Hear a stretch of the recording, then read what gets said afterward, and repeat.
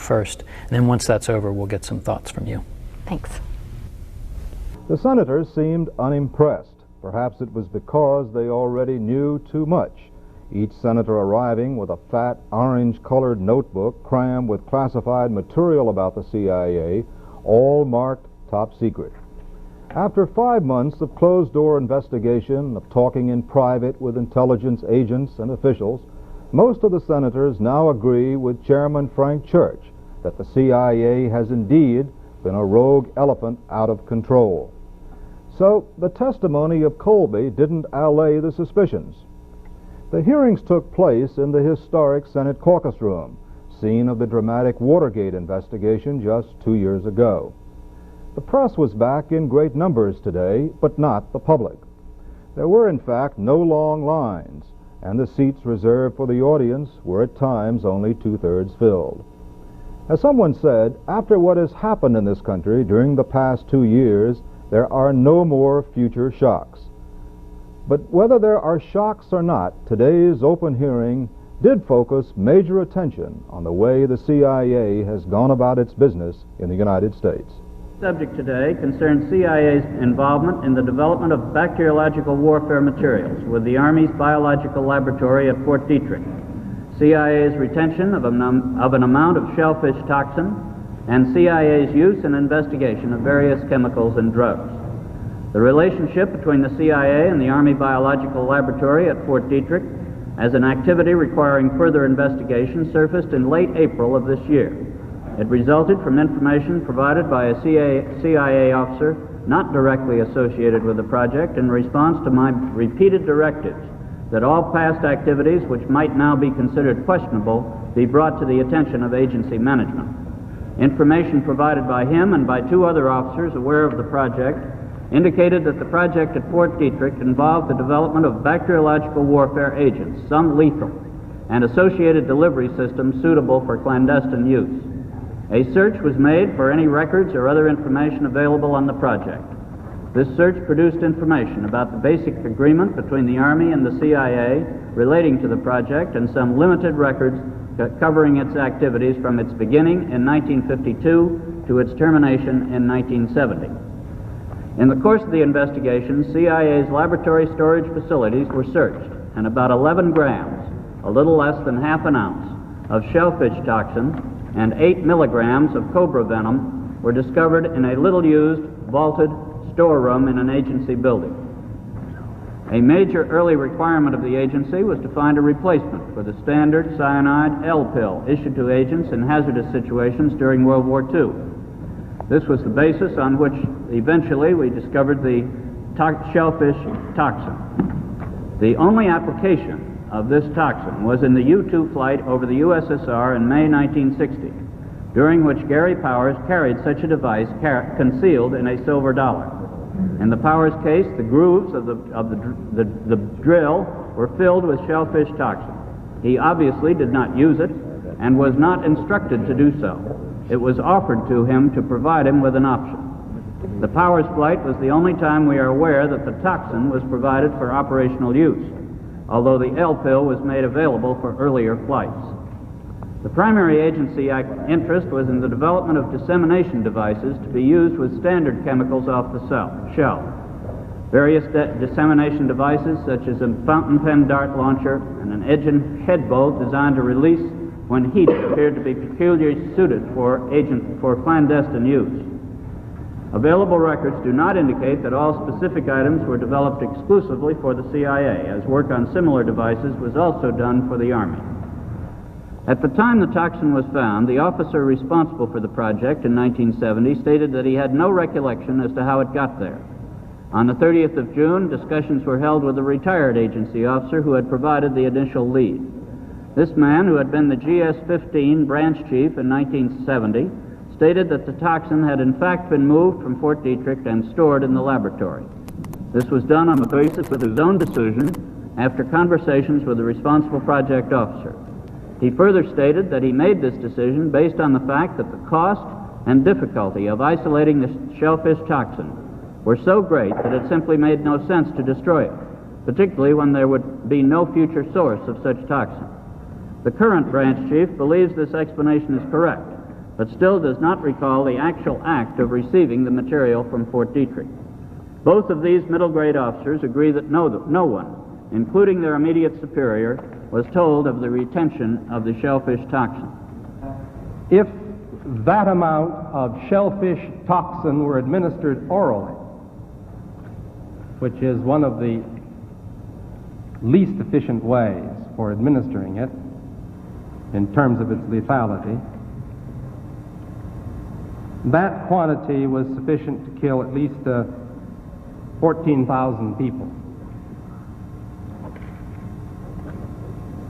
If it were administered with the sophisticated equipment that was found in the laboratory, that quantity would be sufficient to kill a great many more. Estimates vary upwards into the hundreds of thousands. Now, my first question is, why did the agency prepare a shellfish toxin for which there is no practical antidote, which attacks the nervous system and brings on death very quickly? Why did the agency prepare toxins of this character in quantities sufficient to kill many thousands of people? What was the need for that in the first place, long before the presidential order came down to destroy this material?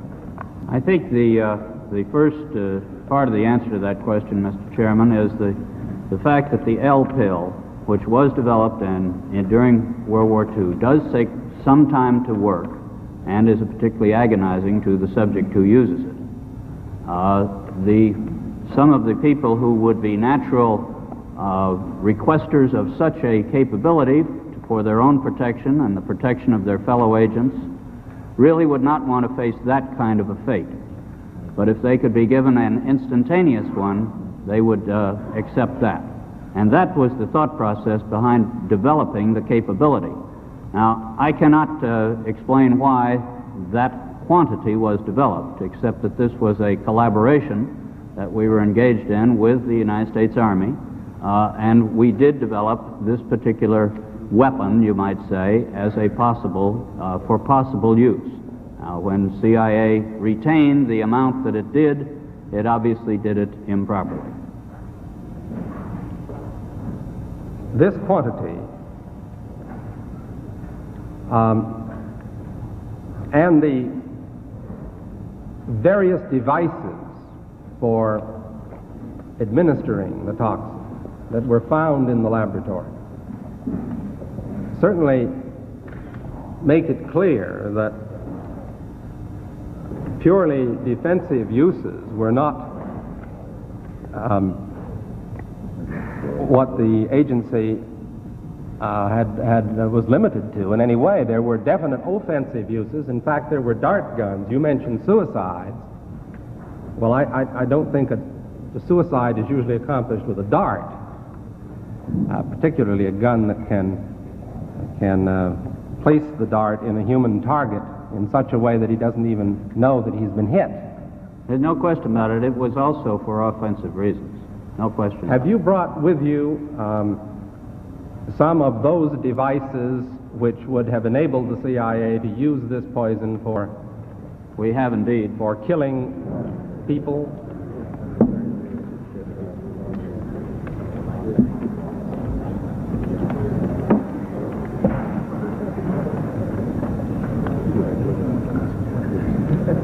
Don't point it at me.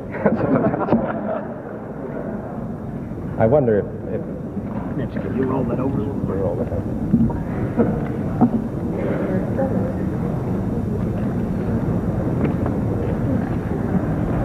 Now, does this pistol fire the dart? Yes, it does, Mr. Chairman. The round thing at the top is obviously the sight. The rest of it is what is practically a normal .45, although it's special. However, it works by electricity. There's a battery in the handle, and it fires a small dart.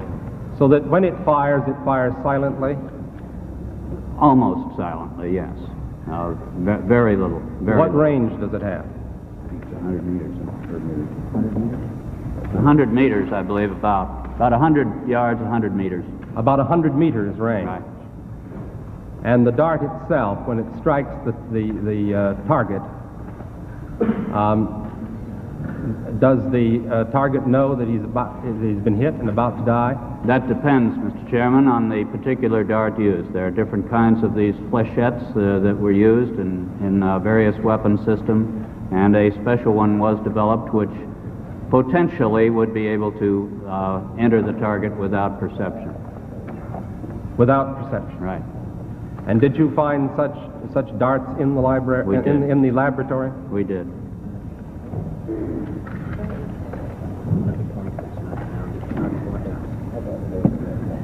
Yes. Isn't it true, too, that the effort not only involved designing a gun that could strike a human target without knowledge of the person who'd been struck, but also the toxin itself would not appear in the autopsy? Well, there was an attempt. Or the dart? Yes, so that there was no way of perceiving that the target was hit. As a murder instrument, that's about as efficient as you can get, isn't it? It is a weapon, a very serious weapon. This record seems to disclose an additional concession, namely the lack of accountability, so that we not only have a secret agency, but we have an agency about which there's some question as to its accountability to the authority of the President or to the authority of the National Security Council. The record seems to disclose that there is no presidential or Security Council order in the first place directing the CIA to establish this program at all. Secondly, there appears to be no report by the CIA to higher authority of the existence of these toxins or biological weapons. Thirdly, there seems to be no evidence that those in charge of the CIA inquired of subordinates as to the existence of toxins or biological weapons, or that following the presidential order decreeing the destruction of such toxins, that any formal order went forth within the CIA to require their destruction. Moreover, the record seems to support the notion that it was only by chance that the leadership of the CIA became aware some years later of even the existence of these lethal toxins, which were in violation of a direct presidential order. In short, the record's a mess, and we may never know just exactly what happened. No one has interviewed Gottlieb as to why he destroyed the material or what they contained, the records. No, we have not interviewed him as to the reason. You know what documents he destroyed? We're very unsure as to the total. We do not have an inventory of them. Do you think they might have said who it was authorized the formulation or the retention of this stuff? Do you have any reason to think it might or might not contain that information? In this case, I doubt that it would have very much, because this case indicates, from the evidence we have at hand. Does it say anything, have any reason to think that it might say how, if at all, this material was used in an aggressive way against someone to kill someone? Well, there may well be some of that. When was the documentation destroyed? In 1973. It didn't happen to be destroyed at the same time those tapes. 1972. 1972. 1972. Right. When in 1972? In November, I believe it was. In November of 72. Right. Do you have any idea what volume of records were destroyed? I do not know. Do you know who authorized the destruction, if anyone? As I said, there was a memorandum of agreement between the director and Mr. Gottlieb at that time. And the director at that time was? Mr. Helms. Mr. Helms is here in this room, I believe, Mr. Chairman, and I take it we'll have an opportunity to hear from him Mr. today. Helms will be our witness tomorrow morning's hearings. I believe he's the lead-off witness. I won't prolong my opportunity to examine the witness much longer, Mr. Chairman. I understand we're going to try to operate under the 10-minute rule. May I ask you only this further question then in general, Mr. Colby? You've heard of the doctrine of plausible deniability. Yes, and I've rejected it now, Senator. I say that we cannot depend upon that anymore. The question I was going to put to you, is that a phrase of art in the intelligence community? Does it have a separate significance that you understand?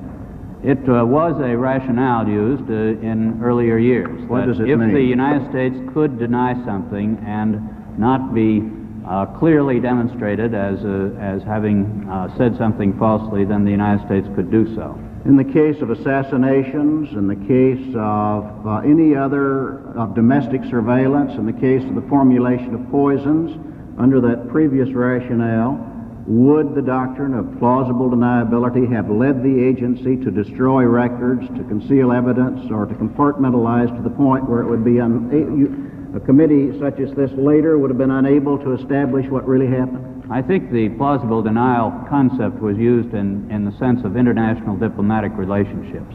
Are you saying by that it would not have applied to the formulation of toxic materials? I would not say that it didn't have anything to do with it at all, but I think that the basic rationale for the doctrine of plausible denial was so that our nation could deny something and not be tagged with it. Colby, can you be absolutely sure that there aren't other vaults containing poison somewhere in this town or in this country or in our possession in some part of the world? I can't be absolutely sure, no, Senator. We obviously are conducting such investigations and have issued such orders as are possible, but I cannot be absolutely sure that some officer somewhere has not sequestered something. Could you, as concisely as possible, state for the committee your understanding of the practice of compartmentalization? Well, the compartmentation practice is merely the strict application of the need-to-know principle. If an employee in the intelligence business needs to know something in order to do his job, then he has a right to the information. But if he does not need to know that particular information, he does not have a right to the information. And if the information is one which is required for large numbers of employees, well, then large numbers of employees will be allowed to know it. If the particular activity is a very sensitive matter and only a very few employees need to know it, then it will be known to only a very few employees. We make a particular effort to keep the identities of our sources and some of our more complicated technical systems restricted very sharply to the people who actually need to work on them, and many of the rest of the people in the agency know nothing about them. Does that need-to-know principle apply in cases of sensitivity to the Director of Central Intelligence? Certainly not. It does not, with one exception. I do not believe I need to know the name of an agent in some foreign country who's serving us at the risk of his life. I know he's there. I know what kind of a person he is, but I do not need to know his actual name, and I have kept that out of my knowledge because I travel and I don't want to know that kind of a thing. But that's the only area that I would apply it to. I am responsible for everything that happens in the agency. I need to know everything that happens in the agency.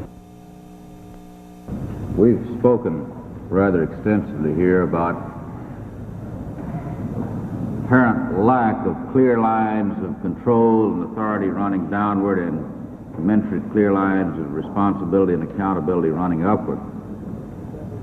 To the best of your knowledge, has there been any pervasive non-compliance in the matter of orders from directives from the President or orders from the DCI on the part of subordinates? In other words, has this reached a greater proportion than might even have been revealed here as a result of our discovery of a very, I think, significant instance of insubordination? If indeed it has been pervasive, isn't there a need for much tighter controls at the top? Senator Tower, I believe that we are really, we have in CIA a very tight discipline. I'm not saying it's total, obviously. It did not work in this case. But I think with people scattered around the world doing very sensitive work, doing highly compartmented work, there has been indeed a very high sense of discipline in the organization and a high sense of compliance to the regulations and the rules and the directives of the organization. And I think that the leadership of the organization has always felt very much subject to direct presidential control and responsive to it. So you would say actually that this incident is an exception to the rule, that ordinarily the discipline has been good, that the control has worked and the accountability has worked in the way that it should according to proper cardinals of good administration. In the business in which we are in, the intelligence and covert operations, I think there have been very few cases in which the agency has, or its employees have done something that they should not have. And in many of the cases which we now question, we find that those activities were approved by the appropriate authorities at that time, that the sense of discipline within the organization seemed to be quite tight. Senator Goldwater. Thank you, Mr. Chairman. I only have one question, Mr. Colby, but I have a short statement I'd like to make to you. Criticism and analysis are important ingredients in making our democracy work. However, we are now approaching the point where both are being abused to the point of self-destruction. I submit we must get out of the morass of doubt and pessimism into which we have sunk. We must not let the quarrels of the past interfere with building for the future. A tidal wave of criticism has swept over the intelligence community of our country, much of which is mistaken or unwarranted. The damage is severe. If continued, its survival is uncertain. Before this committee have appeared men of the CIA, both on active duty and retired. All have been impressive because of their dedication and loyalty. Nothing we have heard detracts from the reputation of the CIA as a highly competent organization. The men and women of the CIA are doing a great job under very trying conditions. And I say to them, as our nation gets back on course, I believe there will be change for the better, and ask you to hold on until that happens. You are never more needed by this country than right now, and as one American, I'm proud of you. To those young people who may be looking for careers and who have a desire for public service, I can think of no better way to serve your nation than as an intelligence officer. Many skills are required to keep the CIA a useful and productive organization. Continuity is vital to America. Now, Mr. Colby. Senator Goldwater, if I may, on behalf of our employees, thank you for that statement. They are under a lot of pressure these days, and they will appreciate that. Well, the question I have to ask you, have other countries developed bacterial warfare ability? Oh, certainly, Senator. That is one aspect of bacteriological warfare that the President's directive in 1969 and 70 tells CIA to continue, and that is to follow the activities of other nations. That we will see the capabilities and activities of other nations in this field. And we have some officers who do follow these activities abroad, and they are quite general. There are some very dubious areas where we're just not sure of what the actual capabilities are in some respects. But we do follow it indeed, and there is extensive effort done by other nations in this line. But you are now prevented from... No, we can follow the foreign ones. There is no problem with that. But can you do anything to offset them? Well, I think the defense against those possible things is a matter for the Department of Defense, Senator. You feel you're safe in that field? Well, I think in collaboration with the Department of Defense and advising the Department of Defense of foreign developments in this area, we are giving them the basis for developing such defensive efforts as we need. Thank you. That's all I have, Mr. Chairman. Thank you, Senator Goldwater. Senator Morgan.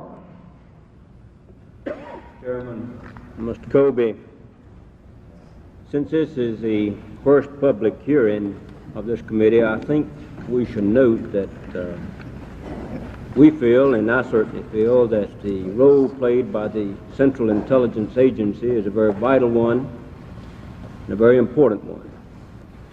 I think the fact that you quoted from President Kennedy, who said that quite often our failures are trumpeted and our successes go unheralded, is appropriate here. This committee has been told by witnesses that had the Central Intelligence Agency existed prior to World War II, Pearl Harbor might never have happened, or if it had happened, the loss of and deaths and property might have been much less. So I want you to know that we do recognize the role of the Central Intelligence Agency. We recognize the fact that we in this country must be able to know in advance what our potential adversaries and potential enemies may be planning so that we can cope with them. So I do think that it is important.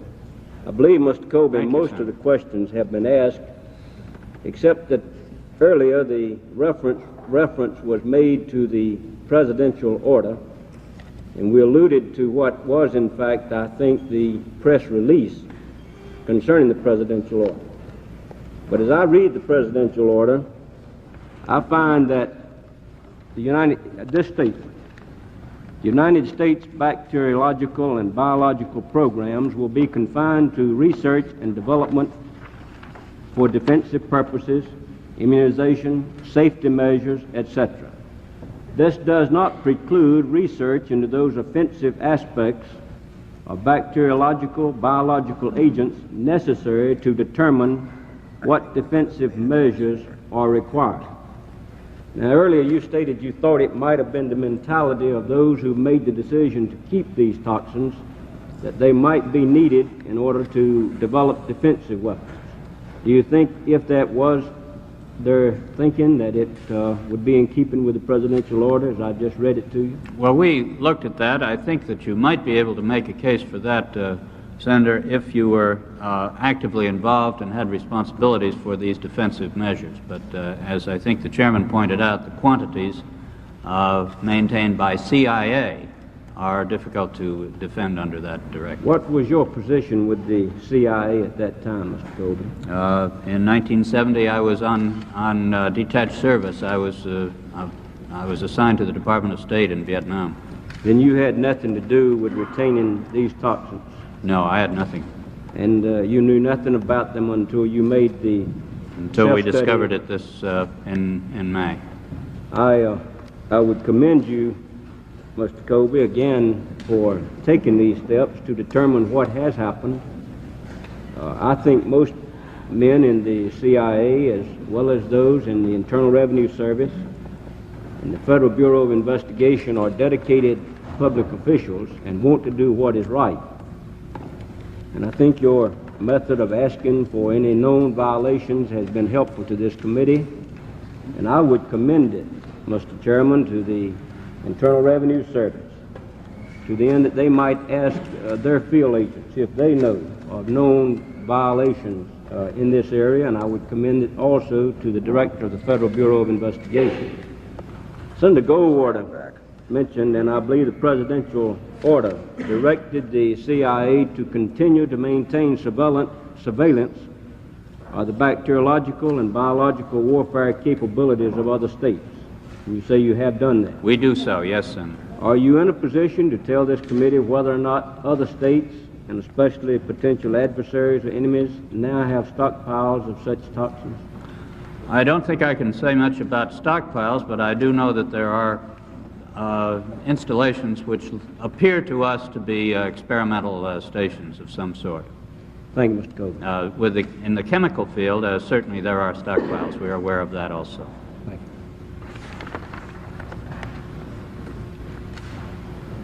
you. I have no further questions. Thank you, Senator. Senator Mathias. Thank you, Mr. Chairman. Mr. Colby, some of America's greatest victories and some of America's greatest defeats have represented failures of intelligence. Trenton and Antietam, Pearl Harbor, I think all illustrate the vital necessity of intelligence. A year ago, just almost exactly a year ago, when Senator Mansfield and I introduced the legislation which has resulted in this investigation, we had that very much in mind. We wanted to be sure that we had the best intelligence system which was available. But I think we also had in mind John Adams' warning that a frequent recurrence to the principles of the Constitution is absolutely necessary to preserve the advantages of liberty and to maintain a free government.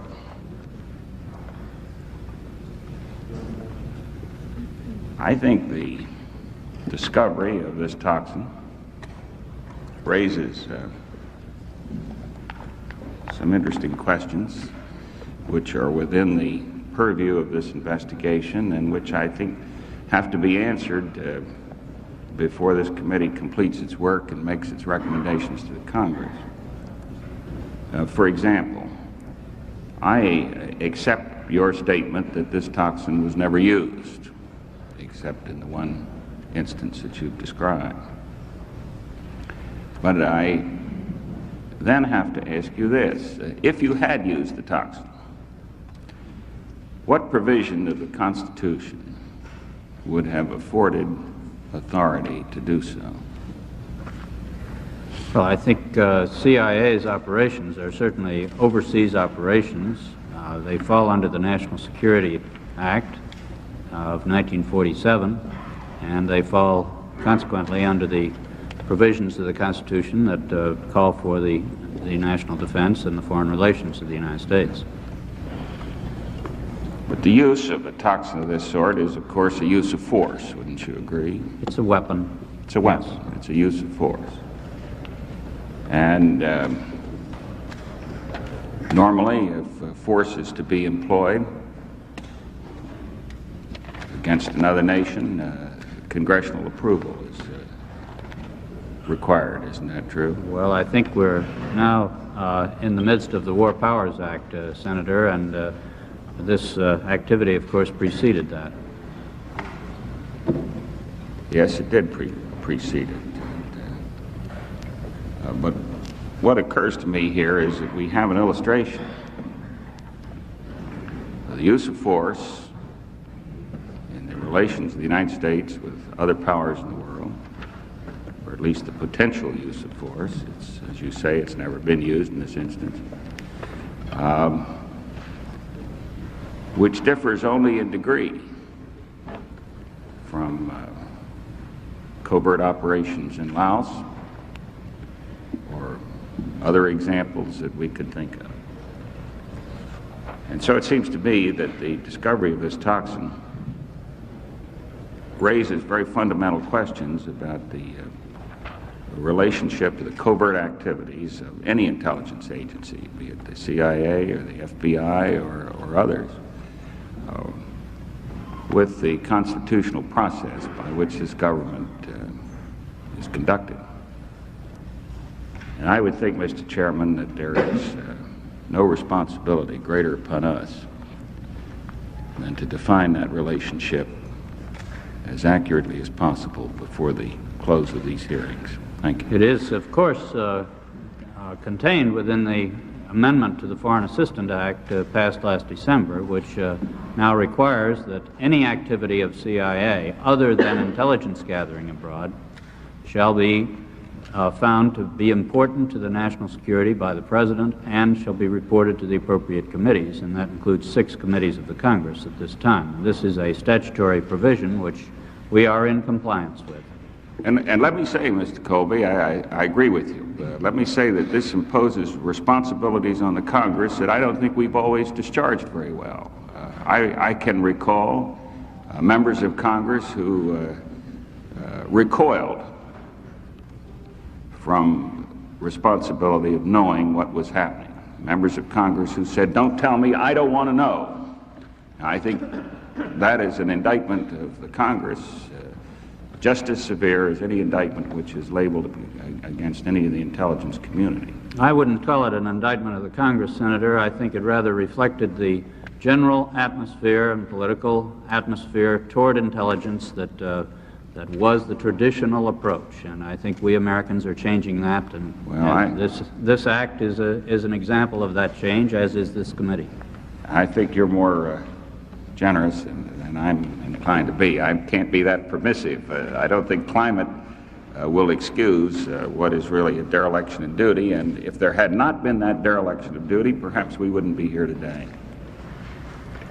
I must say, Senator Mathias, that I agree fully that we have been victimized by excessive secrecy, not only with respect to the failure of the Congress in the past to exercise proper surveillance over intelligence activities, but also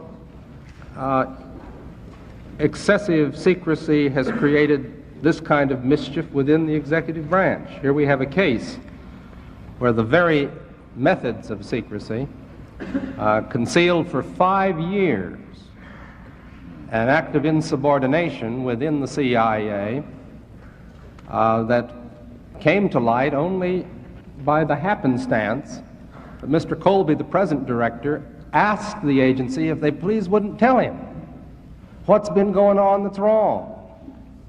And as a result, somebody, knowing something about this, gave him a tip, as a result of which he then conducted an investigation that led to these disclosures. So I believe that the internal workings within the agency itself are a matter that we must look at very closely to be sure that this kind of thing doesn't happen again, if it can be prevented. Excessive secrecy may have victimized this agency as well as the Congress. The Senate control policy. And later, a hearing on what's known as Gulf War Syndrome.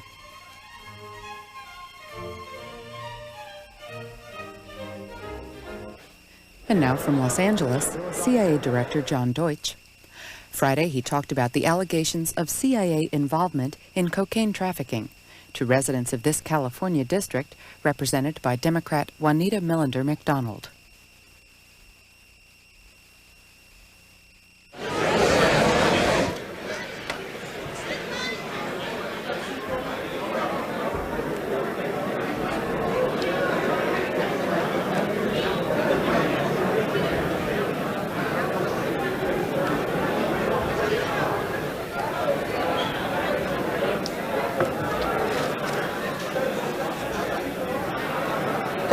Ladies and gentlemen,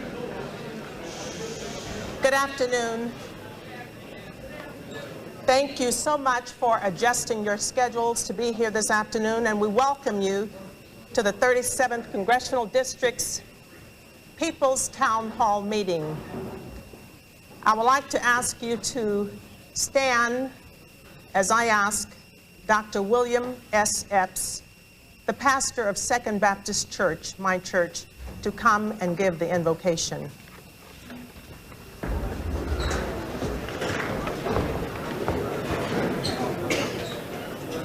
Let us pray.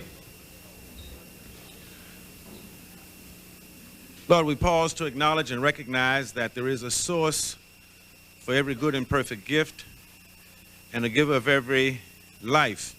So we pause to reflect and remember that you are the giver of every good and perfect gift, and you're the source of our lives. We've been admonished in your word that if we acknowledge you in all that we do, we have the assurance that you will direct our path. We've gathered here as a community concerned about the crises which confronts us all. And we have brought someone here to help us address an issue that's dear to all of our hearts. We pray that we would have open minds and open hearts as we probe the depths of the concerns that trouble us and cause our communities to be in disarray. We're thankful for those who had the vision and the foresight to pull us together and to bring the necessary parties here so that we could, like intelligent people, sit down and resolve our differences and bring a resolution to the rift that exists in government and people. Go with us now, sustain us, and keep us by your power divine. In Jesus' name we pray this prayer and for his sake. Amen.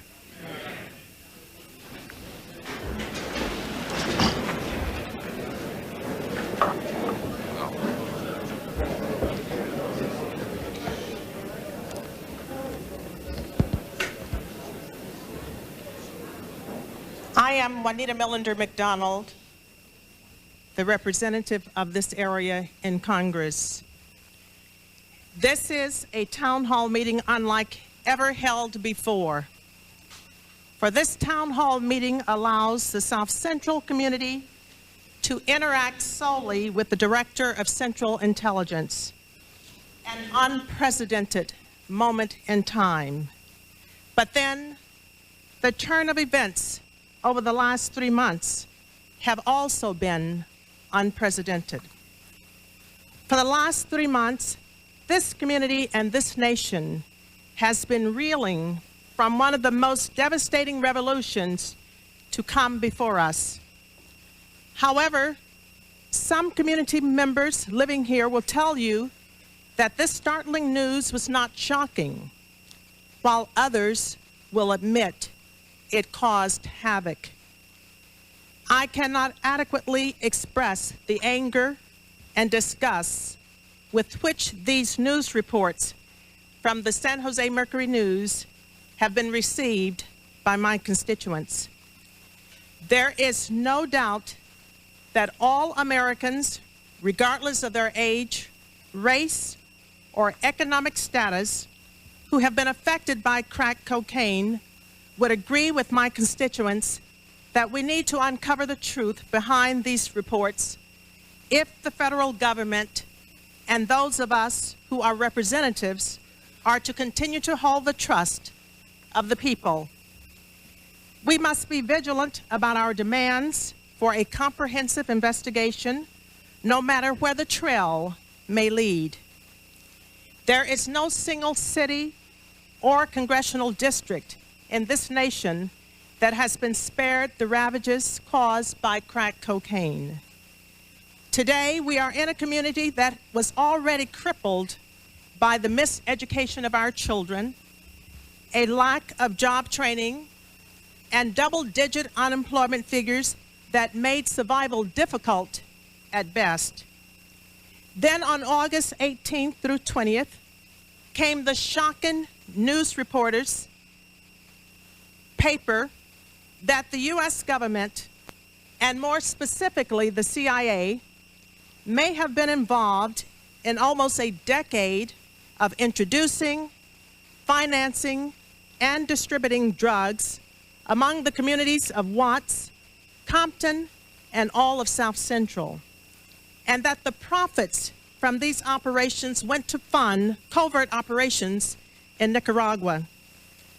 The mere idea that our government could have, in any way, been involved in the distribution of this horrendous drug throughout our community is repulsive.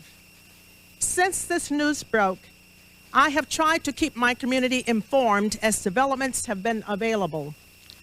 While there is much we still do not know, we do know that lives have been lost, families destroyed, and babies continue to be born at Martin Luther King Hospital, not certain if they will ever have a normal life. In running for this seat, I made a commitment to use this office to restore hope and opportunity to those who have given up, and to use my power and influence to empower my constituents to ask questions, obtain answers, and work together to find solutions. I conceived of this town hall meeting soon after my colleagues in the Congressional Black Caucus and I sat with the Director of Central Intelligence in September. I felt that it was important that my constituents and the broader community have an opportunity to hear the Director and what he has to say about these allegations. I further wanted him to have the opportunity to respond to your questions, feel the depth of your concerns, and understand the need for a thorough and comprehensive investigation into these allegations. I am committed to seeing that this happen. We live in an information age, and information is power. Without it, we are powerless. With it and its effective application, our potential is unlimited. Thus, Town hall meetings like this one will provide knowledge and leadership so that events such as drug trafficking will not happen in the future in our community. I hope you will engage the director in a respectful exchange of views.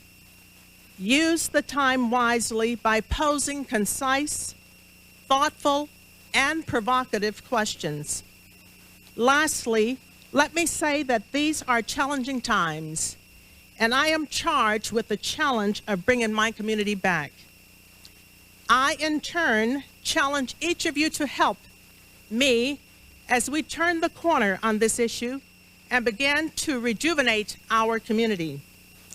As I outlined in my congressional hearing, I plan to bring job training and jobs to our community, to increase child care for our teen mothers to help them gain jobs and self-esteem, to counsel those who have befallen to drugs and gang violence, to give special medical attention to our babies who have been affected by the drug use of their mothers, to address the disparity in drug sentencing, and to build an enormous base of support for each of us in our community. I have sought the assistance of federal officials, such as the drug czar, upon whom I have called to convene a community-based task force in which select members of the community can try to address the pressing issues caused by crack cocaine and this crisis, and to get firsthand information on the investigations as they unfold. I ask that we all keep an open mind until all of the investigations are completed and the evidence is in, as we are all aware that the integrity of our justice system is at stake. Also, it is not up to us to prove the CIA was involved in drug trafficking in South Central Los Angeles, whether, or rather, it is up to them to prove that they were not. Thank you.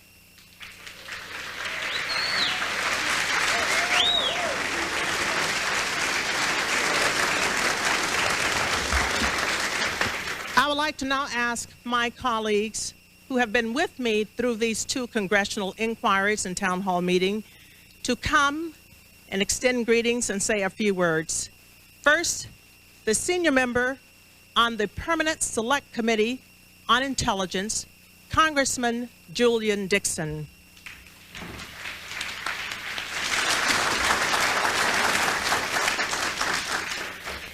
Thank you very much, Congresswoman McDonald. I have very few remarks to make today because I think the opportunity is for us to dialogue with the director here. But Mr. Director, I would like to thank you for coming to the community to hear firsthand from constituents from all over Southern California as their concerns about the activities of the CIA. I think it goes without question that drugs, particularly in the minority community, have been devastating. But the question is whether the United States government has been involved in any direct or indirect way. You certainly know that some of the activities of the CIA of the past, for which you were not responsible nor in the agency at the time, you must bear the burden of the chore of overcoming those past bad deeds. And so I congratulate you for having the courage to come. But most important, I think you should address the citizens here as to what your intentions are as it relates to an independent investigation. Thank you, Juanita, for inviting Congresswoman Harman and myself, and we look forward to working with you. And secondly, no matter what the Justice Department finds or what the independent Inspector General of the CIA, I think it is the responsibility of Congress collectively and the House Intelligence Committee singularly to come forth with an open report that all of you will be able to challenge and criticize. And so I look forward to working with you in that endeavor, Juanita. And thank you once again, Director Deutsch, for being here today.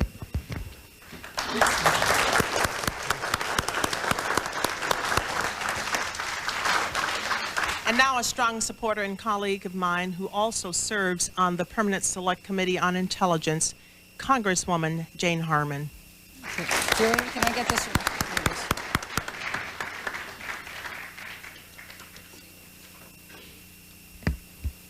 Thank you very much, Juanita, and welcome everyone. I am very pleased to join my congressional neighbor, friend, and mentor, Julian Dixon, and our rising star, your representative, Juanita Melender McDonald, at this precedent-setting hearing. As you know, it is the second such hearing that has been convened in this district. I was proud to attend the first one as well. Let me point out how extraordinary it is to have the CIA director here. I doubt that any of John Deutsch's predecessors would have come to such a meeting, but I'm not at all surprised that he is here. He is a man I've known over 20 years since our days in the Carter administration in Washington, and who means what he says and who delivers when he says he'll deliver.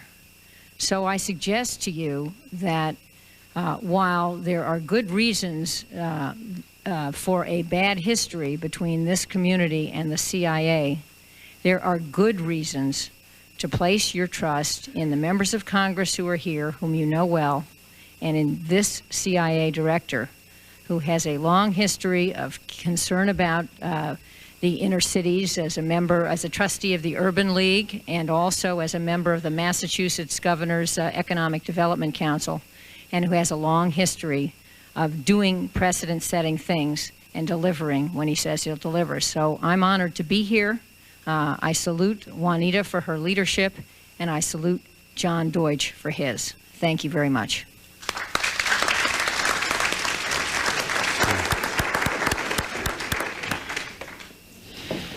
Before we and I introduce the Director of Central Intelligence, let me just do a few housekeeping matters.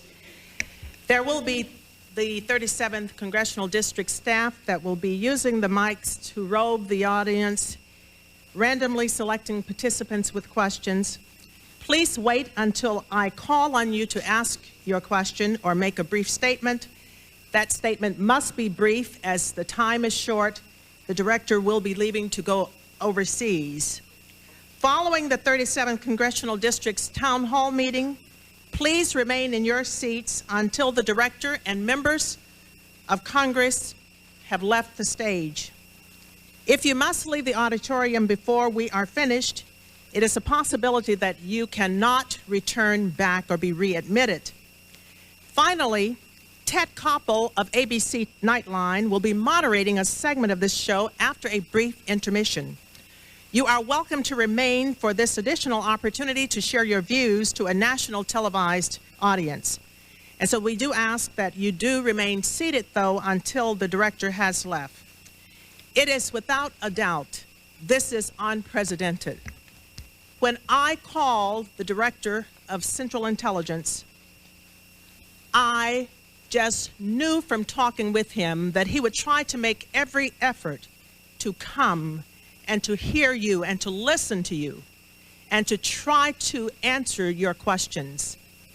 I am very pleased that he accepted to come. I am with Jane Harman that perhaps others would not have come. He chose to come. The Director of Central Intelligence was sworn in as Director of Central Intelligence on the 10th of May, 1995, 18 months ago, following a unanimous vote in the Senate. In this position, he heads the intelligence community, all foreign intelligence agencies, and the United States, and directs the Central Intelligence Agency. Mr. Deutsch previously served as the Deputy Secretary of Defense since March 1994, and earlier served as Undersecretary of Defense for Acquisition and Technology. He graduated from Amherst College with a BA degree in History and Economics, as well as earned both a BS degree in Chemical Engineering and a PhD degree in Physical Chemistry from MIT. I cannot tell you how pleased I am to have you have the opportunity to talk to the Director of Central Intelligence. Please join me in welcoming Mr. John Deutch.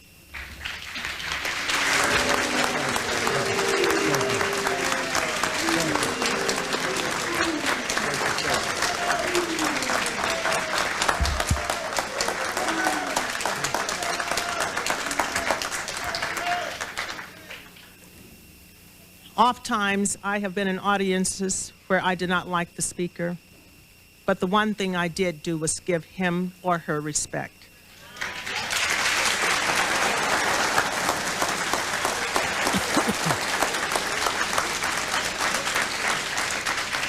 This has been a long haul. Wait just a minute. Wait just a minute. Wait just a minute. Wait just a minute. Wait just a minute. I have not asked you anything, but I have only asked you to have respect. Wait a minute. Wait a minute. Thank you. He was not there when this was going on anyway.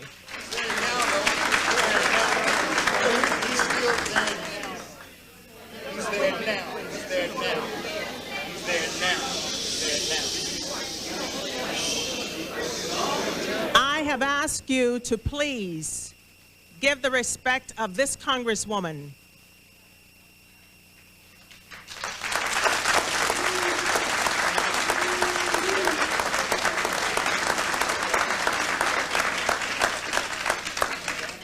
You must recognize that we did not have to do this. Wait a minute. Wait a minute. We did not have to do this. We could have continued to allow you to not see the face of the person who is going to launch this investigation, not knowing what he's going to do, how he's going to do it. But I saw the need for him to come so that you can raise those questions.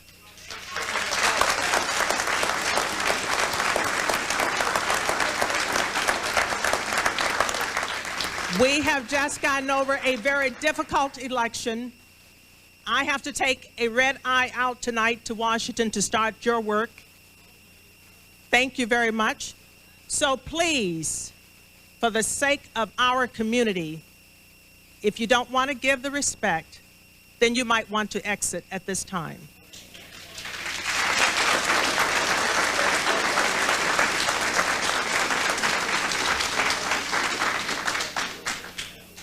Let us now receive Mr. Deutch.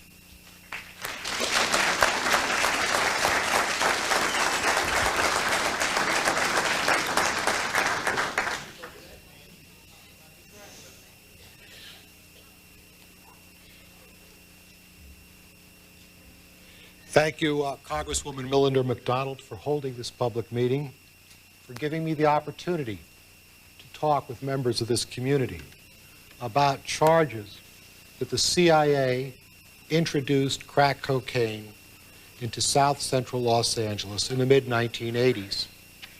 Thank you, Principal Webb, for allowing us to use this high school. I'm going to be brief. I want to make 4 points and only 4 points. First, the people of the Central Intelligence Agency and I understand the tremendous harm that drugs do to Americans, that drugs do to families and communities, and the way drugs kill babies. We understand how ravaging drugs are to this country. CIA employees and I share your anger at the injustice and lack of compassion that drug victims encounter. The second point I want to make to you is the following. The CIA is fighting to stop drug lords from bringing drugs into the country. For example, in the mid-'80s, at the same time the allegations that are being made here about the CIA bringing drugs into Los Angeles, the CIA was helping bring down the drug lords in the Medellin cocaine cartel in Colombia. During the past 2 years, while I have been Director of Central Intelligence, our case officers, intelligence operations, have directly worked to capture all of the Cali cartel drug lords. We have seriously disrupted the movement of cocoa paste between the growing areas of Peru and Bolivia to the cocaine processing facilities in Colombia. and we have seized huge amounts of heroin grown in the poppy fields of Southwest Asia. Our purpose is to stop drugs from coming into the United States.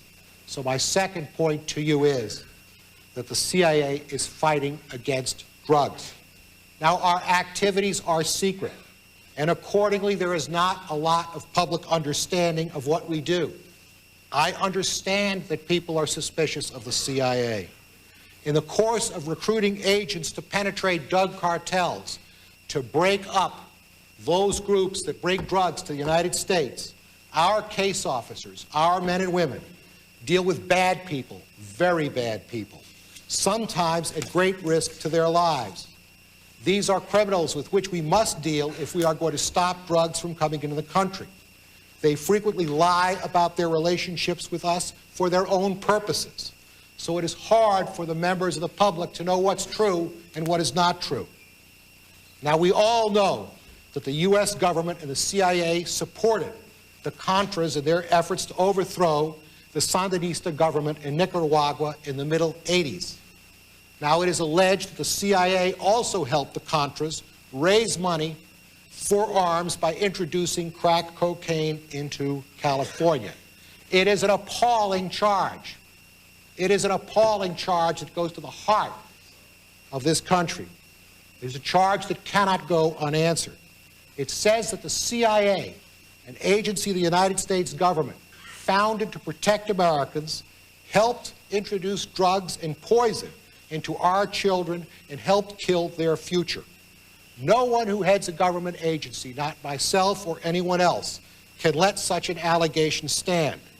I will get to the bottom of it, and I will let you know the results of what I found. I have ordered an independent investigation of these charges, and the third point I want to make to you is to explain the nature of the investigation. I have asked the CIA Inspector General to undertake a full investigation. He is the right official to do so for the following reasons. First, the Inspector General is established by law of Congress, to be independent, to carry out activities to look for fraud and crime within the CIA. Secondly, the Inspector General has access to all CIA records and documents, no matter how secret. Third, the Inspector General has the authority to interview the right people. Fourth, he is able to cooperate with other government departments, for example, the Department of Justice, the DEA, the Department of Defense, all of which had operations ongoing in Nicaragua at the time. And finally, the Inspector General has a good track record of being a whistleblower on past misdeeds in the CIA. For example, just last month, he uncovered CIA employees were misusing credit cards, and they are now in jail. In carrying out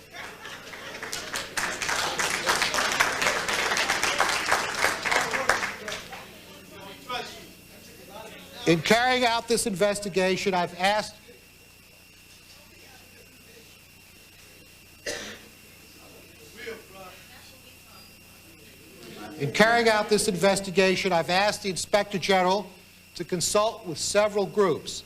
The House and Senate Intelligence Committee, two members of the House Intelligence Committee, Congressman Harman and Congressman Dixon, are here today, the Congressional Black Caucus and others, to build public confidence that this inquiry is fair and thorough. Your elected representatives will be kept informed. Most importantly, when this investigation is complete, I intend to make the results public so that any person can judge the adequacy of the investigation. This investigation report of the Inspector General will be reviewed by myself, both intelligence committees of the House and Senate, the President's Intelligence Oversight Board. Anyone in the public who has a wish to look at the report will be able to do so. And throughout this period of time, we will be cooperating with the ongoing investigations that are underway in the House and in the Senate. I want to stress that I am not the only person in the CIA who wants a complete and independent investigation of these charges. Our employees do not want any Americans to believe that the CIA was responsible for this kind of disgusting charge. Finally, I want to say to you that as of today, we have no evidence of a conspiracy by the CIA to engage in encouraging drug traffickers in Nicaragua or elsewhere in Latin America during this or any other period. However, I am going to wait and see what the results are of this Inspector General's investigation. Let me once again thank you for the courtesy of listening to me. My message is simple. The men and women of the CIA must obey the law, and we are committed to protecting American families from the drug lords that poison our children. CIA fights drugs. CIA does not encourage drugs. The independent Inspector General investigation that is underway will be thorough, and the results will be made public. And finally, if any wrongdoing is discovered, we will pursue it, and those responsible will be brought to justice. Thank you for your courtesy in listening to me, and I look forward to hearing your questions. Thank you very much.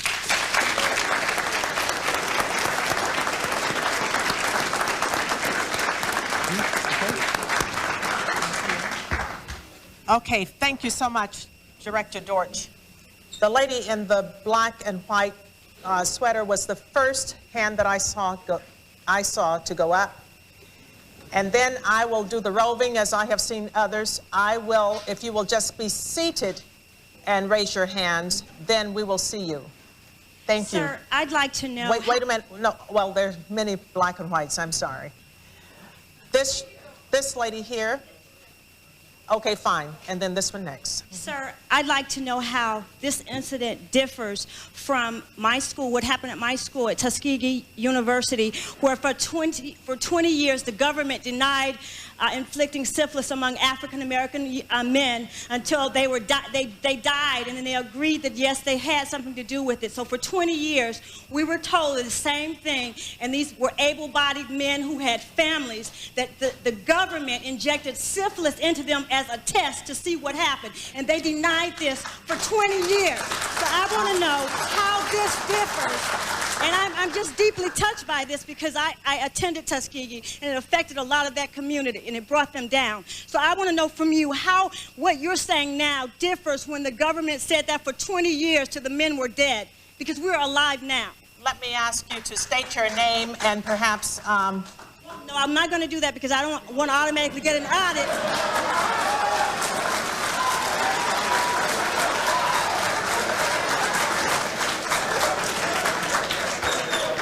You know what? I respect your right, and you're right. But let us all respect each other's rights. May I say something? Would you like to answer that, sir? I'd like to say two things. First of all, 20 years ago, those horrors took place, and I share the revulsion about them. I hate it as much as you hate it. But let me say something else. There was nobody who came forward 20 years ago and said they were going to investigate it. Just a minute, please. Now, the lady in the black and white there. My name is Ms.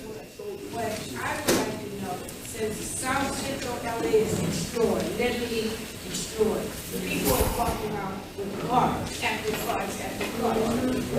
How can we prepare? What can we do to make our city better? That's right.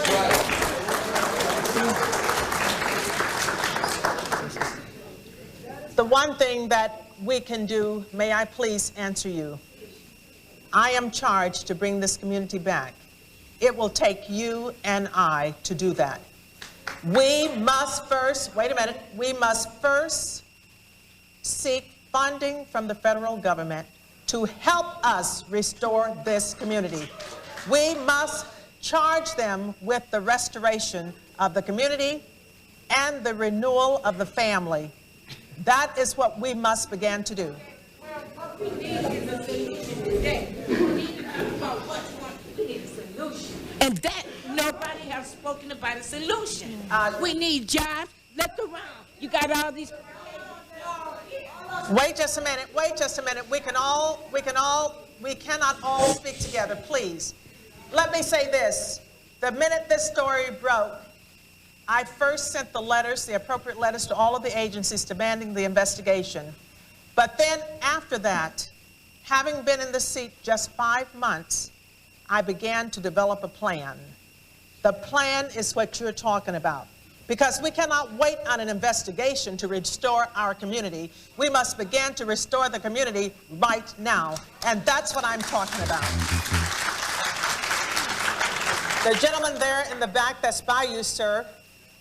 And then next will be you, sir. Mr. Deutsch, could you please define for us the difference between an operative and an asset? And do you have any of these individuals working in the press corps domestically? And can you please tell us, do you know who Walter Pincus is? I don't know that I can give you a difference between operative and asset. I don't know what you're referring to. We have a policy. Wait a minute. Only ask the question because we're trying to get as many people as possible, so let him answer that, please. You might want to clarify what Wait a minute. If he said, that's fine. Please, please. I am conducting this meeting. I recognize that he wants to clarify. Please, sir, clarify. Is there a difference between a CIA paid operative and a CIA paid asset? No. Do you know who Walter Pincus is? I believe he's a reporter for the Washington Post. Sir, you're not entitled to, but why? Is he an asset of the CIA? No. He said no to that question. The gentleman in the white and then the gentleman in the tan hat over here. My question is to you, Juanita, and that is the following. What is going to happen next? Are we going to be at First Day of Me Church with Julio Butler chairing the meeting? Is that what's going to happen next, Juanita? This man coming into this community at this time, as far as we are concerned, most of us in this audience, is a mandate to close the investigation and to prepare us for him to say 6 months down the line that the CIA didn't do anything. How, and my God, who did you, in your constituency, Juanita, did you consult with to bring this man into our community at this time? What is going to happen next? Anything that happens next is terribly anticlimactic, and you know it. My other question is, does Maxine Waters endorse this meeting? Because I want to tell you right now, I'm a KJLH listening family. I've been supporting everything you've done up until today. I can't understand why you would bring this man into this community and why you would bring him. My name is Matthew Dillon. Thank you.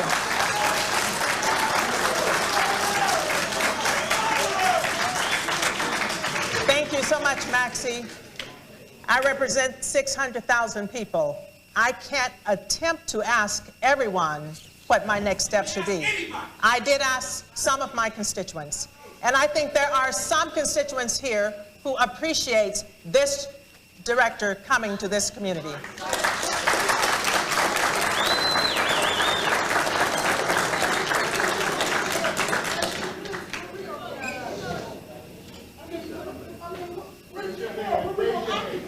Ma'am, if you will just allow... Excuse me, sister, excuse me. Yeah, I want to know if you think that black folks are just tipping over the Colombian and lowriders, talking about give me 100 keys. You know, all this is, you know, you sit up here drinking your coffee, your son probably go to Duke, you know, and y'all killing babies, bro, with that bullshit. You know, you sit up there talking about y'all finna do some investigation. You know, white folks sailed across the Pacific Ocean in 1866 with millions of slaves, raping, torture, kidnap. This is some bullshit, buddy.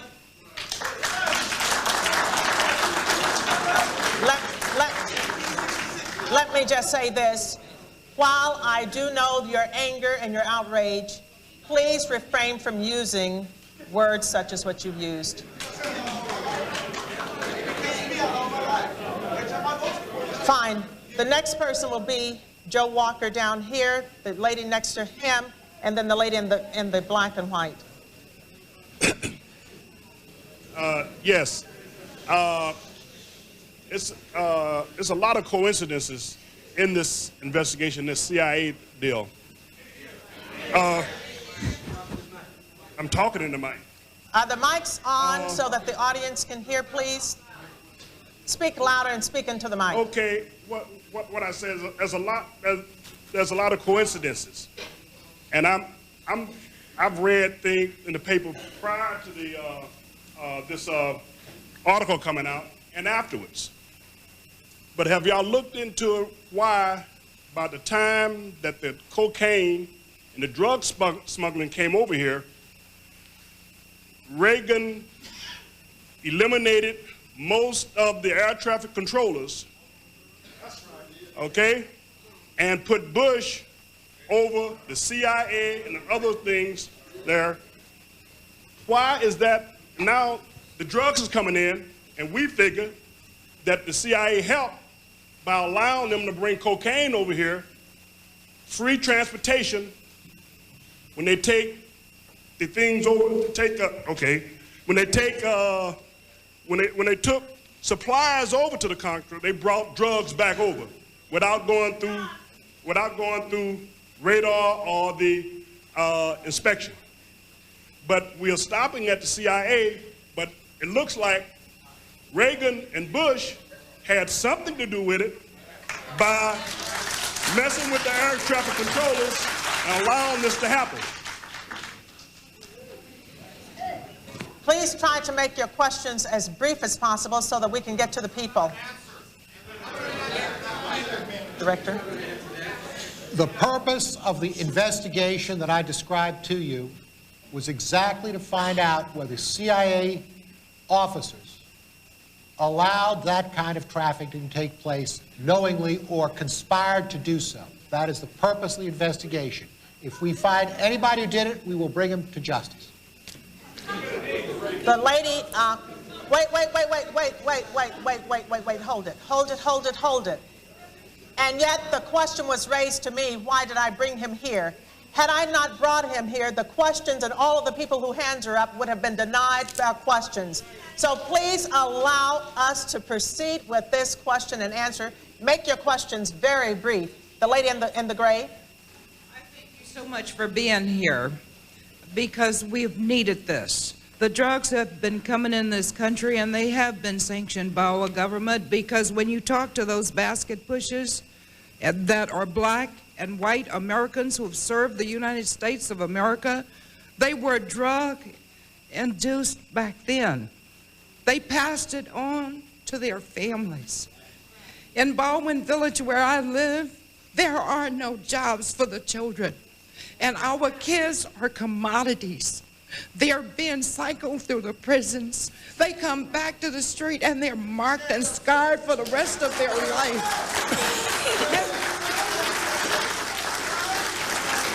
That's the pain of it.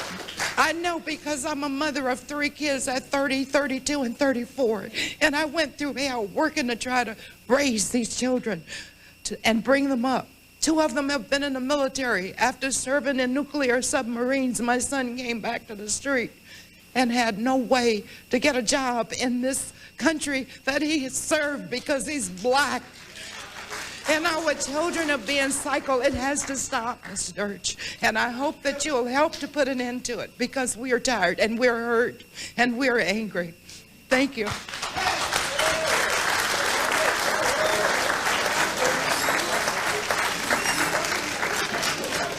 I hope you can understand, as I am, if nothing else, this is the beginning of a healing process. The lady in the black and white, and then the gentleman in the jean jacket, and then we're going over to this side. Thank you very much. You said I'll try to cut it down because I do have 1,000,001 things to say, but one of the things I would be concerned about if I was the director, we've held, with the Cold War, we've held Russia at bay for 40 years at least. Don't you feel kind of strange that we can't hold a third world country at bay? That they have infiltrated South Central LA. This is a community with really no money, no power, and all of a sudden, these armed, not only drugs, but arms. I was in the police academy. All the police officers here should be upset, because all of a sudden we had little guns, like toy guns to play with, and these guys were coming out with things that they were having war over there. Forget the drug part. How did the guns get here? Give us some explanations. You, the president, and everybody else should be highly upset. and say, how did this cancer get here? How did it happen? I've been coming here giving lectures to these kids. I left these kids today. They are a bungle of nerves. I look at them, I know their moms and dads have been on crack cocaine. They cannot even sit in their seats. So make sure your statements are brief or your questions, please. Mr. Director. Mr. Director. Please allow the director to respond. You see, you're quite right. If we want to interdict drugs, stop drugs from getting to these shores, then you're going to have to rely on all the skill that we can mount in the government, whether it's from the Central Intelligence Agency or the Drug Enforcement Agency.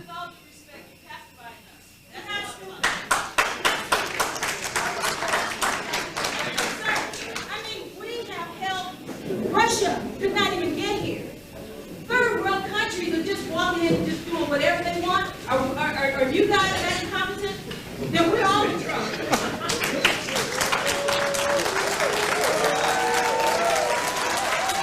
Excuse me. Wait just a minute. Excuse me, please. The more you applaud, the more we will use up the time here. Please allow all of these folks who want their questions asked and answered, rather, please allow that to happen. Sir, in the jean jacket. Yes. Have you looked into a John Hall, who has been named as a CIA asset, whose Costa Rican ranch was used to run cocaine and drugs on behalf of the Contras? He was indicted by the Costa Rican government with Oliver North just for this. So this man is, I believe, is a CIA asset. And have you ever heard of this person named John Hall? And will you look into this person if you haven't? Yes, I know that John Hall was listed in Senator Kerry's Senate Foreign Relations report in 1989. He was a farmer in Costa Rica, an American farmer in Costa Rica that had an airstrip on his property that was used for drug trafficking. And yes, it will be looked into. All right. The lady in the purple and then the gentleman. He was not a CIA asset. Thank you so much for Mr. CIA official for being here, but I would just like to ask you, how are we supposed to trust the CIA official to investigate themselves? I mean, we are having a problem with that because we was told about So Damn Insane. Now, we wouldn't ask So Damn Insane to investigate his army to see if they was making bombs. If we did, we would be in a hell of a fix. Thank you.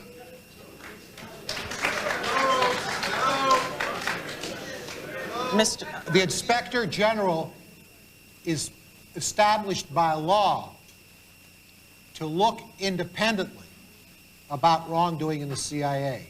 That is what he's established to do, to look at wrongdoing in the CIA. Okay, the gentleman in the navy blue jacket, Steve over here, and then the gentleman in the burgundy after that. How you doing? I'm Chico. I'm Ricky Ross, co-defendant, and you guys wrote a declaration to my judge saying it wasn't no involvement. How could you say there's no involvement and the investigation ain't over? Me and Ricky Ross is waiting to get sentenced Tuesday, and what a judge gonna say to us come Tuesday? And you wrote a letter saying there's no involvement. Now you're up here saying, hey, where else to go to? So I want to know, everybody in here, everybody in here, I don't know for political reason or what, but I know me and Ricky Ross Tuesday will be getting sentenced. I don't know what the other people in here doing, but I know why I'm here. And I know what happened to me. May I just say that the question which was asked of us by the judge was Ricky Ross ever an agent or a contract employee? Wait just a minute, please. Let him answer. The gentleman who has the mic right now. Well, I was in court. I be in court every time there's a ruling and everything because I'm part of it. And the judge asked the prosecutor to get a written statement from you saying there wasn't no involvement.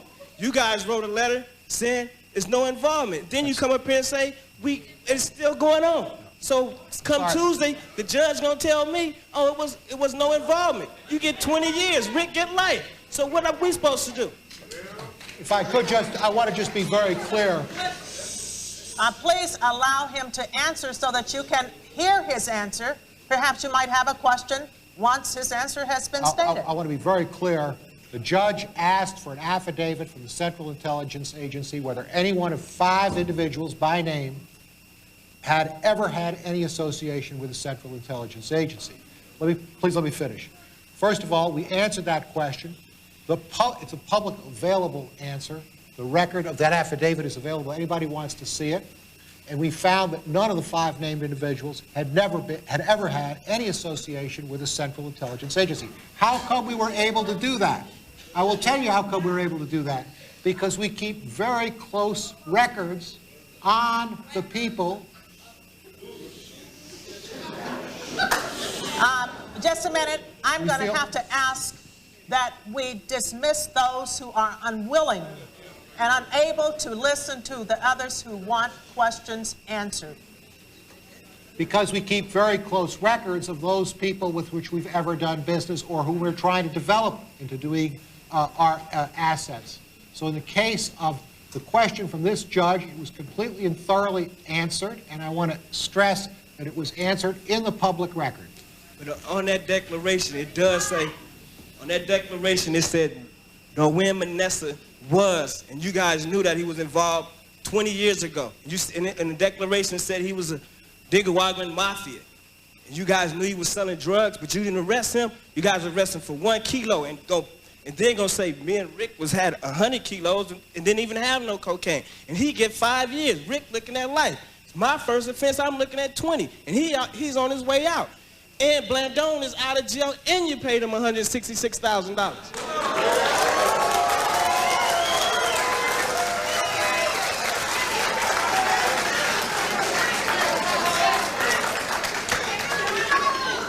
Again, we're trying to get questions answered for your benefit and my benefit. I'm sorry now. I have got to represent you in Washington. I've got to know the answers if you don't know the answers. So please let us have your undivided attention. The gentleman in the burgundy jacket.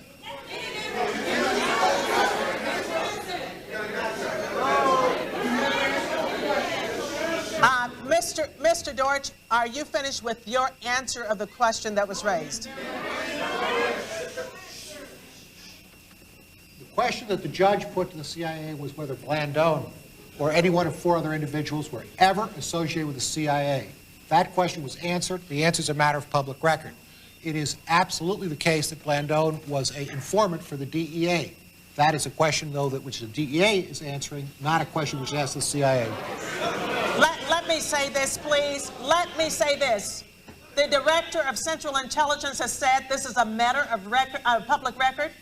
If you want this record, call my office, and I will see to it that you have a copy of what the gentleman is asking about.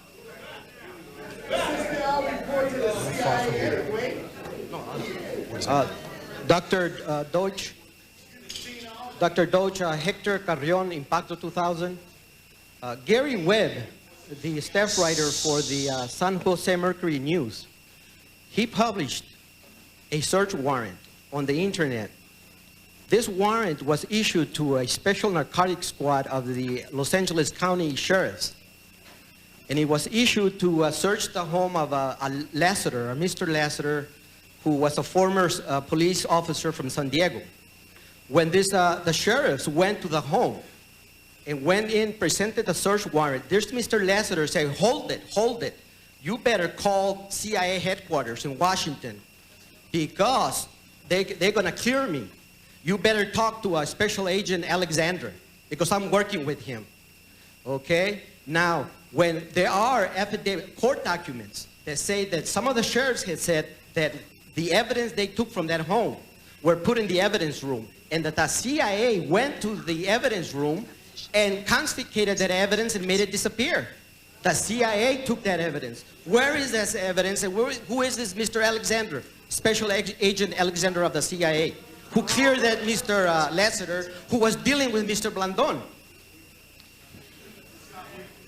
Mr. Lassiter was never associated with the Central Intelligence Agency. He did not tell the truth. All right, the gentleman in the pink shirt, and then Cal Burke, and then this gentleman over here. Yeah, you can be next after I've gotten these people here. Please, please. Wait a minute. Wait a minute. If you wish to raise a question, I will be coming back across, and I'll get those of you. So please sit down, and then as I come back across, raise your hands. I see some of you, and I will already point you out as I come back across, please. This question Sir? is for the director. My name is Clinton Bailey. I'm an attorney. I'm also a member of BAPAC. An inspector general was not adequate to investigate a suicide of a White House official. It was not adequate to investigate the White House travel office. Neither was the FBI. Why is this investigation adequate to be handled by an independent inspector general? Why should an independent counsel be appointed by the president to investigate these charges? There are two reasons. First of all, we have a set here of allegations, none of which are specific enough to lead to a criminal referral to the Department of Justice on any particular investigation matter. Were that the case, there should be a separate investigation. Secondly, as I tried to describe, there are several reasons why the Inspector General is the right place to begin. And all I'm saying is wait till you see the Inspector General report. It's going to be made public, so you can see whether it's adequate or not. But the Inspector General has access, the Inspector General has people, the Inspector General has the knowledge about how to do these investigations, the Inspector General has a good track record. Those are all reasons for starting there. My question is, sir, the problem with investigating the White House on simple matters like the travel office was the problem of public perception. This woman asked the question before about public perception. Acknowledging all these resources of the Inspector General could be used by an independent counsel in an investigation. Why don't you turn it over to an independent counsel?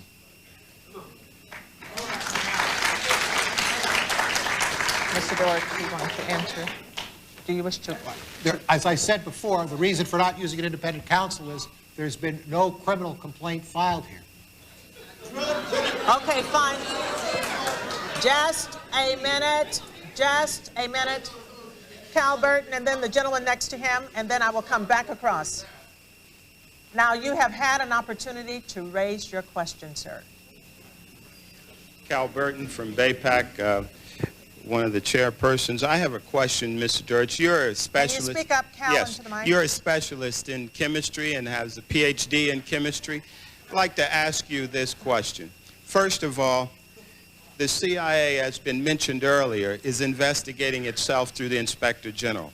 Back in the 70s and the 80s, Charlie Rango, a congressman out of New York, was the chairman of the Oversight Committee of Drug Enforcement as well as the CIA operations. Yet we find ourselves in dire straits here in the 90s. I am asking, and I think the community is asking today, who are the black elected officials that will be sitting on the committees and have access to any knowledge of drug sales or other illicit activities undertaken by the Contras and the CIA, so that we can have specific input, and so that our people, when they want to divulge some information, won't go to the CIA, they'll go to our people who will then pass it on to you. But we want to know today who from the black elected officials, is it Congressman Julian Dixon? Is it going to be our beloved Juanita McDonald? We want a specific answer.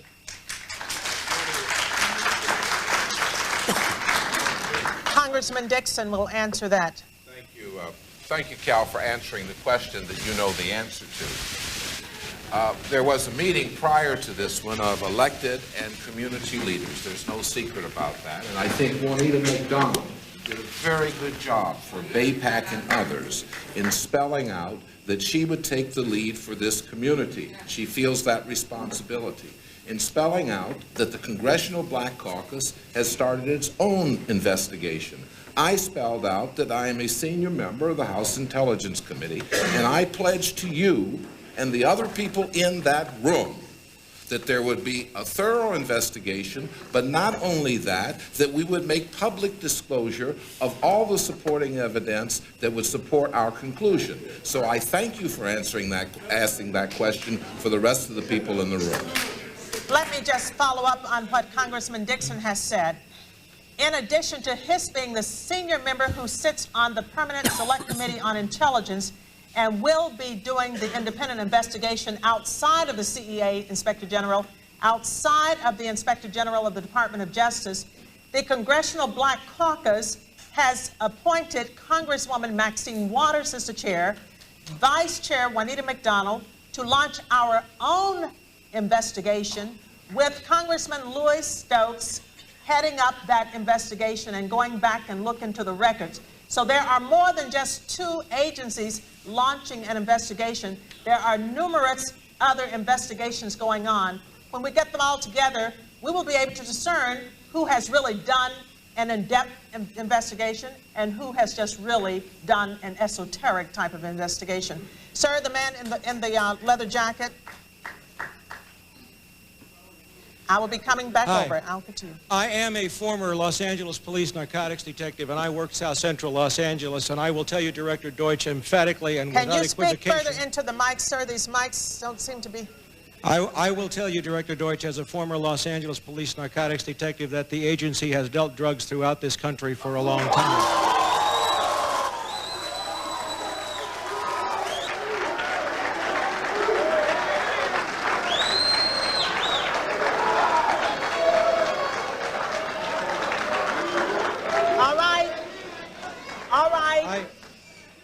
All right, obviously that is an answer for a lot of you. Now can you please? I refer... All right, now can you please? I refer direct... Wait a minute. Wait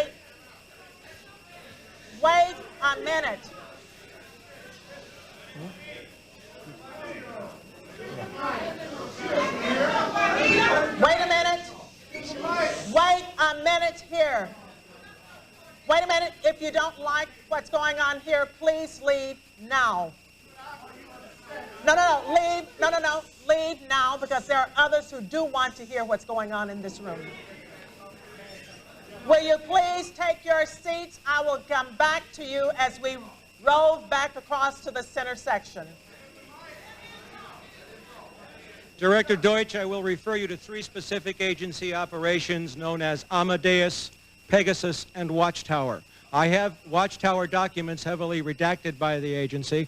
I was personally exposed to CIA operations and recruited by CIA personnel who attempted to recruit me in the late 70s to become involved in protecting agency drug operations in this country.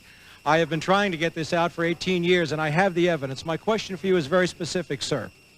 If, in the course of the IG's investigations and Fred Hitz's work, you come across evidence of severely criminal activity, let him speak into and the it's mic. classified, will you use that classification to hide the criminal activity, or will you tell the American people the truth?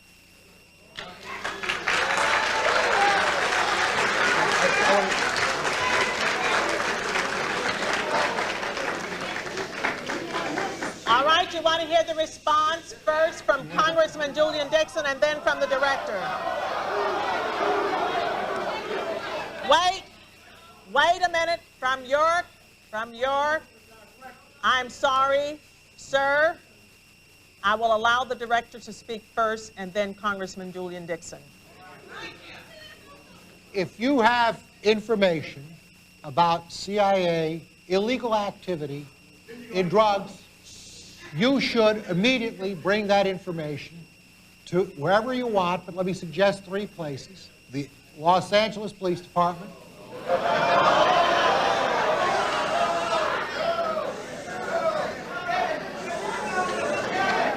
please.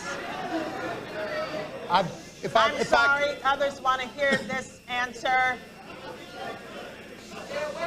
I am sorry, others want to hear this answer. It is your choice, the Los Angeles Police Department, the Inspector General, or office of one of your Congress persons from this.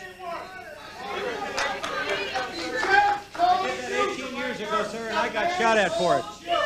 Wait a minute, sir. Wait a minute, sir.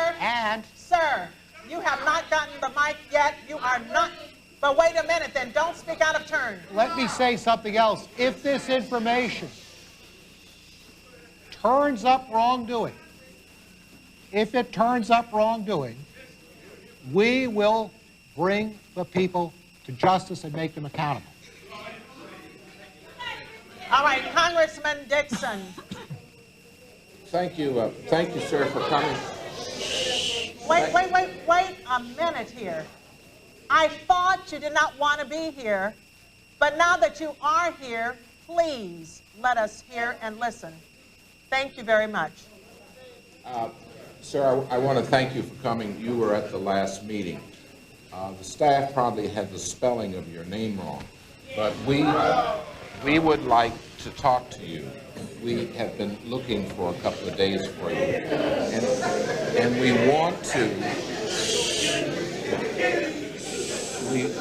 want to make sure that you contact the committee, because obviously you have some valuable information. If you want to give it to me privately, if you want to hand it to that aide where I can contact you this evening, please do it. Don't let us get away without getting a contact for you. Thank you, sir. Pass it up to him now so everyone can see that I got it. That would be fine. Thank you, sir. And for the record, Mike. Please keep the noise down so that we can hear and we can get answers. For the record, my name is Mike Ruppert, R-U-P-P-E-R-T. I did bring this information out 18 years ago, and I got shot at and forced out of LAPD because of it. I've been on the record for 18 years nonstop, and I'll be happy to give you, Congressman, anything that I have. Thank you, Mr. Ruppert.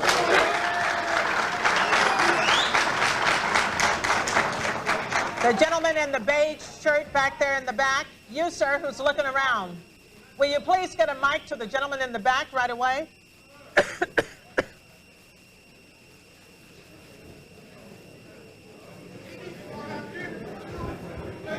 And we're coming over here. Thank you, Congresswoman. Can you hear me? Yes, just talk into the mic, please. Okay, is that better? My name is James Otis. I'm currently making a documentary on the CIA, and we're interviewing 7 former agents. One was sent down to murder the head of Cuba, Fidel Castro. Another gentleman, Colonel Philip Redinger, was sent down to Guatemala to overthrow the government of Guatemala in 1954. The third agent was actually a spy on Iowa State University campus, where he spied on students, dark-skinned students, foreigners, and people from other countries. He was then sent down to Cuba to poison the food supply in Havana, poison the children of Cuba for whatever reason. So we all, I believe, already know this information, Mr. Deutsch. My question to you is, if we know all of this stuff that the agency has done historically, then why certainly should we believe you today when you say, certainly this could never happen in Los Angeles when it's happened all over the world? Mr. George? I understand that I did not come here thinking that everybody here was going to believe me. I came here for a much simpler task. I came here to stand up on my legs and tell you what I was doing to investigate horrible allegations. All you can do is listen to what I have to say and wait and read the results. But I did not expect to come here and find everybody applauding the remarks that I made. But I want you to know I've come here and told you, unlike the other cases that you've mentioned, where there was nobody who came here and told you, there was no director of Central Intelligence who came out and told you there's going to be an investigation. That's something. All right, please. Have you finished, Mr. George? Yes, ma'am. All right, fine. This gentleman here in this jacket over here. Sir, you've had your time once, I think. This one right here. Steve in the white hat. Okay, fine. Thank you. You'll be next. Mr. Deutsch, you and the DEA's former director had a conflict and he resigned. What happened to that ton of cocaine that you were supposed to be watching coming from Bogota, Colombia? I don't know what you're referring to, sir. There was a conflict between the DEA and the CIA, whereas you guys were watching a ton of cocaine flying out of Bogota, Colombia for a sting operation. The director of the CIA didn't agree on your tactics, and you superseded him and went over, and he resigned. The former, I don't know his name, but the former DEA director, the one that just resigned because you wouldn't give him the information on the ton of cocaine that you were supposedly watching coming from Bogota, Colombia. Whatever happened to the ton of cocaine? I don't know the case you're referring to. I just don't know the case. Okay, fine. The young man there, the one, that's right. Excuse me, can I just say something? No, no, no. You have to wait your turn, and after that, I'll come to you. I'll come back to you. I'll come to you after this one. Sir, Excuse me. this my young time. man is waiting to be heard through the mic. Very uncomfortable. I have a question for you guys. You're talking about the South Central. You come down here with all your cameras and your meters and all these, the police department, you destroyed our neighborhood. You killed our kids, my brother, a lot of other kids. I put together a proposal for anybody that want to come and help our kids. We need a media. We need cameras right in the heart of South Central. Letting these kids know that they are loved and they got somebody that want to take care of them. Okay? We have a lot of talent here. We have a lot of hard-working people in this community that's working with these kids that's on drugs that you guys never talk to. Okay? It's time for y'all to bring the cameras back to our community and let everybody in the other part of the world know that we are all not on drugs, we are not gangbangers, we are not murderers. Give the kids that's trying to make a difference a chance. Anybody want to challenge this, I have put together a budget and a proposal, very, very cheap, okay, for a national televised TV show. Key in on this. Thank you. Thank you so much. If for nothing else, we have brought the cameras in for this young man to state what he just said. Well, do you want to give me that proposal, young man? Please, to my staff. All right, I'm coming back over with the young man in the stripy shirt. I told him he would be next. Then we're coming back. We're coming back as soon as I get him. I'm coming to you. Good evening, Mr. Douche. Could you cut the mic on? Douche. Mr. Deutsch, my name is Malik Spellman. I'm formerly a news reporter for Fox Races News, first of all. Second of all, I'd like to say this. As a former street chemist, you know and I know that there are certain chemicals that's required to break down the derivatives in cocaine. Will mobile gasoline be brought up on charges for supplying these chemicals to the Nicaraguans for their access to the cocaine and breaking it down? And second of all, how fair does this here particular story, or should I say, how does this story that you're bringing us square with the Illuminati society that we have today? And third of all, can I ask you in the name of God to please take hands off Minister Farrakhan so he can raise us up?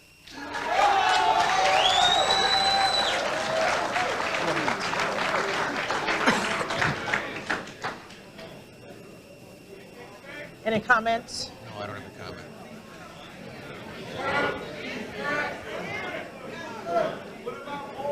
All right. I think yours was more of a statement, young man, than a question.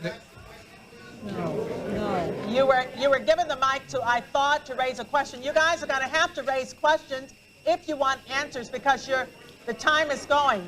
What is your question, sir? Be quiet so we can hear his question. My question is, Mr. John, you the person you are, as the traveler that you are, will you be able to stand here on the square and tell us that you wholeheartedly support the rebirth of South Central? Yes. Thank you. This gentleman right here in the blue shirt.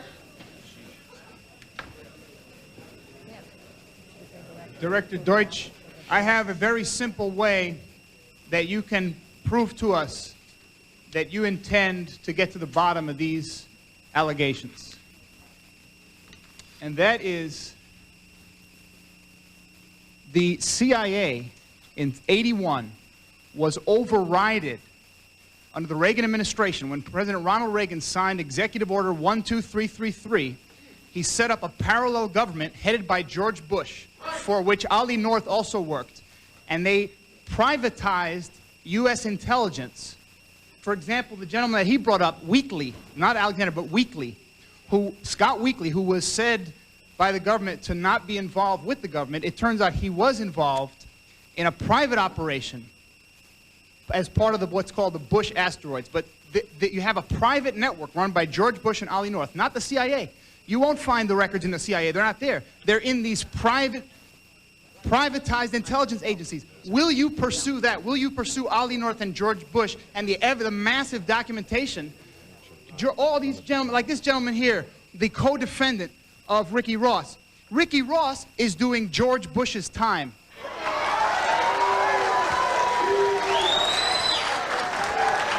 Okay. All right. right, fine. I will have to tell you, because I cannot get some type of leverage here and some type of quietness here, I'm going to have to just take 4 more questions so that I can then... You are not responding to me. You are not responding to me at all. Therefore, I cannot respond to you. The gentleman in the back there, the one who has a...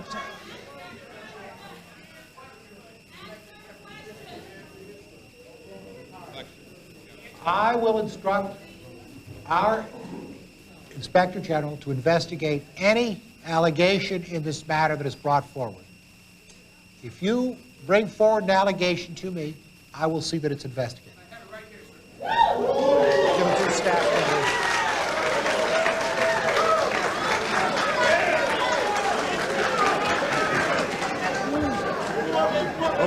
Okay, hey, one second, please.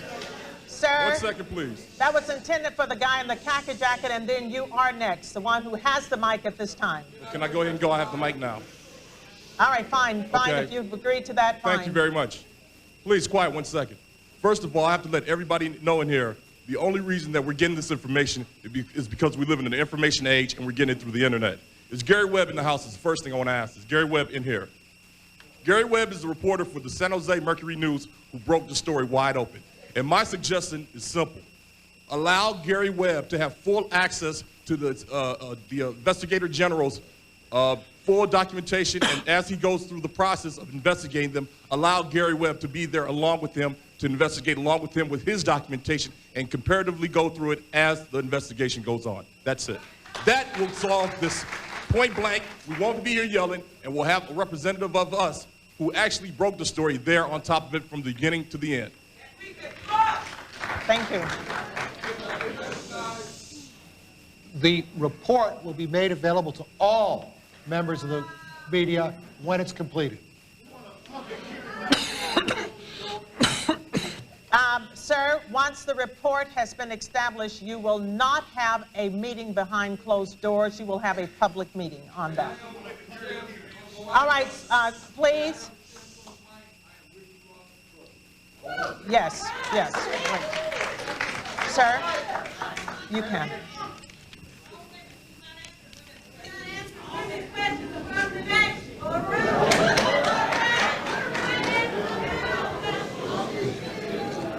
Sir, you, and then the lady who's been over here with this sweater on, she's been up for a long time. This is what I want to say. Yes. My name is Joey Johnson. I'm a revolutionary activist against police brutality in Los Angeles. The first thing I want to say is I don't know why Dixon is saluting Deutsch's courage for coming here today when everybody knows this building's got hundreds of pigs in it. There's pigs behind those curtains. There's pigs on top of the roof. There's trained assassins. So what courage are you talking about? This whole thing is orchestrated. This whole thing is orchestrated. And then they're going to say, oh, the public got to say their mind. We know that Deutsch's first point was that he understood the terrible pain that these drugs have inflicted. They also understood the terrible pain that the Contras were inflicted on the villages in Nicaragua, where they were bombing the harbors, murdering peasants, and they used the Contras to destabilize Nicaragua, and they used the crack that they brought back on those planes to destabilize South Central and destabilize the youth here. Because ever since, and especially since the LA Rebellion in 1992, they know what these youth can do if they go in a revolutionary direction against the system. Instead of being beaten up and beaten down and brutalized by the system, you sold the drugs and you turned around and incarcerated these youth. When are the doors going to open and all the kids that were convicted on these racist crack laws, when are they going to walk out of those prisons? When is that going to happen? We're not going to get no justice here today. We're going to need a revolution to sweep all this way and really get some justice. And that day, then these things like the CIA Sir, wait a minute. You cannot just hog that mic like that, sir. You're going to have to ask your question, make your statement, or whatever. Do you...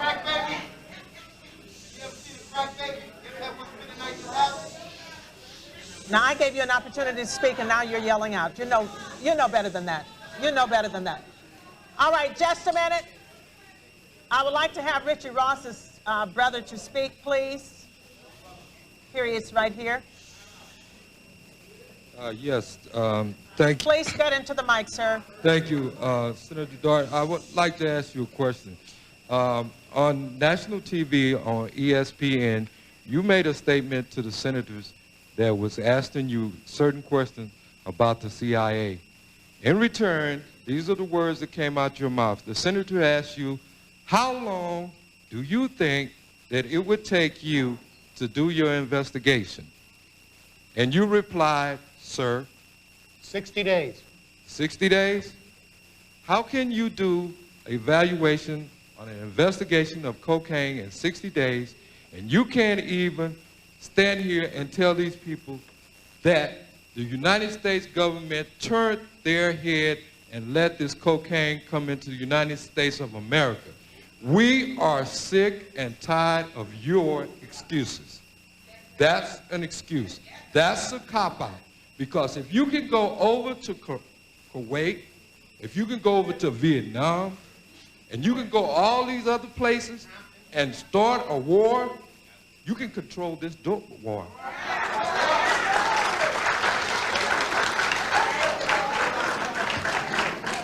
All right, I promised the lady over here who's been standing for a long time, give her the mic over there. All right. And then first of all, I have a sad commentary. All right. First of all, I have a very sad commentary to make.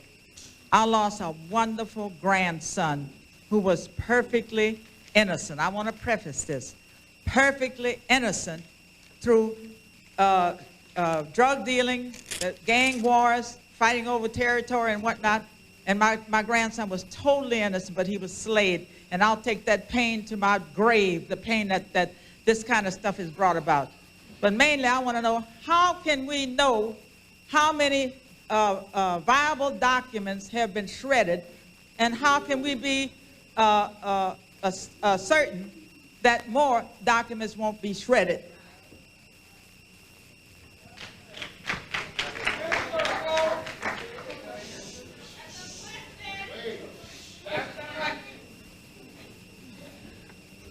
I don't know that anybody has found any loss of documents in the operational files which involved the Directorate of Operations activities in Latin America during this period of time. I know of nobody who's found any gaps in any sequences, any missing files, any missing papers from any of this period of time. That may come up. If so, it will be pursued. But right now, in the written record, there's absolutely no indication that anybody's fiddled with it. I will only take 2 more questions. It will be the lady over here in the beige blouse and the gentleman who has the white cap on. Let me ask you, is Terry Watkins in the house? All right, this young woman here and then the gentleman here. I think it's pretty evident that the sentiment in this room is that of pain, anger, and especially that of mistrust. I must echo a lot of the statements that have been made in regards to the way that you're going to conduct this investigation. How can we feel comfortable with an investigation that's going to be conducted by someone who's on the government payroll to investigate the CIA and its wrongdoings? I think what we also need to consider is if the Congressional Black Caucus is going to conduct an investigation, at the end, which one is going to be the one that's going to be accepted by the administration? It's going to be the one that's going to be the one favoring the CIA. And I believe that what we need to do is have a joint effort, as opposed to one investigation being conducted on one end and another one being conducted on another, because we're not going to have any justice prevail.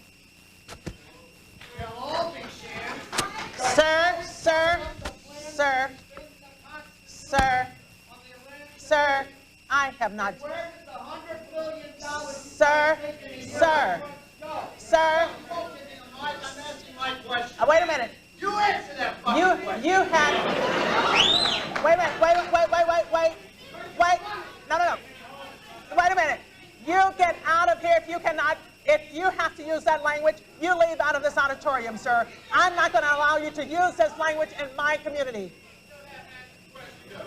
I'm sorry. Anyone who uses that type of language does not deserve that answer.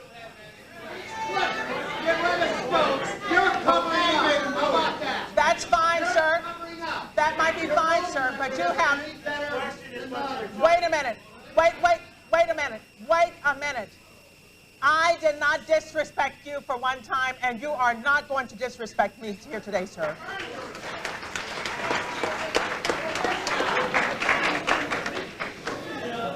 Sir, over here in the white cap.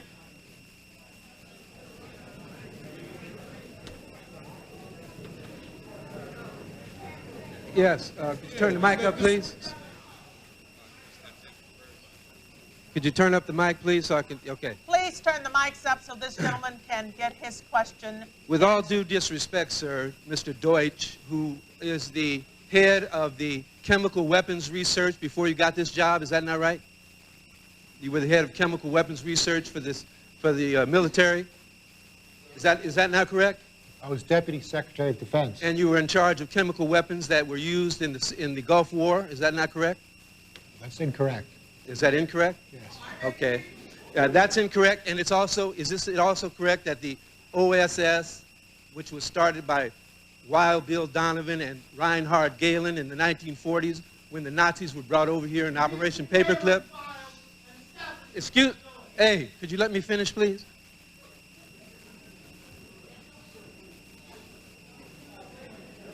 You see, you coming in this community today in this way is nothing more than a public relations move for the white people of this country, because you know as well as everyone else that the CIA has been dealing drugs throughout the world and bringing drugs into this country since Vietnam's war. You brought them in here in body bags. You were in the Golden Triangle. So you're going to come in this community and insult us and tell us that you're going to investigate yourself? You got to be crazy. I think you paid me through. It is now time for me to close. Wait, no, wait a minute. No, wait a minute.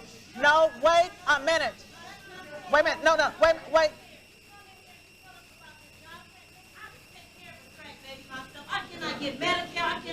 Wait just a minute here. I'm sorry. I am sorry.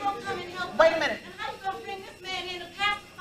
Wait a minute. Wait a minute. Wait a minute. Wait a minute. 13 years, and all of a sudden, and the CIA just told you to close things. We know who you represent. I would like to thank he just told you the Director of Central Intelligence, Mr. Don Dirk.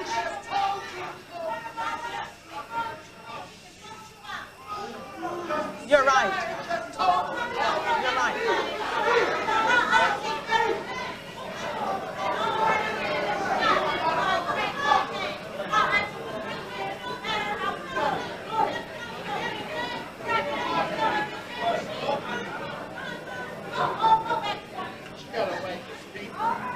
I would like to thank the Director of Central Intelligence for being here today. I would like to also thank my colleagues, Congressman Julian Dixon and Congresswoman Jane Harmon. Can I say a word, Juanita? I would like to thank the community for being here today.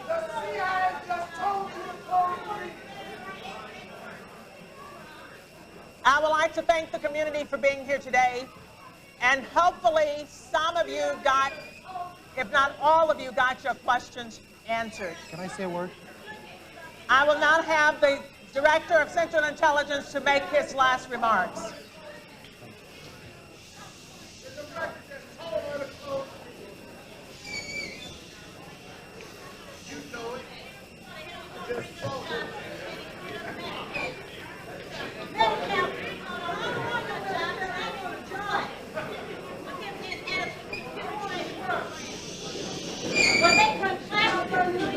Just a minute, sir. Just a minute, please.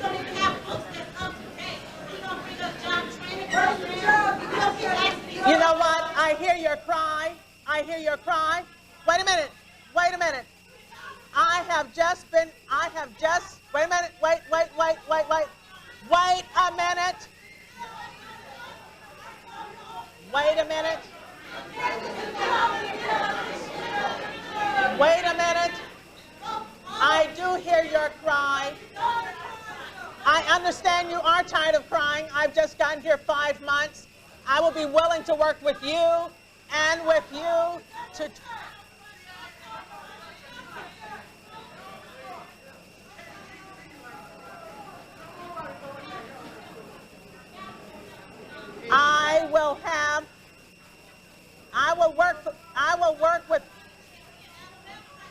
I will work with those of you who are willing to work with me. Now may I have the Director of Central Intelligence to say the last words.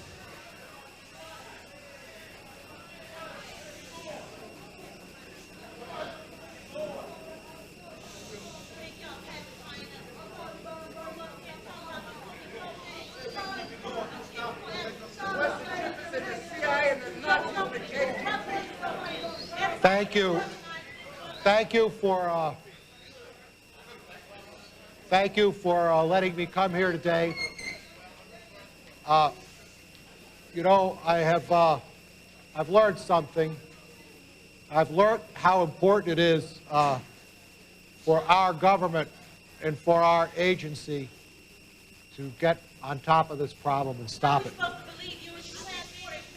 I just want to say that I came today to try and describe the approach that I'm taking to address these serious charges. But I go away with a better appreciation of what's on your mind, and I go away with a conviction that we're going to do more to stop drugs from coming into the United States. Thank you very much.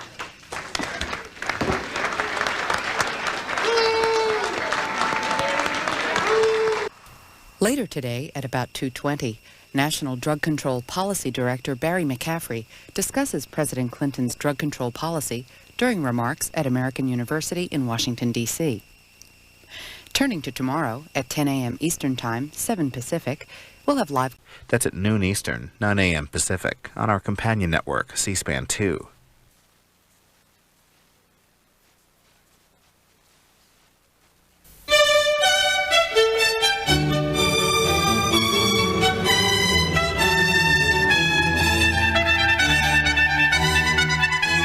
A view of the U.S. Capitol on this Friday, the middle of the month, August the 14th. This is C-SPAN's Washington Journal. Coming up on our program, Gary Webb, who's the author of a new book called Dark Alliance. He spent nearly the last 10 years as a reporter investigating stories for the San Jose Mercury News. During the next hour, we want to hear from you. Our numbers are on the screen. 202-624-1111 is our liberal line. 202-624-1115 for conservatives. And 202-737-6734 for moderates.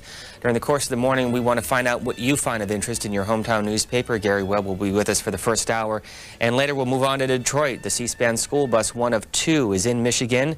And we'll be talking with Jeff Hayden of the Detroit News and Addie Rimmer of the Detroit Free Press. But we'll begin with a look at the morning headlines. And as you might imagine, the story that is going to dominate the next couple of days is dominating the morning headlines, beginning with the Philadelphia Inquirer. Jody Edna wrote the piece, How the Clinton Testimony May Change the Nation. She says, while the investigation of the president's alleged peccadillos is widely perceived as being far less serious than Richard Nixon's Watergate scandal, it does have the potential to transform the nature of the presidency and the relationship among the president, the courts, and Congress. This is what the headline looks like this morning on the front page of USA Today. A new survey out says the public is ready for the truth. And this morning, a story that we'll be spending a fair amount of time talking about is on the front page of the New York Times. It's also on the front page of the Baltimore Sun from the New York Times wire service. And it's this headline, The President Weighs Admitting He Had Sexual Contacts. The story, which was written by James Bennett and Richard Burke, Neil Lewis, and others for the New York Times, says, quote, Mr. Clinton would say he based his previous denial in a deposition in the Paula Corbin-Jones lawsuit on a definition of sex approved by the judge in the case. His advisors believe this definition does not cover certain activities, including oral sex. Gary Webb, on that note, good morning to you. Thanks. That's a fine note. What do you make of this? I think this is the most bizarre story I've ever seen. I mean, this is going into definitions of sex now. And to have the president be questioned about what he thinks sex is is just astonishing to me. I mean, you read the definition in the New York Times, and we're getting down to things like touching genitalia and touching anuses and things like that. And I'm sorry, I'm glad I hadn't had breakfast yet before I read that story. Let me continue. An acknowledgement of some kind of sexual encounter poses considerable risk, particularly if it were linked to a legal argument that rests on the narrow definition of sex.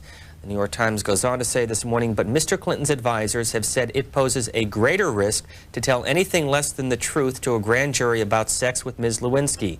It is not clear how precisely Mr. Clinton has described his relationship with Ms. Lewinsky to his lawyers. My question to you is, how does the New York Times get this information? Who's talking? It's the same way that the Washington Post gets the information. If you look at the Washington Post story, it's a very similar story. And the people that are talking, obviously, are the people that are close to Clinton. The question you have to ask yourself when you see a story like this is this real, or is this a trial balloon that's being floated now to see how the public's going to react to it? And this has the earmarks to me of a trial balloon. I think people are trying to see how the public's going to react to the president saying, well, I may have had oral sex, but I don't consider that to be sexual contact. Before this program began, I was going to ask you why this story is not on the front page of the Washington Post. The early edition does not have it on the front page, but the later editions has this story by Peter Baker that says, counseling a narrow admission of sex. Based on that, could you assume that the Washington Post received this after the first deadline of its early publication? No, what I would suspect is that people saw the way the New York Times played it and remade the front page to put their story on the front page as well. We'll be talking with Gary Webb for the next hour and also discussing his latest book called Dark Alliances. But first, Garden Grove, California, on our liberal line. Good morning to you. Good morning. What are you reading today? The LA Times. And do you have a copy of it in front of you? Is it? I know it's early. No, it's in the other room. But I'm calling in regarding the upcoming testimony in the Clinton-Lewinsky matter. And I don't know, I mean, I've seen the tenor of the news sort of change in the last couple of days, and suddenly people are talking about, oh, this is getting real serious, and et cetera, et cetera. And the president hasn't changed his stance. And I think, you know, it's turning into a big showdown, and Clinton is heading right into it. I think the pressure is really starting to come down on Starr now. I mean, if Clinton really didn't have a relationship with this woman, I mean, it's going to be just a tremendous in-your-face political victory for Clinton. I mean, it's going to put this entire political charade on the center showcase. And even if he did, it should be a pretty simple thing for him to defuse. And after all everything that we saw, starting with Quayle and then Rush Limbaugh and all the tremendous political attacks and everything, it just cracks me up that here we are in 1998, and the biggest feather in the Republican cap is this little sex scandal that they have going with Clinton. Thanks, caller. We'll get another view from Little Rock, Arkansas on our conservative line, reading the Arkansas Democrat-Gazette. Good morning. Good morning. I love C-SPAN, sir. This morning in our paper, we have an editorial by Meredith Oakley where she samples some of the opinions from different states concerning Hillary Clinton's statement that Clinton's troubles, the president's troubles, is because of an anti-Arkansas bias. I am so steamed today that she would say that about our state. I mean, it just appears to me that, you know, that they're unraveling up there about how to treat this problem with his not telling the truth to the American people. It has nothing to do with an anti-Arkansas bias. It has to do, I think, with the failure to just come out and level with the American people. And I'd like to ask your guest what he thinks about it. And let me also point out, Jill Lawrence has a piece this morning, the headline in USA Today, Hillary Clinton, public fighter, private mystery. Well, I think the most significant story in the last couple of days has been the admission by the Star people that their final report may have absolutely nothing to do with Whitewater. To me, that was the idea behind this whole special prosecutor argument, was that we were going to get into Whitewater and find out what went down there. And now it's going to be limited to Monica Lewinsky, which tells me that there was nothing behind Whitewater if he's got nothing to bring forward to Congress, to bring forward to the courts. And I think it's sort of a sad comment that we spent all this money and all this time, and all we've got is, like the caller said, a tawdry little sex scandal. I just don't think the American public's all that interested in what the president does with his private life. I'm sorry. I mean, I know it's on the front page of all the newspapers, but I don't sense from talking to people that they give a damn one way or another. USA Today says the public is ready for the truth. Here's how the story begins. Americans want President Clinton to tell the truth when he testifies Monday to a grand jury, even if it means admitting that he had a sexual relationship with Monica Lewinsky. The poll suggests trouble for Clinton if he commits perjury Monday.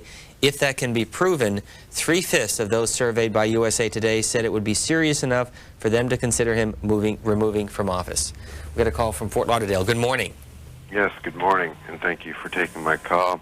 I just wanted to talk about the Swiss banking settlement, and I think that's great that they finally owed up to their mistakes, but I'd like to see our politicians put pressure on the Swiss banks to quit being the bankers for the international terrorist and drug dealers. Supposedly this guy that blew up the embassies in Kenya and Tanzania is some billionaire from Saudi Arabia. I wonder where that guy keeps his money, probably in the Cayman Islands or Swiss or the whole host of these other banks. And I wish there was some pressure on to clean up the banking system, and all these terrorists and drug dealers wouldn't have any place to put their money. There's a story on the front page below the fold in the Washington edition of the LA Times that profiles the Saudi dissident who you referred to, Hossami bin Laden.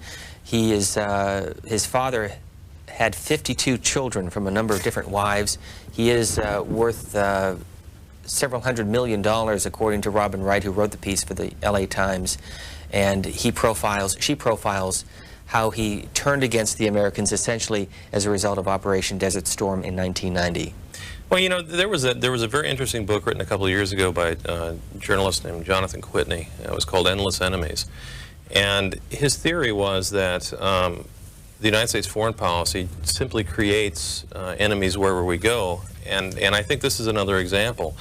When we intervene in the affairs of other countries and we shoot at people and people get shot at with American bullets and American weapons, we create enemies. And if this is true, that this man turned against the United States government as a result of Desert Storm, we've created another enemy there we might not have had before. Two things related to this. An editorial cartoon in the Washington Times has a caricature of President Clinton. Hello, Saddam. What you doing this Sunday? In the headline in front of him, President to testify on Monday. What do you make of that? What's your reaction? Well, it's the old wag the dog story. You know, you get in trouble, you start a war. And that's the way I read that cartoon.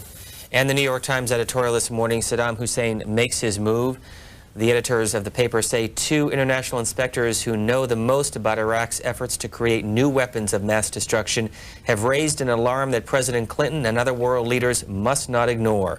The editorial concludes that he, the president, must not let these and other matters prevent him from dealing firmly with a crisis in Iraq that grows more dangerous by the day. Yeah, and there was another story you were going to talk about a little later along those similar lines about the problems in Russia that are sort of being diverted and swept under the rug while we concentrate on whether or not oral sex is sex. I think it's an excellent point. Michael McFaul, who is a fellow at the Hoover Institution and also a professor at Stanford, has a piece this morning. It's called Perspective on Russia. It's on the op-ed page of the LA Times. The headline is, "Forget about Monica, it's Moscow, and the stakes are global." Let me just read you 2 or 3 sentences from the piece. He writes, quote, "By this time, Russia very well may be down the throes of a major market meltdown, which in turn might trigger political upheaval on a scale similar to Indonesia. Different from Indonesia, however, Russia still has 10,000 nuclear weapons.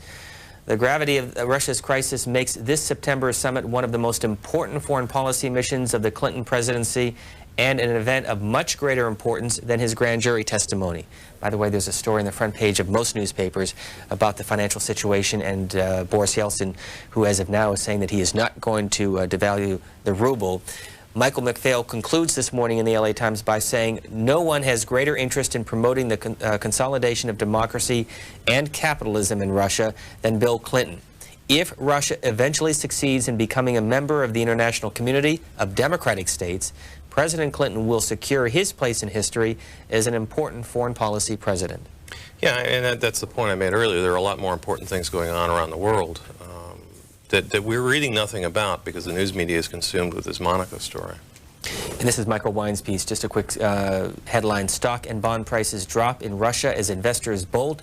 Stock and bond prices plunged today, jarring Russia's hopes that the government could avert a depletion of its finances and a meltdown of Russia's banking system. Back to your phone calls. Santa Fe, New Mexico on our moderate line. Good morning. Good morning. Yes, I'm calling regarding Monica Lewinsky, and I just find it very interesting that this dress that she supposedly turned in to for DNA, she has kept for 2.5 years. Why would anybody in their normal right mind keep a dress that for that period of time without even washing it? I mean, I just look at all these little circumstances. I find it very interesting in your book, Dark Alliance. I'm curious in your thoughts, possibly. I know it's pretty basic, but I think it brings up some fundamental questions. Gary Webb?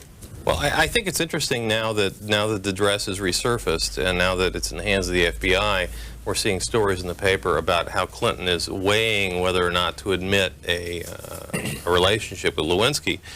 I don't think you can conclude that they're unrelated. I think there might be something to that. And you know, I think most Americans, like that USA Today poll said, if it happened, tell us about it and let's get on with it.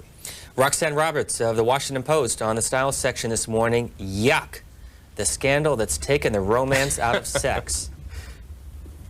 That's, yeah, read the New York Times story this morning. If you want to talk about taking the romance out of sex, read the definition of sexual relations in the New York Times this morning.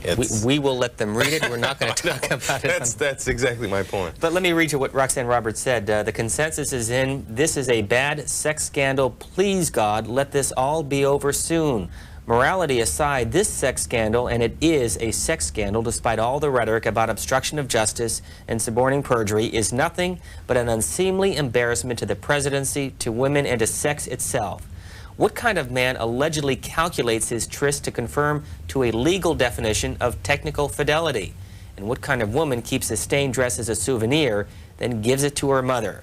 The public is disgusted, the media embarrassed, and sophisticated adults at a loss for polite discourse, says one woman who is active on Washington's dinner party circuit. Well, you know, the thing that's funny is that a number of years ago, we in the American press used to make fun of the English press for concentrating on these sex scandals. And, you know, because the British tabloids have been full of this kind of stuff for years. And I'm not sure that, you know, the fact that Rupert Murdoch has come in and bought a lot of companies, and we now have a lot of English journalists over here practicing in our profession, that this is an outgrowth of that. I mean, English politics has been based on sex scandals for many, many years, and we used to be above that in American journalism. Now that's what we are. Sturgis, Michigan, good morning on our conservative line. Good morning. I would like to know why last night on MSNBC, there was they read a letter from a Democratic senator, I think he was from Georgia, that was asking the president to resign before he tears the country up. And I have heard nothing on any of the other stations. And may I say one thing? These people that write in and say that, call in and say they don't know why she kept the dress. She knew Bill Clinton, and she knew what he was going to try to do to her, and that was the only evidence she had. And I think this man is a habitual liar, and he should be tried for treason. Thank you. Thanks for that call from our conservative line. We'll get one more view on our liberal line from Chicago, reading the Sun-Times. Good morning. Yes, good morning. How are you, Mr. Webb? I'm all right. The headline for us on the Sun-Times is Young Suspects Go Home. That's about the two young boys involved in the killing of the 11-year-old girl. That's an important story, but I want to, since you're on this one, Mr. Webb, I want to talk about how a lot of what's in the media correlates to what I think that happened to you and your story that ran in the Mercury News. When I was growing up in the 60s and 70s, they were telling us, well, don't trust government, you know, and to be suspect of what the government tells you. And I think that now we've gone beyond there to where now we can't trust all the time what the media is telling us. It seems that there's reason to question if the media has been dupes of some power who wants to manipulate what the public thinks. Your story they read in the Mercury News, they totally went out to try to discredit you. And I didn't believe it when they did it. I know what you were saying in your story, and they accused you of saying that the CIA was selling drugs, which I don't believe that's what your story was saying. But this is the way that they went about discrediting you so that your story wouldn't have life, and it was an important story. Thanks, caller. I'm going to stop you there because we're going to spend a couple of minutes next talking about this book and his background in San Jose. But you brought up the earlier point about the headline of the Sun-Times on the case involving a 7- and 8-year-old boy, and I just want to give him an opportunity to respond to that, and then we'll talk about his book. That is really a tragedy. I mean, I have never seen a case, and I don't think anybody else has, of 2 children. I mean, these are infants basically killing a girl. I think it's a sign of the times. You know, I think it's a very sad sign of the times when you've got children killing other children now. And the previous caller from Michigan said that she knew exactly why Monica Lewinsky kept the dress. Did you want to respond to that? Boy, I don't know why. I don't know why at all. Our guest is Gary Webb. He is the author of this book called Dark Alliance, the CIA, the Contras, and the Crack Cocaine Explosion. What led to this? I had been covering the drug war for the Mercury News for a number of years, and this was an outgrowth of a story that I had done about the state of California's asset forfeiture program, which is a program where if the police believed you were a drug dealer, they could come in and take your house and your car and your money without even charging you with a crime. And I had been doing stories on that, and a young lady in Oakland had read one of them and called me up and put me onto a story about her boyfriend, who was an accused cocaine trafficker who had that happen to him. He had his property taken away. Danilo Blandon? His name was Rafael Cornejo. It turned out that the key witness against him for the federal government was this fellow, Danilo Blandon, who had been a leader of the Contras in California in the early 1980s and had been a huge cocaine trafficker in his own right. And when I got into investigating her boyfriend's case, I came across Blandon, and I came across his involvement with the Contras and his involvement ultimately with a major crack wholesaler in Los Angeles named Freeway Ricky Ross. And so I did a series that said that the crack market in South Central Los Angeles had been created in the early 1980s with the help of this Contra drug ring, and showed how once crack got hold in South Central and once the gangs got a hold of it, it was spread from South Central to other cities in the United States. And it ended up being a huge controversy.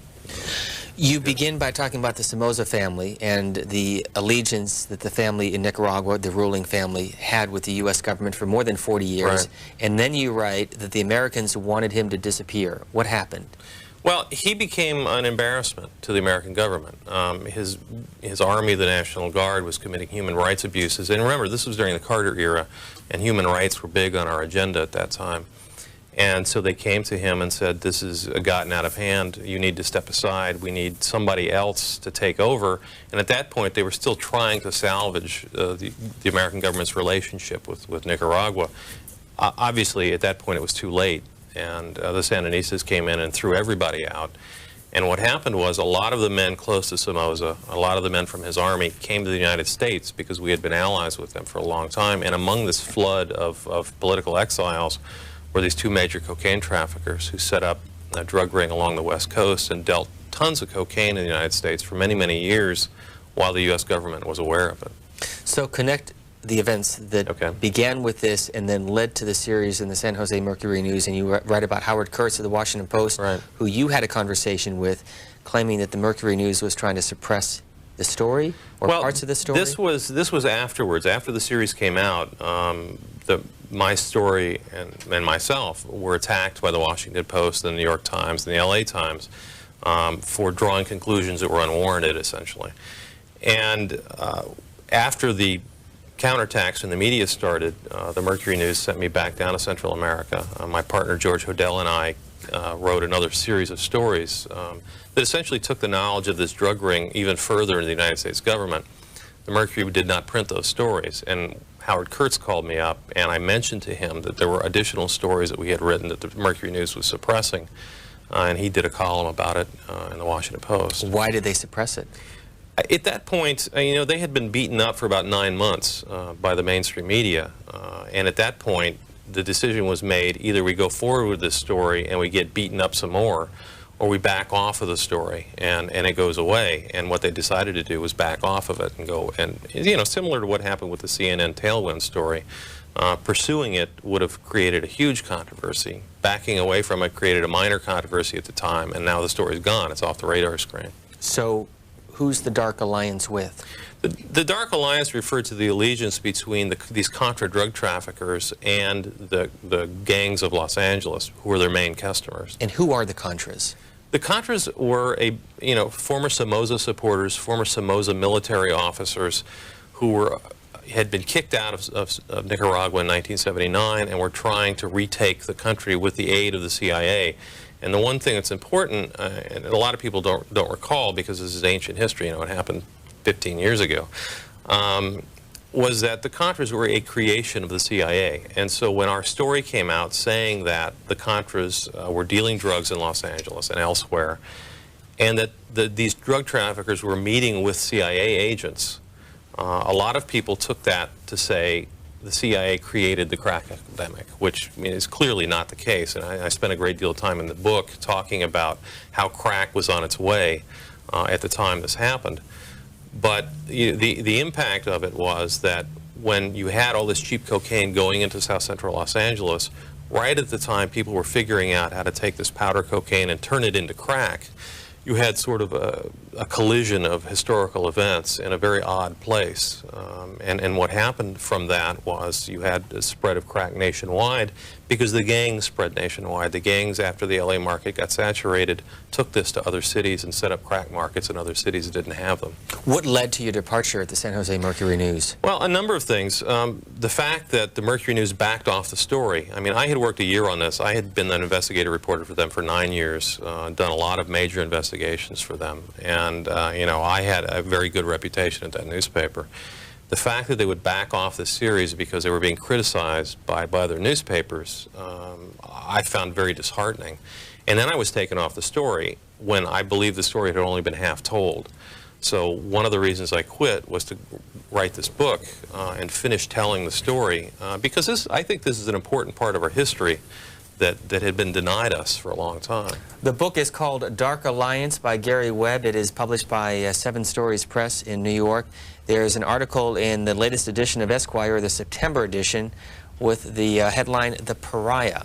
Have you ever been called that before? I've been called a lot of things before, but never a pariah, although in this case I think it's meant ironically. Charles Bowden wrote the piece 2 years ago. Gary Webb wrote a series of articles that said some bad things about the CIA and drug traffickers.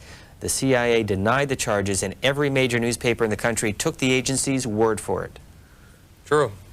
True, and that was the strange part about it, is that we laid out a series based on a year of investigation that had buku government documents. Most of the series is based on government documents, DEA reports, FBI reports, the testimony of government witnesses. And the other papers came back with unnamed sources, mostly unnamed government sources, saying, well, this couldn't be, we don't believe it, these drug traffickers weren't as significant as Webb made out. And that was it. And at that point, the series was viewed as discredited because unnamed government sources told the Washington Post that they didn't believe it. So, you know, I think this is an interesting lesson for the press, and I think what you've seen as a result is the sort of CNN tailwind fallout now that investigating covert CIA operations, investigating the CIA in general, is now off limits to the press unless you have what Ted Turner called proof beyond a reasonable doubt, which when you're talking about covert operations, you're never going to find as a journalist. So from where you sit, who was telling the truth? CNN, the producers who were fired or let go, or the CIA? I think that it's still an open question. I don't think the issue is solved at all, but the debate is over with. I mean, the tragedy of that CNN Tailwind story is I think they had a good story, I think there was a lot of evidence to suggest that this occurred. The problem is when you retract it, it buries it forever. Nobody's going to look at it. And the issue is like radioactive now, and nobody will touch it again, and we'll never know the truth. I mean, if it's not true, there's ways to find that out. And I think the CNN story was significant enough to warrant congressional hearings. I mean, if you've got incidents of nerve gas being used against American defectors, that's something Congress should be looking at. What are you doing these days? I'm working for the California legislature investigating government agencies. I work for the Task Force on Government Oversight. Could you see yourself working for a newspaper again? I liked writing the book real well. I would like to keep writing books. Back to your calls with Gary Webb of Dark Alliance, Meredith, New Hampshire. Good morning. Thanks for waiting. Oh, my gosh, I've waited a long time. We're glad to hear from you. We want to talk a little bit about this book so that our viewers have some background on our guest. Well, I realized it was interesting, too. I want to make a comment, and then I want to ask this man a question. My comment is, one person has called in, and then you quote an article where they say, what kind of a woman would save this dress? But the point is, what kind of a president would get himself involved with a woman who would save this dress? What kind of president would put his whole future in the hands of this dumb adolescent nitwit from California? I think this, I'm being very serious. This president needs a psychiatrist.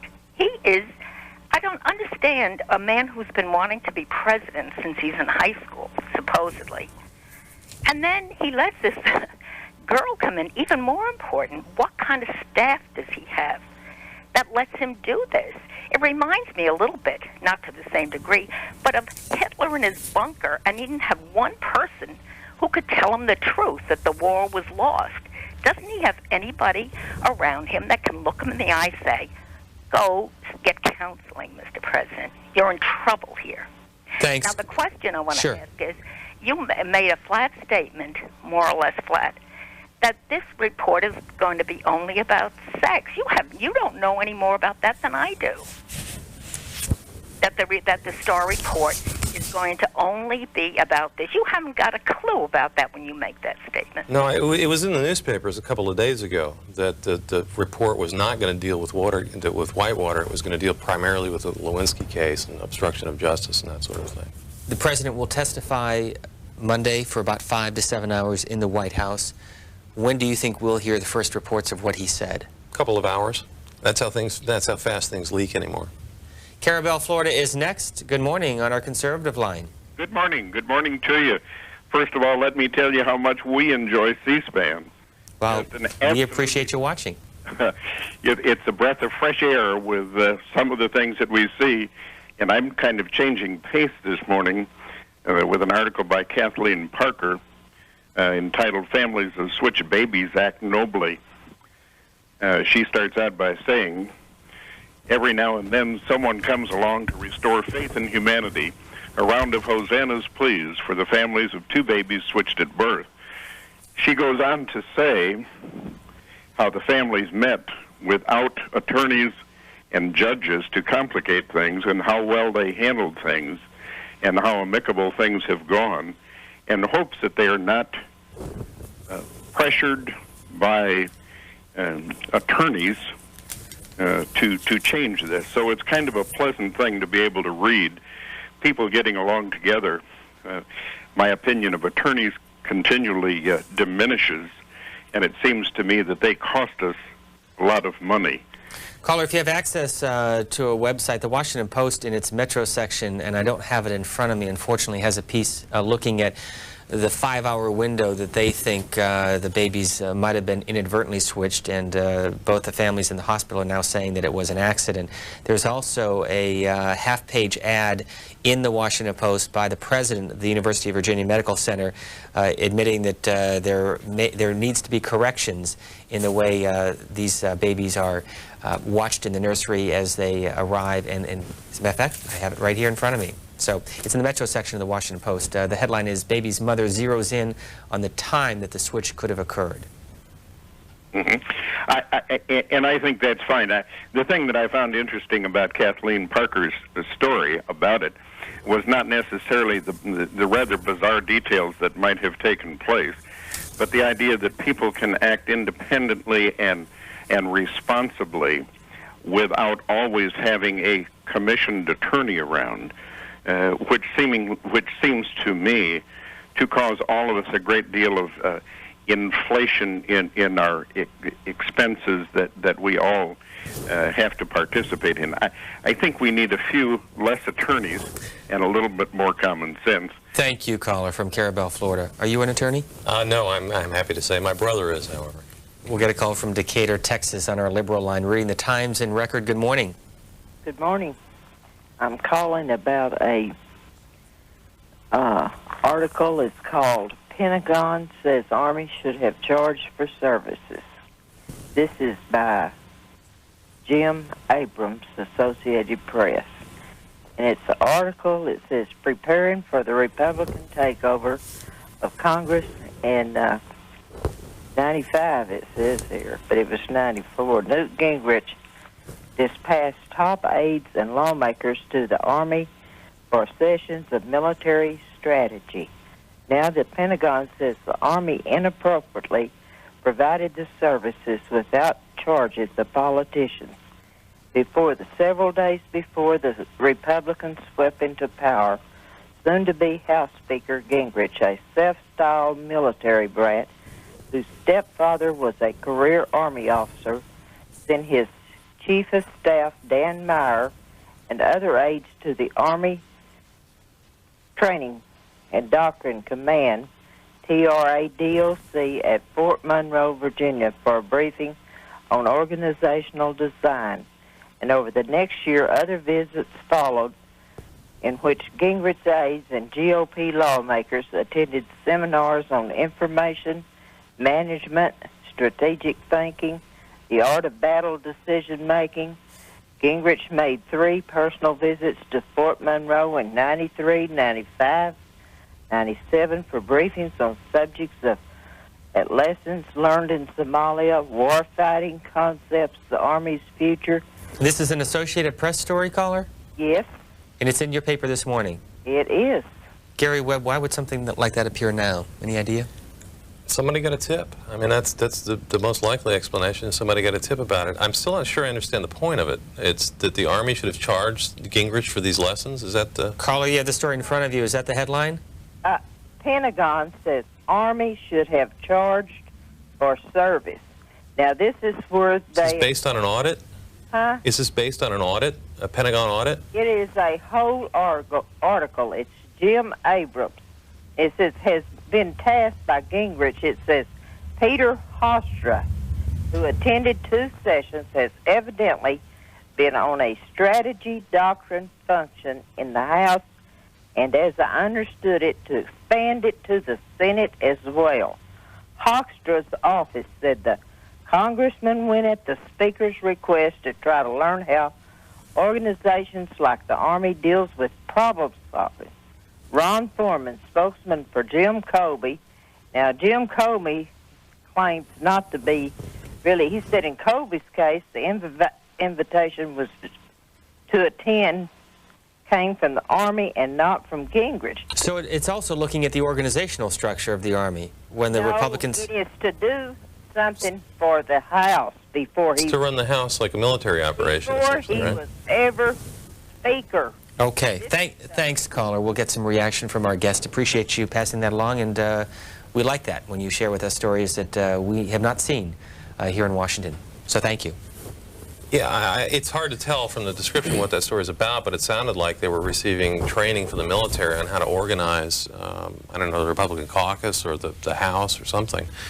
I think it's an interesting story, the militarization of Congress. By the way, the Speaker of the House is in Ireland. The dateline is Inch Island, Ireland. This is an AP story that said House Speaker Newt Gingrich dug into his rebellious Irish roots yesterday, an experience that he called far more emotional than I would have imagined. Mr. Gingrich and a congressional delegation are on an 8-day tour of Ireland and Northern Ireland and have held meetings with many of the parties in the new power-sharing assembly in the British-ruled province. By the way, the president will be in Ireland and Northern Ireland September 3rd, 4th, and 5th on his way back from Russia. He leaves for Russia on Monday, August 31st. Base in Wyoming is next from our moderate line. Good morning. Good morning. I would like to make a comment and congratulate Gary on his book. Thanks. I was born in the late 40s. My own dad was a career Army person. My stepdad was Navy.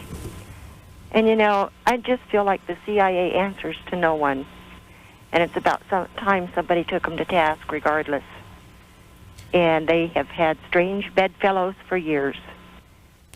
Yeah, and that's sort of the tragedy of all this is that, and one of the points that the Esquire piece makes is how there is a long record of CIA involvement with suspected drug traffickers and drug trafficking organizations.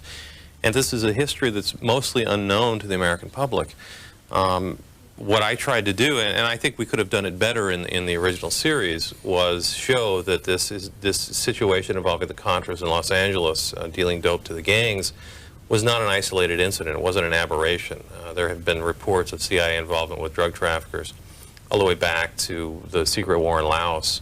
There's a whole book written by Professor Alfred McCoy called The Politics of Heroin in Southeast Asia, which the CIA actually went to court and tried to prevent from being printed back in the 70s, about the CIA's involvement with Laotian drug traffickers. And here was, you know, this story, I think, showed what happens when you get in bed with those kind of people. The results are sometimes unintended, and I think in this case, this was a case, you know, this stuff happens so often, the CIA has a word for it, it's called blowback. It's what happens when you do something overseas that comes back and blows up in the face of the American public. And in the case of the Contra War, you had a situation where we got in bed with drug traffickers. There was a story, which I frankly never thought I would see on the front page of the New York Times, I know it was July 17th, in which the Times reported that the CIA now admits that they had relationships with about 24 drug traffickers during the Contra War, and continued the relationships even after being told that there was evidence these men were trafficking drugs. By the way, if you can't get through on our phone lines and want to fax us a question during the course of the morning, our number 202-393-3347. That's 393-3347, and we'll take your faxes throughout the morning. You can also email us. Our address on the internet is www.cspan.org, and our email address is journal@cspan.org. An email for you from a viewer in San Diego who says, in the course of your research, what, if anything, did you learn about the following? Number 1, Oliver North's contemptuous knowledge of Contras smuggling drugs into the U.S. Number 2, drugs being flown from the CIA, from Central America to U.S. military bases under CIA protection. Do you think anyone will ever be held accountable for these crimes? Thanks for your courageous work. Well, the first question on what Oliver North knew about it, one of the sources I used in preparing the book were his diaries that were produced during the Iran-Contra investigation. And it's very clear. The Washington Post did a story on this when he ran for Senate a couple of years ago, on all the drug-related entries that were in North's diaries. He was clearly getting information from his people in Central America that the Contras and a number of the organizations we were supporting down there were engaged in drug trafficking. The Post story raised a very good question as to what did North do with this information. North says he turned it over to the DEA. The DEA said we never got anything. One of the chapters in my book, I talk about an incident involving an investigation by a U.S. Customs informant in Costa Rica.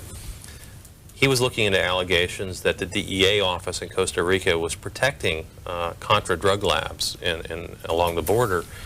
The chapter is essentially about how North was able to get the evidence that this informant dug up down in Costa Rica, and how this evidence was destroyed by one of North's aides, which it made the Iran-Contra report, but a very tiny little segment in the back, and I expanded on this in the book for a whole chapter.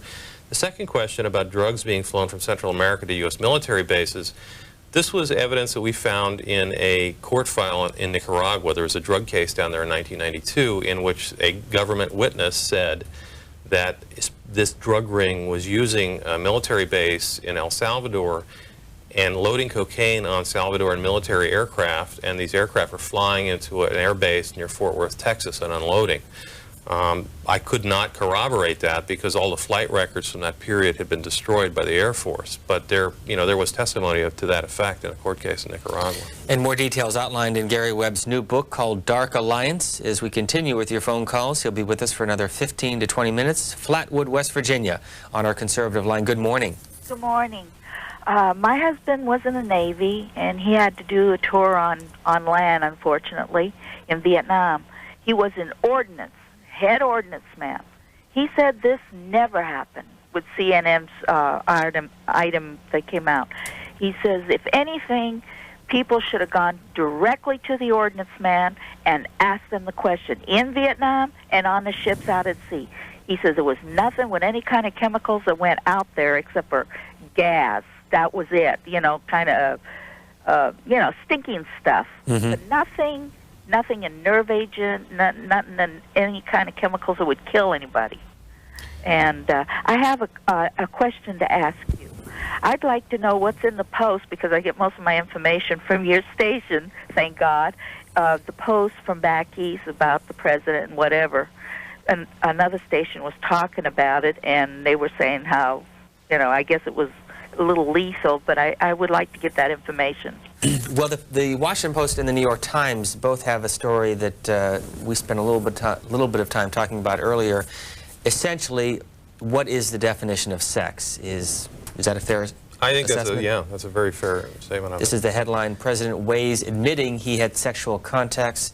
The narrow definition would explain an earlier denial, and we'll go inside in just a moment to give you some more insight into what they said. Did you want to respond to the caller? Yeah, I think the thing that surprised me about that story that I had not heard before is that when Clinton was responding to these questions about did you have sexual contact, he was doing so after being given a definition of what sexual contact was. And this was a definition that had been worked out by Paula Jones's lawyers. And, like you said, we don't want to get into it on family television, but when you realize this is an important story because everybody thinks that Clinton was just asked a question and responded to it off the cuff, when actually he was responding to a question that was very tightly drawn by the attorneys in the Paula Jones case.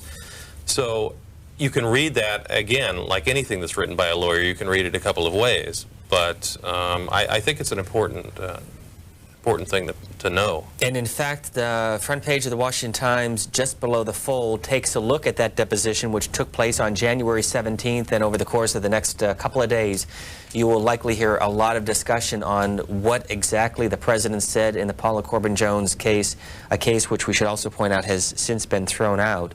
Paula Jones, by the way, is also in the news on another issue, which we'll talk about in a moment. But let me show our viewers.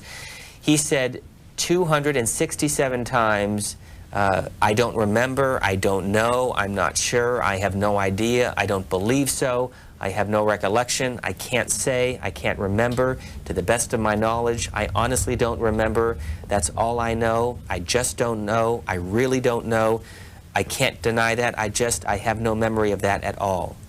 Well, I don't know if that tops Ed Meese's record before the Iran-Contra committees. I think Meese had it 300 times or so. And Paula Jones in the news. We'll show the pictures to our viewers, the before and after. This, according to Names and Faces in the Washington Post. It's also in the New York Times, USA Today, and probably in your hometown paper as well. She had a nose job, plastic surgery. All right. That's fine. There's an even bigger picture this morning in the Washington Times. It's called Paula's New Look, and the picture is from ABC. I like it, don't you? I like her new look. I'm going to go on to another call. Key West, Florida. Good morning on our liberal line. Good morning. Hello. Oh, hello. Good morning. I'd like to draw a parallel between the author's book, Dark Alliance, and a previous book written in 1972 called The Politics of Heroin in Southeast Asia by Pulitzer Prize winner Alfred W. McCoy. And he details U.S. government involvement in the drug trade all the way from before the Boxer Rebellion through Lucky Luciano's release from prison to reorganize the Corsican Syndicate and its the CIA involvement in Vietnam. The other point I had is regarding this Lewinsky thing. I think that it mainly draws media attention away from issues that really matter, such as pollution, overpopulation, the greenhouse effect on down, and sort of a smokescreen, really. Well, you've got to understand the media to understand why this is such a great story. It's titillating. It sells newspapers, and it's a very easy story to do. You don't have to do a lot of work. These are handout stories. You go to the president's people, they give you their spin. You go to Ken Starr's people, they give you their spin. You go back and write it up. And at the end of the day, you've really, you've illuminated no one, but you've titillated a lot of people. And so that's why sex scandals are such great stories for reporters, because they're easy to do. Stories like the greenhouse effect, stories about, I think one of the biggest stories going today is the South African Truth Commission. They just had the hearings regarding this incredible program they had there called Project Coast, which I've read very little about in the American press. It's mostly been on the foreign wire services. That is a remarkable story of modern-day evil at its worst, but you haven't read anything about it because, we've got 3,000 reporters assigned to the Monica Lewinsky story. There's also the case in Burma with the 6 or 8 American students who were charged with passing out leaflets in a pro-democracy activity. Some of the students, 4 from American University here in Washington. The trial is taking place today. Are you following that? Yeah, that's another story you've heard very little about. And I think, it's just a matter of news priorities. And unfortunately, foreign events don't interest us that much anymore. I mean, you used to see, I started in the business in '78, and I've seen a really significant decline in foreign news and this sort of fixation with the sex lives of politicians. Martha Moore has a piece this morning in USA Today looking at the media's role in all of this. She begins this way: like a good son, Dennis Ryerson, who is the editor of the Des Moines Register, called his mother last week. She gave him an earful. She said, "Your father is so sick of Monica and Bill, he says he's not going to read one more word about it." Ryerson says, "I had to tell her, Mom, we just decided to put the story on top of page 1 tomorrow."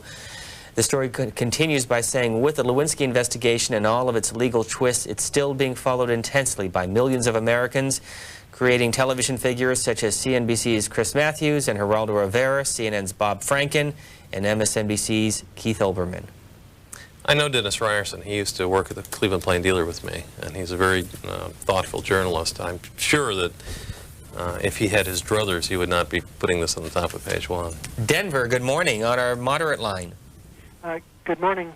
I was calling about the comparison between the CNN Tailwind story and Gary Webb's story, which I've been following. I saw the interview he did with Gil Noble in New York a couple of weeks back. In fact, I'm looking at it right now, the transcript of it. The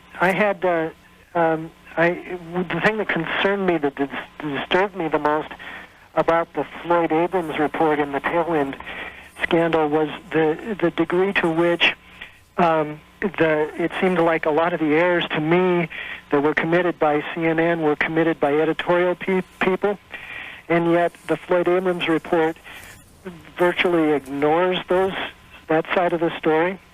And my question for Mr. Webb was, before the Mercury News backed off of your story, did you find that your editors helped you make the story be a better story, or did you find that they were partly responsible for some of the misinterpretations that later came out about it? That's a good question. One of my favorite lines was when I would submit a story to my editors, and I was in the bureau about 150 miles from the main office, so you would send it up over your computer modem. I would hit the transmit button and say it's all downhill from here. I think, I'm biased, obviously. I'm a reporter, and there's a constant conflict between reporters and editors. But in the case of the Tailwind story, I thought it was significant that the producers of that show asked for an hour.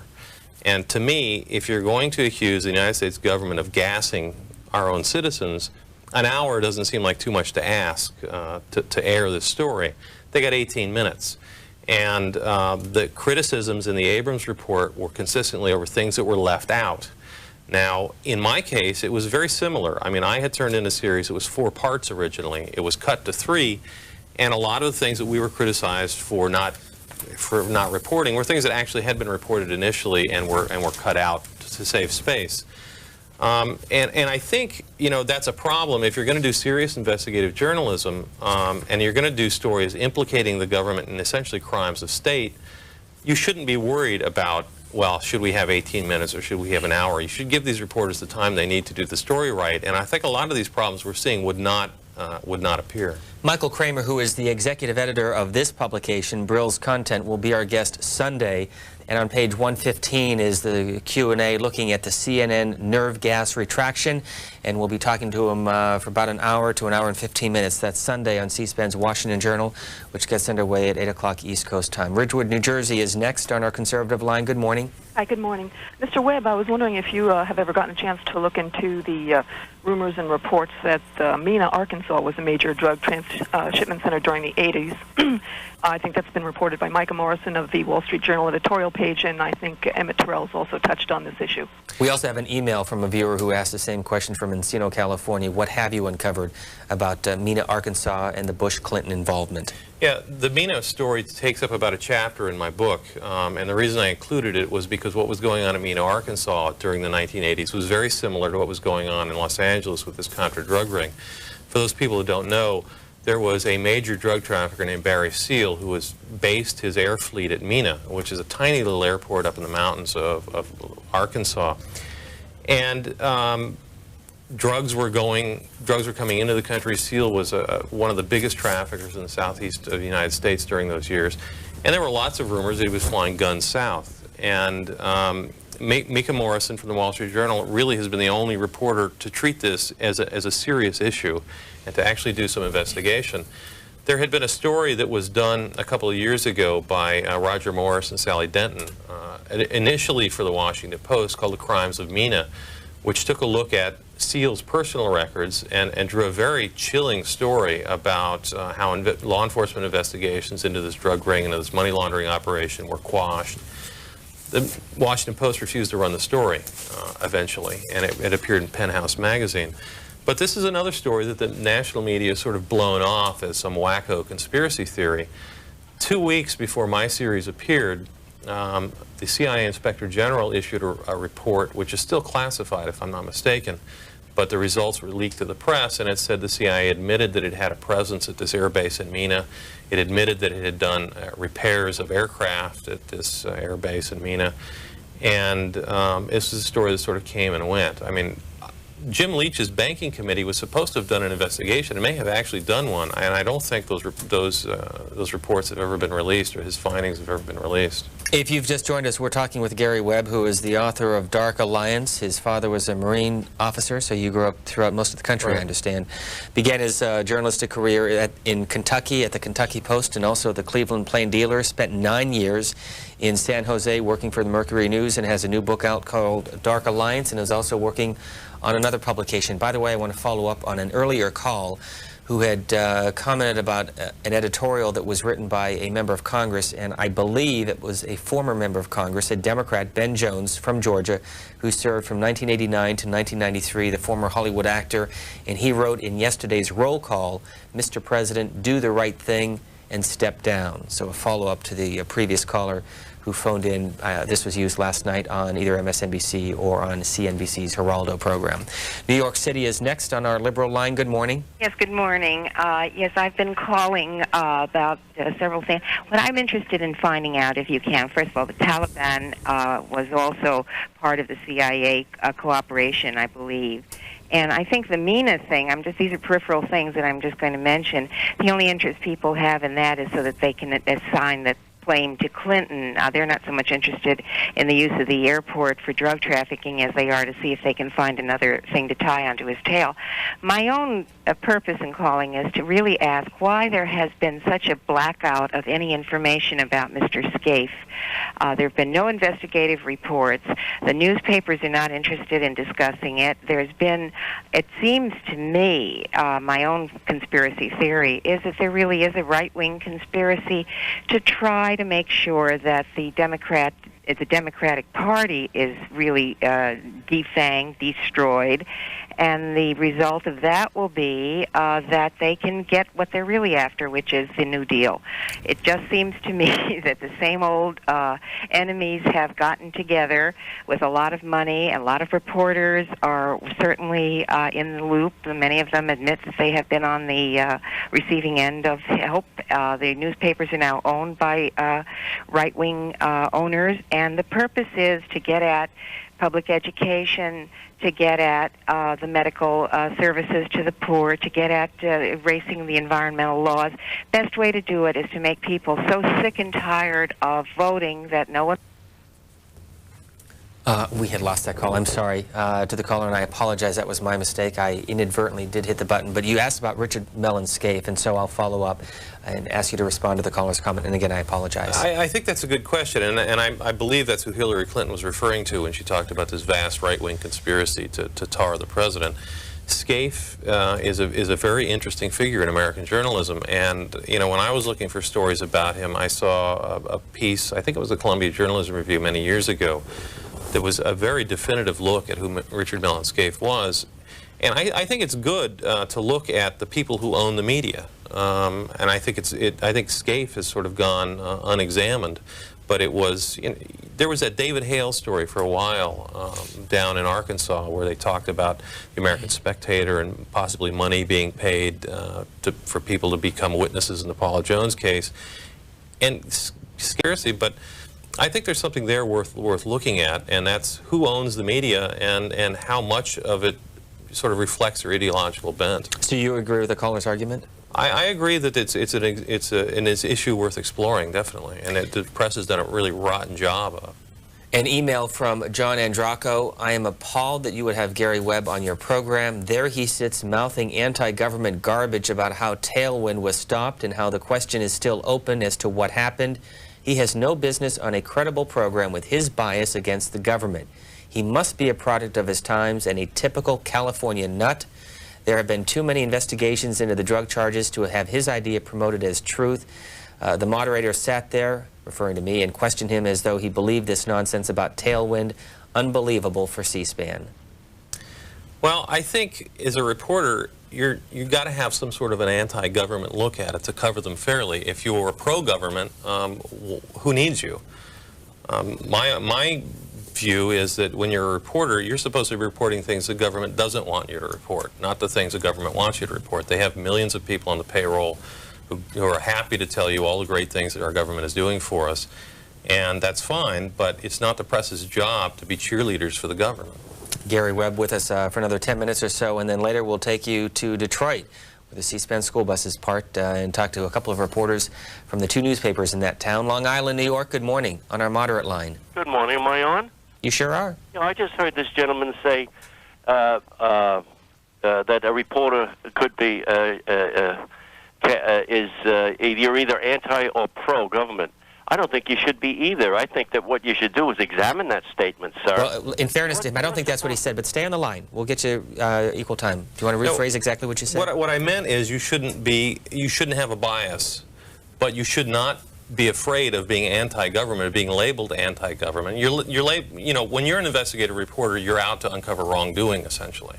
And if you go into the job believing that everything the government tells you is true, you're not going to be very good at what you do. And unfortunately, a lot of reporters these days are not reporters as much as they are stenographers.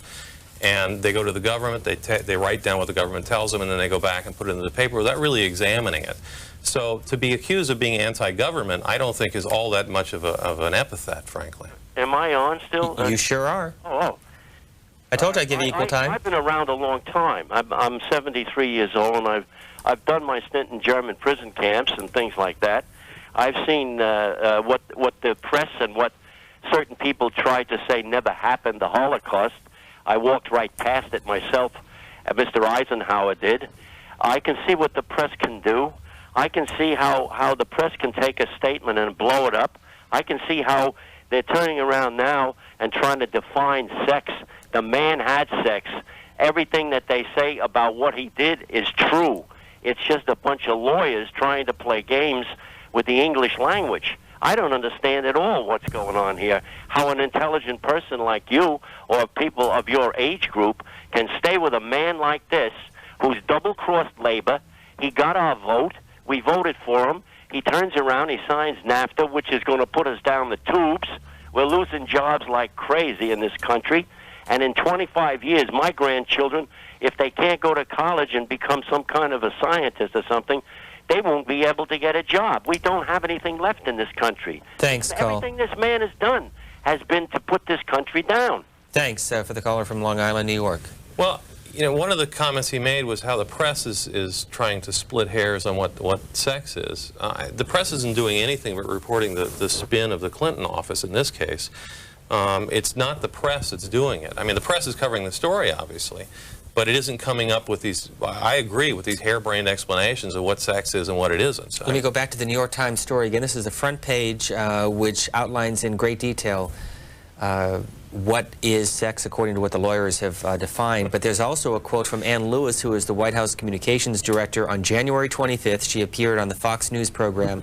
Quote, "Sex is sex. Maybe only in Washington is this considered something we ought to spend a lot of time on. But no, a sexual relationship means what it says, and that includes sex." The story goes on to say, in Mr. Clinton's practice sessions, his advisors and his lawyers are questioning him and designing answers that allow him to acknowledge a relationship with Ms. Lewinsky without going into any graphic detail. That's a big difference between saying I never had sexual relations with a woman and now saying, well, we had a limited sexual relationship. What did Nixon call that? The limited hangout route during Watergate? Murfreesboro, Tennessee, good morning. Good morning. How are you? Fine, thank you. How are you? I'm fine, thank you. Mr. Webb, I'm curious if you're familiar with a book called Spite House, S-P-I-T-E, by Monica Jensen Stevenson. A friend of mine, she wrote the book about a friend of mine and Bobby Garwood, one of the only, I think, servicemen who was actually convicted of defecting during the Vietnam War. And one of the things, in one of the chapters they discuss in there was related to the use, or let's say the service going after defectors, not necessarily the use of nerve gas, but certainly in a vicious way to take care of them without due process. And of course, all of us know that sometimes under the UCMJ, that due process is often set aside. I mean, it's a way that the service deals with things. So I'm just curious if you're familiar with that book at all. Yeah, I have not read it, but I'm familiar with the book you're talking about. And I believe Garwood was on a national radio program the other day talking about what had happened to him. And I did not hear the show, but it was described to me that the other guest on the show was a military officer who had been sent to kill him. So, you know, what you're saying is not outside of the realm of possibility. I mean, defectors were treated very badly. And you know, if he was an actual defector, I'm sure a lot of people wouldn't be too sorry about that. Another email, Mr. Webb earlier pointed out that the media loves covering an easy, sexy story ad nauseum. Sad but true, our media now mirrors the ugly Fleet Street type of yellow journalism from jolly old England. I find it disturbing that a special prosecutor has been questioning American citizens concerning the sex life of our president. Welcome to the age of the sex police. It has only just begun. Many others on Capitol Hill have skeletons in their closets. Such fodder for the American mind. We'll get a call from Flagler Beach, Florida. Good morning on our liberal line. Good morning. Mr. Webb, you were saying that you like to write some books. I have a suggestion you might want to consider. I was paying attention for a while about how many military aircraft were going down. If you were to check the last 3 years alone, you'll be astounded and flabbergasted at the amount of airplanes throughout the world, United States military airplanes, helicopters, that have crashed. There are, I got up to 65, just with my narrow way of finding out. I think you're going to find billions and billions of dollars and hundreds of pilots, and it's not being, nobody's checking on this. You can also check in that book, if you were interested in writing the book, about how the industry, private industry, is stealing away our talented pilots. I have a friend who has 2 sons who were jet pilots, and they were on aircraft carrier Navy pilots, and they went to Iraq, and they became, what do you call them, experimental training. And they're astronauts right now. They're twin brothers, and they're both astronauts. But they were offered a fortune by private industry, and it cost $1 million each to train these guys. But the thing I think should be looked into is why and how many of these aircraft, military aircraft, are crashing. Just a suggestion. You might want to consider that. Bye-bye. I think actually a reporter a couple of years ago won a Pulitzer Prize for a story, and I think it was military helicopters, if I'm not mistaken, how often they were crashing. So, I mean, you've got a point. Florida City, Florida, on our moderate line. Good morning. Good morning. Yeah, I was a smuggler out of Miami from 1967 to 1983. What did you smuggle? I smuggled pot out of Colombia and Jamaica. And why did you do it? Well, because it made a lot of money. How much did you make? For the money, of course, and the action and the fun. But anyway, hold on. How did you do it? Obviously, you flew, but first we used to use sailboats in the early '60s, and then we switched over to for freighters and stuff till about the early '70s. Oh, so you didn't fly? Huh? You didn't fly. You used a boat. Then we switched over to airplanes, and we used airplanes. I used airplanes up until about '83 when I was captured. How much money did you make? Huh? How much money did you make? Oh, I don't know. We made a few millions of it. And what are you doing now? Ben Kramer was the last people I was involved in. That was one of the biggest seizures in the history of this country. But anyway, let's talk about the CIA. Well, one last question, and then I'll let you. What are you doing today? Oh, I'm retired. Retired from drug smuggling. I did 10 years of probation and time, and it was all right. But anyhow, it was very interesting. But anyhow, because I have connections with Nicaragua, because my father was part of the landing crew that captured and executed the Santino brothers, that they named the Sandinistas after. But anyhow, what I want to talk about is the CIA connection with drugs. See, my competitor was the Cubans, and the Cuban connections with the CIA are legendary. Right. And I was wondering if he had any story about. Well, right now they're about ready to turn over Homestead Air Force Base to this group of people I used to be my competitors with, Latin Builders Association, the Cuban organization. But anyhow, I was kind of curious about. In 1988, I lost a D-18 and went on a one-way trip to Costa Rica to haul, canvas and beads and stuff for them, and I never got the plane back. It just kind of went down there, and I believe they probably loaded it with dope and took it to California. The next time I saw it was Miami Vice. It was out there flying on the TV program.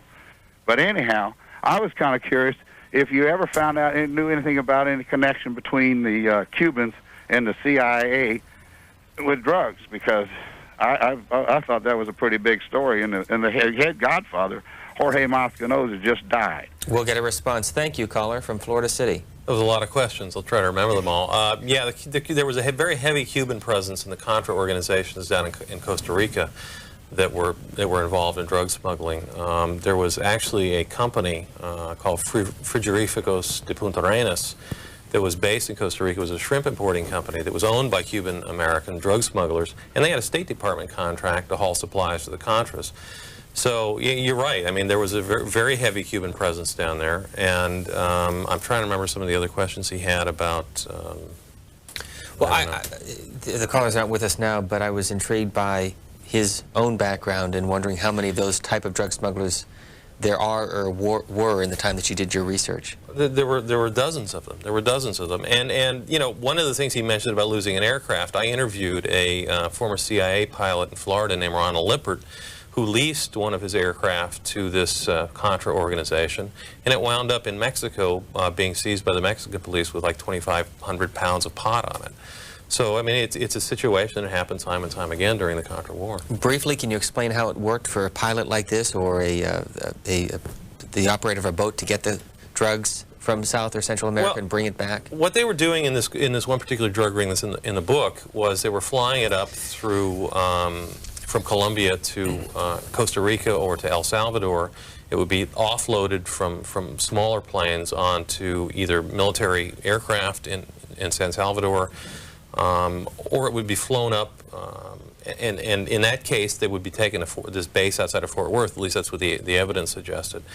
In other cases, they would load him on, like he said, Colombian freighters, and in the case of this drug ring, it was the Gran Colombiana line.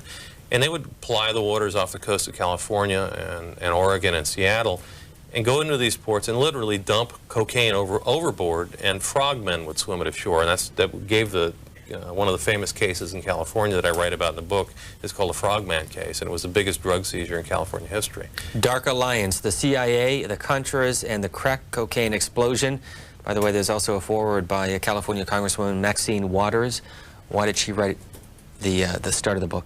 Well, because this impacted most heavily in her district in South Central Los Angeles, and she has been the leading congressional advocate for an official investigation. I mean, essentially right now we've had investigations done by the suspects, the CIA, the Justice Department, and she's pushing for a quote-unquote real investigation by an outside agency or an outside body. A few more minutes with our guest. Louisville is next on our conservative line. Good morning. Yes, good morning, gentlemen. I have 2 points I'd like to make with regards to the Clinton problems that are in the media right now. I've seen presidents since Harry Truman's day, all right? That makes me a little older than you two fellas. But I can tell you this, that this gentleman we have as president now is the most grossly immature man we've ever had in the office, and I think that is unquestionably so. Second, we hear a lot of people calling in and complaining about the partisanship of Mr. Starr. I'd like to remind everybody that there's a gentleman working with Mr. Starr by the name of Samuel Dash. And if I remember my history correctly, Samuel Dash was a Democratic counsel to Sam Ervin on the Watergate Committee, and he was instrumental in bringing Richard Nixon down. Now, if this is such a partisan investigation, why are most, well, not most of them, but why are some of the prosecutors Democrat, and why is Mr. Dash, in fact, working with Mr. Starr? Thanks, caller. Gary Webb? I don't know the answer to that, other than, you know, prosecutors are prosecutors. I don't think most of them, by and large, are particularly partisan, although there's a lot of evidence of partisanship by Ken Starr. There are 2 Nixon references that I want to bring to our viewers' attention. First, Jack Germon and Jules Woodcover in the Baltimore Sun. Syndicated columnists have a piece, The Nixon Tapes, Cutting Up History at a Price.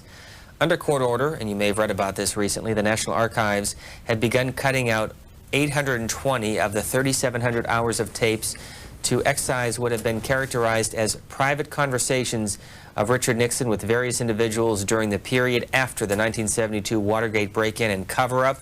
John Carlin, who's the archivist at of the U.S., says he entertains the hope that the Nixon estate at some point may agree to make public some of the conversations on political matters now classified as personal or private. But waiting for that to happen is about as likely as waiting for Nixon to admit guilt at the time or later in the Watergate cover-up.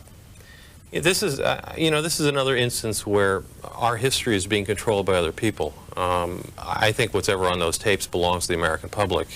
I mean, Nixon's privacy rights died when he did.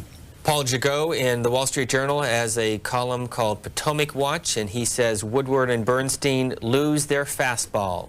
The big reason I got into journalism was Carl Bernstein and Bob Woodward. As a college reporter, I cheered their zealous pursuit of Watergate and all the president's men. But it seems the years have given the pair second thoughts about holding politicians accountable under the law. Or so I conclude from their views about presidential scandal expressed Sunday on NBC's Meet the Press. Mr. Bernstein, the legendary rebel, now sides with the White House establishment. Mr. Woodward was more balanced, but he still embraced Mr. Bernstein's new proportionality standard, at least for President Clinton. Paul Jagot goes on to say that Mr. Bernstein now says that the Clinton scandal is merely about a private consensual sexual matter that bears no resemblance to Watergate. You know, I was at a convention of investigative reporters a couple years back, and Seymour Hersh was one of the keynote speakers, you know, the semi-legendary investigative reporter formerly of the New York Times.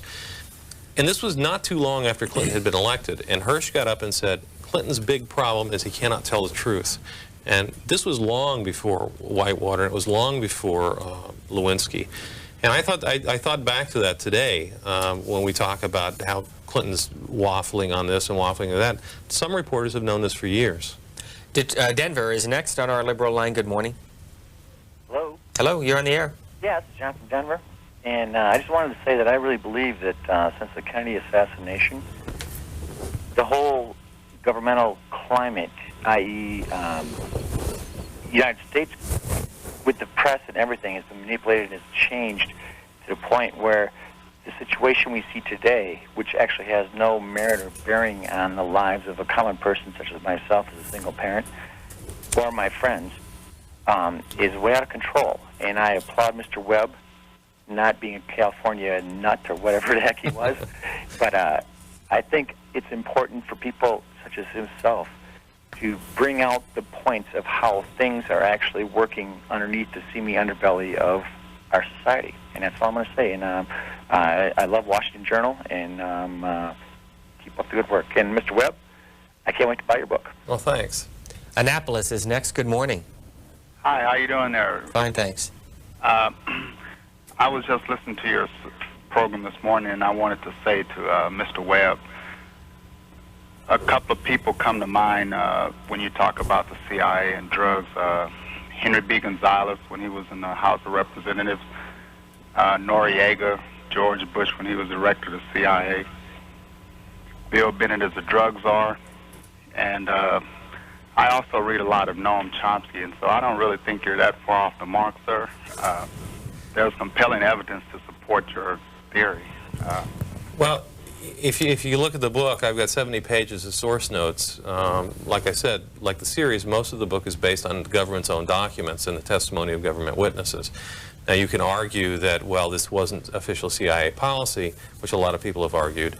I will point out that at the House Intelligence Committee hearings in March, the Inspector General of the CIA, Frederick Hitz, disclosed that there had been an agreement signed in 1982 between the director of the CIA, William Casey, and the former Attorney General, William French Smith, which allowed the CIA not to have to report incidents of drug trafficking by its agents and its assets. And I think, you know, that sort of eliminates the question as to who knew what when you've got the chief law enforcement officer of this country and its top intelligence official agreeing, sort of making a gentleman's agreement that the CIA doesn't have to tell the Justice Department when its agents and assets are drug trafficking. You've got a serious problem there. And I think the most shocking thing to me and to the members of the Congressional Committee was the fact that this agreement stayed in effect until 1995. So you had 13 years there where the CIA did not have to report drug trafficking by its people. How long has the book been out? It's been out approximately a month and a half. And the reaction? The reaction's been very favorable. I mean, even the Washington Post, which is a very strident critic of the series, gave it a fairly positive review last Sunday. And where will this all lead? What's going to happen as a result of this book?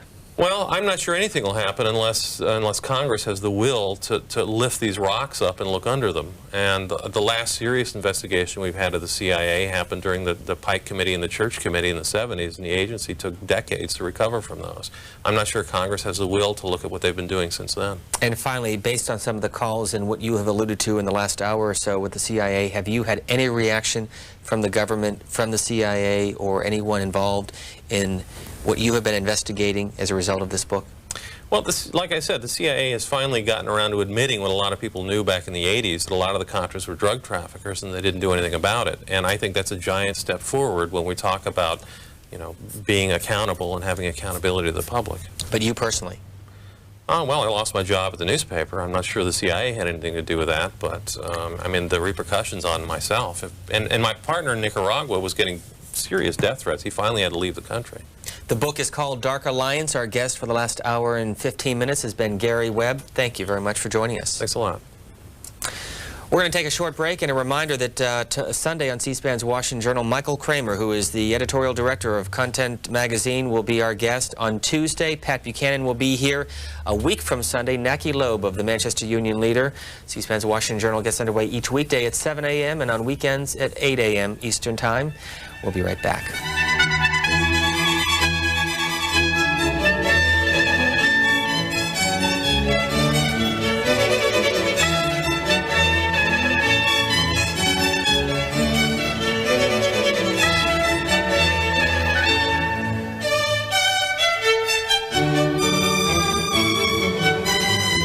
Next, we join the C-SPAN school bus from Detroit's Belle Isle Park.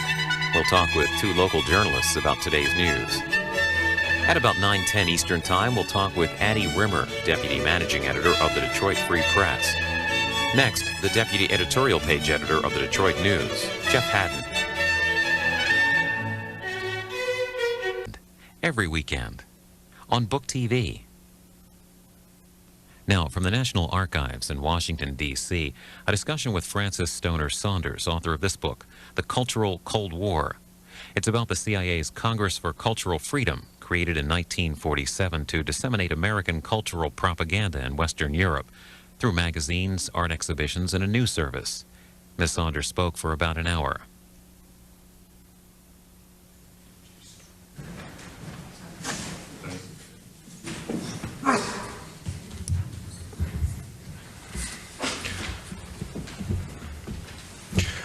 Good evening, ladies and gentlemen. My name is Sam Anthony, and I'm your host for tonight's lecture and book signing. On behalf of the Archivists of the United States, I'd like to welcome you to the National Archives. We are honored to have with us Frances Stoner Saunders as she will discuss her book, The Cultural Cold War, the CIA, and the World of Arts and Letters. A few points before we begin. When you first came in tonight, you received a program. We also have some calendars of events for May and for June. These are free. You may take them home with you, or you may sign up on the sheet outside and have these mailed to your work or home address. Following tonight's lecture at 8 o'clock, we will have copies of the book for sale. Ms. Saunders will be signing books at the end as well. We will make time at the end of our lecture for some question and answers from the audience. So why don't we get started? Frances Stoner Saunders comes to us from England, where she was born and bred in London. She graduated from Oxford University and then has worked as an independent film producer on such documentaries as the 4-hour Hidden Hands, A Different Story of Modernism. Her short story, Big Things, was published in New Writing. Would you please welcome Frances Stoner Saunders.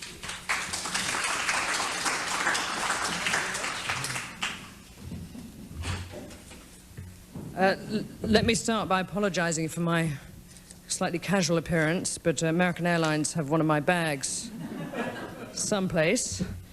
So this is the best I could do. I was asked just now, and I think it's probably a good place to start, why someone who took an English degree at Oxford would possibly get involved with a story involving the CIA. And I have to say, briefly, I shall describe the accidental journey that brings me here, which is that, nothing to do with the suitcase, by the way, which is that in the early 90s, I was researching or developing a series of documentaries for independent television in England, whose motivation, I suppose, or the animating spirit of which was to discover a different way of telling the history of modernism in the 20th century. And we wanted to take art history out of the story for a while and look at the sociological or the political or the spiritual influences on 20th century avant-gardism. And in the midst of this rather kind of inchoate research, I was sent an article by Eva Cockcroft, which was published in 1974, which turns out to be a seminal piece. And the title was Abstract Expressionism, the CIA, Weapon of the Cold War. And I figured, what on earth has Jackson Pollock got to do with Cold War politics? To cut a long story short, I went ahead and made a documentary which investigated the rumor that there was more than just an implicit link between the success of abstract expressionism in Europe, and indeed domestically, and American foreign policy objectives during the Cold War. That's how I got into the story. As in all documentaries, half of the really good material you have is on the cutting room floor. And I felt that, you know, I had the book already, I should just go ahead and write it. And 3 years later, I realized that was astonishingly naive. And after spending a good part of, 1.5 to 2 years in archives in Abilene, Kansas, and your National Archives here, and just about everywhere else in the States, I realized that I had a much bigger story than I had anticipated. So I spent the next 1.5 years writing it, and this is the result. Now, what I'm going to do tonight is I'm going to read a talk which is really a kind of overview, a précis, of the claims of the book and also some of the questions that it raises. And I think then we can go to some questions, and if it's lacking in detail, please feel free to ask me to flesh that out. In the spring of 1966, the British poet Stephen Spender wrote a letter to Julius Fleischmann, patron of the Congress for Cultural Freedom and president of the Farfield Foundation. These two bodies were the publisher and financial arm, respectively, of Encounter magazine, of which Spender was co-editor. Both billed themselves as privately funded, independent organizations committed to promoting intellectual and artistic freedom. But rumors had been circulating at every literary cocktail party in London, Paris, and New York that they were not quite as free as they appeared, and Spender now wanted urgent clarification. Was it true, he asked Fleischmann, that the Congress and the Farfield Foundation were financially beholden to the American government? The allegation, he continued plaintively, was putting him in a terrible position as the editor of a magazine which emphasized its independence. After a delay of several months, during which time Spender's letter was passed from hand to hand in Washington, Spender received the reply he was hoping for. There was absolutely no truth to the rumors. Both the Congress for Cultural Freedom and the Field Foundation, in Fleischmann's words, had never accepted any funds from any government agency. Less than a year later, the hollowness of this denial was established. Fleischmann, heir to a vast gin and yeast fortune, was awash with money and had acquired the sobriquet, the Maecenas of American culture, for his abundant largesse towards the Congress for Cultural Freedom and its multitude of offshoots. But he was also legendary for his personal meanness, the stingiest rich man I have ever known, according to one contemporary. Spender, too, had first-hand acquaintance of Fleischmann's parsimony. When his wife had borrowed a dime from Fleischmann to make a telephone call in a restaurant where they were dining, she had been urged, in all seriousness, to repay it. Junkie, as he was known, didn't forget his debts.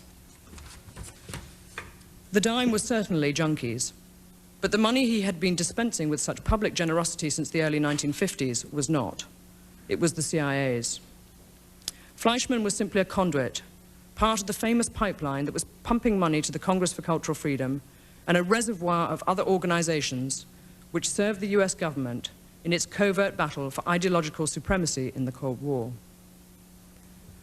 While Spender appeared content to broadcast the denial he had received from Fleischmann, others were less acquiescent.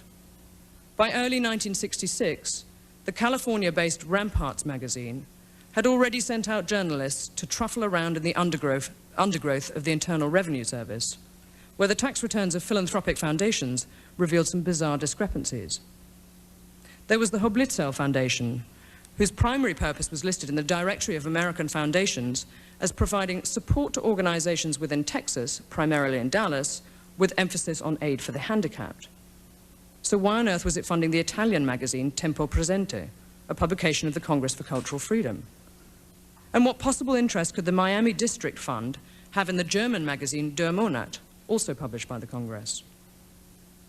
Ramparts was closing in on the CIA's crown jewels.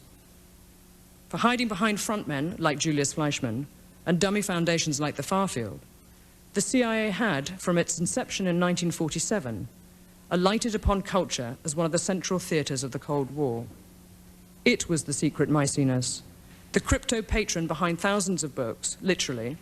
I think its backlist runs to over 1,000 publications, of books in which it was wholly or partially involved, and scores of magazines, congresses and concerts, art exhibitions and seminars. At the close of the Second World War, the United States, the one outright victor, had suddenly found itself a superpower. Needing a culture to match, it stared over the wire at Russia, which had pursued intellectual politics ever since Catherine the Great, and set about acquiring worldwide intellectual admiration and support. As the Cold War froze and ideologies divided, the US government, through its intelligence and espionage arm, poured huge resources into a cultural propaganda campaign. A central feature of this campaign was to advance the claim that it didn't exist.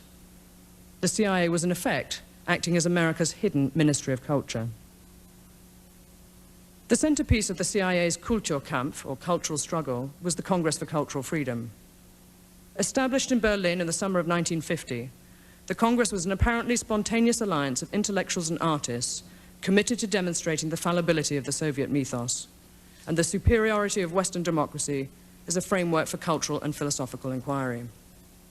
Its membership read like a who's who of the éminence grise of the period. Julian Huxley, Mircea Eliade, André Malraux, Guido Piovene, Herbert Reed, Thornton Wilder, J.P. Narayan, Hugh Trevor Roper, James T. Farrell, Raymond Aron, Igor Stravinsky, Ignazio Silone, Roberto Rossellini, Willy Brandt, Ernst Reuter, A.J. Ayer, Herbert Reed, Malcolm Muggeridge, James Burnham, Sidney Hook, Arthur Schlesinger Jr., Arthur Koestler, Mary McCarthy, Diana and Lionel Trilling, Norman Thomas, Upton Sinclair, John Steinbeck, Alan Tate, Robert Penn Warren. The list is endless. I could go, sorry, it is endless. I've just realized it goes on and on. It even features Jackson Pollock, though he was probably drunk when he joined. Honorary presidents were Bertrand Russell, Benedetto Croce, John Dewey, Carl Jaspers, Salvador de Madariaga, Jacques Maritain, and Reinhold Niebuhr. Its achievements, not least its duration, were considerable. At its peak, the Congress for Cultural Freedom had offices in 35 countries, employed hundreds of personnel, published over 20 prestige magazines, including its flagship, Encounter, held art exhibitions, owned a news and feature service, organized high-profile international conferences, and rewarded musicians and artists with prizes and public performances. To avoid another list, amongst these were the Boston Symphony Orchestra, Abstract Expressionism, the Mozarteum Akademie Orchester of Salzburg, Tanglewood Music School, International Pen, the Philharmonica Hungarica, the film versions of Animal Farm in 1984, Metropolitan Opera, Berlin Cultural Festival, and many, many other organizations and events were indirectly, and whether they knew it or not, and whether they liked it or not, linked to the Congress for Cultural Freedom or indeed other fronts run by the CIA. This prolific activity made the Congress for Cultural Freedom a compelling feature of Western cultural life. From the platforms of its conferences and seminars, and across the pages of its learned reviews, its members acquired an audience for their views which no other organization, except perhaps for Moscow's Cominform, could deliver. Just as Wright MacDonald so memorably described the Ford Foundation, the Congress for Cultural Freedom was a large body of money, completely surrounded by people who wanted some. For the CIA, the Congress, codenamed QK Opera, was the prize in its propaganda assets inventory, a register of the fronts on which it knew it could rely. Known unofficially as Wisner's Wurlitzer, after Frank Wisner, head of the Office of Policy Coordination, the nickname reveals the agency's perception of how these assets were expected to perform. At the push of a button, Wisner could play any tune he wished to hear across the world. In early 1966, word reached the CIA that Ramparts was pursuing leads to its web of cultural organizations. Richard Helms, Deputy Director for Plans, immediately appointed a special assistant to pull together information on Ramparts, including any evidence of subversion, and to devise proposals for counteraction. By May, Helms was feeding the White House with the inside dope on Ramparts as part of a campaign to smear the magazine, its editors, and contributors. Much of the information supplied by Helms had been produced from trawling through agency records. Additional dirt was supplied courtesy of the FBI. Helms, who was convinced that Ramparts was being used as a vehicle by the Soviets, ordered a full investigation of its financing, but failed to turn up any evidence of foreign involvement. After reading through the Ramparts file, Presidential Assistant Peter Jessup penned a memo with a memorable subject line, "A right cross to the left temple," which read, "In view of Ramparts' dedication to smearing the administration and the murky background of its sponsorship, one might think that some agency of the government would be pursuing the threads involved here." A week later, the magazine Human Events ran a smear under the title "The Inside Story of Ramparts Magazine." Its journalists were dismissed as snoops, eccentrics, ventriloquists, and bearded new leftniks who had a get-out-of-Vietnam fixation. Signed by one M.M. Morton, quote, "the pen name of an expert on internal security affairs," unquote, the article bore all the hallmarks of a CIA plant. As did a News Weekly piece of the same week, "Who Really Mans the Ramparts?" and an article in the Washington Star, both of which announced serious doubts about the bona fides of Ramparts, which was described as not only a muckraker, but a muckraker with a malevolent motive. The CIA did everything it could to sink Ramparts. Quote, "I had all sorts of dirty tricks to hurt their circulation and financing," Deputy Inspector General Edgar Applewhite later confessed. "The people running Ramparts were vulnerable to blackmail," he said. "We had awful things in mind, some of which we carried off. We were not in the least inhibited by the fact that the CIA had no internal security role in the United States." Amazingly, given the awfulness of the CIA's intentions, Ramparts survived to tell the tale. Just as it feared, it went ahead and published its investigation into the agency's covert operations. The magazine's findings were swiftly picked up in national newspapers, and an orgy of disclosures followed, leading one commentator to conclude that, before very long, every political society, philanthropic trust, college fraternity, and baseball team in America will be identified as a front for the Central Intelligence Agency. At about the same time, a series of articles appeared in the New York Times, exposing a wide range of covert action undertaken by the Dark Angels of American government. As stories of attempted coups and mostly botched political assassinations poured onto the front pages, the CIA came to be characterized as a rogue elephant, crashing through the scrubland of international politics, unimpeded by any sense of accountability. Amidst these more dramatic cloak and dagger exposés came details of how the American government had looked to the cultural Brahmins of the West to lend intellectual weight to its actions. The suggestion that many intellectuals had been animated by the dictates of American policymakers rather than by independent standards of their own generated widespread disgust. The moral authority enjoyed by the intelligentsia during the height of the Cold War was now seriously undermined and frequently mocked. The consensocracy was falling apart. The center could not hold. And as it disintegrated, so the story itself became fragmented, partial, modified, sometimes egregiously, by forces on the right and indeed on the left, who wished to twist its peculiar truths to their own ends. Ironically, the circumstances, therefore, which made possible the revelations contributed to their real significance becoming obscured. As America's anti-communist campaign in Vietnam brought it to the brink of social collapse, and with subsequent scandals on the scale of the Pentagon Papers and Watergate, it was hard to sustain interest or outrage in the business of Kulturkampf, which in comparison seemed to be fluff on the side. History, wrote Archibald MacLeish, is like a badly constructed concert hall with dead spots where the music can't be heard. What I've attempted to do in this book is to record those dead spots. It seems to me that it's the duty of historians to seek a different acoustic, to look for a tune other than that played by the official virtuosi of the period. Gore Vidal, that wonderful charlatan, has described recent American history as a phenomenon where the agreed-upon facts are not as numerous as professional historians like to think, obliging them to fictionalize anew those official fictions that have been agreed upon by altogether too many too interested parties, each with his own 1,000 days in which to set up his own misleading pyramids and obelisks that purport to tell some time. Let's not settle for the agreed-upon facts, then, but rather challenge them. This, then, in brief, is the story I've tried to piece together by wandering through the misleading pyramids and obelisks. Drawing on an extensive, highly influential network of intelligence personnel, political strategists, the corporate establishment, and the old-school ties of the Ivy League, the incipient CIA started, from 1947, to build a consortium whose double task it was to inoculate the world against the contagion of communism and to ease the passage of American foreign policy interests abroad. The result was a remarkably tight network of people who worked alongside the agency to promote an idea that the world needed a Pax Americana, a new age of enlightenment, and it would be called the American Century. The consortium which the CIA built up, consisting of what Henry Kissinger has described as an aristocracy dedicated to the service of this nation on behalf of principles beyond partisanship, was the hidden weapon in America's Cold War struggle, a weapon which, in the cultural field, had extensive fallout.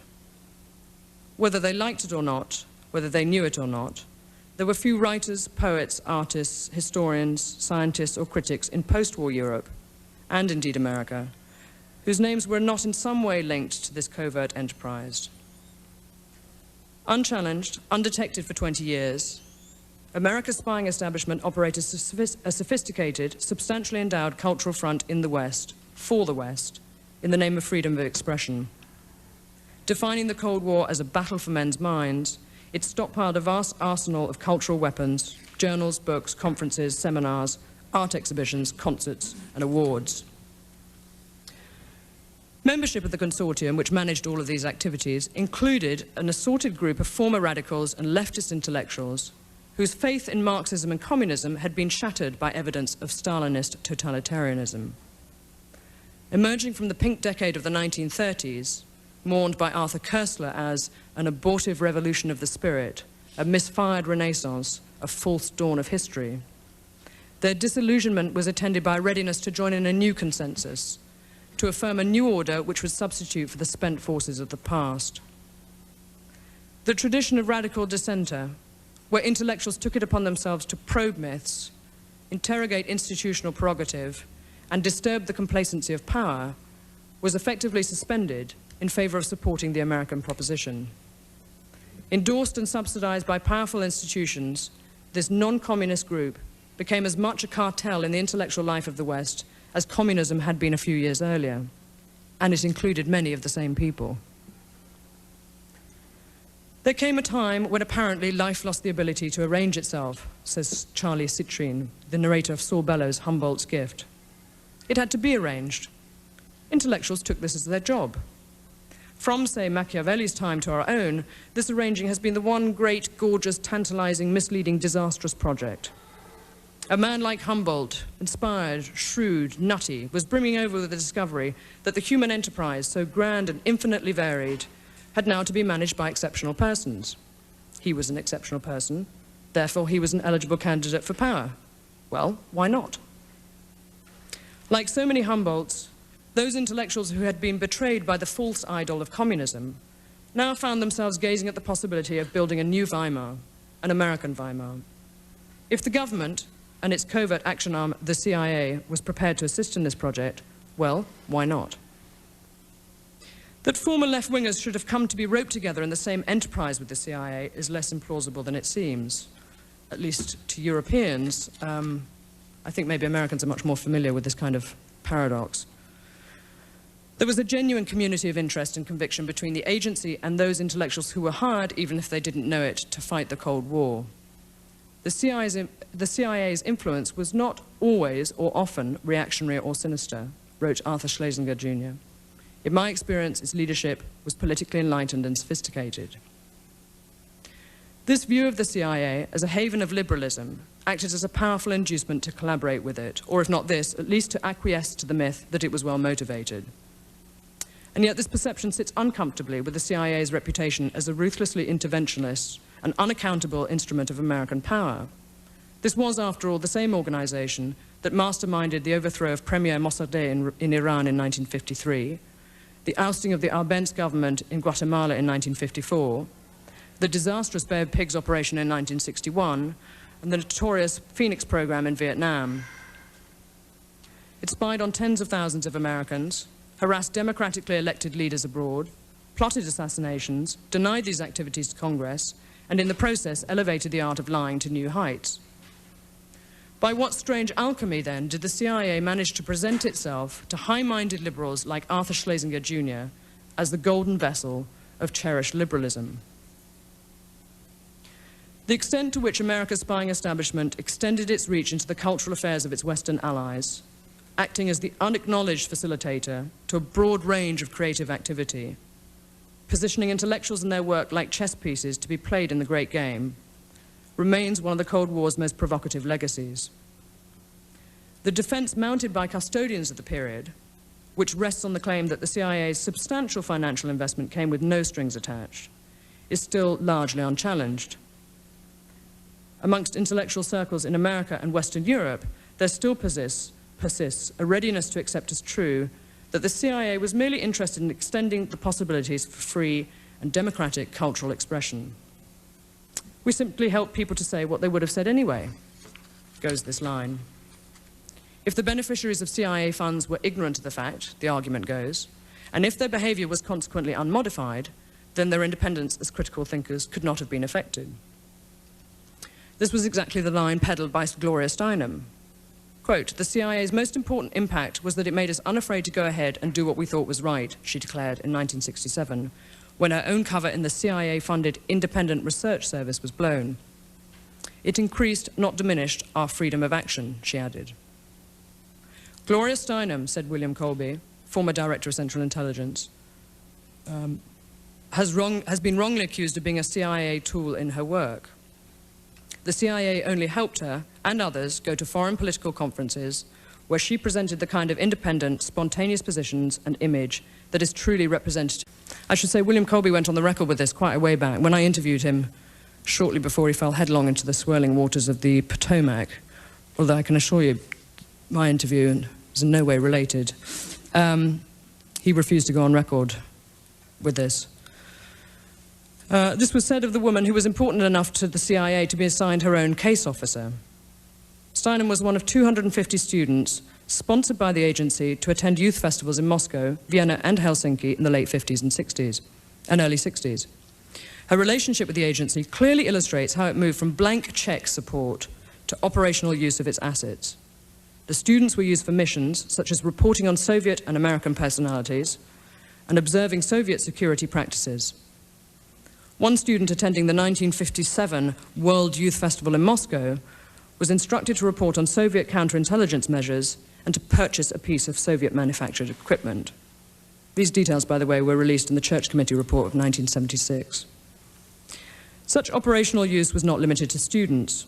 Artists, athletes, leaders, and specialists in all cultural fields who were traveling to Europe under the auspices of the Fulbright-Hays Act, which expressly forbade political use of cultural exchange programs, were also frequently used.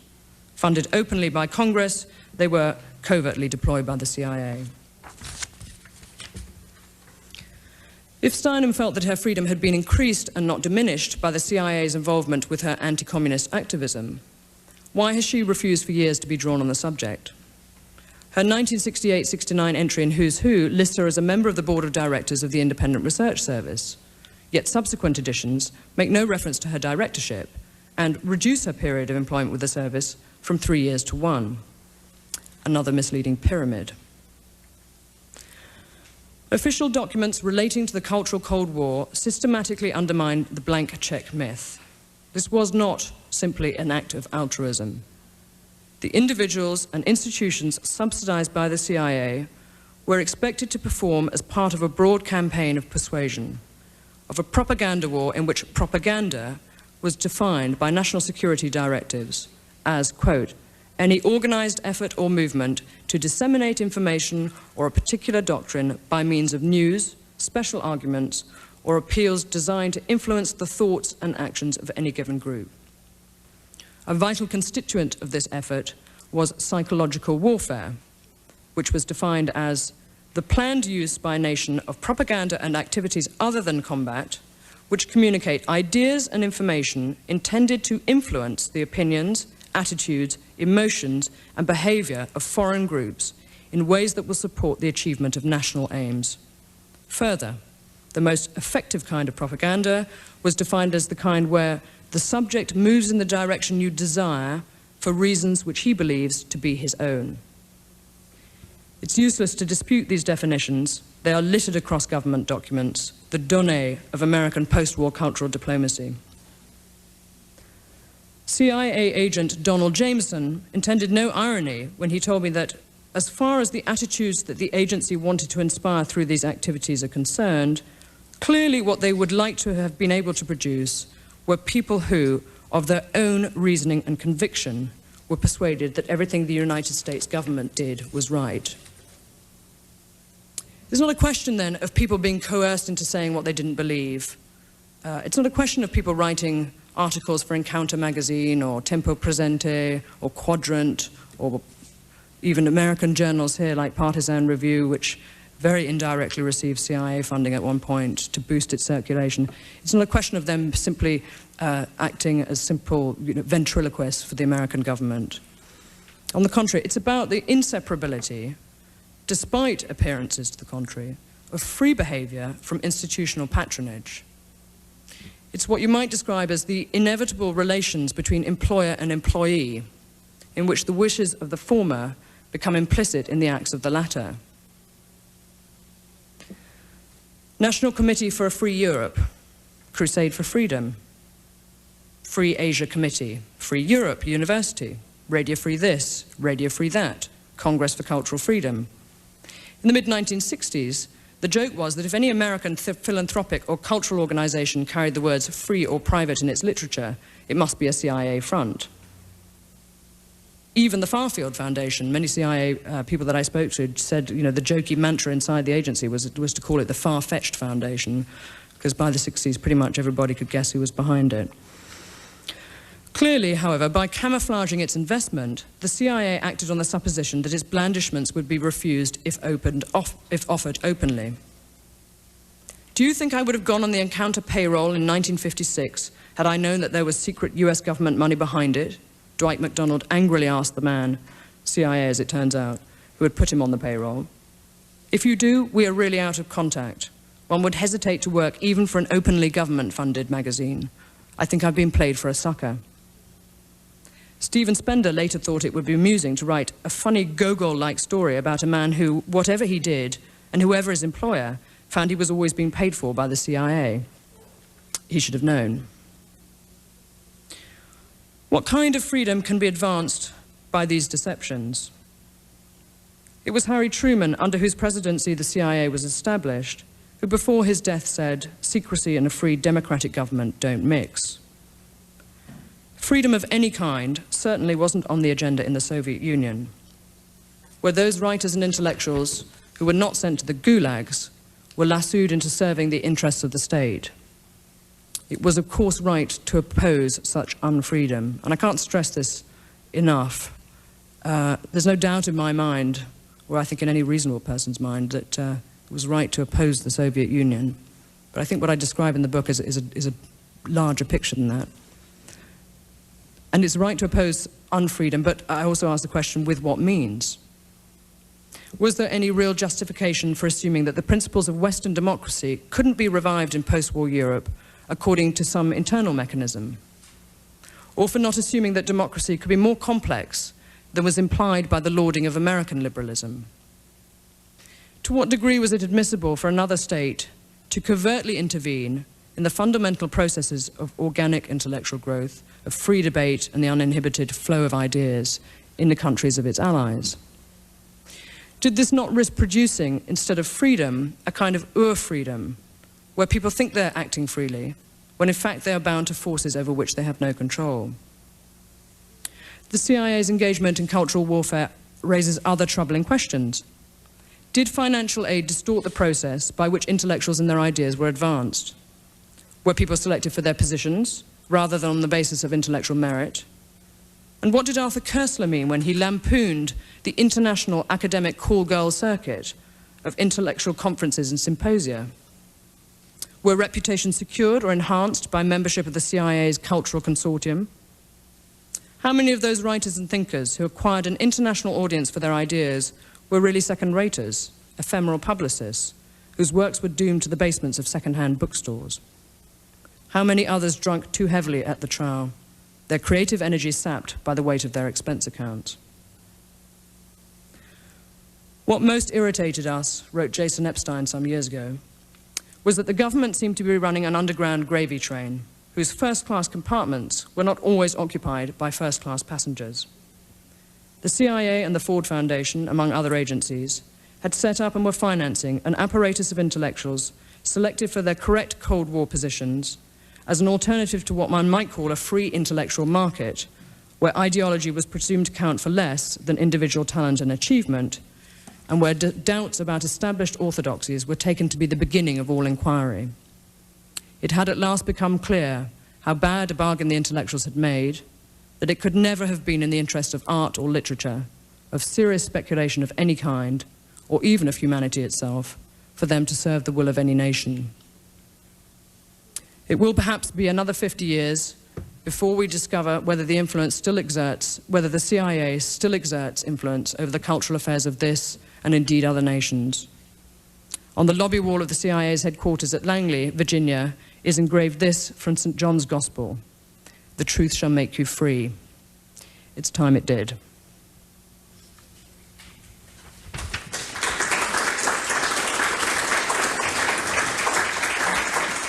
Do we have time for questions from the audience? Yes, sir. Yes, you talked about my prisoner's Willis organ and the encounter, as I think you said, the flagship of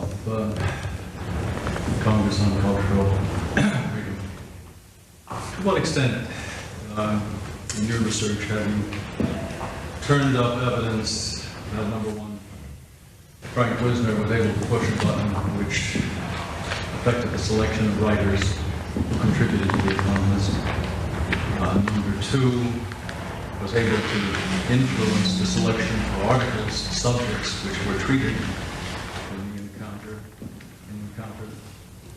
Number three, the degree to which contributors to encounter were aware of where the money was coming from, and therefore would be in a relationship relevant to your employer-employee metaphor.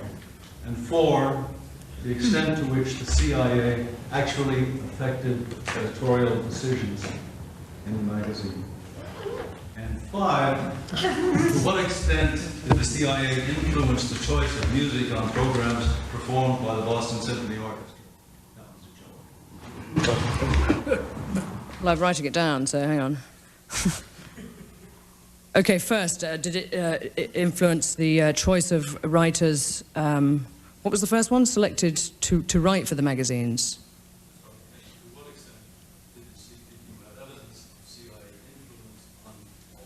Okay, well, when the Congress for Cultural Freedom was set up in 1950, the CIA had a very direct influence on the personnel who were selected to run it. There was a man called Nicholas Nabokov, who was the second candidate put forward to be the sort of the official impresario, if you like. Well, if you'd let me finish, I'll tell you. The first candidate was Louis Fisher, who was not approved at Washington for a whole variety of reasons, principally because he was American and it was thought that he was, this made it too overtly kind of an American organization rather than a European one. You won't find Louis Fisher in The God That Failed, which was published in 1949, and you won't find him writing for any of the Congress magazines. I would say that I'm not entirely clear what the agency's objections were to Louis Fisher, but he's not there. And as an anti-communist, and as a prominent member of the non-communist left, at least in America, one might ask why. But there are papers relating to the choice of candidates for those roles in the early days of the Congress of Cultural Freedom, and the same applies to the editors. As for writers, it was for the editors to decide, of the individual magazines, for example, to decide who they were going to commission to write a piece. Very rarely was anybody dropped because of orders from Washington. I mean, the point is that it wasn't necessary. These were people who were selected for the correctness of their positions. You wouldn't have had an editor of Encounter magazine, which was set up in '53, who was openly opposed to the Korean War. It just wouldn't have happened. When I asked Tom Braden, who set up the International Organizations Division, whether or not the CIA had a right to veto, they said that they did have a right to veto, and that if someone had stood up at the Congress for Cultural Freedom in Berlin in 1950 and wanted to make a speech against the Korean War, they wouldn't have done it. I mean, they would have been vetoed. The point is that right to veto was very, very rarely exercised, which you can take to be an indication, if you like, of how Washington, I think, was effectively happy with the magazines and generally the kind of publishing activities that it had, that it was funding. Dwight MacDonald's piece, famously in 1956, which was submitted to Encounter, accepted by Stephen Spender, and subsequently rejected, accepted, and then finally rejected. It has always been said that the reason it was rejected was because it was a bad piece. It was a kind of instinctual rebuttal of America, guided by Dwight's sort of, nutty romanticism for Europe, subsequent to spending 3 months in Tuscany, because that can, turn anybody's head, as we all know. But the literature that the correspondence that I found, speaks specifically of his points about Korea, and that they felt that it was extremely bad and almost pro-Soviet propaganda to reprise the claims of Eugene Kincaid, who had written extensively in a commissioned report for the US government of the collapse of morale amongst US soldiers, prisoners of war, in Korea. This was information that it was decided in Washington was not going to be published. That was the reason that article was not published. So when people say to me, well, there aren't enough examples of articles being axed, or of people being vetoed, or of people being coerced, it's not about coercion or vetoing. It's about simply setting up an organization of publications which have all sorts of cultural bona fides, which, by the by, publish, some of the most memorable essays of the period. Isaiah Berlin's 6 pieces on Russian literature was published in Encounter. I mean, let's not, do a demolition job on the achievements in terms of, great argument and great pieces of these magazines. But, this was the cultural side of magazines that also had a kind of political agenda. Encounter was a very prestigious magazine. Articles were well written. Writers wanting to make a name for themselves would have wanted to publish it. Is there evidence that significant numbers of writers who didn't have the right opinions wanted to be published in Encounter, and were not? Now, I spoke to a lot of people who didn't feature in Encounter, but who were sort of the period, who told me they would never go anywhere near Encounter because they knew they wouldn't be published. That's not a scientific answer to your question, but the feeling was that, Hugh Trevor Roper said in 1950 that he thought the Congress for Cultural Freedom was being backed by the Americans. He wasn't bothered by that. He went on to, he was with the Congress and he wrote many times for the for Encounter magazine. But there were others who had the same feeling early in the 50s and who were uneasy with it and who chose not to write for Encounter. My point about all of this is it's not so much a question of editorial control, although it's clear that guidance was issued at a certain level and was then passed down. I mean, I have many documents relating to guidance that was passed on to the editors. They could then fight it. They could then say, I don't want to do something about, Highland dancing in Scotland because, I'd rather run a piece about the European market, for example. But this was a, clearly a give and take situation. These people were not patsies. Nobody's patsies. But what I would say to you is that I think the Jason Epstein quote goes some way to describing what members of the independent left in Western Europe felt, which was that they weren't being given a chance to compete fairly on a level field in their non-communist activities with subsidized non-communist activities, which had grown into a kind of, sub-profession. Two questions. The first question is, how robust are the evidences that you have offered in your book? I just scanned through your book. I have not read them.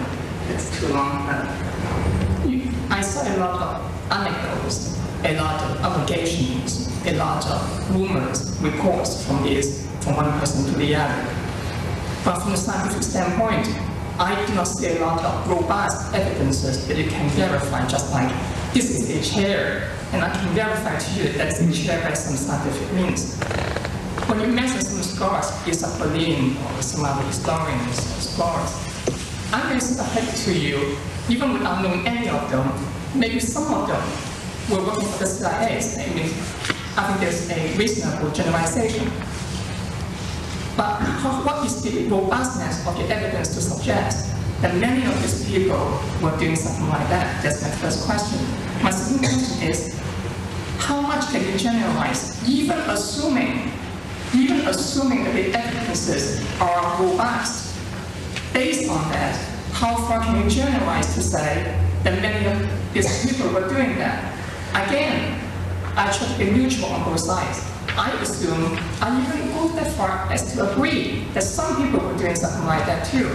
When you mention like the Fulbright Hays scholarship board, and some of those people, they went to Europe or wherever, maybe they were a covert agent. I am a Fulbright scholar, by the way, and it offends me a bit because a lot of those people that I know, I doubt very much that they were doing some covert research operation. And in Morgan, I was doing something for the CIA.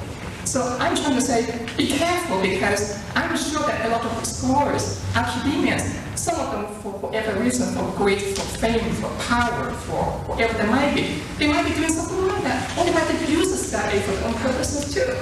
But be careful, because every time when you make some stuff like that, of the CIA, the KGB, you have a lot of sensational stories and people listen to you. That is a beautiful, wonderful soundbite. But how much can you prove? What exactly can you prove? All I saw in your book is a lot of other... Can I answer? Yes, please do. Perhaps. You haven't read the book, as you say, but I absolutely take your point, and I think that, there is naturally a danger when you deal, particularly with, some big names of sensationalism, and I've noticed in quite a few of in some of the reporting of this book, and in some of the reviews by, fairly prestigious reviewers, both for and against the book, that, very simple mistakes have been made by misreading of what I say, and not misinterpretation, but misreading. People confuse the details that I give about the American military government's cultural programs in Berlin, all of which are available for inspection in the National Archives here, with later programs or projects that the CIA were involved in, which had nothing to do with the American military government. I found that the two case scenarios have been confused. Let's talk about Fulbright. The evidence for the Fulbright comes from the Church Committee report of 1976, and I recommend you read it. This was the most compelling and serious analysis, sustained analysis of US intelligence operations. Anyone who reads this report I think we'll come away with a clear feeling about what the distinctions are between, as you say, evidence and supposition or generalization. And I took the Church Report Committee as one of the kind of backbones, together with a couple of other committees' reports, including the Cox Committee report of 1952, which is astonishing in its level of detail about the CIA's intrusion into the field of philanthropic foundations, and gives facts and figures, numbers of foundations involved, how much of their percentage of their spending was going to CIA projects. I use those as a kind of, backbone, and I think, one assumes that one can rely on congressional committee inquiries. I interviewed people who had never been interviewed about this before. I was very careful not to use hearsay or allegation. I don't believe in, I've read several books that deal with the communist fifth column in America, in which it said, there's very recently been the publication of the Metrokin Archive, an invaluable historical document, which has been published here in the UK, in which people are named as KGB spies, with absolutely no effort to talk to them, to ask them whether they have a response to the allegation before it's published, and on the basis of what one KGB officer says. I didn't take, on the basis of what one CIA agent told me, anything to be de facto truth.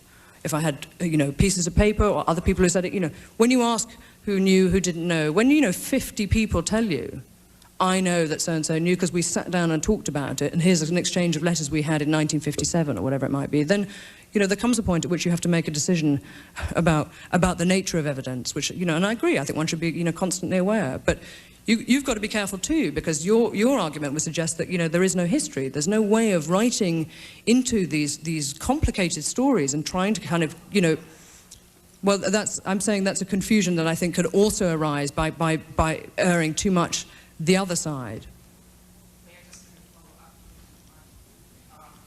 I'm not saying that I even agree with you. I mentioned several times that there are some people that are doing that, okay?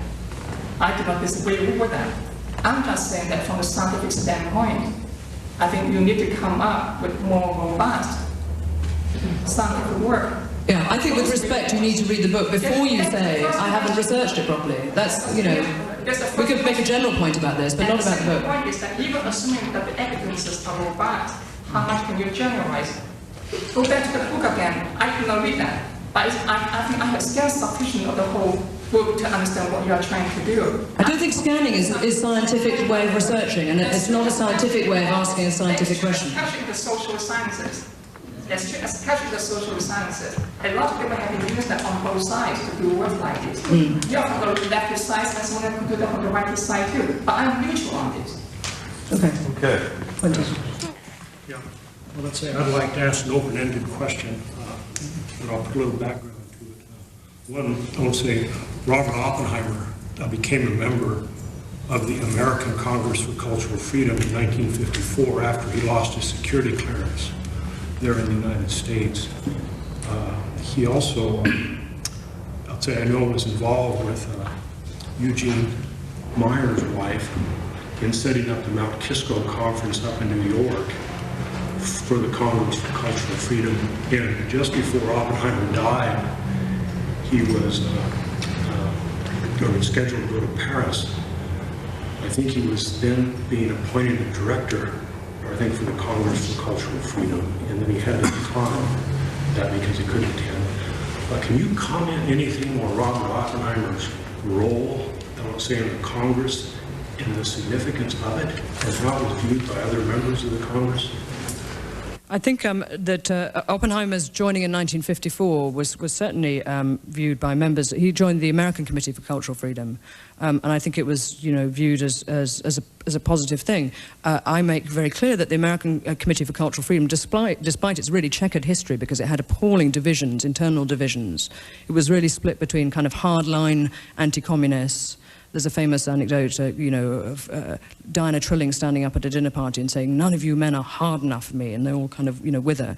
But between the hardline communists, anti-communists in the American Committee and the moderates, and this history, if you like, is something that I show through a lot of documentation. Arthur Schlesinger's papers and his own words on this matter are fairly revealing. So I think that Oppenheimer's joining in '54 was seen to be a very positive sign, because it gave an air and real weight to the American Committee for Cultural Freedom's title, which was that it was fighting for cultural freedom.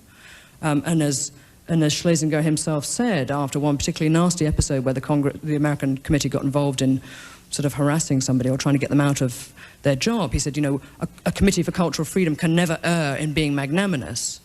So I think Oppenheimer's joining was certainly significant. In all of the American Committee for Cultural Freedom papers that I researched, and I researched what I understood at the time to be the full collection, which is in the Tammermont Library here in New York, although I'm subsequently told by Daniel Bell that some boxes have been held back. But in the papers that I researched, there's very little mention of Oppenheimer, and I think he was one of those many members who I do point out in the book. I mean, there's clearly a distinction between activists who are, you know, involved in day-to-day running of these committees and their agenda and their minutes and everything else, and those like Oppenheimer who are members. I think later on there's a quote from Stuart Hampshire, the British philosopher, at the end of the book, where he remembers talking to Oppenheimer in '67, once most of these exposures had come out, in which Oppenheimer took a fairly sort of sanguine approach, much like Isaiah Berlin, in which he said, well, you know, okay, it happened, so we kind of all knew about it, big deal, which was, you know, the sort of laissez-faire attitude of many people. But I think, you know, in the case of Oppenheimer, having not been, there may be people here who can correct me, but having not been directly involved in any of the sort of, you know, organizational running of any of these programs was lending his name to an outfit which I think fundamentally he approved of. I'm assistant editor at Foreign Policy Magazine here in D.C. I was walking outside the building, and there's an engravement on the building that says "Past is Prologue," so I think it's incredibly appropriate that you're giving your talk here at the National Archives, where we keep everything that's tangible about our history. But given that background, you touched on this a little bit at the very end of your talk when you said it may be 50 years before we know if these kinds of things are still going on. But it's sort of become a cliche in cultural politics. You have the Americanization of global culture, and then you have the subsequent backlash to that, particularly in continental Europe. So I would like for you to cast your net a little farther if you can, and try to fill that disconnect between your book and what's going on now with the backlash and the Americanization of culture, and how you see the two related. I mean, I think you're right. I mean, the continental European perspective of this book, indeed, and of this story will be, I think, to a large degree different than it is here. I mean, people are genuinely, even of an older generation to mine, are genuinely quite shocked or astounded, or even if they're positively sort of shocked, if you like, by the extent to which the cultural Cold War was fought by America in Western Europe. I don't think that this necessarily has contributed to a kind of a backlash or a rise of anti-American feeling. There's always, periodically, it's a kind of extraordinary cyclical thing that there's anti-Americanism, you know, surfaces and then you know, ebbs away in Europe on a cyclical basis. I mean, sometimes you can see it directly related, as in the mid-60s with Vietnam, to specific moments of ideological tension or financial or economic tension. I think that with NATO now, there's quite a lot of anxiety amongst Western Europeans about America's role in NATO, about whether or not we want to be part of an organization that has such a strong American role. But there are people who feel equally strongly the other side. I think it's really hard to generalize. I think what makes it very hard to generalize is that the kind of this very inchoate and sort of purposely, it seems to me, disorganized and unnamed Seattle, Washington, May Day in London, sort of, you know, under the surface groundswell of opinion that seems to be against globalization and against capitalism and against any kind of sort of, you know, against the media. I mean, I think there you're seeing something of the kind of residual anti-Americanism that you know, the new left in Western Europe felt in the 60s and 70s. But I think it's sort of getting beyond left and right, which is probably a good thing. I mean, I really do feel that the kind of the ideologies, you know, that locked the 20th century in this kind of, you know, steel embrace do seem to be shattering. What's alarming, of course, is to know, you know, if left and right is no longer, you know, if those sort of rather pious polarities are no longer relevant, what is? And I think that's why, you know, governments are now increasingly worried about these movements, because they don't, you know, it's not the new left, is it? I don't know, you know, it's kind of hard to define. Your book, which actually I'm about 3/4 of the way through. I found it to be an interesting compilation of the facts, and I actually found your evidence convincing. However, I have several with two main points of difference. First, as you noted in your lecture today, you thought that the struggle, that the Cold War was a worthy cause. And yet, I am uncomfortable in your book with the persistent subtext that there was some sort of moral equivalence here. Because I would first like to point out two things, that many of these artists were in the counterculture here domestically, whereas the Soviet artists were state-sponsored. And even cite one case in your book where someone dashed off a telegram complaining to his CIA overseers. Would any Soviet artist have been able to do the same? Probably not. The second point is, as I said, I'm convinced by the evidence you present regarding the CIA involvement, and since I'm an economist, I was converting the dollar amounts into 1999 equivalents, and I was astounded by the size of the amounts. Nevertheless, don't you exaggerate the significance of CIA involvement in winning the cultural Cold War? Because what about the role of Hollywood commercial films, for instance? Because speaking personally, when I was growing up in Southeast Asia and I saw propaganda films from communist China, Neil Simon films simply were so much better than his propaganda films. So isn't this exaggeration of the role of the Congress for Cultural Freedom the typical literary intellectual's conceit? I think it is, a very valid point that, one of the reasons I think the CIA, but for a brief kind of flirtation through one or two semi-agents in Hollywood with, the movie business. I mean, they knew this project. You see, no, I think the answer to the question is no, I don't exaggerate it, because what I make clear is that what the Congress for Cultural Freedom represented was a serious alliance of intellectuals. Leave aside the institutional, CIA background for a minute, committed to preserving high modernist achievements. They were not people who enjoyed, as the writings of, of all of these individuals even now will show very clearly, who enjoyed anything of mass culture. They did not like Elvis, they did not like blue jeans. You know what one of their biggest fears was? If you read Irving Kristol now, one of his major fears was not that, people weren't going to read Encounter magazine or that the Soviets were going to nuke us or we were going to nuke them. It was that, Elvis and blue jeans were going to win the Cold War. And that meant that even if it was an American or non-Soviet victory, that those elite, high cultural values and ideas would not have won. And that's essentially what has happened. This was a kind of, at one level, an incredibly heroic battle to try and defend high culture from the threat, not just of mass man in the totalitarian Soviet Union sense, but, the famous ooze of mass culture in the Dwight McDonald, it's here in America sense. So it was kind of a domestic battle there as well as, just the dread and the justified dread of the Soviet paradigm being imposed in terms of culture. It was evident here, right before their very eyes and noses, and this is something that, they write about, compellingly now. This seems to be the real guiding project of their lives, actually, is this action against the sort of, breaking of the floodgates and the Philistines are inside. But then by the same token, one could argue that the propagation abroad was incidental, but the main project was this domestic. No, I don't think so. No, I don't think so. I mean, I think the real target was absolutely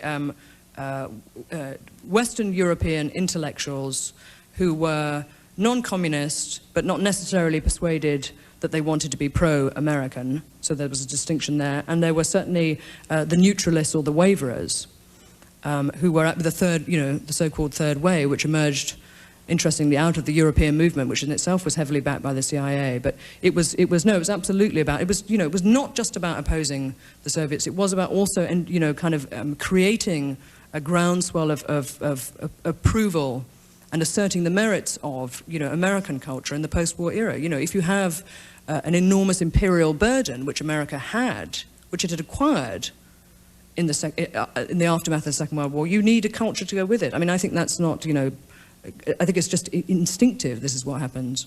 Ladies and gentlemen, Francis Stoner.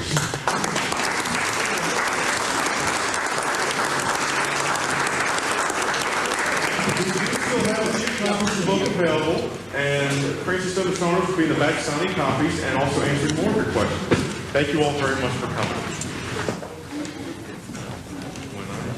Get a question.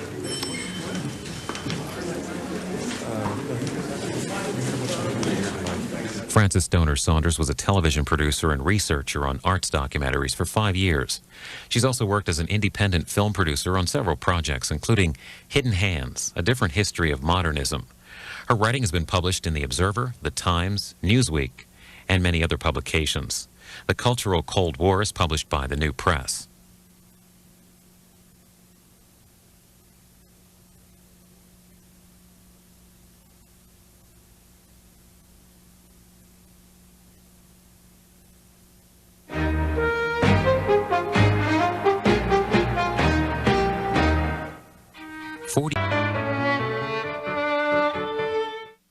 All the Shah's Men is Stephen Kinzer's look back at the 1953 coup in Iran. 50 years later, he reconsiders the roles of Winston Churchill, President Roosevelt, and the CIA.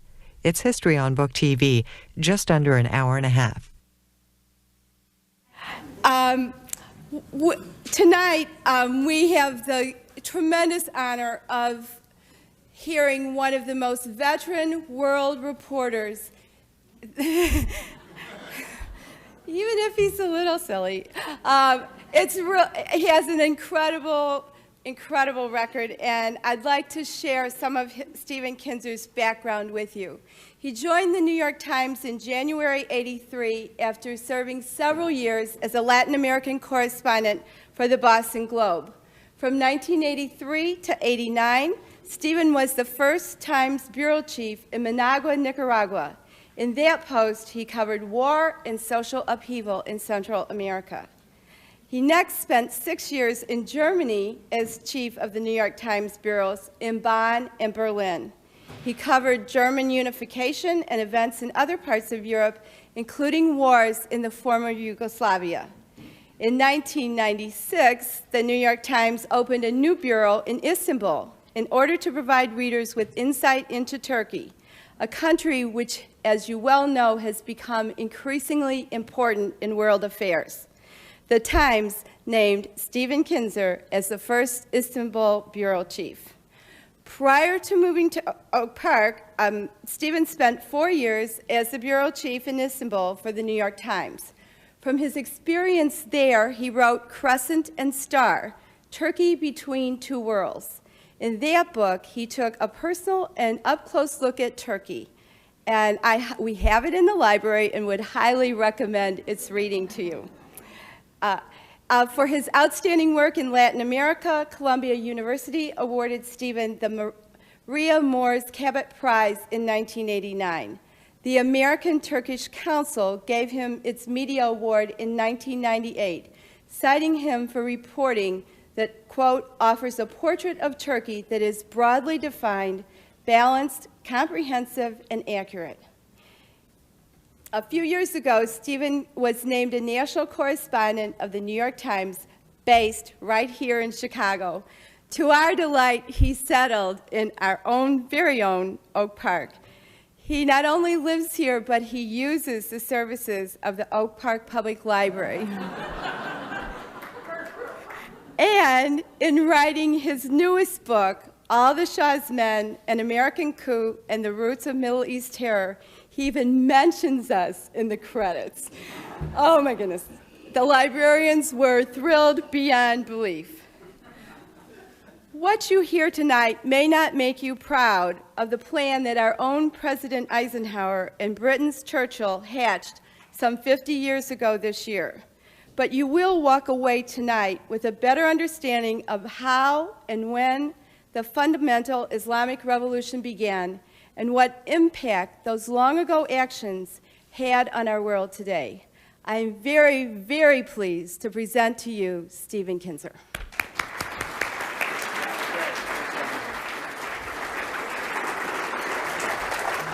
Thank you. Wow, it's great to be here in Oak Park.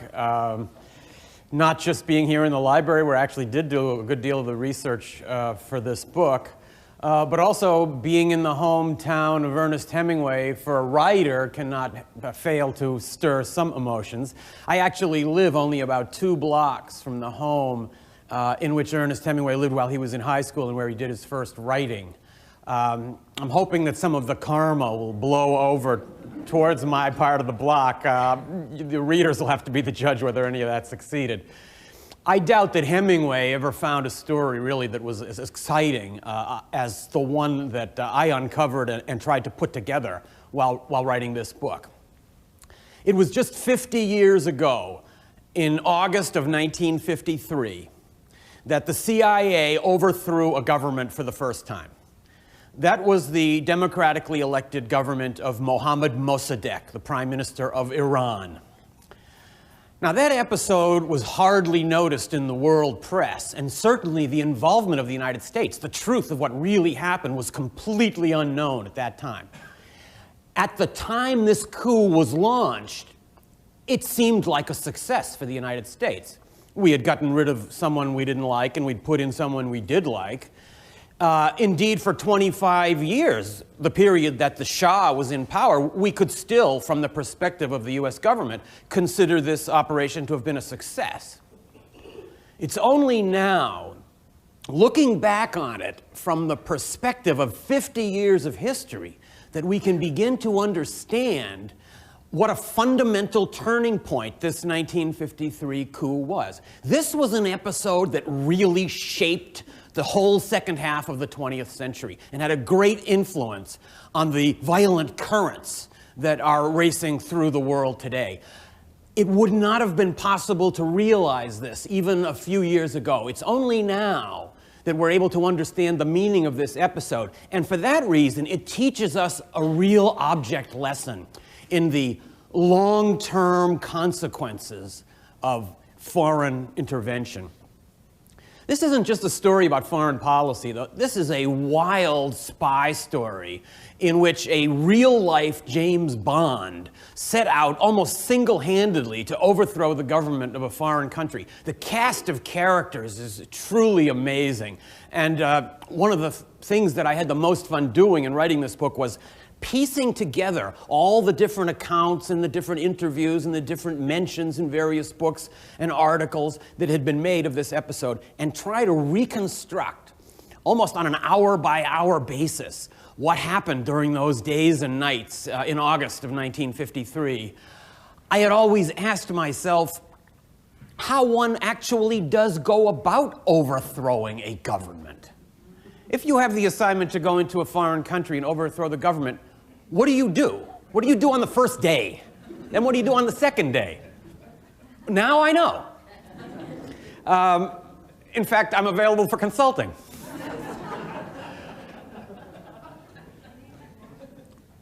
Let me talk first about why this coup took place. Then I want to talk a little bit about how it happened. And finally, look back on it from the perspective of today. Along the way, I want to try to introduce you to some of these larger-than-life characters who populate this fascinating drama. In the years after World War II, in the late 40s and early 50s, the currents of nationalism and anti-colonialism were sweeping through Africa and Asia and Latin America. Now, in Iran, nationalism had one meaning. It meant the desire of Iranians to retake control over their own oil resources. Iran sits on one of the greatest seas of petroleum in the world. It was very early in the 20th century that a small group of visionary British politicians, led by the young Winston Churchill, who was at that time First Lord of the Admiralty, realized that oil was going to be the key to domination in the 20th century. Winston Churchill saw World War I on the horizon. He knew that he was going to have to transform his ships from coal-fired to oil-fired. He knew that the country that controlled oil would have the decisive advantage in the coming war, and that it would also have the ability to dominate the world after the war. But Britain does not produce any oil, nor did Britain have any colonies that produced oil. This led Churchill and a group of other British officials to concentrate great attention on this problem. It was in Iran that they managed to seize control of a huge, newly discovered oil resource. The British did this by the simple expedient of bribing the 3 Iranian negotiators at the table. And they signed a fantastically lucrative agreement, which gave them 100% monopoly on all of the production, extraction, refining, and sale of Iranian oil. In exchange for this, they were to pay Iran 16% of the profits. These profits were calculated after the company had paid a huge tax to the British government. And since the company was owned principally by the British government, this was essentially paying taxes to the company itself. So even when the Iranians asked to see the books as to how the 16% of what was remaining was calculated, they were not allowed to do that. So naturally, during the period of the late 40s and early 50s, as Iranians became more and more aware of the injustice of this arrangement, seeing the British at the peak of world power, while Iranians lived in some of the worst conditions anywhere in the world, their resentment began to grow. Winston Churchill knew exactly what he was getting when he signed this very unequal agreement. He called Iranian oil a prize from fairyland beyond our wildest dreams. And it was that oil that maintained Britain at a high standard of living all during the teens and 20s and 30s and 40s. Iranians began to chafe very bitterly at this arrangement. And it was this bitterness that propelled to power the remarkable figure of Mohammad Mossadegh. Mohammad Mossadegh shook the world at the middle of the 20th century. In 1951, Time magazine chose him as its Man of the Year. They chose him over Winston Churchill, Harry Truman, Douglas MacArthur, and Dwight Eisenhower. And they were right, because during 1951, Mossadegh had a greater influence on the world than any of those other men. He rose to power at a time when he was already advanced in age. He was a highly sophisticated intellectual. He had been educated in Europe. He was the first Iranian to win a Doctor of Laws at a European university. He came from a royal family. He was known as highly incorruptible. He never accepted a salary from the government. His political platform had really only 2 planks. One was democracy, which meant in Iran that the Shah should rule as a figurehead national symbol like the Queen of England, while political power would be exercised by the elected parliament and prime minister. The second plank was nationalism, and that meant nationalizing the Anglo-Iranian oil company, which had for years been making fabulous profits by sucking out Iran's most valuable resource. On the day that Mossadegh was elected by parliament to be prime minister, before accepting the honor, he made a condition that the parliament should vote for the bill that he had prepared nationalizing the British oil company. The parliament did so unanimously. Mossadegh rode into power on a huge wave of popularity. It was based principally on the consensus that he would be the one who would carry out this transcendent act of nationalizing the British oil company. Now, besides being a visionary nationalist, Mossadegh was also a highly unusual personality. He was extremely emotional. He would break down into tears, literally, on the floor of the parliament while giving speeches about the suffering of Iranians.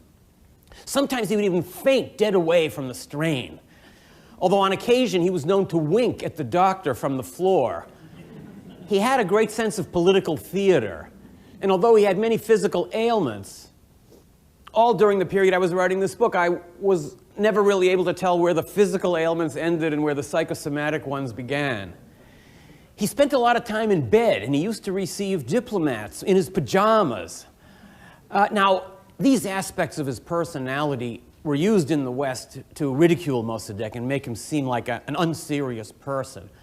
But actually in Iran, where centuries of Shiite religious practice have sensitized people to public displays of emotion that are far beyond anything with which we're accustomed in the West, These aspects of his personality only seemed to endear him even more to Iranians. He seemed to suffer with them, even as he was chastising them. Mossadegh offered the British the chance to carry out the nationalization of the oil company according to British law. If you can remember, in the late 40s and early 50s, the British were nationalizing many of their own industries at home. They were nationalizing the coal industry and the steel industry and the railway industry. And they had a very elaborate system developed for deciding who had to compensate who in the case of these nationalizations. So Mossadegh offered to them, let's just put it in front of one of your tribunals and we'll decide who owes who money. Now, the management of the oil company was famously obstinate. For years, the friends of the British in Iran and the friends of the Anglo-Iranian Oil Company in Iran had been urging the oil company to compromise, to avert this crisis. The American consortium known as Aramco, the Arabian-American Oil Company, reached a deal right around this period with Saudi Arabia, and they gave Saudi Arabia a 50-50 split. This was an agreement that had the air of fairness that a common person could understand, and many of the pro-British people in Iran urged Anglo-Iranian to make this concession. The chairman of the company flatly refused and simply said, when they need more money, they will come crawling to us on their bellies. Now, how did the British react to the unanimous vote of the Iranian parliament carrying out the nationalization of their oil company? This oil company, bear in mind, was the largest British commercial enterprise in the whole world. Its principal asset, the refinery at Abadan on the Persian Gulf, was the largest oil refinery in the world. This was not some outpost of the British Empire. This was an operation that was central to British political, social, and military power. The first British reaction was disbelief. They thought Mossadegh was just trying to blackmail them for a few extra million. That turned out not to be true. It became quickly clear. When it became clear to the British that Mossadegh was deadly serious, they decided, as they had been conditioned to do over centuries of colonialism, they would simply invade Iran and take back the oil fields. I actually discovered two invasion plans. They had one plan to take over all of Iran and a more limited one just to take over the oil fields and the refinery at Abadan. But when Harry Truman heard about this, he went nuts. He told the British this was absolutely out of the question and the Americans could never tolerate Britain landing troops in Iran. Then the British decided they would bring the matter to the Security Council. The Americans warned them not to do this. The Americans told them, you know, if your case comes forward and the Iranian case comes forward, you're not going to look very good. But the British, so caught up in their colonial mentality, dismissed this objection. They believed that their case was prima facie, that they had been robbed of an oil company, and everyone would understand this. Well, back in Tehran, Mossadegh loved the idea of the whole thing being taken to the UN. He liked it so much that he decided he personally would fly to New York and present the Iranian case. When he got to New York, he caused a media sensation. He was a sort of an eccentric figure, bald-headed with enormous arms, a very big nose. One of his American translators said that he makes Jimmy Durante look like an amputee. He gave a lot of speeches on American TV, comparing the nationalization of the oil company to the American Revolution. He seemed very much like your very endearing, if mildly eccentric, uncle. And Americans really took to him on TV. He made a huge impression at the Security Council. Bear in mind that this was more or less the first time that the voice of a poor country had ever been raised in such an august setting, challenging the governing rule of law in the world. He made such an impression that the Security Council refused to accept the British resolution. It was the first defeat for a major British resolution in history of the UN. After his triumph at the UN, Mossadegh was invited by President Truman to come to Washington to negotiate and consider the possibility of compromise, a compromise which was never, alas, reached. The scene of Mossadegh arriving at the train station in Washington is a wonderful example of the way Mossadegh carried himself. Mossadegh often seemed to be at death's door, completely unable to move or even speak. So it was as he was carried off the train at Union Station. He was leaning heavily on a cane, and his son, who was also his doctor, was essentially carrying him on his left side. He gingerly was brought down the 3 steps onto the platform and was able just to raise his head a bit. As he looked down the platform, he saw that, to everyone's surprise, an official delegation had come to meet him. And who was at the head of the delegation? None other than the Secretary of State, Dean Acheson. Well, he had never met Acheson, but had admired him from afar. He was so thrilled to see him that he leapt up, pushed his son aside, threw his cane onto the railroad track, and, according to Acheson, skipped merrily down the platform and embraced me.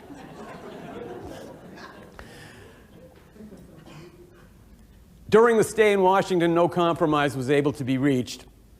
The British, after their defeat at the United Nations, had resolved that the last resort was to stage a coup and overthrow Mossadegh. They ordered their agents in Iran to begin to arrange such a coup, and the agents began to make the appropriate contacts. Mossadegh, however, caught wind of this. He heard of what was going on, and he did the only thing he could have done to protect himself. He closed the British embassy, and he sent all the British diplomats home. Among them, of course, were all the secret agents who were planning the coup. Now the British had nothing. They could not invade. They had no diplomatic tools left. Even the World Court had thrown out their case. And they had no agents on the ground to stage a coup. They had lost their oil company. The only thing left to them was to appeal to the Americans. And Prime Minister Churchill, then 77 years old and starting to fade, but still a real product of the imperial tradition, longtime lover of clandestine operations, appealed directly to President Truman. Truman turned him down. Truman resisted all of Churchill's pressures. He essentially told him, the CIA has never overthrown a government before. We don't want to get into this business. We don't understand that country. We are not going violently to intervene in its political development without understanding it. Truman was worried about the CIA and what it might become. In one of his diary entries, he even used the phrase American Gestapo to describe what he feared the CIA could develop into if it were left unchecked. So now, the British were finished. They had lost their oil company, they had no tools to get it back, and the Americans wouldn't help them. The story might have ended there had it not been for the American election of November 1952. In that election, Dwight Eisenhower was elected and brought with him a team that had, during the campaign, denounced the incumbent Truman administration for not being tough enough on communism and other threats to American security abroad.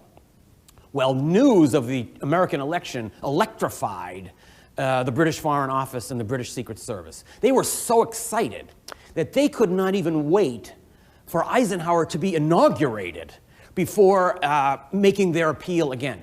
2 weeks after the election, the British sent one of their top agents, actually a guy who had been the chief of the British intelligence station in Tehran before Mossadegh closed it, to Washington. His job was present the plan for the coup to the new group, the incoming Eisenhower administration, and see if you can persuade them to embrace a project that the Truman administration had rejected. Now, the agent who came to make this appeal later wrote a memoir that I quote in my book. And in this memoir, he mentions this mission. And this is what he writes, as I paraphrase it. I knew that our traditional argument would not move the Americans. Our traditional argument was, Mossadegh took away our oil company, please overthrow him so we can have our oil company back. This was not an argument that would move Americans. So, he wrote, I knew I needed a different argument, and I knew what argument to use. I would say that Mossadegh was opening Iran up to the possibility of a communist takeover. Sure enough, that's the argument that this agent used. The Dulles brothers, Secretary of State designate John Foster Dulles, and his brother Alan, the incoming CIA director, jumped at that argument. Before even allowing that British agent to go home, more than 2 months before the inauguration, they had given him an informal sign that the United States would now change its policy. Sure enough, over the next few months, President Eisenhower and all the other members of the administration who had a voice in these matters agreed to carry out this coup jointly with the British in planning, but alone on the ground in Iran.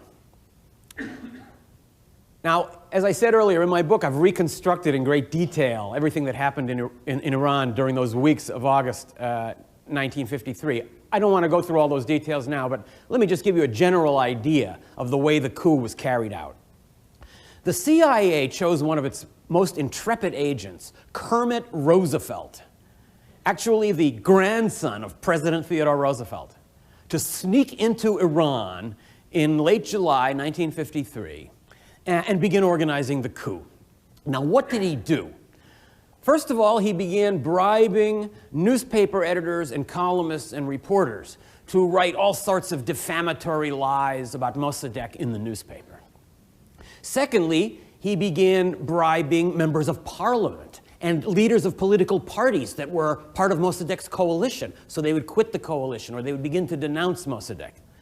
He began bribing mullahs so that at Friday prayers in the mosques, people would hear denunciations of Mossadegh as being anti-religious or against the Islamic faith. He also, through the military attaché at the U.S. Embassy in Tehran, began bribing mid-ranking military officers so they would be ready with their units to join the coup when the moment came. One of the most brilliant ideas that he had was to sow upheaval on the streets of Tehran. He got into the mobs are us business.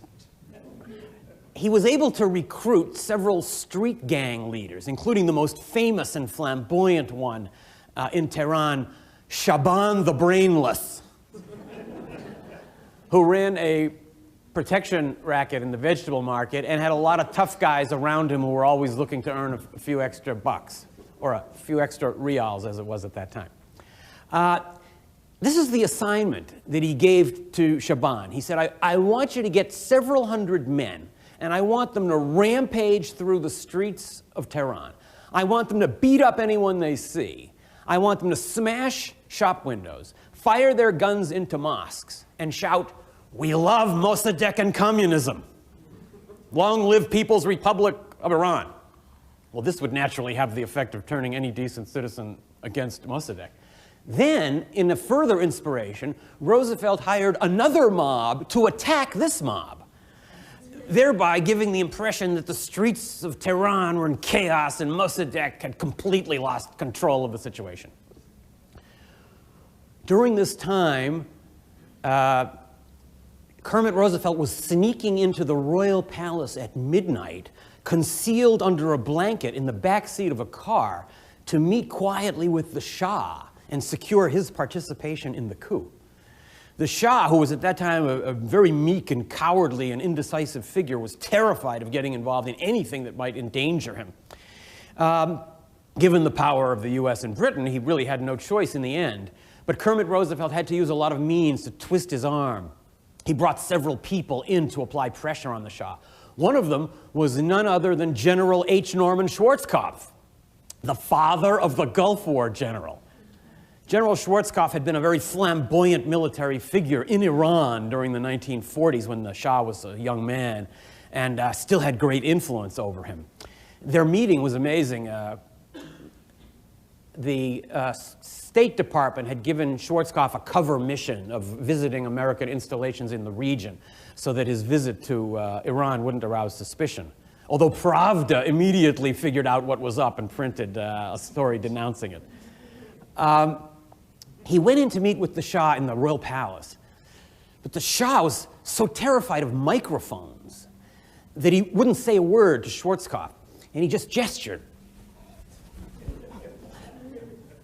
He then pulled a table away from the wall himself in the grand ballroom of the Sadabad Palace. He pulled it out into the middle of the room, presumably furthest possible away from microphones. He climbed up on the chair. He gestured to General Schwarzkopf, who then came up and sat with him, and they conducted their conversation by whispering to each other on that table. Through these and a series of other pressures, the Shah was finally brought on board, and his job was to sign a decree dismissing Mossadegh from office. This was of highly dubious legality, since in democratic Iran, only the parliament had the right to hire and fire prime ministers. Nonetheless, the order to the officer who was to deliver this decree was, when Mossadegh resists, as he surely will, you arrest him. And then we proclaim our own guy as prime minister. The CIA had already chosen a cashiered Iranian officer as the designated savior of Iran. Now, what happened? On the night of August 15th, 1953, the officer who had been chosen to deliver this decree came to Mossadegh's door, and out of the shadows come other soldiers, and they grab him. It turned out that the coup had been betrayed. The security services had found out about it, and the officer who was supposed to arrest Mossadegh was himself arrested. So now the coup had failed. The Shah had only signed this decree on condition that he could leave Tehran immediately. He wanted to be near an airport.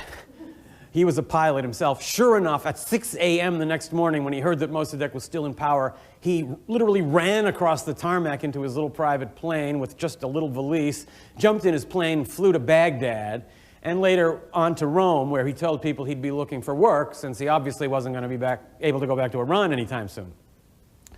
Well, now, back in Tehran, Mossadegh and the people around him assumed that the Shah had been behind this coup. After all, he was the one that had signed the decree. Now the Shah was gone. So, as far as they knew, the danger was over. Mossadegh never had any idea that there even existed such a person as Kermit Roosevelt, working inside the U.S. Embassy and paying so many thousands of dollars and working so intensively to overthrow him. I honestly believe that if Mossadegh could come back to life and read my book, he'd be shocked. He had no idea till his dying day in 1967 of how involved the plot was that resulted in his overthrow. After the first coup failed on August 15th, the CIA in Washington sent an urgent cable to Kermit Roosevelt telling him, you better get out of there in a big hurry before they find out who you are and kill you. But Roosevelt decided, I can still do this. I'm going to stick around. I was here to overthrow this guy, and I still have some tools. I want to try again. Bear in mind, this was a time when CIA agents operated mainly by their wits. They were not in moment-to-moment communication with Langley or anywhere else. And Kermit Roosevelt, now having to ditch the plan that had taken British and American spy masters weeks to draw up, came up with another plan of his own. After 4 more days of rioting and denunciations of Mossadegh from various quarters, he struck again. On August 19th, 1953, 28th of Mordad by the Iranian calendar, a fateful day that every Iranian knows by heart. The streets of Iran were full of rioters and protesters, many of them paid by Roosevelt, directly or indirectly, but many, I think, joining in without realizing what was going on. There were gun battles as military units whose leaders had been bribed joined the fight. Government buildings were attacked. The climactic battle happened at night in front of Mossadegh's house. 100 people were killed in that battle alone. By midnight, Mossadegh's house was in flames. He had fled, and the coup had succeeded. A couple of days later, just before leaving Iran, Kermit Roosevelt stopped in to meet the Shah for one last time. This time he was able to come sitting up in the back seat of the car in a suit instead of hiding under a blanket. And the Shah toasted him and said this. The Shah, having come back from Rome, where he was sitting in a restaurant when he learned of the success of the second coup. I owe my throne to God, my people, my army, and you, which was exactly right. Although I think he might have reversed the order. Now, Kermit Roosevelt came back to Washington to great acclaim. He gave a briefing at the White House.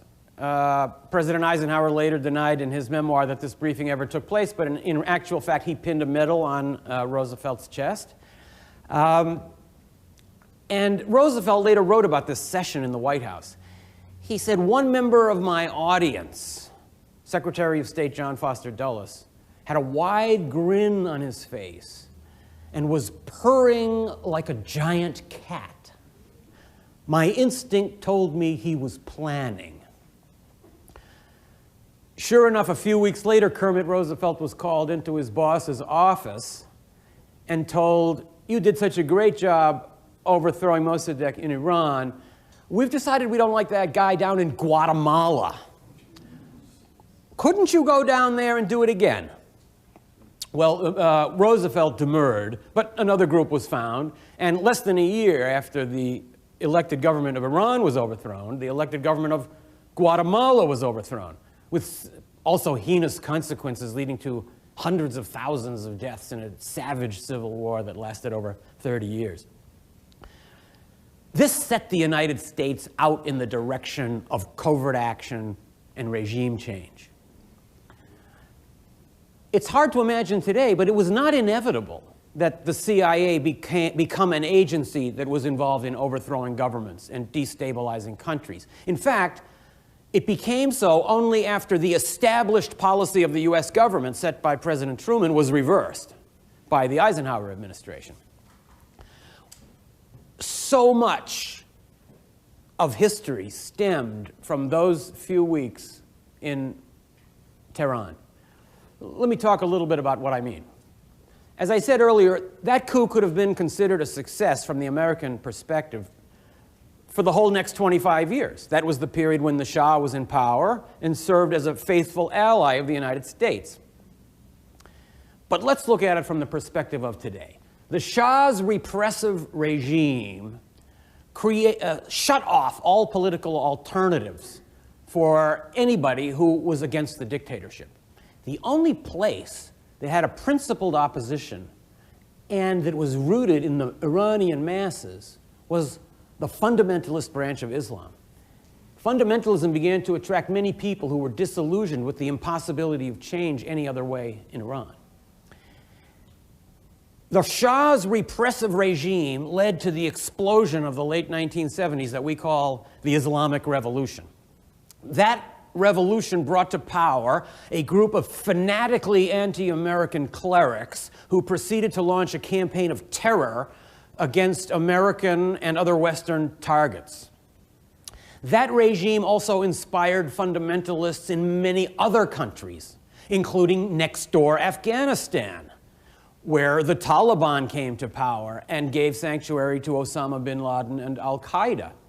This is why I think you can say that it's not far-fetched to draw a line from the 1953 coup in Iran through the Shah's dictatorship and the Islamic Revolution to Al-Qaeda and the fireballs that engulfed the World Trade Center in New York. The world has paid a terrible price for the lack of democracy in the Middle East.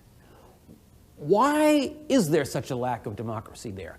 When the United States, there are many reasons, of course. As I was studying history in college, I was always warned not to draw direct cause and effect relationships in history. I hope my teacher's not in the room. We sent a message in 1953 that resounded throughout the Middle East. The message was, the United States, which is the rising power to replace the fading British in this region, does not want to see the emergence of democratic governments. We want strongman rule. And that's what we got. A whole generation of rising leaders in the Middle East understood that if they wanted to build regimes that were going to be supported by the United States, they could not go in the democratic direction. They needed to go in the direction of Iran. Strongman rule that would guarantee support for the U.S. in Cold War conflict and also guarantee access for American companies to the oil that is the Middle East's most important product. So from that one episode, a deep-seated anti-Americanism grew in Iran that spread throughout the Middle East. I want to talk a little also about the comparisons between this operation and the operation recently in Iraq. Now, I do believe that every regime change and covert action operation that we have launched in 50 years has some similarity to the one in Iran. This is where it all began. There are a couple of obvious differences between the Iran operation of '53 and the recent Iraq operation. One obviously is that one was a covert operation, the other was a military invasion. And in Iraq, the victim was a monstrous tyrant, whereas in Iran, the victim was an elected democratic leader. But there are many similarities. Let me tick off a couple of them. First of all, one of the main reasons that both of these operations were launched was because the United States felt the need to strike back against a global enemy. Communism in the early 50s and terrorism in the modern age. In both cases, we were not able to get to our real enemy.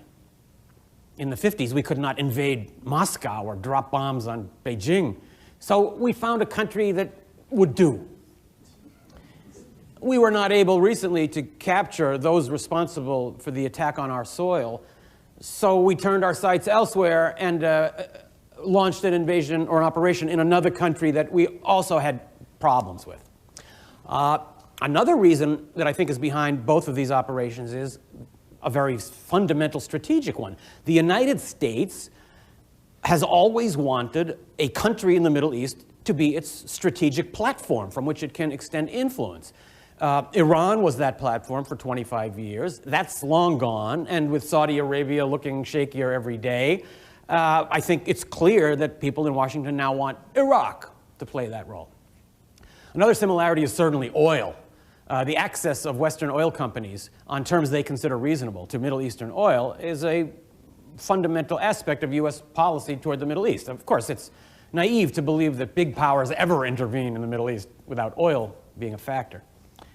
Another comparison between these two operations was the exaggeration of intelligence. Eisenhower was fed reports about the imminence of communist takeover in Iran. I quote in my book a scholar who went out and actually found the CIA agent and two diplomats who were posted at the U.S. Embassy in Tehran in 1953 with the job of monitoring Communist Party and leftist movements. And they told him, we completely exaggerated the strength of these movements because we knew that's what the people in the White House wanted to hear. The comparison to the weapons of mass destruction argument before the Iraq operation is obvious. But I'd say the greatest and saddest, perhaps, the most awful similarity between these two operations is that we were so determined to achieve a short-term goal that we never stopped to think about what the long-term consequences of our intervention might be.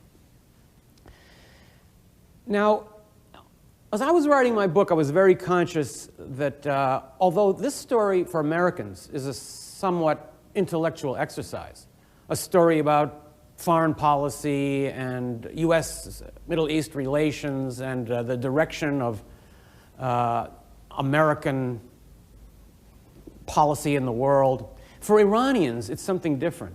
I've been speaking before a number of Iranian-American groups lately, and I can see that for Iranians, this episode is not intellectual at all. This is something very visceral and very emotional and very painful. I had an email from an Iranian-American woman recently who wrote to me, I was in tears when I finished your book because it made me think of everything we lost and everything we could have had. when you try to imagine what it would have meant to have a democratic country in the heart of the Middle East all these 50 years, I must tell you that I myself can't even wrap my mind around what such a Middle East would look like because it's so completely different from everything that we know. But bearing in mind that this is an Iranian story as well as an American story, I wanted to go back to Iran and do some research for my book, not in libraries and books, since the real information is here. This is where the coup was planned, but among ordinary Iranians. I tried to get a research visa to get into Iran, but after many months of trying, it was clear to me that that was not going to succeed. My goal was to get to Tehran and actually to Mossadegh's house on the 49th anniversary of the coup. That was August 19th of 2002. When I realized that my journalist visa was not going to be approved, through a roundabout way, I don't want to implicate my companions in crime, I managed to get in as a tourist. I knew the Iranians were on to me, though, when I arrived at my hotel, and they said, "Oh, your room is ready, Mr. Kinzer. It's room 911. When I protested, I was told that, yes, out of all the 1,000 rooms in this hotel, it's the only one available for you. I took that as a message that some people knew that I was there and weren't so happy about it. The present religious regime in Iran likes the idea of Mossadegh having been overthrown because that fits in with their paragon of Iran always being victimized by outsiders. But they don't like Mossadegh because he was a secular liberal who detested fundamentalism. So they don't want to promote any projects that will give him a higher profile. But I wanted to ask ordinary Iranians, after 50 years when it's been more or less forbidden to speak or write openly about Mossadegh, what do you think about him? What do you know about him? I asked this question to a lot of people, everyone I met. I got two answers. The first answer everybody gave me was, he nationalized the oil. Everybody knows that. And the second answer I got from a lot of people was, we were free then. You could say what you wanted, not like today. I had great difficulty getting out to Mossadegh's house. American tourists in Iran, as I was only a tourist, of course, have to travel with a guide. And when I told my guide I wanted to go to Ahmadabad, the village where Mossadegh spent his last years, I was told this was impossible. Now, the tourism ministry has a list of about 500 places in Iran where tourists go, and this isn't one of them. He said no one has ever asked to go to Ahmadabad. In fact, even this guy who had written books on Islamic architecture and Iranian history had never been there. Anyway, it's a long story, but finally I managed to get permission to go out there. And sure enough, on August 19th of last year, the 49th anniversary of the coup, I was at Mossadegh's house, the only visitor. After the coup, Mossadegh was arrested and tried for treason, convicted, and at the Shah's direction was given a sentence of 3 years in solitary confinement and the rest of his life under house arrest at his village. He lived in this village, which is about an hour's drive from Tehran, for more than a decade before his death in 1967. I walked around the grounds to this country estate. It had a long path of maybe 100 yards leading down to a 2-story brick edifice, certainly the nicest house in town, but nothing unusual by world standards. This was the compound that Mossadegh never left for the last 10 years of his life. He's actually buried under the floor of the sitting room where he used to receive the few guests that he was permitted. There's a small marker over the spot where he is buried. I have to tell you that while I was researching my book, after learning that Mossadegh had been on the cover of Time magazine, with some difficulty I went out and actually got a copy of that January 1952 issue of Time magazine, and I had it framed, and I had it up on the wall in my office where I write all the time when I was writing this book. It gave me the feeling that not only was I resurrecting an unknown episode, but also that I was bringing back to life a fascinating figure who has been all but lost to history, despite the fact that he had such a big impact on the 20th century.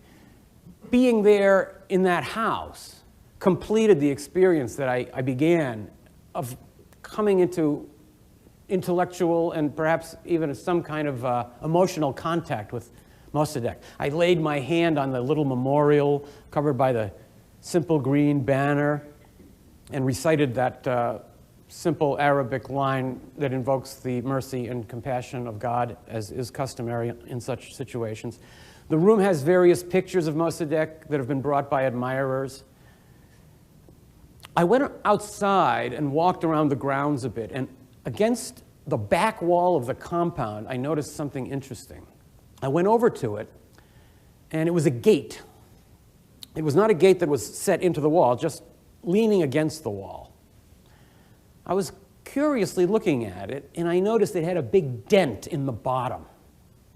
And suddenly, something dawned on me. 6 months before Mossadegh was overthrown, the British had tried another abortive coup.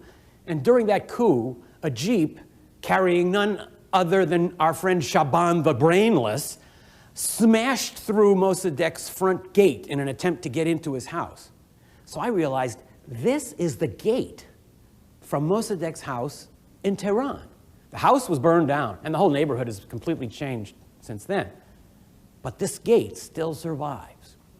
What history this gate has seen. How many ambassadors and dignitaries came through this gate to pay call on the bedridden Mossadegh? Through this gate, he walked out to meet the Shah. Through this gate, he went out to his historic trip to the United Nations in Washington. This is where great crowds chanted the support for his nationalization and where ultimately the crowds gathered that defeated him. I lay my hand on that gate and held it there for a long time. At that moment, I felt that I was about as close to Mossadegh as I was ever going to get. My experience talking to Iranians, however, made me realize that Mossadegh is very much alive in their hearts. In Iran today, it is illegal to call for any form of government other than Islamic regime. But when you hold up a picture of Mossadegh, that is exactly what you're doing. You don't need one single word or one single slogan underneath it, because just his photo represents the hope for a democratic Iran. The large majority of Iranians today detest the regime under which they live. They want to return to the democratic path from which they were so violently forced 50 years ago. And when they do, I'm convinced that Mossadegh will once again be revered, that that house in Ahmadabad that I visited will not be empty any day of the year, that it will be filled with school children coming on field trips, that foreign dignitaries will come to that house and lay wreaths, that Mossadegh's picture will hang in every public office as he will be recognized as the man who laid the basis for modern democracy in Iran. And that perhaps, when that happy day comes, it will be time for Americans to realize, as Harry Truman put it in the epigraph I used for my book, there is nothing new in the world except the history you do not know. Thank you. Thanks a lot. Great.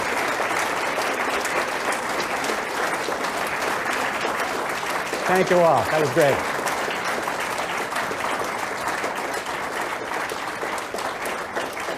Thank you. I've had a request to announce that our friends from C-SPAN would like to bring the microphone over to the questioners. So if you could just wait a second for the microphone to arrive, I think everybody would be happy.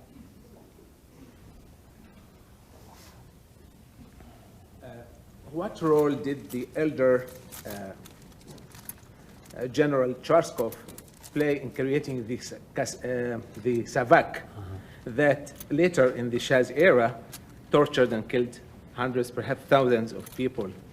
Very and interesting. How did the CIA and the SAVAK and the Mossad work together? The question was whether General Schwarzkopf Sr. played a role in the creation of SAVAK, which became the very feared secret police under the Shah's regime. Actually, he did create a unit that was the forerunner of SAVAK.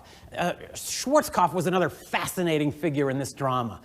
He was a West Point graduate, and he had gone on to become commander of the New Jersey State Police. And in that capacity, he became a national celebrity with the investigation of the Lindbergh kidnapping. He parlayed that celebrity into radio stardom. He became the radio voice of Gangbusters, very popular crime show of the 1930s and 40s. He re-enlisted in the army when World War II broke out, and he was sent to Iran. His job was to create a constabulary that would essentially work for the Shah. And he created the first tough military unit there. He was the scourge of bandits and separatists, but also dissidents and opponents to the Shah. He created a unit aimed at ferreting out political opponents.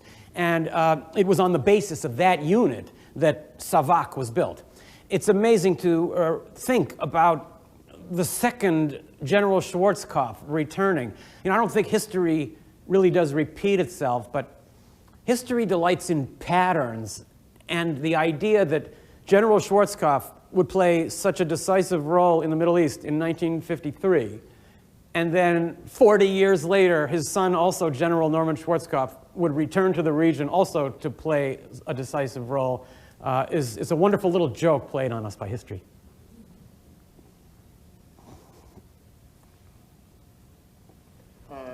I just wanted to correct this.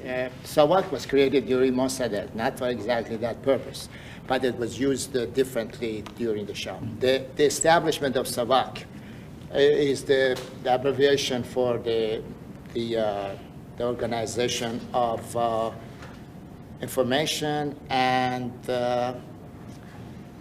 security of the country.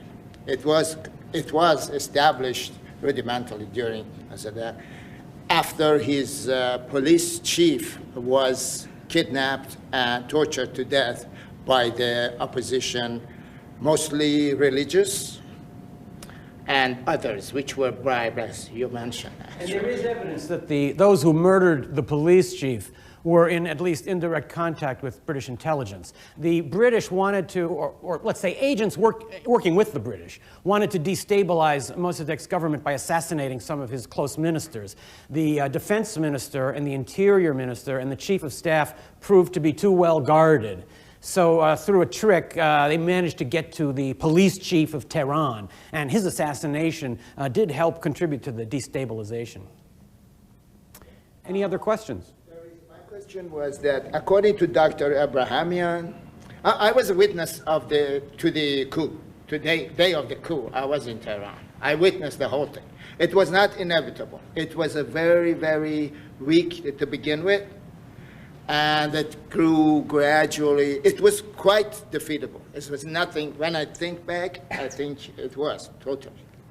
Let me just react to that. Mossadegh was too naive. He had come from living in Switzerland. He believed that everybody should be allowed to speak, everybody should be allowed to demonstrate. It didn't matter if you were being paid by British intelligence. You could have your own newspaper, you could print whatever you wanted. Anybody should be able to have demonstrations in the street, no matter how violent.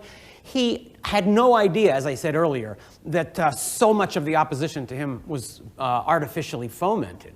And I think if he had realized that, he would have been able to marshal his forces and defeat this coup. He was actually doing the opposite. He called the leaders of his own coalition the day before the coup and warned them, don't put any people on the streets. We want to calm the streets down, and we don't want anyone out there. And on the night before the coup, when some of his people did go out, he actually sent his own police to beat them up. So he had no idea of what was about to happen to him. One of the things I realized when writing this book is how easy it is for a rich and powerful country to throw a weak, poor country into chaos.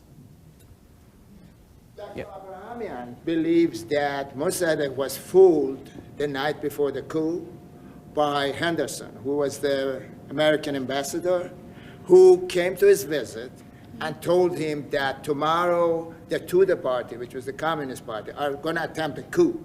So he, Mossadegh, as the commander-in-chief of the army at that point, he was the only one who could allow the tanks to come out of the barracks, out into the streets, and told him, let the tanks go and defeat this coup, otherwise, and he was fooled and let the tanks go, and that was his undoing.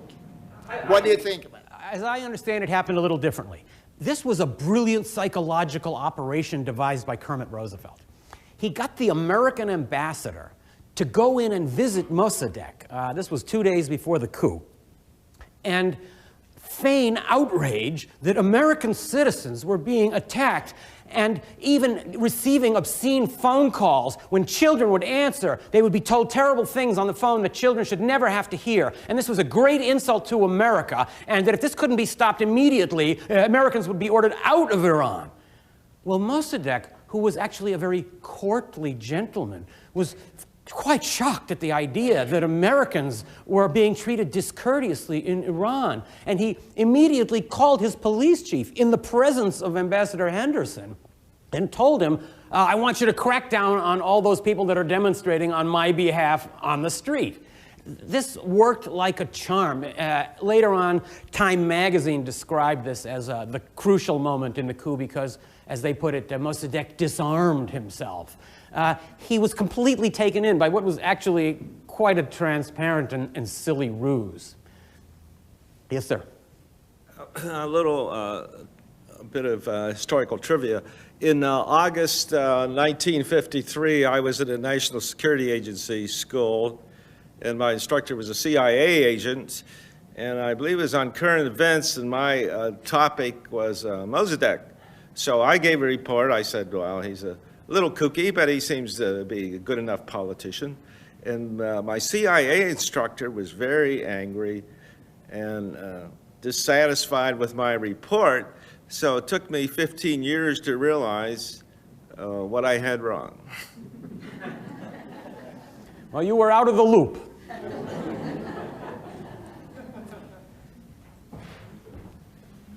I'm a first-generation Iranian-American, and my dad was witness to the coup. And I want to thank you for writing this book to give me a little more awareness of what was happening in Iran, because I was born and raised here and never had the opportunity to live there.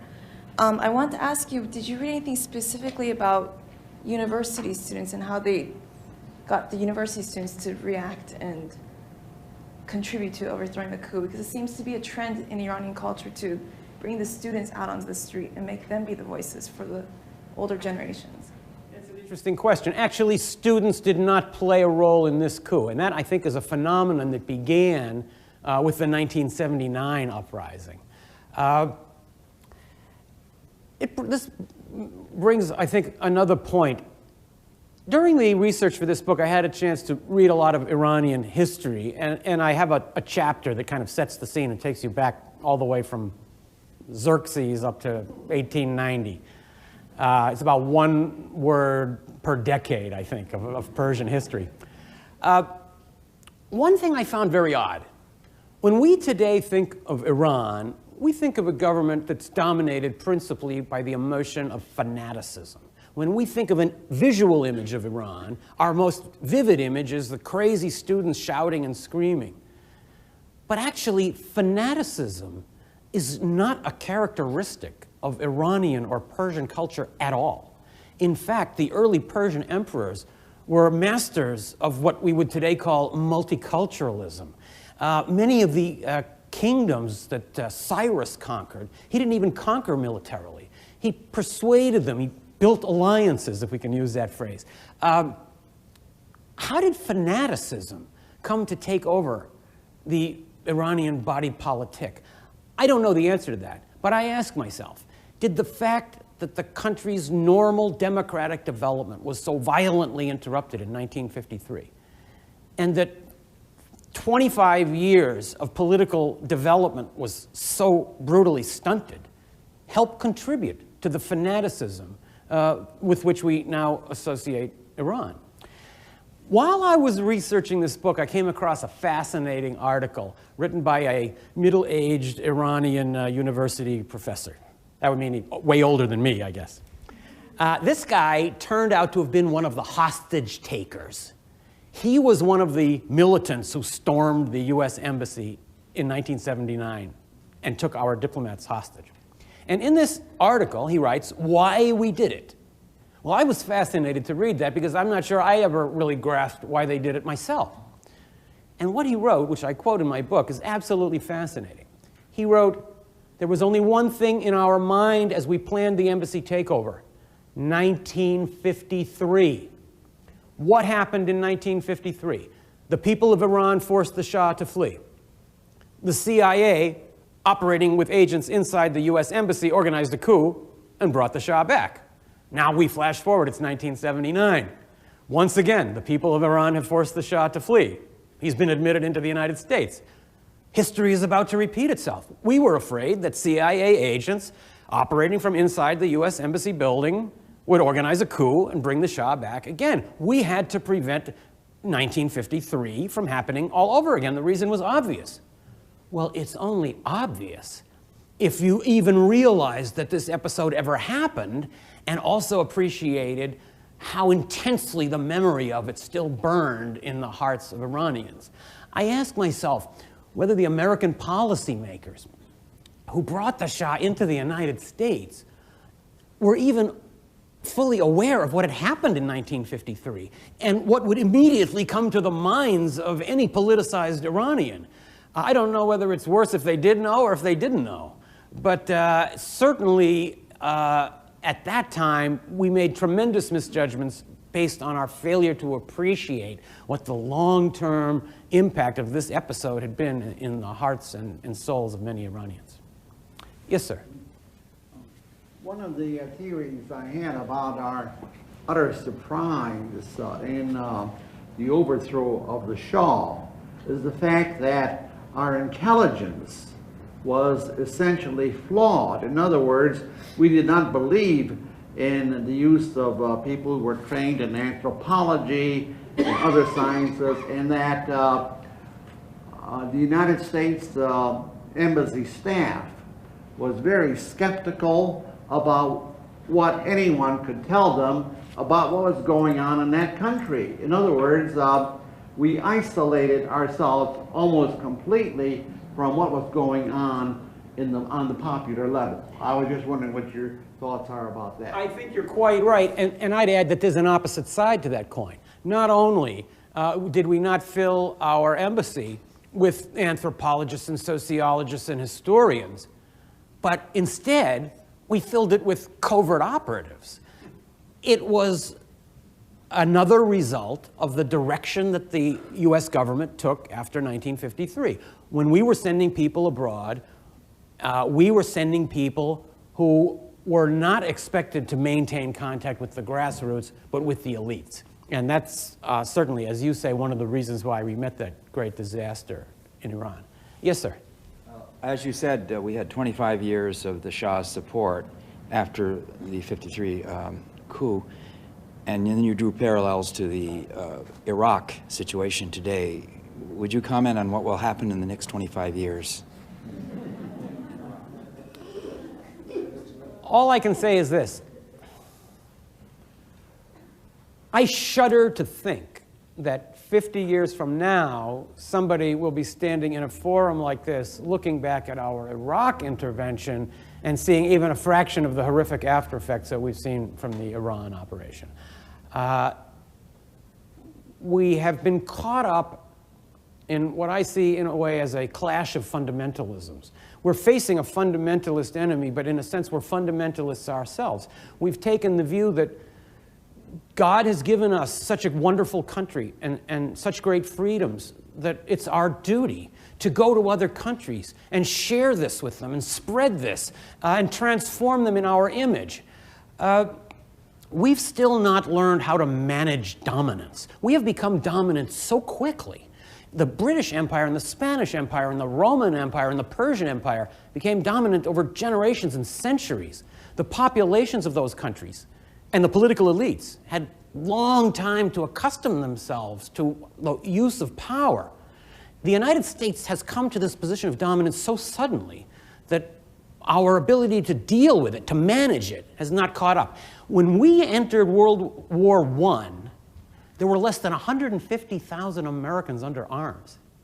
In 1939, when World War II broke out, the United States was the 19th biggest military power in the world. We were just weaker than Bulgaria and one step ahead of Portugal. So this position we find ourselves in now is so dramatically new and so dramatically different from anything that living memory has experienced that I think we've rushed very fast ahead of our ability to comprehend how to deal with this dominance. Yes, sir. Oh, sorry. Yes, ma'am, you were up. You were asking first. First of all, thank you for your comments regarding historical and political history of the coup. And one other issue that I would like to bring up is the loss of Iran for the Iranians. Many of us are here because of this coup. We have lost our country. We cannot go back. And the emotional and personal loss as a result of this coup and the brain drain that has happened since, and the fact that if that coup had not happened, where would have Iran be today? It breaks our hearts, and I want you to comment on that from your perspective as an American. One of the things that was most painful for me in writing this book was to see how beloved the United States was in Iran up until 1953. The Iranians were very resentful of the British and the Russians and the French and the other powers that had come only to suck out their resources. But for more than half a century, American doctors and teachers and development workers had been coming to Iran, working completely selflessly. They had never sought to convert people from their religion or exploit the country's resources. One young American teacher was actually killed fighting alongside the revolutionaries in the constitutional revolution of 1906 in Iran. He was idolized as the American Lafayette. We were viewed as the country that would be the great model and the great supporter because we seem to be the logical ally for a democratic Iran. That's what makes this coup so heartbreaking. When I look at Iran today and look over its history of the last 50 years of tyranny, I think to myself, put aside all the people that have been murdered and tortured by those two repressive regimes. Think about the millions upon millions of ordinary people, generations of whom were never able to fulfill themselves, who were never able to live the normal lives to which every citizen should be entitled. Iran is a country that was really on the way to developing something very, very important and very positive. It could have been tremendously helpful also for the United States and for American ideals.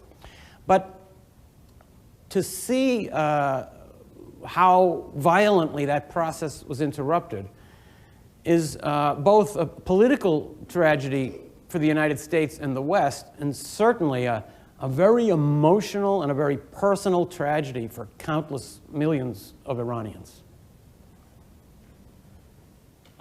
It occurs to me that another disturbing parallel between what's happening now and what's happening then is the role of the CIA. Bob Woodward, in his book, Bush at War, details the role of the CIA using tens of millions of dollars brought in suitcases by the CIA to bribe various Northern Alliance chiefs, et cetera, to orchestrate the war in Afghanistan. And I'm also disturbed at how this unelected secret government without accountability for these tens of millions of dollars are operating without any oversight, apparently. This just occurs to me. I don't know if you have a comment about that. I'd just make one statement about Afghanistan, since you mentioned it. I like to hold up the Iran coup as one of the great examples of the unintended consequences of intervention. But Afghanistan is perhaps an even more vivid example because we've lived through the whole cycle. We had a short-term goal, which was the overthrow of the pro-Soviet regime in Kabul. And we were willing to do anything to reach that goal, including arming large bands of radical fundamentalists in Afghanistan, training them in terror techniques, and in the use of very dangerous weapons, and including biological and chemical ones. When we achieved our short-term goal, the overthrow of that regime in Afghanistan, our attitude was, well, we're finished here now. We're going home. None of the processes that we set in motion by arming all these fundamentalists and drug traffickers is ever going to have any effect on us. It's never going to come back to bite us. Well, what happened? We got a very rude awakening. We did get bitten. What happened on September 11th was not just an airplane crashing into a building. For us, it was the world crashing into our living rooms. It was a lesson to us that the United States is not isolated from the rest of the world, and that processes that we help set in motion can have terrible effects for us. We need to think about this more seriously before we begin launching those processes. Yes, sir. The Holy Alliance of, speaking of fundamentalism, the Holy Alliance of ex-cons and neocons and fundamentalists who are running this country right now, I don't say us because I can't identify myself with them. Contrary to appearances, themselves are fundamentalists in the religious sense, not only in ideological. The self-elected president gets his cue from a fundamentalist priest every morning. And contrary to appearances, they are beefing up the Shiite fundamentalists right now while we're talking in Iraq. They are our closest allies. They are bothering women in the street. No woman has security to go, besides everything else, to her job or so on. And they're doing this bloodletting a lot after so many years. So they're happy with that. I don't want to say anything positive because there is nothing positive to say about the deposed regime in Iraq. But if you were a fundamentalist in Iraq, most likely you'd be under 6 feet of ground. There was no tolerance for fundamentalism at all, nor was there tolerance for any form of political dissent in Iraq. Today, I think Iraq is becoming a real center of fundamentalism, and that's one of these long-term trends that I think is going to come back to haunt us. Yes, sir, in the back. Hi. I came to the United States 2 years ago. I was one of the students that contributed to the, to the reformist campaign for President Khatami. And I think that the people in Iran still haven't realized that, they don't have that hatred about the United States. They are defying a regime that is against the United States.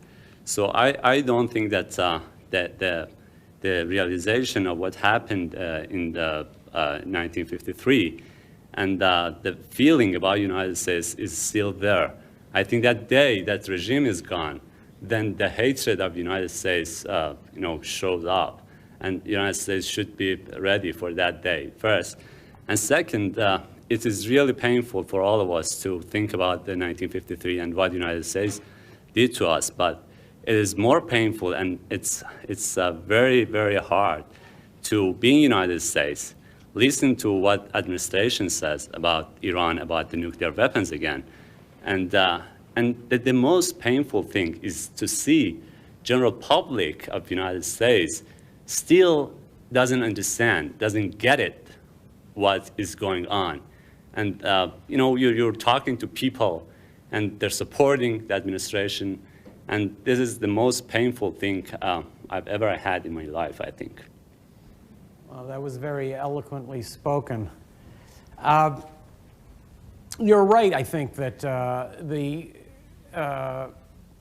anger towards the United States that is naturally still strong in Iran is tempered by still a residue of admiration and respect. I think if the United States can be patient and and resist the temptation to try to push things along in Iran, which will only mess up the whole project, democracy will come back to Iran. Now, you know more about Iran than I do, obviously, but when I was there, I asked a lot of people a question that people have asked me here, and that is this. If such a large percentage of Iranians despise the regime, why don't they rise up and overthrow it? And Iranian after Iranian gave me the same answer. This is what they said. In the late 1970s, we all banded together against the Shah. From the communists through the Democrats and the Mossadegh supporters all the way to the most crazy fundamentalists. We all joined together under the agreement, the understanding, nothing can be worse than this. Let's overthrow this, and whatever comes next will be better. Well, guess what? Something was worse. And now Iranians have really learned a lesson. I think it's a painful lesson, but it's an important one for a sophisticated political population, which is what Iran has. And the lesson is, don't start overthrowing governments with the idea nothing can be worse. They'll always come up with something worse. Let's wait until we have a blueprint and we know where we're going before we start setting processes in motion. Maybe they learned a lesson from watching the terrible effects of some other regime change operations. Yeah, over there. You hear from time to time that the Shah's son, you know, is sort of waiting in the wings and hoping, and I'm sure there are plenty of people who wouldn't be surprised if he has backers in positions of power so that he might find his way to power. Do you think that's completely out of the question? And also, wouldn't it be natural for the Iranians to see, as you mentioned about the '79 events, you know, that here, the United States might use that as, a means of imposing itself again, and that, well, I think you see my point. You're right. Young Reza Shah, he wants to be Reza Shah. That may have been a Freudian slip. Young Reza Pahlavi is living in a suburb of Washington, D.C. This is a successful businessman. They had a lot of investment capital, I guess, when they came over. He has talked about the possibility of playing a role in the future of Iran. Some of the things he has said sound intriguing. He has sometimes used the example of King Juan Carlos in Spain as a person who could facilitate the transition to a constitutional monarchy. Whether he is sincere or not is something I wouldn't dare to judge. That's something for Iranians. Another scenario I've heard is that in a future, more open Iran, Reza Pahlavi could go back and run for president, which is a largely ceremonial figurehead post. Iranians are going to have to decide this question. And I just close with this. The result that we all want in Iran, a return of democracy, is going to come. The large majority of the people want this. I wouldn't go so far as to try to predict when or how this will happen, but it will happen. The one thing that can prevent it from happening is if the United States becomes so eager for it to happen that we begin to intervene directly. Any politician, any faction, any party that is embraced or supported by the United States gets the kiss of death. Imagine what it sounds like to Iranians when the Americans shake a finger at them and say, "You're not democratic enough. You should have a democracy over there in Iran." Well, they roll their eyes and tell us, "We had a democracy 50 years ago, but you crushed it." So we don't have clean hands in Iran. Many Iranians are aware of that. Now, I think we have a role, we can play a role in helping to shape events there, but it has to be through coalitions. It has to be through diplomatic pressure, economic pressure. One of the great successes that Iran has had in the last few years has been building up strong commercial relations with Europe. They're very reliant on Europe, and they're very responsive to Europe. Same thing is true of Russia. Why won't those countries help us pressure Iran? Very simply, because we don't help them on anything they're interested in. And when we ask them for favors regarding Iran, they're telling us they're not interested in helping. Why should they agree to join coalitions with us when we want coalitions, when they are not listened to, when they have concerns about what the United States does? Foreign pressure in trying to make sure, particularly that Iran does not develop an offensive nuclear weapons capability, is something very appropriate. But it's not something the United States can ever apply on its own. That will only have the backlash effect of bringing millions of people behind a regime which actually they despise and hope falls very soon. Well, I think with that, we've probably come to the end of our time. I really appreciate you all coming out on such a night. Thank you all to the librarians. It was a great evening.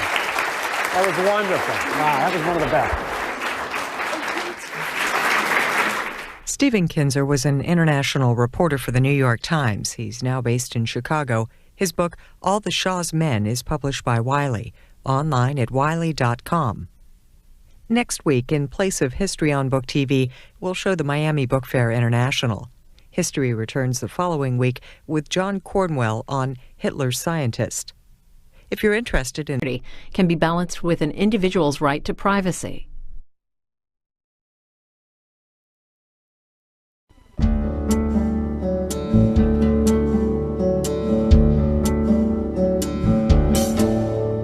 This week on Q&A, author and former New York Times correspondent Stephen Kinzer discusses his new book titled The Brothers, John Foster Dulles, Allen Dulles, and Their Secret World War.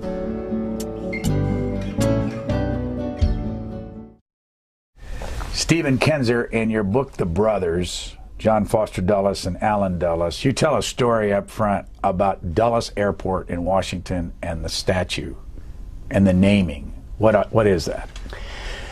John Foster Dulles had recently died when that super airport out in Chantilly, Virginia was being built, and President Eisenhower immediately announced that the airport would be named Dulles Airport. For a while, when Kennedy took over, he didn't want to name it after a crusty old Cold Warrior, but there was pushback from others, and finally the decision was made to name it after Dulles. You can still see the film clip of Kennedy opening the airport with Eisenhower there and Allen Dulles there, and he pulls back a curtain, and behind the curtain is this giant bust of John Foster Dulles. And that bust stands in the middle of this big airport. So I went to see it while I was writing this book, and I couldn't find it. I started asking the security guards, where's the big bust of Dulles? Nobody had ever even heard of it.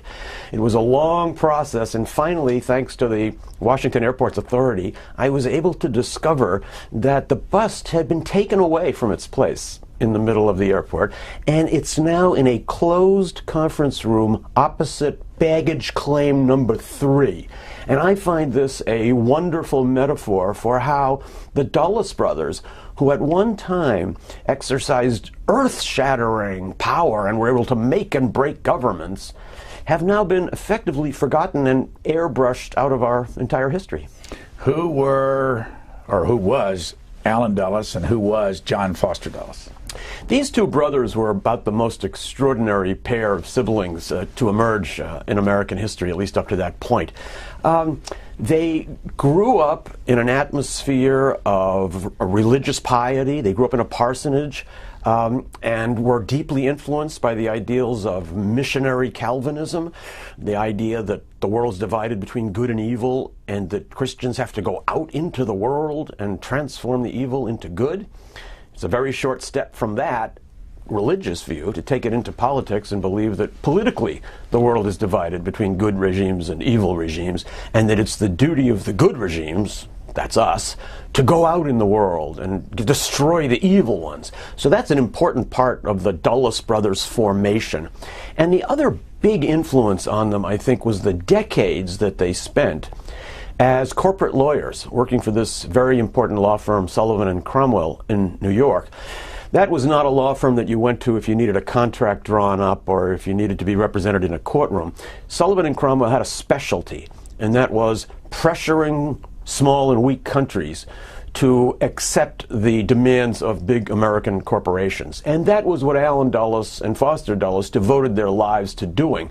So in their own minds, the interests of the United States and the interests of big American multinational corporations became the same thing. So they came into office, one as Secretary of State and the younger brother as director of the CIA, with these two influences, this religious view of the world being divided between good and evil, and many years of working for corporations that shaped their view of how American foreign policy should work.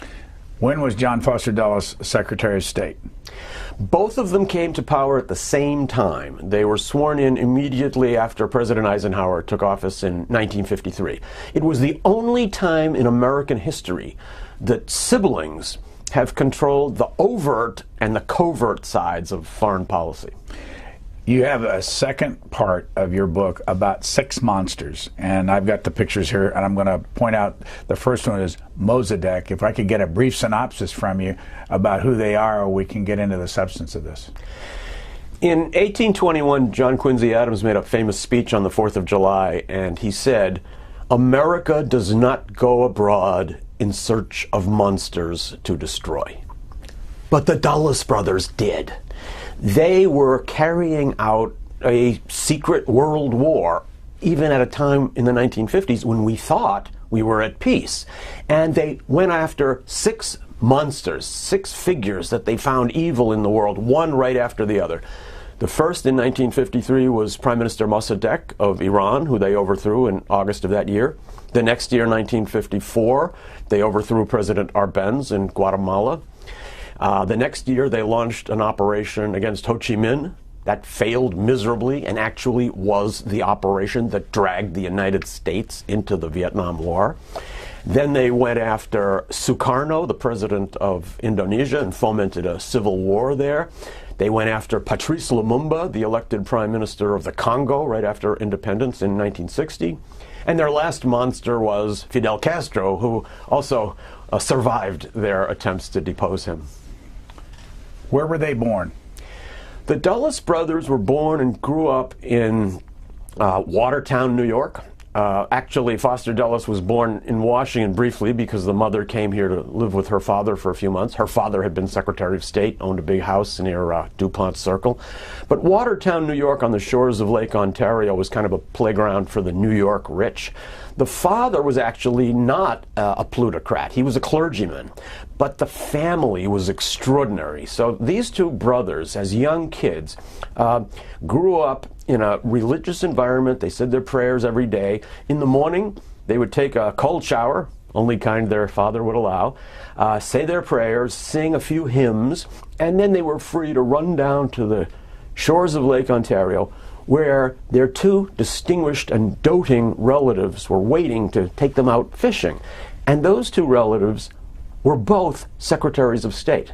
Their grandfather, John Watson Foster, had been Secretary of State in the 1890s, and he was actually the first Secretary of State to preside over the overthrow of a foreign government. That was the government of Hawaii. So actually, the Dulles family got into the regime change business even before the Dulles brothers were born. And their uncle, Robert Lansing, was Secretary of State during World War I. So they grew up in this very elite environment. As young boys, they were brought to Washington to stay at grandfather Foster's mansion, and they were having dinner with Grover Cleveland and Woodrow Wilson and Andrew Carnegie and Bernard Baruch and William Howard Taft. As children, they were able to absorb not just the ideas of the American elite, but their style, the perception, the way this elite looked at the world. This is why I see them as kind of vessels of American history. Imagine their grandfather, John Watson Foster, campaigned for Abraham Lincoln, and they, in office, projected American power all over the world during the nuclear age. Why did you get interested in them, and when? I wrote a book years ago called Bitter Fruit about how the United States overthrew the Arbenz government in Guatemala. The Dulles brothers played key roles in that overthrow. Years later, I wrote another book called All the Shah's Men about how the United States overthrew the government of Iran. The Dulles brothers were also players in a very important way in that operation.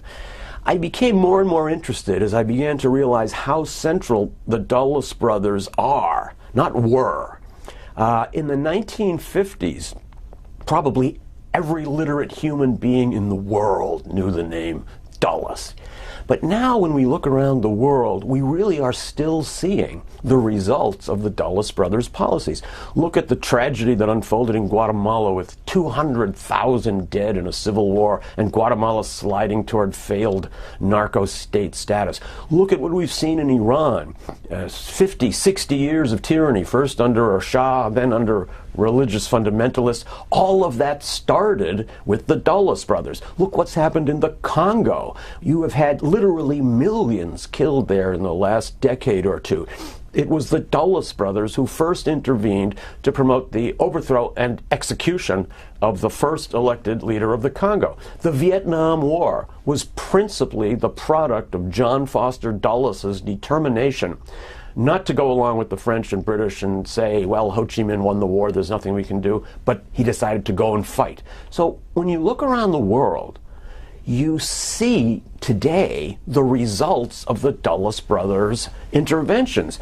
We've now forgotten them, and I'm trying to bring them back to life and show how not only they were central to shaping the world we now know, but how they reflect many deep impulses in the American psyche and the American body politic. We have some video from 1952 to be able to see what John Foster Dulles looked and sounded like. Are we stronger this year as against Russia than we were last year? I think probably not. It's pretty hard to judge those things, but my estimate would be that the tide is still running against us. Everywhere I look around the world, the question is, what maybe we're going to lose next, you know, and we seem to be on the defensive and that they're on the offensive. The question is, what are we going to lose each year more than what are we going to gain? You can look around the whole circle of the world, and you find one spot after another, after another, after another, where the question is, are we going to lose this bit of the free world? Is it going to be Iran, or is it going to be Egypt, or is it going to be Indochina, or is it going to be Korea, or what's it going to be? You go back to his beginning, and you talked about elite schools and all that. Where did he go early in his life to school? His mother didn't think public schools were good enough for him, so they engaged a number of private tutors, and then he went on to Princeton. And was quite an outstanding student there. His brother also went to Princeton, but they, although developed a totally united view of the world, they always saw the world in the exact same way, politically and ideologically. They were perfect twins, but in their personalities, they were totally different. Foster Dulles, as you can see from that clip, was very dour, very unfriendly, very off-putting. I read in one book, even his friends didn't like him. Allen Dulles was exactly the opposite. He was a sparkling conversationist. Let me interrupt just to show you some video of Allen Dulles so people, and by the way, they're not twins. What was the difference in their ages? Exactly. They were 5 years apart. They were twins politically and ideologically, but not biologically. Who was older? Foster Dulles was the older. Let's look at Allen Dulles for a moment so we can continue. There are times when the United States government feels that the developments in another government, such as in the Vietnam situation, is of a nature to imperil the safety and the security and the peace of the world, and ask the Central Intelligence Agency to be its agent in that particular situation. At no time has the CIA engaged in any political activity or any intelligence activity that was not approved at the highest level. He was interviewed by John Chancellor of NBC and from a program called The Science of Spying, a documentary. What was Allen Dulles like compared to his brother? He was a sparkling conversationist, had endless stock of stories, loved great wine. He was a inveterate adulterer. He probably had 100 affairs, from Claire Booth Luce to the Queen of Greece.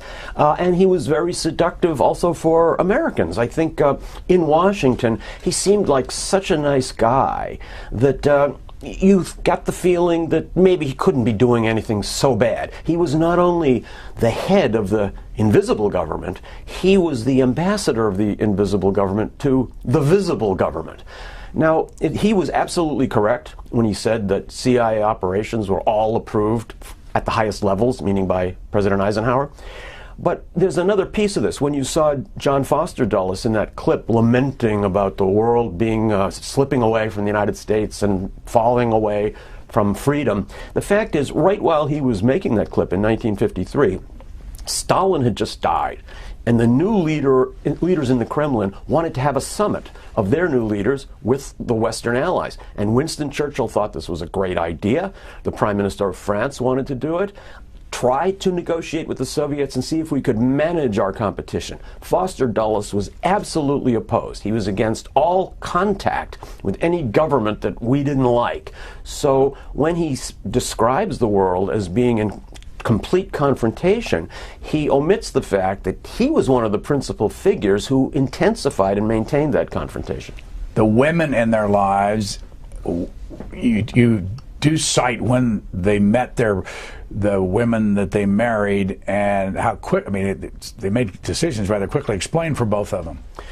Actually, their wives reflected the differences between them. The woman that John Foster Dulles married had dated Allen Dulles a couple of times, but Allen Dulles found her very staid and boring, so he quickly moved on. But staid and boring was just what Foster Dulles liked. So Janet Avery, the woman that John Foster Dulles married, was with him his whole life. I'm sure both of them were completely faithful, and Janet was really his only friend. He would spend his evenings at home and they would play bridge, or he would read a detective novel while she knitted. That was the extent of their wildness. But Allen Dulles married a very interesting woman. She had a lot of emotional and psychological problems, some of them no doubt the result of a very unfeeling and unpleasant husband, since the husband made no secret of his adulteries. But she became very interested in causes like prison reform, and I think she began feeling uncomfortable in the relationship. They never actually divorced, although they talked about it a number of times, but by the time Allen Dulles was head of the CIA, they were effectively living separate lives. Why would Allen Dulles write his wife and tell her about his affairs? I sometimes wonder about that. Was it just that he was unfeeling and didn't realize how hurtful that would be? Or was he actually trying to insult and humiliate her? It's remarkable when you see what a wonderfully outgoing person he was and how everybody loved him, and then compare this with how harshly and unfeelingly he treated his wife. Maybe it reflects something that's true in many of us. We're all for loving people in general, but it's a little more difficult when we have to love individuals. Where did you find a lot of the affairs that you write about? Where was the information? This information is scattered in a lot of places, and one of the things that drove me in writing this book is that nobody has, in this century, ever focused on the Dulles brothers.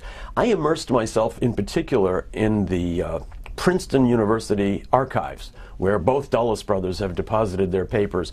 There's a lot of rich stuff in there, including oral histories that refer to many of these affairs, and also other curious aspects that have never been published before about the Dulles brothers. So I've tried to present a picture of them not just as political leaders, but as people. Who were they? I'm a great believer in telling stories, and I want people to finish a chapter and want to turn the page to find out what happens next. This is not like an academic study, and there have been good academic studies of the Dulles brothers in office, but that's not what this is. There is a person that a lot of Americans might know now who was named after Janet Avery. He turned out to be a cardinal in the Catholic Church. I want to show some video of him and then explain the relationship between John Foster Dulles, a strict Presbyterian Calvinist, and a cardinal who was his own son. That the government has an interest in seeing that the moral tone of society is kept in order just for the sake of the observance of law and the making of law. It's very important that people have the right moral and religious values, and so I hope that many will feel that is an important thing, even though they can't directly legislate morality or law or morality or religion. They nevertheless can support it in various ways by their own example and tone of their lives. What was Cardinal Dulles' relationship with his father? Actually, I found out something about that I don't think has ever been published, buried in an oral history that had been embargoed for some years in the Princeton Dulles archive. In that oral history, it's an interview with one of the law partners at Sullivan and Cromwell, one of Foster Dulles' partners. And he says, one day, Foster Dulles called me frantically and said, "This is the worst day of my life. You've got to come in right now into my office." So I went to his office, and I saw him very upset, and he handed me a letter, and he asked me to read it. And the letter was to his son, Avery, who had just decided to become a Catholic. Now, for someone like John Foster Dulles, it would have been better if his son had become a Hindu. A Catholic was just absolutely intolerable. And in this letter, Foster Dulles writes to his son, "Never speak to me again, never call me again, you are not my son, you are not alive to me anymore, I have nothing to do with you." And this partner recalls that he said, "I spent 4 hours with Dulles that afternoon and finally persuaded him not to send the letter." Nonetheless, their relationship was quite strained until late in life, and I don't think that Foster Dulles could ever come to grips with the fact that he had a Catholic in his family. My memory is that Avery Dulles died in the 90s. Yes, he lived to quite an advanced age. How did he become a cardinal? He was a very conservative theologian, and his conservatism and his conservative writings attracted the attention of Pope John Paul II. And without going through the normal rise in the hierarchy that cardinals normally go through, Avery Dulles was named by Pope John Paul II directly as a cardinal. What did it mean to be a Presbyterian in the Dulles' early days? I think what it meant was to see the world as made up of good and evil. In other cultures and other traditions, we sometimes think that all people and all governments are made up of good and evil impulses, and these impulses come out in different proportions depending on circumstances. But Calvinism doesn't teach you that. And Foster Dulles not only grew up in a religious environment, but missionaries who were coming back from Syria, from China, and other parts of the undeveloped world were regular guests in their homes. So he grew up hearing these stories about the need to go out and convert the heathens and the savages and the unbelievers. And I think he took that Christian ethos and applied it to politics. By the way, there's never any mention that I can remember in here of him being anti-anything else. Where did he get his, why was he anti-Catholic? I think it's a part of traditional conservative Calvinism that the Catholic Church went off in a terrible direction, became evil, and that Protestantism or Calvinism was the true church. Therefore, Catholics were seen as agents of the devil. It's hard to imagine, but there was intense anti-Catholic feeling in this country for many years, and Foster Dulles was certainly an exemplar of that. John Foster Dulles died when and of what, and the same thing for Allen Dulles, and how long was Allen Dulles the head of the CIA? Foster Dulles died in office, or actually he had resigned just a couple of weeks before, as he was quite ill. He died in 1959, and Americans mourned his passing. They had always thought of him as the tough guy who snarled at them, and he was never popular or beloved. But when he died, there was an outpouring of grief. The funeral was carried live on nationwide television. he faded from national memory, but at least he died before his reputation began to decline. The same did not happen to Allen Dulles. Allen was still alive when John F. Kennedy was elected president. One of Kennedy's very first announcements after the election, just 2 days after he was elected, was that he was going to keep Allen Dulles on as head of the CIA. And the first operation that Allen Dulles directed for President Kennedy was the Bay of Pigs invasion of Cuba. That was such a disaster that President Kennedy asked his aides in fury, "How could I have been so stupid?" Shortly thereafter, he fired Allen Dulles. So Allen Dulles did live to see his reputation decline and died later in the 1960s. Well, go back to the original story about naming the airport, which is 26 miles outside of Washington, Dulles International, versus Chantilly International, which the Kennedys supposedly wanted to name it. When did Jack Kennedy, President Kennedy, change his mind about that name, and how did they get it back on track then? You're absolutely right. It was Eisenhower's idea that the airport should be named after Dulles. But Dulles was a crusty old Cold Warrior, and Kennedy represented a new era. So when he came in, he didn't like the idea of naming the airport after Dulles. They were going to name it Chantilly. There was even some talk of naming it after George Marshall. But Allen Dulles and others around him launched a pressure campaign against President Kennedy and against the head of the Federal Aviation Administration, Najib Halaby, and Kennedy finally gave in and decided he didn't need to pick a fight on this one. I think even Eisenhower was indirectly pushing Kennedy to name it after Dulles.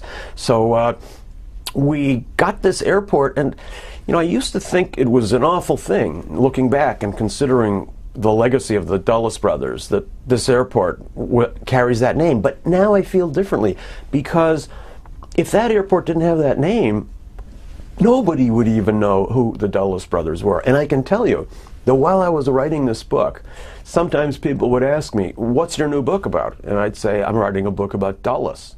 And they said, "The airport?" How long did you write for the New York Times?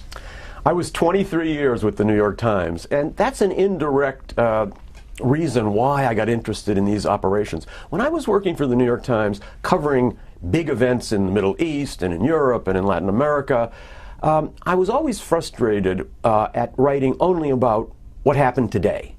What I was really interested in is what happened yesterday. How did we get here? Why is this happening? When I get to countries like Guatemala, Iran, I always ask myself, why is this country like this? Why is a country poor and miserable? Why is a country rich and powerful? Over and over, I was able to trace the answers in countries that have fallen into chaos, like the Congo and Iran and Guatemala, back to the Dulles brothers. So I'm following history back and trying to find out why the world today is the way it is. And a lot of the answers to that question have to do with the Dulles brothers. When you were at the New York Times, how many different places did you live? I had 3 foreign assignments. My first one was in Central America. I covered all the wars of El Salvador and Guatemala and the Contra War in Nicaragua. That was where I lived. After Nicaragua, I was sent off to Berlin, right at the time the wall was falling. European unification was starting, and the wars in Yugoslavia also became a big part of my job. And then I became the first New York Times bureau chief in Istanbul, which was a great assignment, partly because it allowed me to start getting into Iran and beginning to understand a country that we have a lot of difficulty understanding because our emotions are so intense. When I got to Iran, I remember asking people, why is a country with this history and this culture so unhappy and miserable and isolated and poor? And people told me, actually, we had a democracy here once, but the Dulles brothers came over here and destroyed it. I didn't know anything about that. I don't think most Americans did or do. And so this book is trying, among other things, to explain to Americans not only why some countries in the world have fallen into this chaos after American intervention, but who organized that intervention and what were the forces that propelled those interventions. I want to come back to Iran just a second, but you left the New York Times what year, and what are you doing now besides writing books?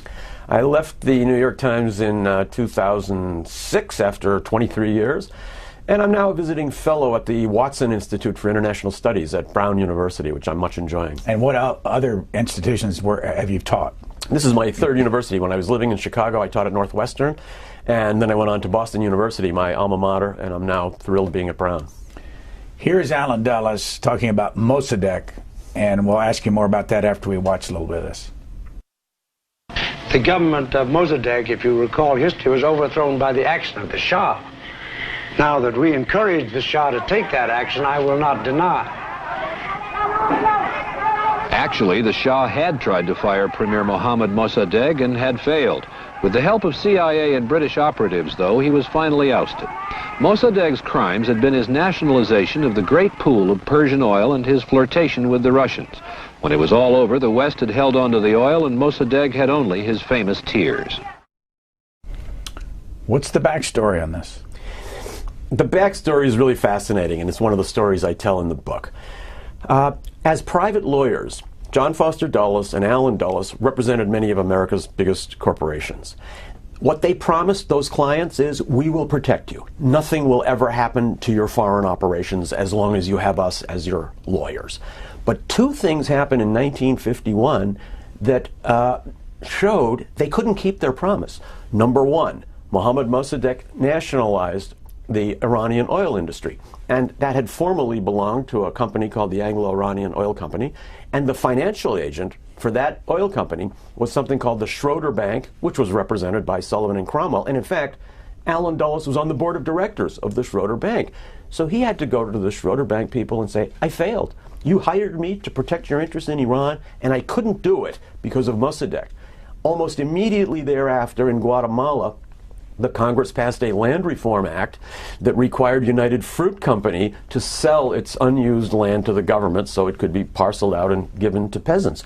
So the Dulles brothers had to go to United Fruit Company and say, we failed. We couldn't protect you. And they didn't like to fail. So they developed a deep grudge against Mossadegh in Iran and Arbenz in Guatemala. They couldn't do anything about it because they were only private lawyers, but they carried that grudge with them into office. And their very first project, as soon as they took office in 1953, was to plot against Mossadegh, and the moment they had overthrown him, they turned and overthrew Arbenz. So they carried this grudge, and it was a grudge based essentially on the fact that these two leaders, Mossadegh in Iran and Arbenz in Guatemala, had deeply wounded companies that the Dulles brothers had promised to protect. That was a crime that they never forgave. Then beyond that, there were four other monsters that you talk about. And how did they get involved in that? And what drove them to Ho Chi Minh and Fidel Castro and Lumumba and all? And they were in office when they did this. And what was their motive? You're quite right. They carried these two grudges with them into office, Mossadegh and Arbenz. But the others were grudges or enmities that they developed while in office. The Vietnam story is fascinating and really tragic.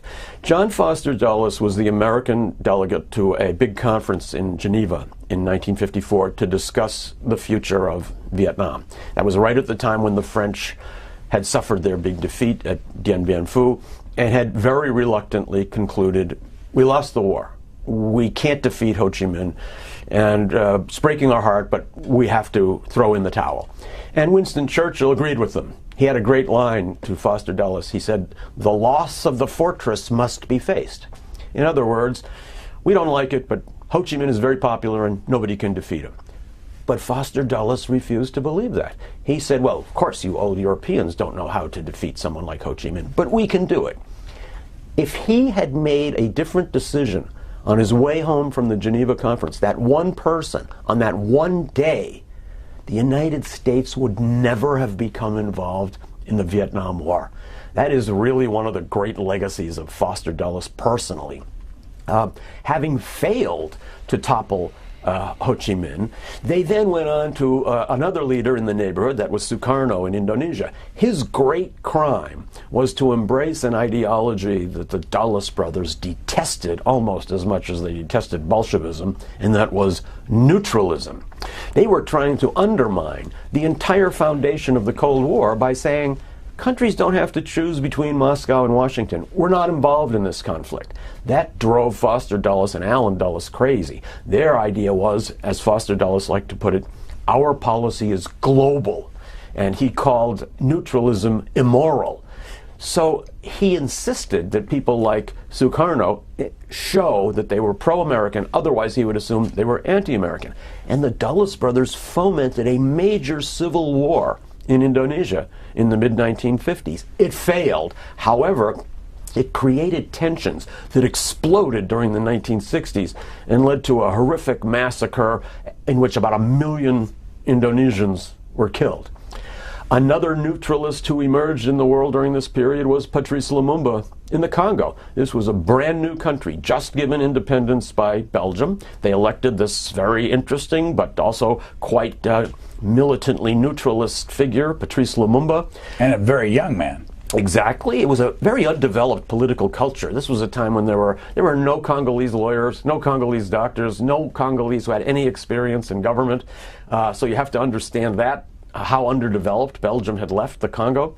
But the Belgians and the Americans were terrified of Lumumba because he was so popular, not just in the Congo, but throughout the Third World. And they organized a plot in which Lumumba was overthrown and assassinated even before he had completed 6 months in office. And their final target was Fidel Castro. Allen Dulles organized the Bay of Pigs invasion. And in my chapter about this, I take that from a somewhat different perspective. I noticed as I was reading through a lot of these private documents, something that I don't think has come out in other histories of the Bay of Pigs, and it's this. Allen Dulles never attended any of the meetings that planned the Bay of Pigs invasion. He didn't know what was happening. He left it to subordinates, and he wasn't even in Washington on the day of the invasion. I believe he was already suffering from the beginnings of dementia. A few years later, he was found wandering around in Georgetown, not knowing how to find his way home. And I think the Bay of Pigs disaster is in part the result of Allen Dulles' complete disconnection and the beginning of his fade. Why did President Eisenhower go to these two men in the first place? What had they done that was attractive to him? Foster Dulles had been the chief foreign policy advisor to Eisenhower during the presidential campaign. So it was the logical choice. Allen Dulles was a little different. He was renowned as a terrible administrator, and there was some fear, not enough unfortunately, of having two brothers in those important positions. After his inauguration and after looking at various other candidates, Eisenhower finally did appoint Allen Dulles. Now, in the years that have followed Eisenhower's leaving office, there's been a lot of debate about the role of the Dulles brothers compared to Eisenhower. So did the Dulles brothers manipulate Eisenhower? Did they feed him false information? Did they act behind his back? Or did he approve everything they did? We now know that that latter one was true. Eisenhower knew everything they were doing, and he approved everything, including the assassination of two foreign leaders. He personally approved the assassination of Lumumba and attempts to assassinate Fidel Castro. How do you know? We find this in the documents. He doesn't actually use the word murder and assassinate, but if you go through the book, I have quoted the actual meetings, minutes of which have much later been declassified, and recollections of people who were in those meetings, and you'll see the circumlocucious but very clear orders from Eisenhower. Now, some people have raised this question, why would Eisenhower have been so much in favor of covert operations? We don't know for sure because he never spoke about it. That was an age when you believed secrets should be taken to the grave. But I think there were two reasons why Eisenhower so strongly supported these covert regime change operations. One is that although nobody knew it at the time, covert operations were very important in winning World War II. We broke the German codes. We had all kinds of fake army units with tanks that were actually blown up balloons to deceive the Germans. So Eisenhower, of course, as commander of the Allied forces, would have known about all these operations, and I'm sure that he came away from the World War II experience with a deep appreciation for what covert operations could do. And the other reason is that I think he would have seen covert operations as a peace project. You don't have to wage war and kill tens of thousands. You can do this covertly with only the death of dozens or hundreds. You mentioned that Allen Dulles had an affair with Claire Booth Luce? Yes, she did. Yes, they did. How do you know that? We know it from a series of sources, including Allen's mistress. And as a matter of fact, Allen's mistress was at that time having an affair with Henry Luce. So it was kind of a very closed, small circle. And I think this was pretty clearly understood. And I'll tell you a funny thing that I found in my research, and this is just a speculation on my part. Of course, Henry Luce and Allen Dulles were quite friendly. Not only were they sleeping with each other's partners, but they knew each other socially and were politically very much in line. One of Allen Dulles' paramours was the Queen of Greece. One day, Henry Luce, who was the publisher of Time magazine, put the Queen of Greece on the cover of Time magazine. And there's a little quote at the bottom, and it says, "My strength is the love of the people." I wonder, was he sending a kind of a quiet little jokey message to Allen Dulles? Well, you mentioned more than once Henry Luce and Time magazine and the covers, and with the Allen Dulles and the John Foster Dulles covers, and also some of these folks that you write about as the monsters. Explain the role that Time magazine played. It's hard to believe now that one person or one empire could have such reach because our media landscape is so fractured. But between Time magazine and Life magazine and March of Time newsreels and radio broadcasts, Henry Luce probably reached half or more of the literate population of the United States. And Henry Luce was very much like the Dulles brothers. So he also was a strict Presbyterian. He had been born in China, son of missionaries. He came from a missionary line, just like the Dulles brothers did. So they worked very closely together, one supporting the other. And, for example, one great story has to do with the time that Patrice Lumumba was supposed to be on the cover of Time magazine, and they actually made the portrait. But at the very last moment, the American government, particularly the CIA, became terrified. They didn't want more publicity. They didn't want this handsome figure on the cover of Time magazine. So they managed to call Henry Luce at the very last moment as the magazine was actually going to press. And finally, Luce agreed to take Lumumba off, but they didn't have time to make a new portrait. So they took an old picture of Dag Hammarskjöld, the UN Secretary General, and they pasted it against the background of tropical trees and African landscape that had been intended for Lumumba. So you can now buy the portrait of Lumumba on the cover of Time that never got to the cover of Time. But can you also see the Dag Hammarskjöld cover and see the background? Yes, absolutely, and it's quite incongruous because Dag Hammarskjöld should have been portrayed against a very different background. So you've got the background of Lumumba, but the picture of this Scandinavian diplomat. You point out in your book that Ho Chi Minh was in New York and worked in New York as a pastry chef for a while. Here's some video of him, and then I want you to put him in context. Ho Chi Minh is of the blood, sweat, and tears school. You don't fight a revolution for 30 years getting clobbered at every turn until finally you come out on top without being of the blood, sweat, and tears school. It's dangerous to second think or to second guess a man like Ho Chi Minh. Yeah, they're much more complicated than that.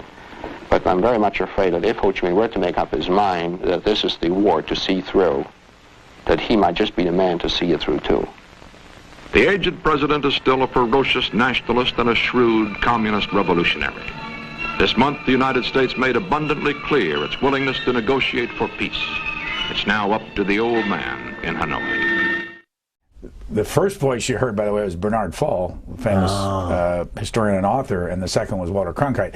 Ho Chi Minh, what impact did the Dulles brothers have on the Vietnam War, and how did it work? Well, you're right that Ho Chi Minh did turn up as a pastry chef actually at the Parker House Hotel in Boston, and he traveled a lot in the world. So during World War II, Ho Chi Minh was leading a resistance force against the Japanese invaders, and we supported him. The United States dropped weapons to him and even dropped cigarette cases to him, which is what he asked for. And we sent an OSS mission to help him and train him and work with his men. When the war ended, the head of this mission had a private dinner with Ho Chi Minh as he was leaving. And he said to Ho Chi Minh, I have to ask you one question. Are you a communist? And Ho Chi Minh replied, yes, but I hope that doesn't mean we can't still be friends. To the Dulles brothers, it did mean that. The fact is, Ho Chi Minh was a nationalist and a communist, but the Dulles brothers only saw the communist part. Not only did they feel impelled to wage war against him, but they really thought they could win. They had this exaggerated view of American power, that whenever we start something, we can win. And it was that arrogance that brought the United States into the war in Vietnam. What was the source of their anti-communism? I think it came from their long formation as members of the American elite, and then, of course, decades working to support the power of American corporations in the world. Communist ideology was always aimed at restricting the ability of international corporations to work freely in many other countries. But there's something beyond just ideology that I think must have driven them. It's this idea that there's always a horrible force out there. And that's why I start my book with a quote from Captain Ahab in Moby Dick. He says, that inscrutable thing is chiefly what I hate. And be the white whale agent or be the white whale principal, I will wreak my hate upon him. You also write in your book about Diego Rivera's famous painting, Glorious Victory, in which you can see John Foster Dulles, his brother, right behind him with a satchel full of money, and General Eisenhower down here in a bomb. Why did you pick this and write about it? I consider this to be one of the most brilliant works of political art of the 20th century. And while I was writing this book, since the Dulles brothers are right in the middle of the picture, I decided I got to go see that picture. I've studied it, of course, in reproductions over many years, but I had to go see it. But I couldn't find it. It should have been in Mexico. We checked with every Diego Rivera group. Finally, I tracked it down. It's in a museum in Moscow. I was willing to go to Moscow, and I wrote to the museum director, and I got back a note saying, I'm sorry to tell you that this picture is not on display. It's too big. It's 16 feet long. It's on a roll in the basement. If you come to Moscow, I will take you to the basement and show you the roll, but I can't open it because we don't have any space. So this led me to the following conclusion. That picture is not serving any purpose in the basement of a museum in Moscow, nor are the Russians the real audience for it. I have a suggestion for what we should do with that picture. Let us see if we can't take it or borrow it from the Russians, and we should put that up as the centerpiece of Dulles Airport and find the old bust of Dulles and put it in front of that. And that painting would, I think, then stimulate not just memories about Dulles, but questions about who he was, what he did, and who we are that allowed him to do these things. You wrote at the end in a chapter called The Face of God, Foster and Allen were chief promoters of that fear. They did as much as anyone to shape America's confrontation with the Soviet Union. Their actions helped set off some of the world's most profound long-term crises. Why were they such heroes back then, and then why have they faded then? Because the long-term effects of their operations were not clear then. It seemed like everything they had done succeeded. They got rid of Mossadegh in Iran. They got rid of Arbenz in Guatemala. We never knew that Iran was going to spin down into this horrible crisis, or what was going to happen in the Congo after they assassinated Lumumba. So at the time, they seemed very successful and very heroic. But in history, from a historical perspective, I think you can see they made a couple of huge misjudgments. Number one, after Stalin died, they completely refused to respond to peace feelers from the Kremlin. They never tried to see if the new leadership would like to develop a new relationship with the Americans. Number two, they completely misunderstood third world nationalism. which emerged after World War II. They saw it as just a Kremlin-organized plot. That's not what it was. And their final huge misjudgment was that they had no idea of what we today call blowback. They never thought that their operations would have horrible effects decades and generations later. You say, talking about Foster Dulles, he conveyed a harsh, snarling image that alienated millions and contributed to generations of anti-Americanism. Why didn't General Eisenhower have that same impact? Eisenhower smiled a lot. John Foster Dulles never smiled. One example is that in many of these developing countries, like, say, Indonesia, Afghanistan, the leaders invited both Soviet officials and American officials to visit. They wanted Eisenhower to come. But Eisenhower wouldn't go because Foster Dulles told him, countries that are not 100% on our side don't deserve a presidential visit.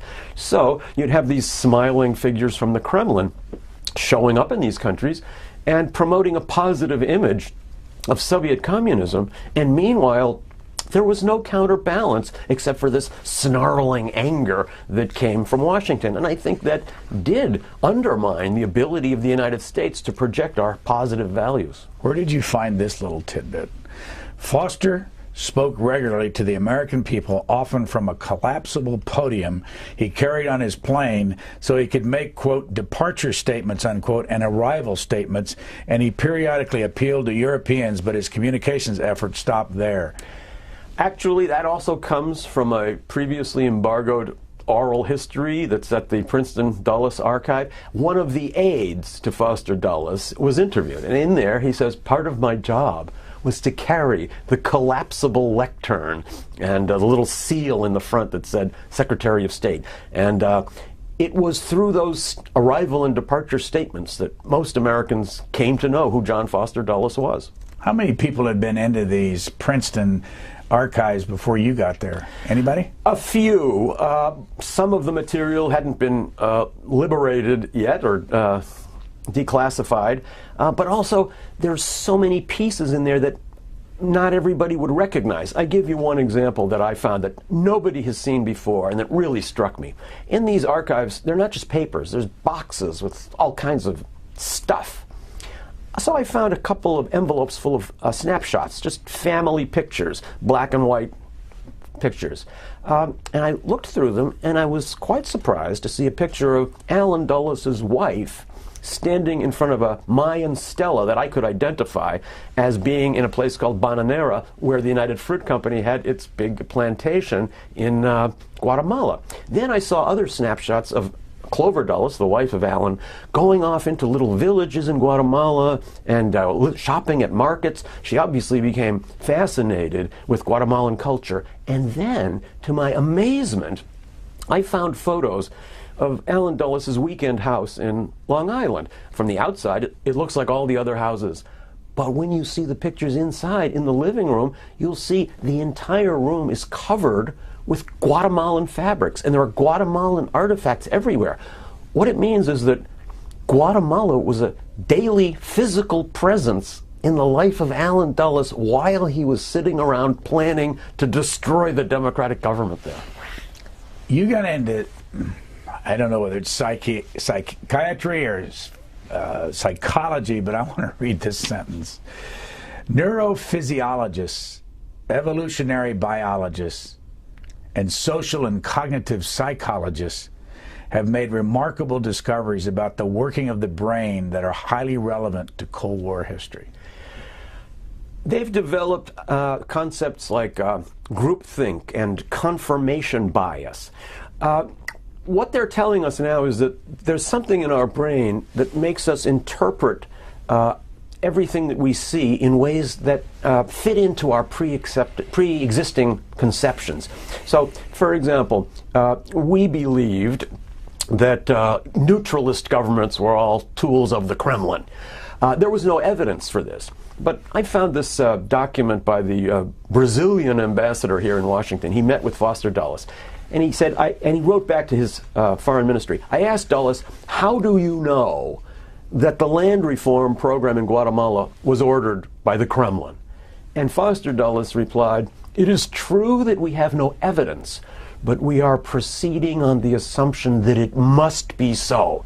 So the idea that Guatemalans would decide to adopt a policy in Guatemala that only had to do with Guatemala, had nothing to do with the Cold War, was inconceivable to the Dulles brothers. They thought everything in the world was part of the Cold War. So when they saw something like a nationalization of oil in Iran, or acts aimed at restricting United Fruit Company in Guatemala, their mind was programmed to believe that these must have been Kremlin plots. And so they ignored evidence to the contrary and embraced whatever shred they could find that seemed to confirm their bias. What do you think if the Dulleses were back today, though, when it comes to communism that they were so vigorously opposed to, that there's not much of it left in the world? I think they'd be quite shocked at the way Would they the feel world victorious, developed. though? I think they never believed that there would have been a negotiated solution and that you could just wait out the communists and ultimately communism would fall under its own weight. That was the argument, for example, that George Kennan was making. And George Kennan clashed violently with Foster Dulles. Foster fired him from the State Department because the State Department was not big enough for someone like George Kennan and someone like Foster Dulles. Kennan was saying, let's take this doctrine of containment and let's wait the Soviets out. Ultimately, their system will fall. Foster Dulles hated the idea of containment. He said, we need a policy of rollback. We are going to push the communists back. But of course, he never really did that. Here's a communist in our hemisphere who is still alive today, and this is from 1959, Fidel Castro. Why, with that attitude, have there been so many executions across Cuba without open free trials? Well, not so many. How many? I don't know exactly about 2 or 3 dozen of criminals, because I think the judge is the first thing necessary for the happiness of the country. Interviewed by Stuart Novins of CBS back in 1959. What impact did Allen Dulles have on that situation there? The idea that a radical leader could emerge so close to the American shores was terrifying for the American government. The idea that they could simply say, well, Castro is doing what he wants, he's very popular, and there's no need for us to be hostile to him. This was, of course, before he had embraced the Soviets. Was impossible. It was unthinkable to them. And not only did they believe it was impossible for the United States to coexist with Castro, but they honestly believed that with a couple of thousand men, they could spark a national uprising against Castro. The idea that Castro could be critical of the United States and still hugely popular among his own people was inconceivable to them. John Foster Dulles died of cancer. How old was he? Do you remember? He wasn't that old. He was in his late 60s, and he spent about 6 months declining very rapidly. And what about Allen Dulles? What did he end up dying of? And I know you said he had Alzheimer's. Allen Dulles died ultimately of heart failure, but he had a whole series of ailments. He became quite heavy, couldn't move very well, in his obituaries, you see a lot more mixed reviews, because by the time he died in the late 60s, of course, many of the CIA plots had already started to come out, and the negative sides of his record were becoming clear. When Foster Dulles died in the 50s, that hadn't happened yet, so everybody was mourning him. You talk about something that you had to write this a long time ago that's very much in the news in the last month, exceptionalism. And you define it as the view that the United States has a right to impose its will because it knows more, sees farther, and lives on a higher moral plane than other nations was to them, the Dulleses, not a platitude, but the organizing principle of daily life and global politics. I find it quite remarkable to read this book in the context of what we're living right in these days. It was the Dulles brothers' idea, you never negotiate with your enemies, you never talk, and ultimately you're going to win. And that's actually the policy the United States has followed for almost all the period of the last 60 years. But just within the last few weeks, we are seeing quite some break in this. First of all, the President of the United States wanted permission to launch a bombing attack against Syria. But many Americans and many members of Congress were against it. And then he picked up the telephone and called the president of Iran, a country with which we've had great hostility for many years. So this leads me to ask myself, I think it's too early to give an answer, did the Dulles era just end this month? Have we had 60 years of this Dulles militancy, and is it now finally changing? I'm waiting to see if this is a permanent change or just a little pendulum swing. Are there any Dulleses still alive? There are. Not the next generation, but the generation after that. There still are several out there, but they've all decided to stay out of public life, and I'm wondering if I'll hear from any of them after the publication of this book. And what are your plans for another book? I'm always interested in why we are like this. That's my big theme. Why does the United States behave the way that it does in the world? Now, this book is a biography. It's a biography of the Dulles brothers. But it's more than that. I'm using the framework of biography to ask this larger question: why do we behave the way we do in the world? And whatever my next book is, it will be another way to ask and try to answer that question. Our guest has been Stephen Kinzer. He spent 20 plus years with the New York Times as a reporter and now teaches at Brown University. The book is called The Brothers, John Foster Dulles, Allen Dulles, and Their Secret World War. I thank you very much. Thank you.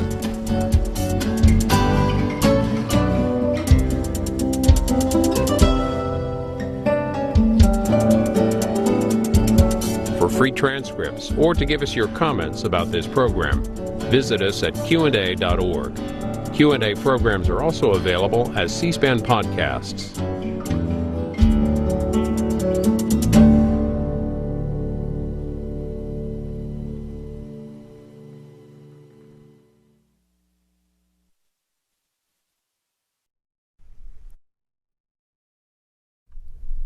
Sandra Grimes talks about hunting down and capturing CIA mole Aldrich Ames, who compromised the second largest number of assets in CIA history. Ms. Grimes was one of 5 CIA principals tasked with rooting out Ames and building a case against him. This is about an hour.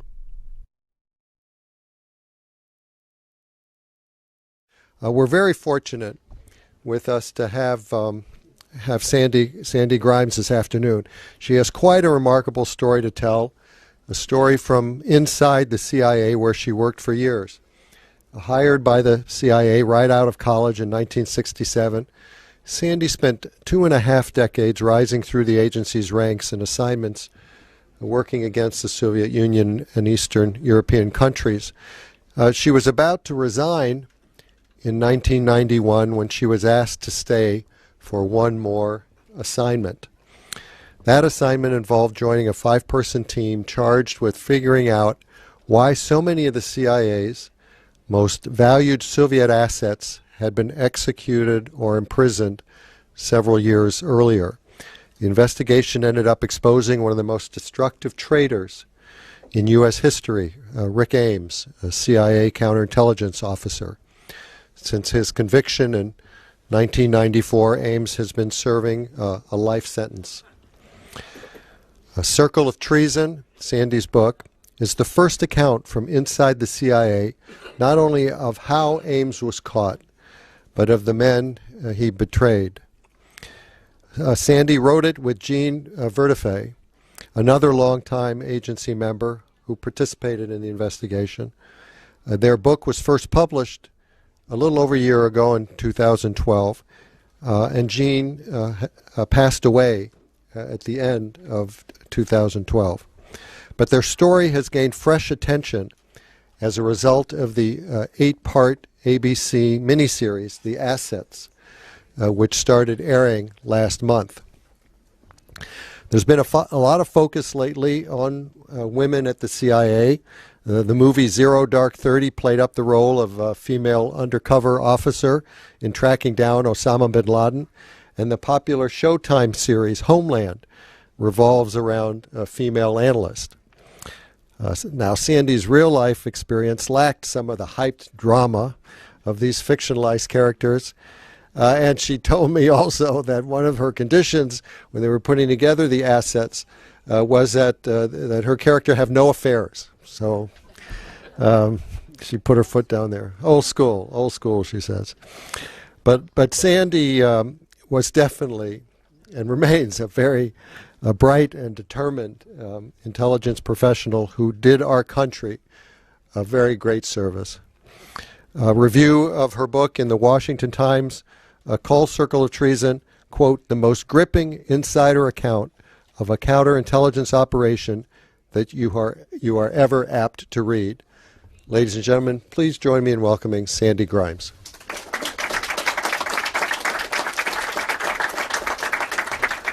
Thank you very much. Can everybody hear me?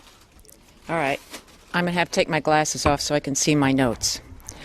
All right. I'm delighted to be here to talk about our book, Circle of Treason. Now, before I get started, though, my remarks are going to be fairly brief because I want to leave a lot of time for your questions, and I'll be glad to answer, I assume, most of them. I'll be able to. I also want to say I'm here to represent my good friend and co-author, Jean Vertefeuille, as I tell you about our journey to determine who or what caused the wholesale loss of our Soviet assets in 1985 and in 1986. In 1991, that led us to search for a traitor in CIA. To make matters worse, we knew he wouldn't be a stranger. He'd be a co-worker, a colleague, someone we had known for a very long time, and someone we probably saw every day in the hallways of our headquarters building. But Circle of Treason is not just a story about how we identified a spy. It's much more than that. For the first time, Jean and I are able to tell the history of CIA's contacts with his victims. Many are their stories or ours as well. We participated in the handling of a number of these cases, and we watched as those we knew were arrested and executed. Always concerned that we might have made a mistake, which led to their deaths, is a burden no one wants to carry. But I have to be completely honest. That's what a number of us in CIA had to do for the next 8 years until our mole was identified. You may have noticed I have yet to mention his name. We all know it's Aldrich Ames, or Rick, as he is known to us. And yes, he was a colleague. And for me personally, he and I were carpool partners in the mid-1970s. And on April 16th, 1985, Rick Ames decided to walk through the front door of the Soviet Embassy, downtown Washington, D.C., 16th Street, and volunteer his services to the Soviet Union. 2 months later, he also decided to provide his KGB handlers with the names of or identifying information on every single one of our human sources reporting on the Soviet Union. Those who were currently reporting, those who were long retired, or those who were dormant. And in doing so, he knew full well what fate awaited them. They would be arrested, they'd be interrogated, they'd face a trial, they'd be convicted, and they'd be executed. A bullet to the back of the head. Now, it's 1985, and our nightmare begins. Late May, GRU asset Okan, whom we're handling in Athens, Greece, receives a cable from his headquarters saying, "You're to return to Moscow." He decides to defect, and we bring him safely to the U.S. Early August, our KGB asset, Polishchuk, in Lagos, Nigeria, is arrested in Moscow during a home leave. Sometime between late August and early October, our GRU asset in Lisbon, Portugal, Smetanin, is also arrested in Moscow also during a home leave. November 6th, our KGB asset here in Washington, D.C., boards an Aeroflot flight at Dulles, bound for Moscow. Over and back, short trip. We never see him again. Again, early November, our KGB asset, Varenik, in Bonn, West Germany, travels to East Berlin for a 3-day conference. He disappears. And into 1986, February, our KGB asset, Vorontsov in Moscow, is arrested. June or July, as best as we can tell, our GRU asset, Vasilyev, in Moscow, is arrested. July 7th, 1986, our long-retired GRU asset, General Dmitry Polyakov, is arrested in Moscow 1 day after his 65th birthday. He's the highest-ranking Soviet intelligence officer this government has ever run. And, unfortunately, into 1987, our KGB asset, Peguzov, also in Moscow, also long retired, is arrested. So here we are. It's the end of 1985, and obviously something is seriously wrong. Two possible explanations. We either have a human penetration of CIA or our communications have been compromised. In other words, they're reading our traffic. What do? Our first action was taken in response to a new volunteer. In January 1986, a Soviet intelligence officer volunteered to CIA. Now, our goal was simple. We got to try to keep this one alive. We have no idea whether it's a traitor or a technical penetration, so we have to guard against each possibility. With respect to the traitor side of the equation, we institute what we still to this day affectionately call draconian security measures. We simply eliminate almost everybody from those who are aware of our new asset. Now, we've got to address the technical side with respect to our staff communications and the possibility that they are reading Soviet our traffic on our Soviet cases. Well, this one was a little bit more difficult, so we basically punted. We ignored staff communications. We did not. There was zero cable traffic between headquarters and the field station where our new asset was located. We went back to basics to communicate. As we affectionately also say, it wasn't the Stone Age, but it was pretty close. Although we did have a technical something that was sort of out of this world at the time. Okay, so we have our new asset. He's okay. We're keeping this one alive. Enter my co-author, Jean Vertefeuille, who is on assignment in Libreville, Gabon, as our chief of station. She returns to headquarters in the middle of 1986, and she is tapped with trying to determine what in the heck happened. She has a small task force of people who began this effort. Now, at the same time, Jean and her people are looking at our losses. The FBI has also established a task force. They suffered similar problems with their Soviet cases during the same time period as we. All right. Now we're going to have to fast forward. It's early 1991, about a little over 5.5 years later, and we still do not have a clue as to what happened. Not a clue. Now, That's not to say that there weren't plenty of explanations, plenty of leads. There were lots. Each was fully investigated, and each was discarded. Meanwhile, the FBI also doesn't have a clue as to what caused their losses. However, there is a bit of good news.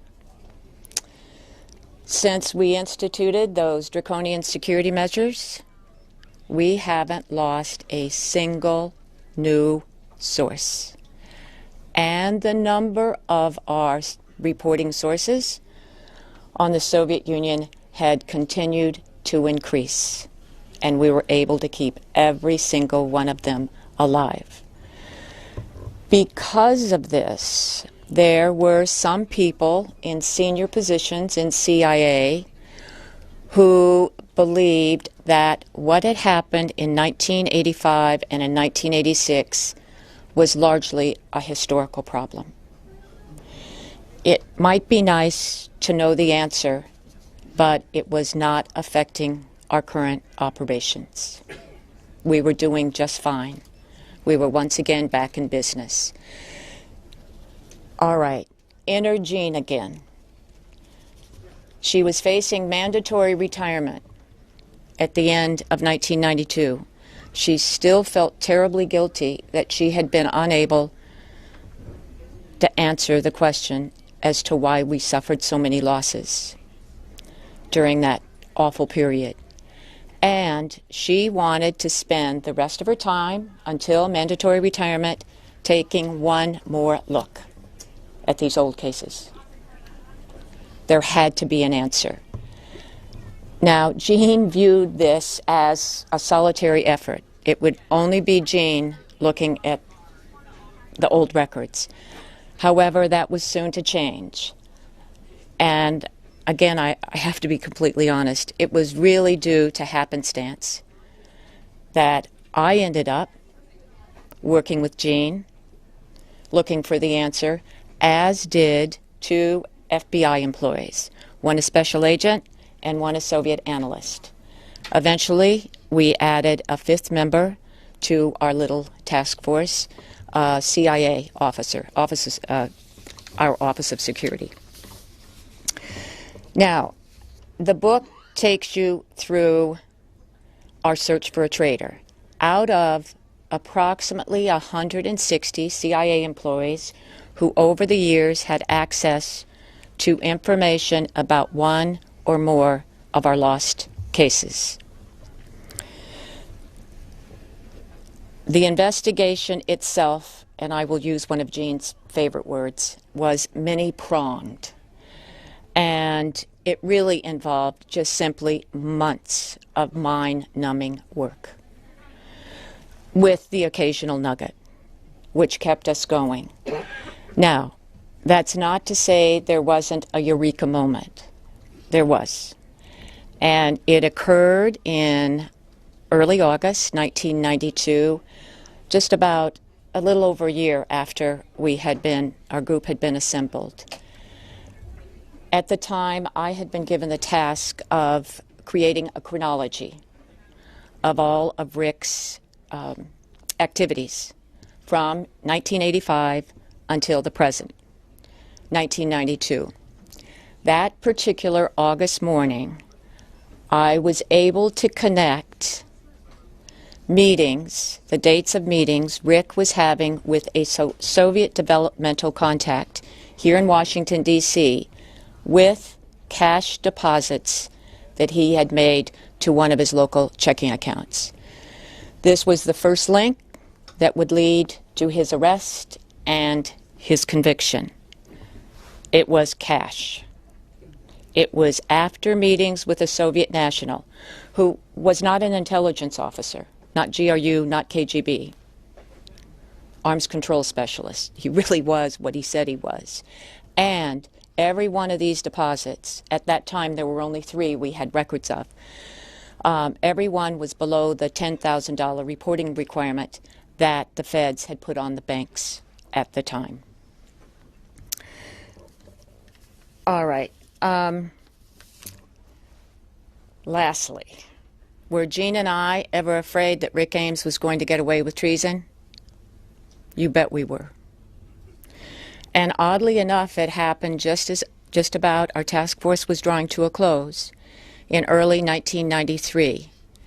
Several months prior, at the FBI analyst began to prepare a report of our findings. Now, this was not a CIA document. It was an official FBI document because we were turning everything over to them. Jean and I certainly did have a say in the draft stages of that paper, but the final wording was beyond our control. And as we understood it, when the report came out in March 1993, it did not identify Rick Ames as the primary suspect. It did, however, have include his name on a short list of other possible suspects. For Jean and myself, it was a pretty difficult time. We were absolutely convinced that Rick Ames was our traitor, that we had spent 2 years looking for, and our analysis proved that to be the case. We also knew, obviously, the FBI did not share our belief and would continue to focus on others on their new short list. But thankfully, and it truly is thankfully, additional information became available which didn't identify Rick, but it certainly pointed in his direction. And most importantly, it forced the FBI to open a full-scale investigation of Rick Ames. 1 year later, February 21st, 1994, President's Day, a government holiday, and we were at work. Rick Ames is arrested by the FBI around the corner from his house. Not too long after that, he was on his way to CIA headquarters to answer a fictitious cable. However, not too long after that, his wife, Rosario, was arrested at their home. Both eventually pled guilty to espionage. Rosario received 5 years, which she served in a federal facility in Danbury, Connecticut. Upon her release, she was stripped of her U.S. citizenship. She was a naturalized citizen and deported to Colombia. Rick received life. And, you know, I was just thinking, it's almost 20 years, coming up on 20 years. He's at Allenwood, the federal pen at Allenwood, Pennsylvania, still residing there.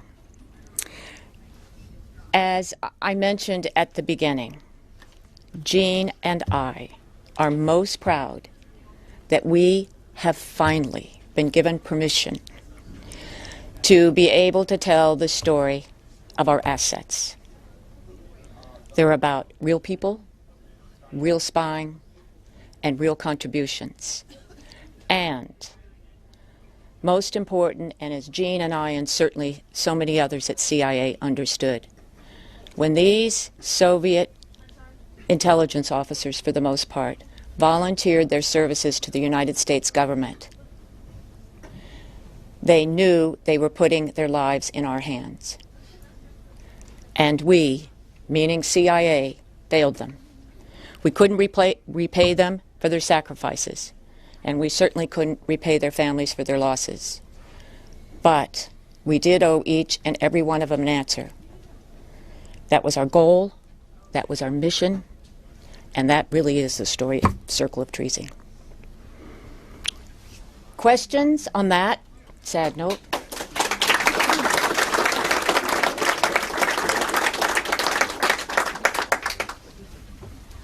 Yes, now I could put on my glasses. So this happened over 20 years ago. Correct. With today's technology, with data mining and predictive analytics, do you think that would have accelerated you or helped you in your search? No, not at all. And I'll just use this as an example.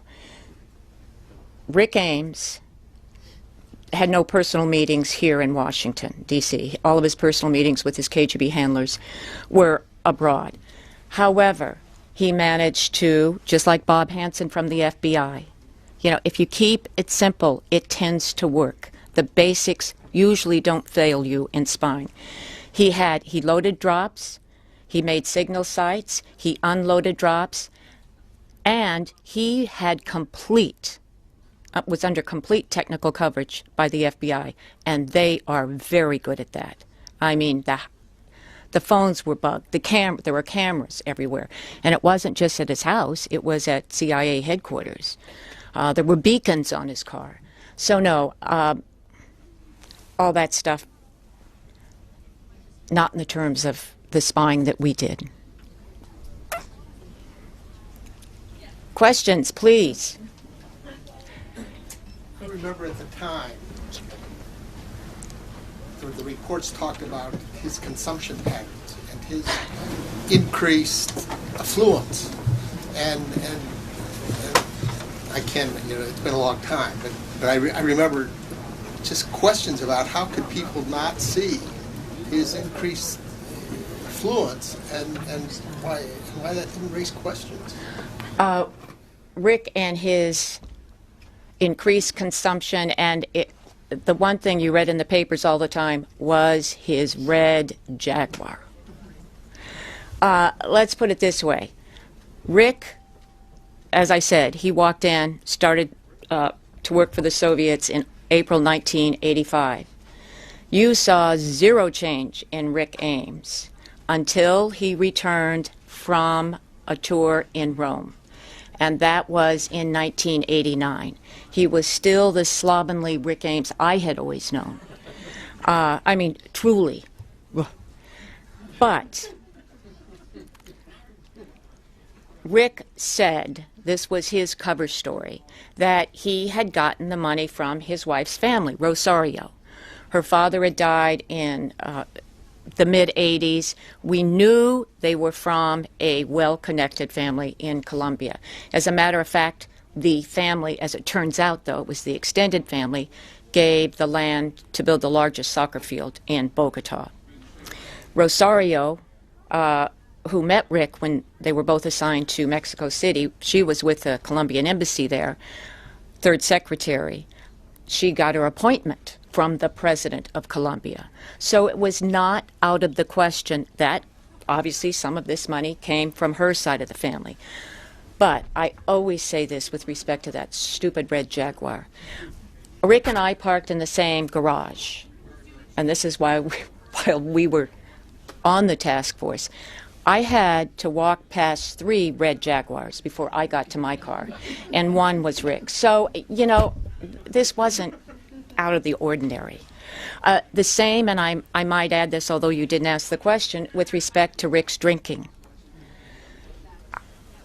Jean and I had known him for over 20 years. I did socialize with Rick a bit. We were not close friends, but we were closer in age, and we had grown up as young officers together in the organization. Even at the Christmas parties, which were very nice affairs in the olden days, I never saw Rick drunk, ever. So you read all this stuff. I think, though, he was a binge drinker, and particularly after he married Rosario. This was his second marriage. Whenever she was out of the country or out of town, he'd get drunk. It was, I think, sort of this, I owe myself one. And I never met Rosario, but she apparently was so difficult. Her lawyers couldn't stand her. Even the poor bureau guys listening to the phone.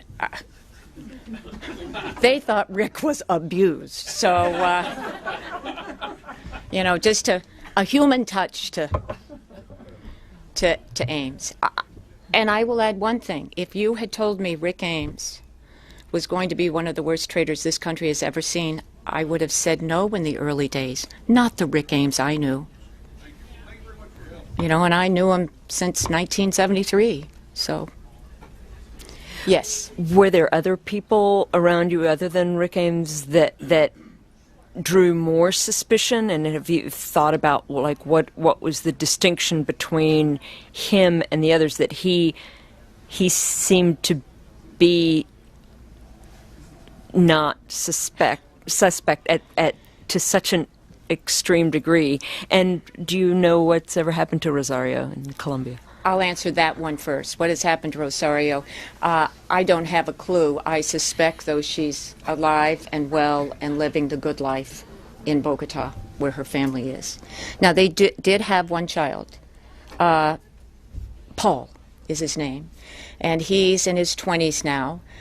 When Rosario went off to jail, her mother took Paul back to Colombia, where he was raised. He was 5 or 6 at the time. Rick had no children by his first marriage. Okay, now what am I answering? Oh, what was the question again? Why he was so not suspect? Oh, not suspect. Were there others Okay. who were more suspect? Well, I'm not going to tell you their names if they were. However, this is a story, fairly long story. When we started the task force, here we are, we've got to look at 160 people, right? We immediately have a terrible problem. There is no way we can investigate 160 without an army. So we have to find some way to prioritize. And this was Gene's idea. It was simple, not scientific, and I will say roundly criticized by people in positions of power after Rick's arrest. But it worked. What we did was we had the 4 members of our little task force, Sandy, Gene, and the 2 Jims from the FBI, and 6 other individuals, 4 from CIA, 2 from the FBI. We asked them to please, privately, write down on a piece of paper. I'm almost embarrassed to tell this story. I've told it so many times, but it's the names of 5 or 6 people who made them uneasy. Now, don't forget, we're looking for a traitor here. And made them uneasy, and individuals they thought we should take a close look at first. Okay. Then we asked them to please put them in rank order. The one that made you the most uneasy, first place, second, and so on down. As we say, this was not a contest you wanted to win. We took the submissions, we totaled all the numbers, and a real surprise. Rick Ames came out on top. He had the most points, 21. So, and I will toot my own horn here, and I'll, as I say, I will use Gene's words. Of all those who voted, only Sandy gets the gold star. She had him in first place. Now, so here we are. We have a new short list, because Rick wasn't the only one who got more than 1 or 2 points. What we did, though, we looked at this small group first. Eventually, Ames became our primary target, our primary focus. That is not to say that we didn't continue to look at the rest of the people. By this time, probably about 152 on our list. We did. But no, we did concentrate on those on our new short list. So that's sort of how it got sorted out. Thank you. Yeah. So these events were 85, 86, 87, and the task force was formed. You 4 people was formed when? 91? 91. 91. I got there in May, and I think the Bureau guys got there in the end of June. And a timeline question. Yes. How long did the 4 of you meet, and it kind of follows this, yeah, before you zeroed in and thought that he was prime? Like, was it immediately because of... It was about a year. About a year. It was less than a year. It was less than a year because the eureka moment came a little bit more than a year, and then there was no question. Then there was no question. Well, and it just there wasn't a question to Sandy and Gene, but other than that, yeah. So the rest was getting the data to support it. Exactly, and then what happened, the Bureau, in 1993 came in after we got that additional information. They got the FISA approvals, and then it was truly an investigative affair. Obviously, you know, we're very involved with the Justice Department and the attorneys, because they want evidence to be able to prove espionage charges. Lawyers, it's one of the worst cases in the world to have to try. So they'd like to catch them in the act. But we didn't. My question is, how did they vet the members in the program to make sure that you weren't the mole? I mean, that must have been unbelievable. How did they take a chance? I'm just very curious. I have to say, you're the second person to ever ask me the question. I think it's a great question, because it'd be the first I'd ask. Gene and I both had to be repolyed before we, that was crazy. We were fortunate in that while she and I knew almost all the sources, we had been doing different things in 1985, 84, and 85. She was in Libreville, Gabon, so she was unaware of some of these new sources, the current ones, and I was handling all of our activity related to Soviet and East Europeans in Africa.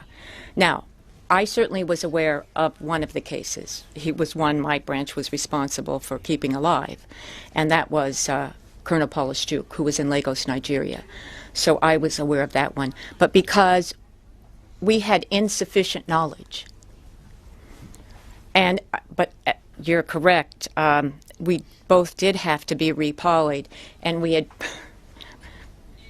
it had been determined that Sandy and Jean were going to work together, and the FBI guys were going to come over.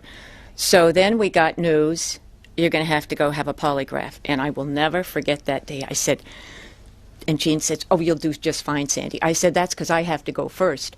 But I got a speeding ticket that day on the way to the polygraph office.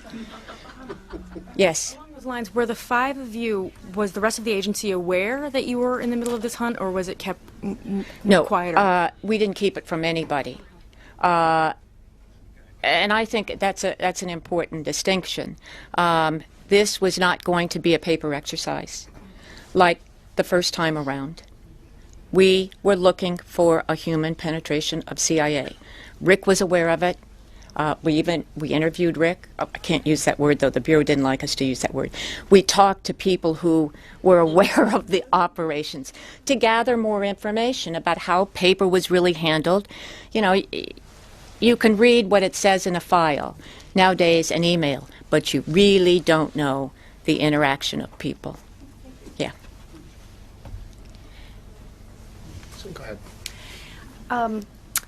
So, two questions. Yes. I'm surprised that he could walk into the Soviet embassy in Washington, D.C., and wasn't that embassy under surveillance? And two, I'm just wondering if there was a moment before he was arrested when he realized that you knew who he was, or if not, what was it like to have to work to him? Once you realized it was him, but he hadn't been arrested yet, how difficult was it to have to deal with him?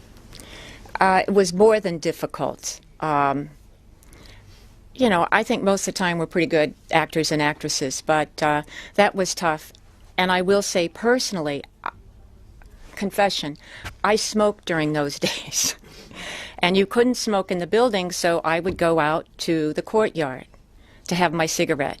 Rick was a very heavy smoker. And because we're friends, you know, acquaintances, he'd always come over. What are you doing today, Sandy? How's the search going? Oh, I stopped smoking.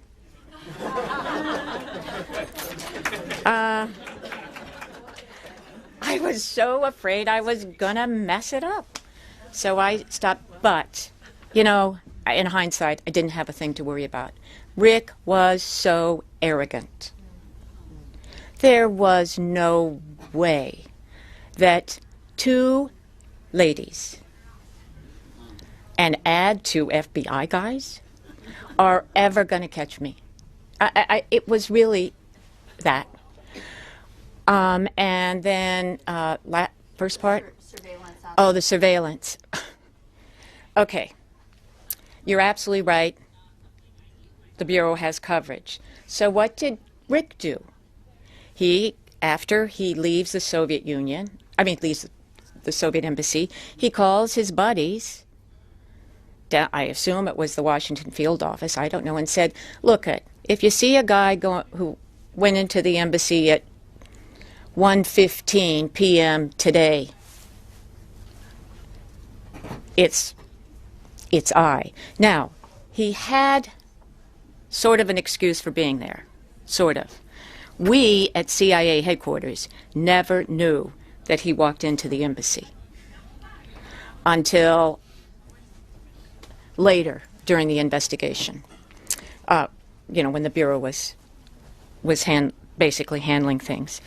However, at the time, beginning in early 1985, Rick was developing, as I said, a Soviet national. He was an arms control specialist. There was nothing out of the ordinary. Rick doing this job. His contact with this individual, whose name was Chuvakin, was known to FBI headquarters, CIA headquarters. He reported the contacts to each during the developmental phases. And that particular day, Rick was scheduled to have a meeting with Chuvakin at the Mayflower. And Chuvakin, who doesn't want anything to do with this, Rick was an alias, this American. Please, that means if I have something to do with this American, I've got to report it to the KGB. That is not something that most Soviet citizens wanted any part of. So he kept ignoring Rick. And that day, scheduled lunch, Chuvakin doesn't show up again. I think it was this third or fourth time. And Rick just throws down 3 or 4 vodkas. That's when they're drinking. Little courage. And decides he is going to walk right into that embassy. And if he's ever asked, he'll just say, I got sick and tired of being stood up by this punk.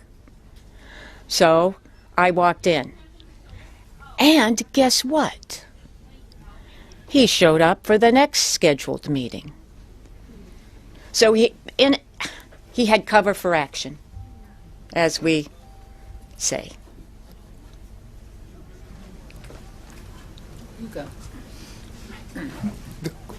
You had mentioned that it was the finding of the FBI report, and the way it was structured that could have either made or broken your case. Was there an internal path within the CIA that you would have followed otherwise, that they would have followed up on their own just based on the level of effort you'd already put in? I don't know the answer to that question. I don't know. All I know is I only know 2 things. One, when Gene and I first started this, we always knew we would be able to identify who our traitor was. In our wildest dreams, we never, ever imagined that he would be convicted and go to jail. That just wouldn't happen. We would be able to answer the question internally. And the FBI report, God, I don't know. It was an official FBI document. Did we make mistakes? Yes, and I think probably one thing, and we talk about it in the book, that we certainly should have done. But we didn't really even think about it. These are our buddies we're working with, right? The FBI and the CIA. We're not strangers here. And there's no question we were surprised at that final report. How and why that happened is beyond me. Don't know. But in hindsight, we probably, when that came out, we should have done that ahead of time, on the off chance, because we didn't know what the official final paper was going to look like. We should have written our own. These are our beliefs, Rick, blah, blah, blah, and this is the reason. But we didn't. Caused lots of problems. Yes? This is about the TV program. I watched the 2 episodes that were aired, Is there any way you can see the other episodes? I would like to see them as well. I will say this. There is hope. And the reason there is hope is because the president of ABC announced to the press that the assets will be shown in some format, whether it's cable, whether it's Netflix, whether it's back on ABC proper. Now, he said that 1 week after he canceled us. But, no, I have hope. I have hope. It's sort of one of these, stay tuned. I did get to see episode 3, and I have to say that it's much better than the first 2. Well, I was going to write to the president at ABC and complain. Some people are, yeah. There is still hope. Another thing I will say for any of you who watched it, there is some creative license. Number 1, I have never made pancakes in my life. And I certainly have never prepared a hot breakfast for my family during the week, ever. And it was always cold cereal in the car for the girls as I took them to the babysitter. And no milk. Dry. Yes. Mine is sort of the same question. What did you think about the new TV show, The Assets? Well, it was a world that obviously I'd never been a part of, and I will laugh, though. I wish that it had happened maybe 20 years ago. Lot more fun. However, for you ladies here, the day I was on Good Morning America, I had a professional makeup artist who traveled with me the entire day for each. It was wonderful.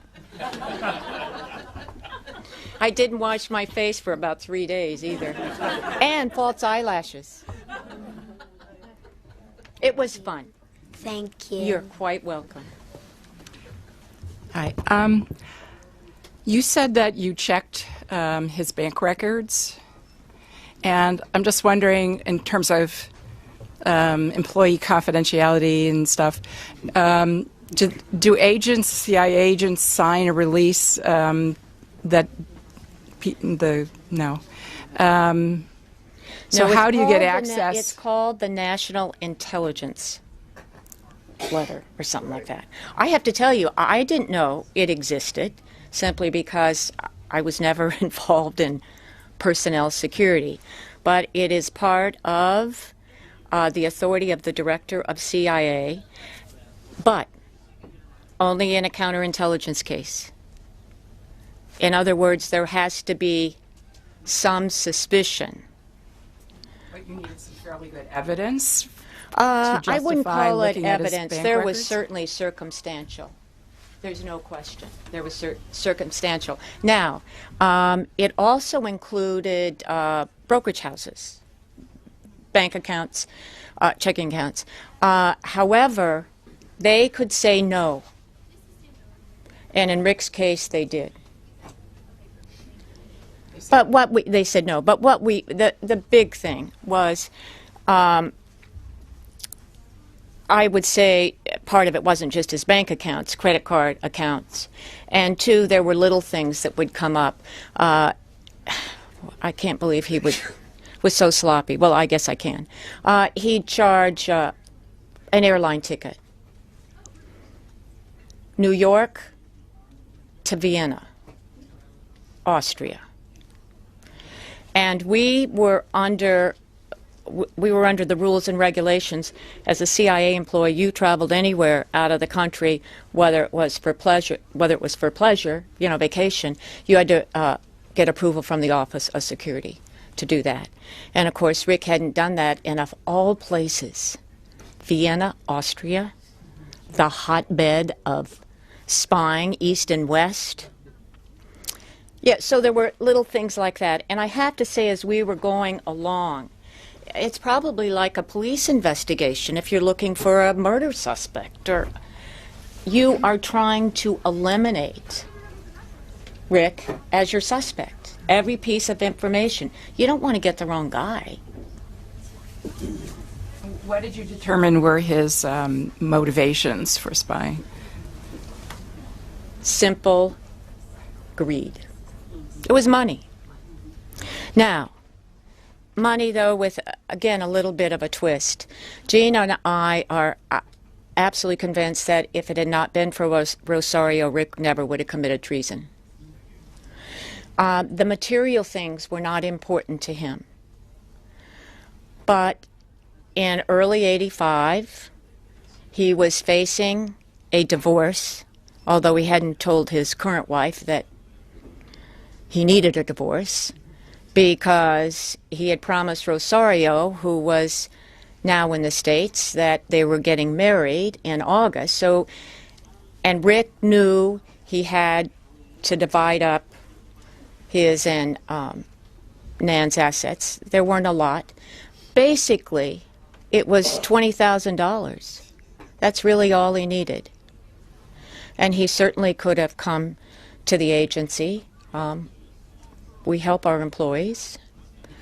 And he chose not to. However, he never, ever would have been able to keep Rosario in the style she thought she was accustomed to. I mean, Neiman Marcus and up the ladder. That's all she was concerned with. Sandy, you indicated in the book that getting the manuscript vetted by the agency was a struggle. You finally got about 90% of what you wanted approved, but I mean, you'd think this would be a story that the agency would want out. Why the difficulty? Well, first, let me just tell you, we didn't start to write Circle of Treason for until 9 years after Rick's arrest.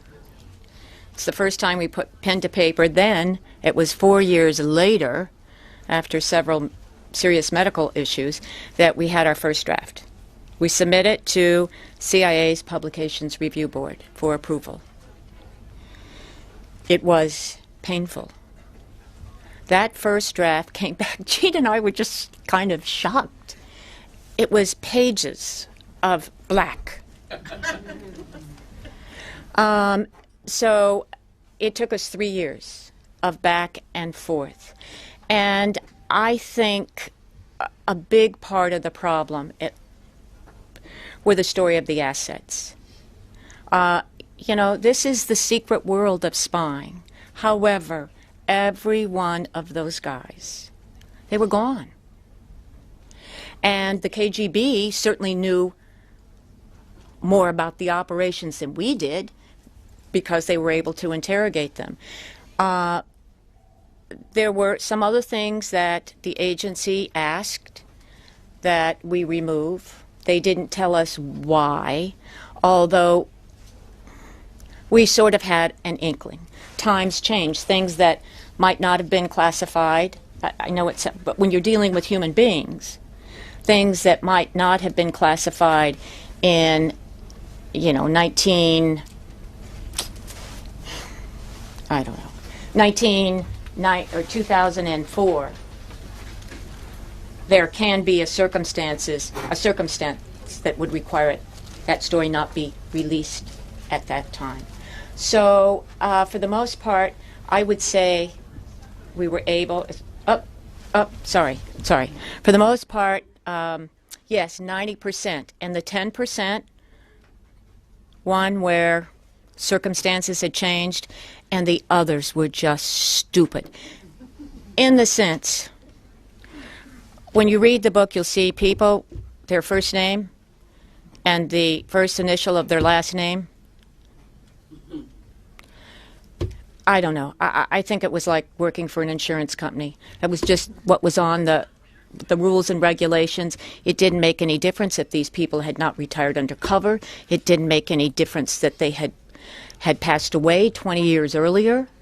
It didn't make any difference that their names were in books all over the place.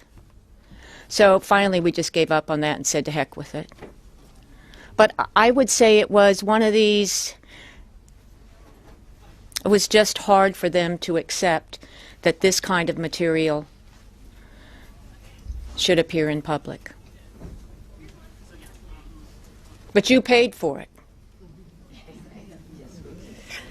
You mentioned that you did the straw poll and discovered that amongst the investigators, for lack of a better term, you did a straw poll and Mr. Ames made people the most uneasy, or whatever the right grammar is. Bothered them. You know, in the wake of all that we've learned over the last 10 years and more about, you know, the concept of blink and sort of brilliance and genius, and it just manifests itself after years of experience. Did you ever sort of sit around with them, or could you articulate now what made you uneasy about him? It was his ego. It was so huge. To the point that even his posture changed. That was the difference when I saw Rick when he left for Rome. When he came back, Rick was a tall guy, and always, as I say, a slob and slouched like this. He was erect.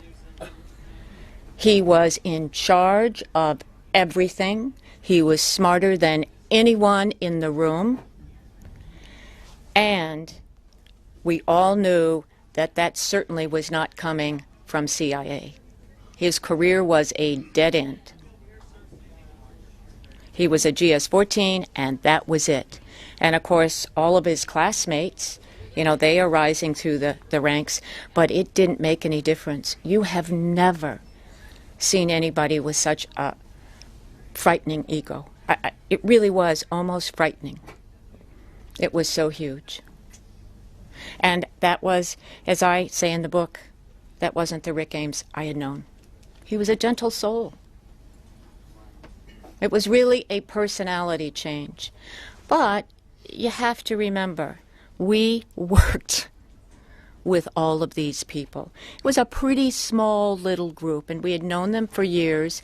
And I'm certain if you ask the same question yourself to your own organization, you know, you can look in your office and say, that person would never be a traitor.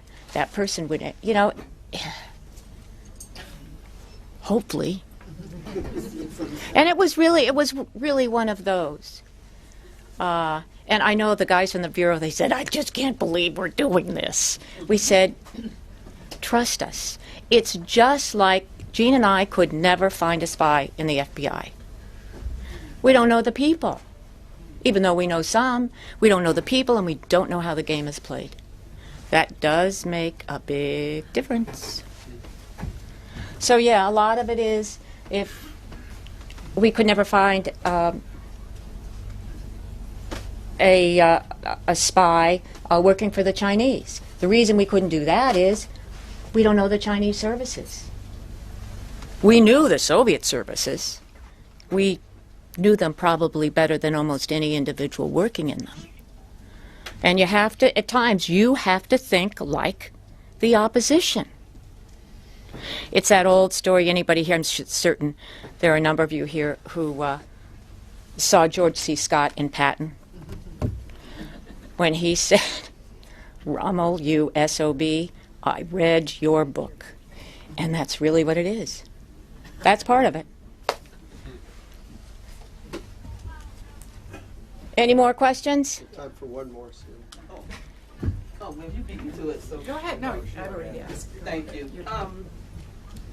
Not wishing bad on anybody, but if all this evidence and then he was convicted, I had to say this rhetorically because why was he given life instead of the death penalty? A good question. That's all that was on the federal books at the time, and I think this went back, and I am not positive, but I think this went back years to Frank Church, the Church Committee. I think that's what it was, and I think it was death only in times of war, and it might not have even been that. However, what did happen, because of Ames, the death penalty was put back on the books, and Robert Hansen face that. But instead, I think he got something even worse. He went to Supermax in Colorado. Boo. Bad place. That's the reason. Okay, we can squeeze in this last one. Was Rosario a spy? And if not, what was she convicted of? Rosario, I had to look this up, in all honesty. Rosario was convicted of 2 things. Espionage was one, and income tax evasion was the other. She signed those 1040s. She did not know Rick was spying until about a year, and their stories match on this one, until about a year and a half before he was arrested.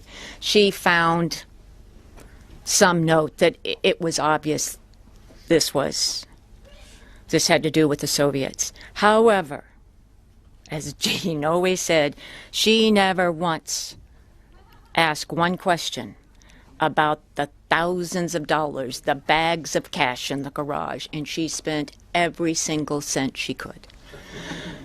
So, and it's just my personal opinion, those guys having to listen to those taps, something was going to happen to her. But that's the reason she got the 5 years. Okay? Thank you guys for coming.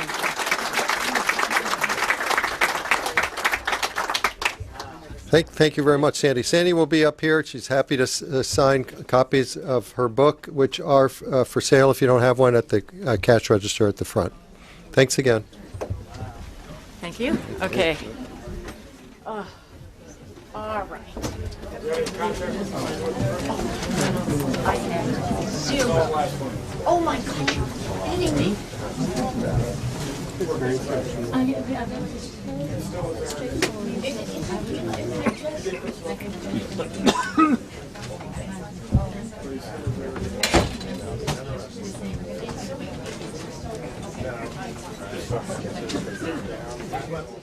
Book TV is on Facebook and Twitter. Like us and follow us for book industry news, Book TV.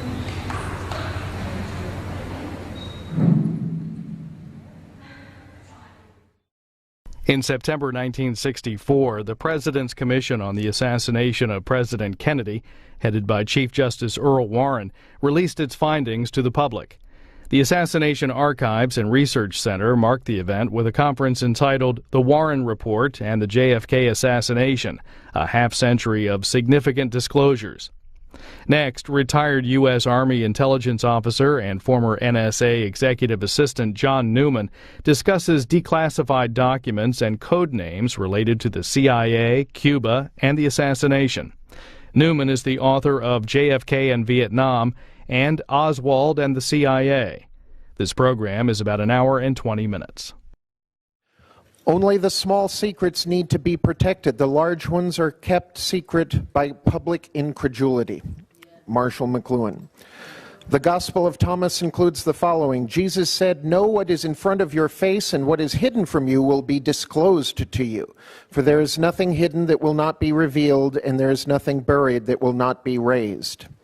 Our speaker is a former Army intelligence officer, an expert in Far Eastern studies, a scholar of Christian theology and comparative religions, an historian, an educator, and an author whose research has led to revelations about America's hidden histories. He is the author of 1992's JFK in Vietnam, 1995's Oswald and the CIA, which was updated for 2008 edition. And most recently, 2011's Quest for the Kingdom, The Secret Teachings of Jesus in the Light of Yogic Mysticism. I am personally honored to introduce Dr. John Newman, and he will introduce his assistant, Jay. Welcome, Dr. John Newman.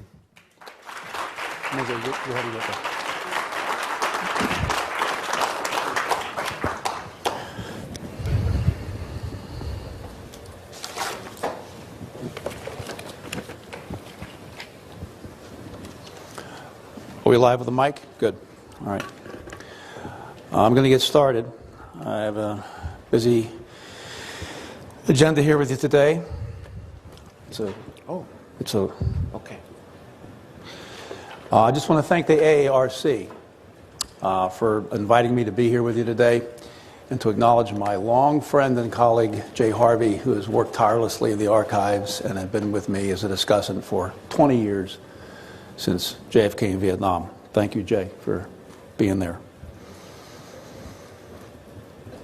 I could stand here at this podium and tell you what I prepared to say in the next hour in just 5 minutes instead.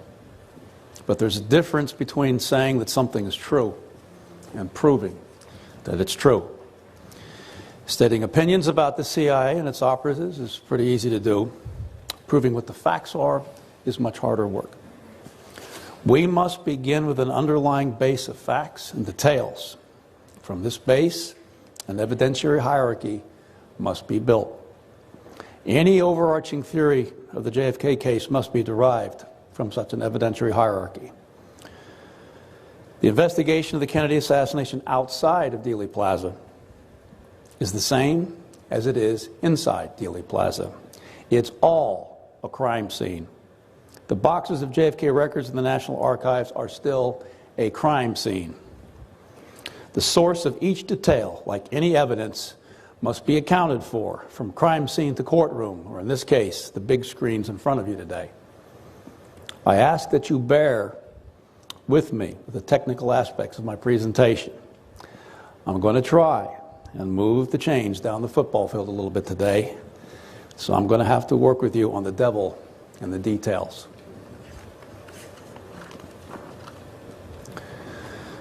Some of the groundwork I will put in place today comes from the first and subsequent volumes of my forthcoming new works on the case, but the focus of my presentation today will be devoted to putting a fresh evidentiary base in place, a base that spans from the OSS in World War II to the CIA in the late 1960s. I plan to do that by unmasking a few of the CIA officers and operatives who were behind multiple identities that bear heavily upon the Kennedy assassination case. I will have something more to say about George Joannides and his boss William Kent, expand a little bit perhaps on what you've heard so far this morning. Great presentation, by the way, just now. Fantastic. I will be dealing principally with David Phillips and someone who is probably known to most of you as Tony Sforza. Of these two names, only Phillips is a true name from birth. Actually, the middle birth name of the person using the name Tony Sforza was, in fact, Antonio. So let me pose this question. Why are the CIA's multiple identities important to this case? The answer is related to something Dan Hardway said to me the first time we met. Under many CIA operations, there's another operation in play. I refer to these as the CIA's dark operations. Peter Dale Scott gave us the term deep politics. The late Gary Webb gave us the term dark alliance. In my forthcoming works, I will use the terms dark operation, dark operations, or dark matter. The CIA uses pseudonyms when its operatives handle their sources. More importantly, they are used internally at the secret level. This internal use is imperative for CIA counterintelligence operations. It makes it very difficult for moles to piece together sensitive operations. It is the foundation of what is called compartmentalization in tradecraft and the need to know. Moreover, the CIA reinforces the use of multiple identities with carefully crafted deceptions in its secret cables and memos. These deceptions backstop and maintain the differentiation between the different identities that belong to the same person. In 3 secret cables I'll show you today, you'll be able to see how such deliberate deceptions are used to convince those reading these cables that there are 2 people in the story, when in fact they are both the same person. I have come to the view that without unmasking the CIA's pseudonyms, cryptonyms, and multiple identities related to this case, in the end it will not be possible to prove beyond a reasonable doubt who was behind the assassination and how they got away with it. Jay?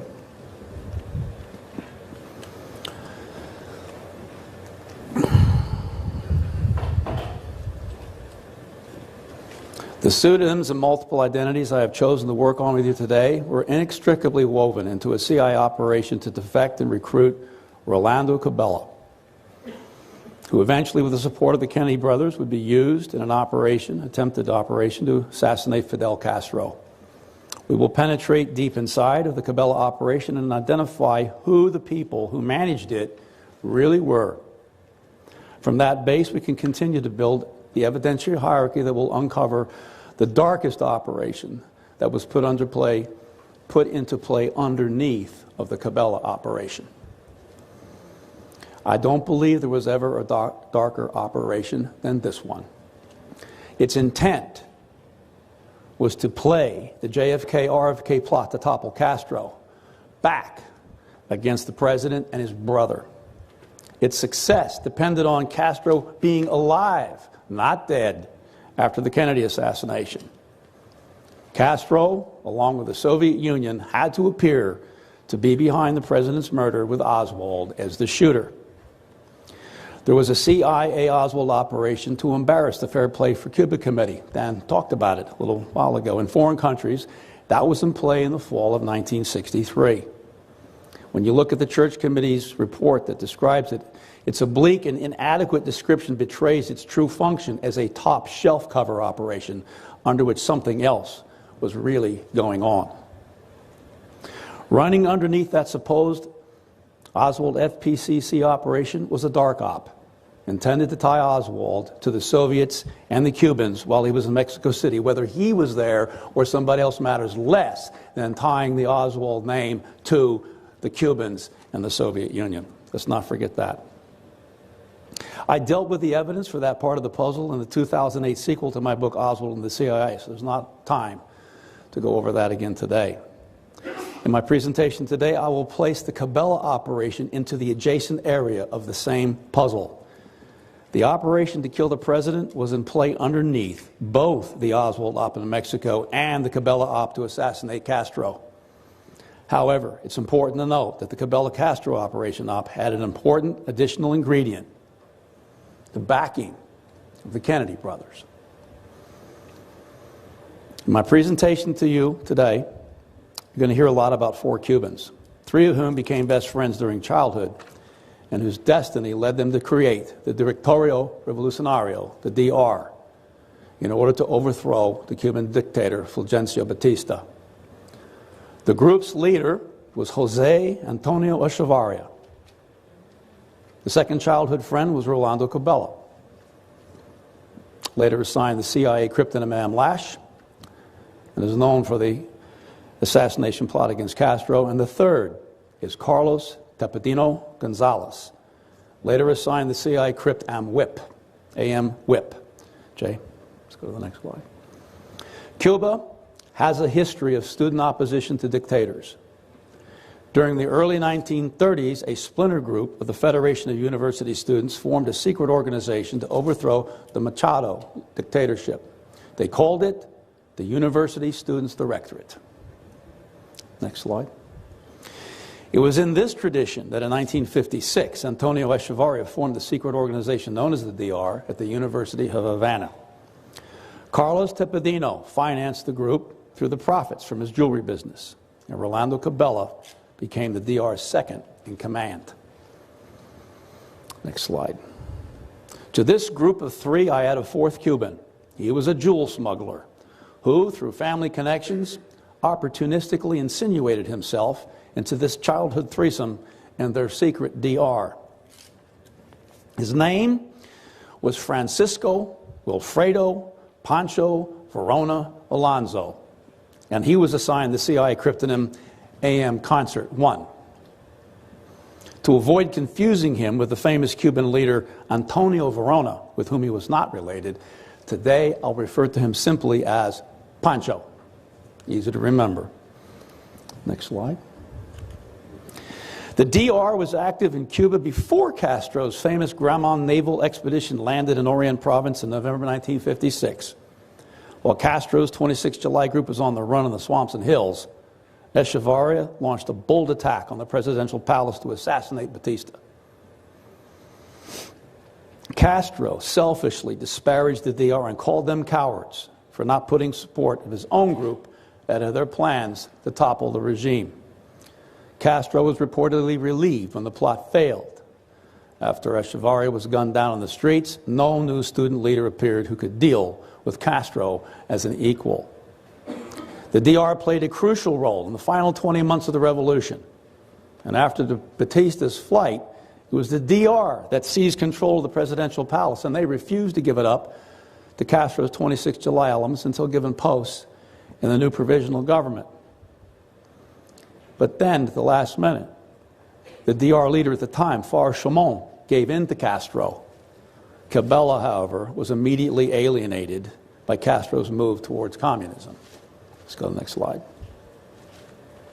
A CIA man working with the CIA in Havana, who appears in the files with the pseudonym Andrew F. Merton, had been using Tepedino as an informant.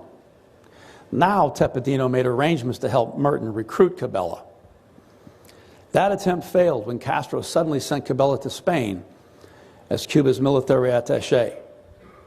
Cabela reportedly told his closest friends that if he didn't get out of Cuba right away, he would kill Castro himself, a remark that quickly found its way to the CIA.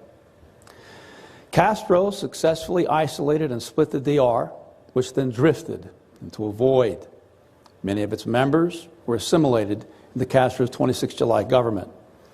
Yet many disenchanted DR members remained who saw Castro as just another dictator who was taking Cuba communist, and they organized clandestine opposition to his regime. Within 12 months, they fled to the United States as political refugees. There, they readopted the name Cuban Student Directorate, the DRE. The DRE was formed as a unilateral psychological warfare asset of the CIA station in Miami, JM Wave. In the summer of 1963, Lee Harvey Oswald became publicly involved with the DRE's operations. Back to the main title for a second.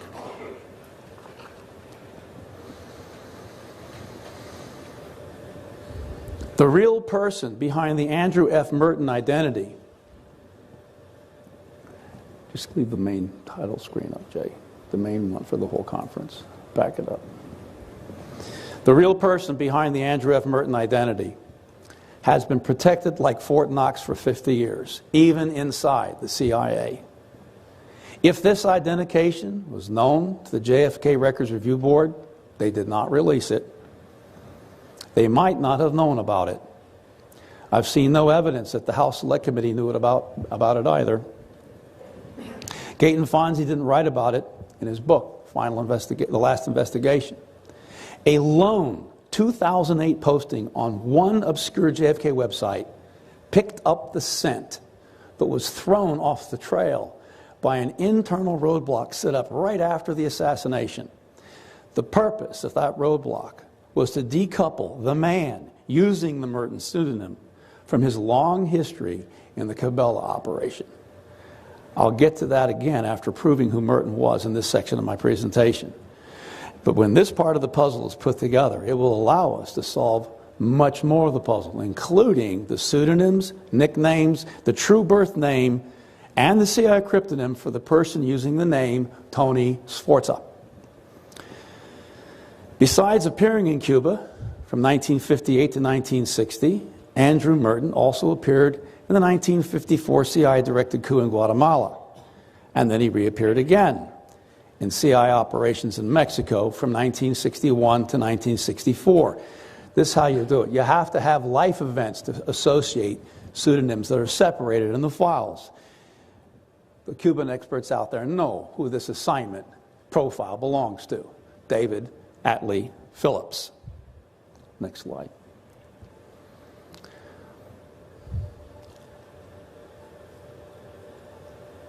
Good. Among those good soldiers who fought fearlessly for the truth in this case, and to whom we are paying tribute at this conference, is Gaten Fonzie. He spent time in my basement going over some of my files. I remember him well, fondly. Gaten blazed a trail like none other to light the way to Phillips' involvement with Oswald. And we're blessed and fortunate to have Antonio Vesciani here this afternoon to tell that story for us. In the 2008 sequel to my Oswald book, I opined that CIA counterintelligence chief James Jesus Angleton played an important role in the plot to murder President Kennedy. Now I want to stand with Gate and Fonzie and add my name to his and others who are convinced that the CIA's top psychological warfare officer, David Phillips, also played an important role. I'll begin to make that case today by sharing some work I've done for the last 3 years on the pseudonyms that belonged to David Phillips. By the way, for those Philip watchers out there among you, his first CIA crypt in Chile was a combination of the Chilean digraph, whatever that is, and Minotaur 1. I'd never seen an actual crypt for Phillips before until recently. Anyway, it's been widely known that Dave Phillips used the pseudonym Michael Choaden. The CIA has not protected that identification and has even released cables with the name Phillips handwritten in over the top of the name Choaden. Many of you have probably seen these. Phillips was Andrew Merton. He was also Jack Stewart, and he was behind more than a dozen other aliases as well. But the Andrew Merton, Jack Stewart identification is going to take us on a trail that begins with the DR, continues through the Joe and Edie's JM Wave DRE operation, through the Rolando Cabela Amlash operation, and all the way to and through the 1963 Oswald operation in New Orleans and Mexico City. This trail takes us across familiar parts of the puzzle. James Angleton's counterintelligence staff, William Harvey's foreign intelligence staff and his Task Force W, Cuban Ops, and Desmond Fitzgerald's Special Affairs staff, also Cuban Ops. This trail will also begin to shine a light on another hardly known staff element at the top of the CIA, the PP staff, the psychological and paramilitary operations staff at the top. Guess who came from there? Howard Hunt, David Phillips, and a whole lot of other people we know and love in this case. Hopefully, if I'm disciplined, we can get to the PP staff, and I'll show you some charts on that in the question and answer session if somebody will ask me to do it. To get there, however, we must be absolutely certain of each foothold along the way. We are working with a few people who appear to be many. It's the pseudonyms and cryptonyms that need to be broken to put this puzzle together. So, let me roll up my sleeves. I've already done that. Break out my stubby pencil. That's what we use in our intels. And our Guhor sticks, our net diagram sticks, and lay the evidentiary base for this part of the puzzle. Just leave that there. At this part of the presentation, we'll be working principally with 4 documents: a CIA Havana Station cable, a JM Wave cable, and 2 very critical FBI documents. As you look at these FBI memos, note the assignments of the person whose name the CIA still wants to be kept secret, first in Havana and later in Mexico City. These assignments match the assignment profile of Phillips. Let's get the next slide now. We'll get started with this CIA Havana Station cable. By the way, my methodology, I'm going to show you the doc. You can't read that. I'm going to blow it up in 70 font so that you can see it in the back row, and if you buy the DVD, it's going to be there for you. So we started with this one. Go ahead to the next slide. So the key, as you can see here, is the symbiotic, very close relationship between Phillips and Carlos Tepedino. After working together in Cuba, Phillips eventually wound up in Mexico City, where Tepedino also visited him. This excerpt from the cable shows just how closely Carlos trusted Phillips. When we get to the 1962 CIA Cabela defection op, you will see that the agency played this any friend of Merton card again to get Tepedino's help to get to Cabela. Next slide. This one shows that Phillips recruited Tepedino around May 1958. Let's go to the next one. This is in a Miami, FBI Miami office, Airtel. And it's the first of 2 key mid-1962 FB documents that I mentioned a second ago. As we scroll down, page at a time, you'll notice in the margins there's CIA requests to keep stuff secret in there. It's all CIA, even though it's an FBI document. To this day, they don't want us to know what's inside those redactions. But the unredacted material is obviously the life story of Phillips. Next slide. Let's blow some stuff up. The redactor did not widen the redactions beyond the withheld words, a mistake that allows freaks like me to precisely count letters and spaces and fill in the blanks, like playing the game Hangman.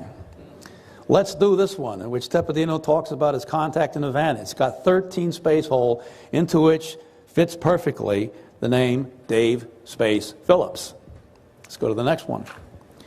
This one mentions Phillips' transfer to Mexico City. It's also easy to solve.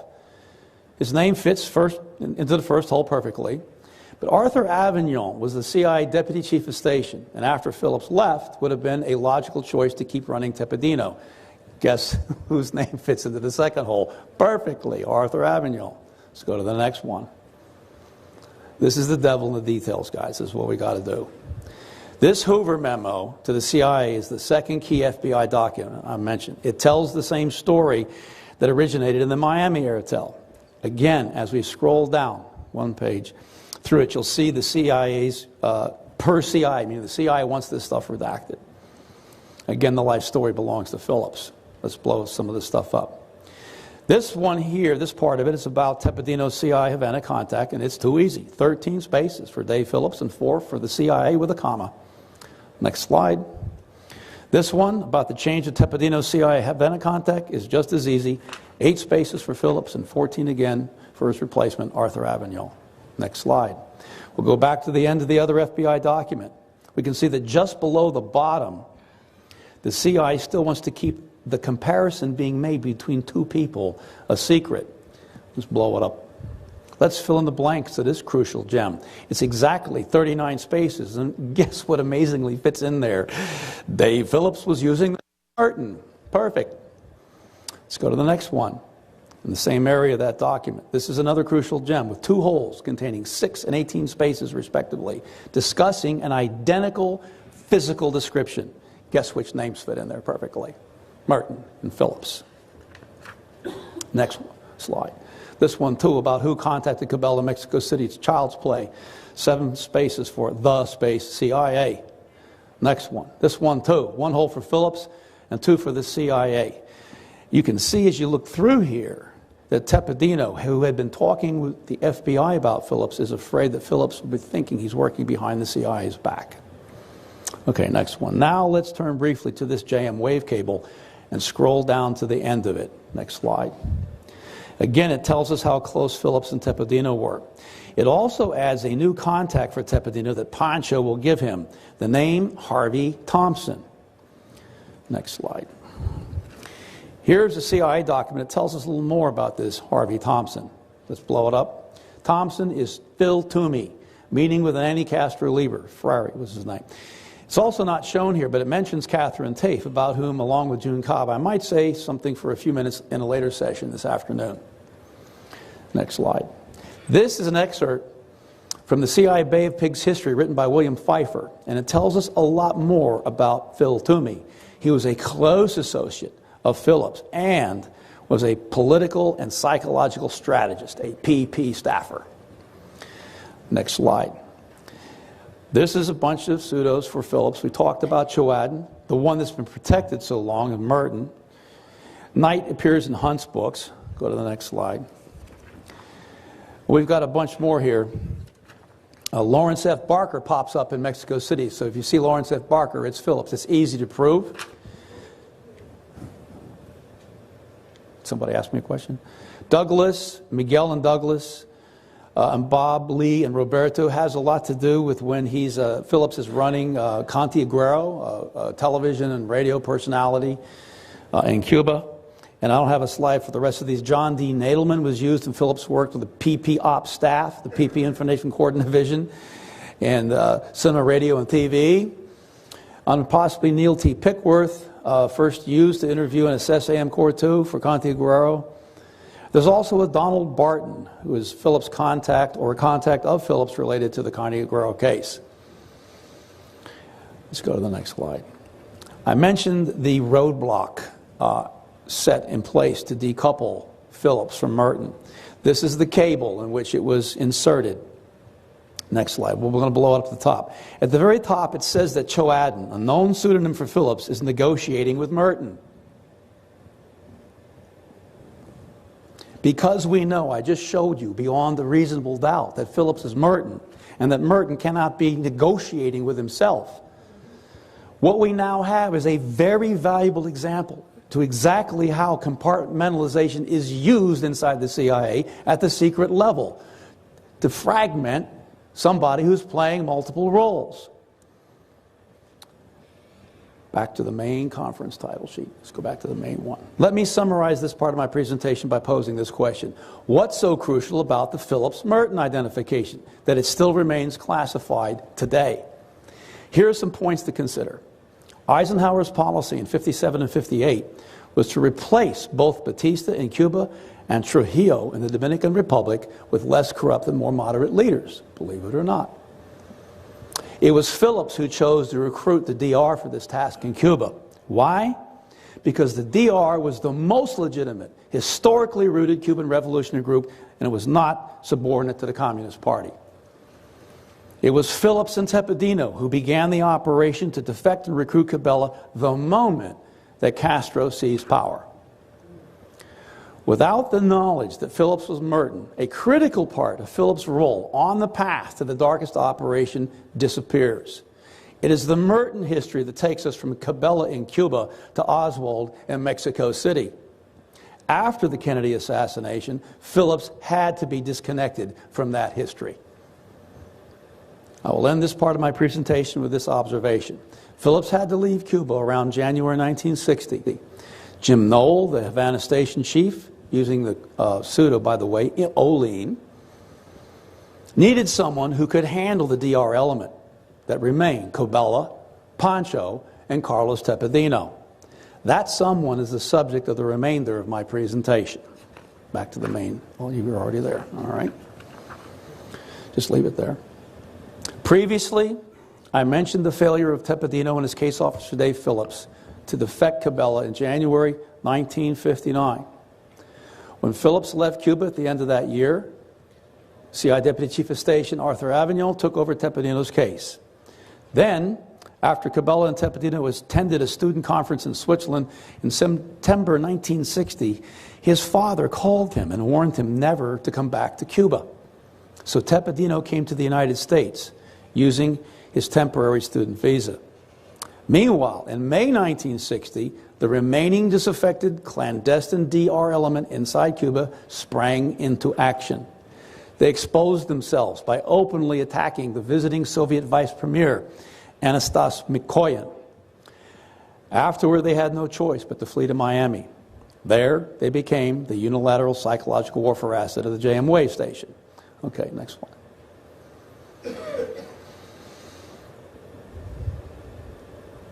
No, not the conference slide. Next section, Jay. Okay, good. We're there. William Kent. Dan Harvey mentioned him a minute ago. William W. Kent, also known as Robert K. Truchard, also known as Oliver H. Corbiston, also known as Douglas Gupton, reconstituted this DR remnant into the DRE.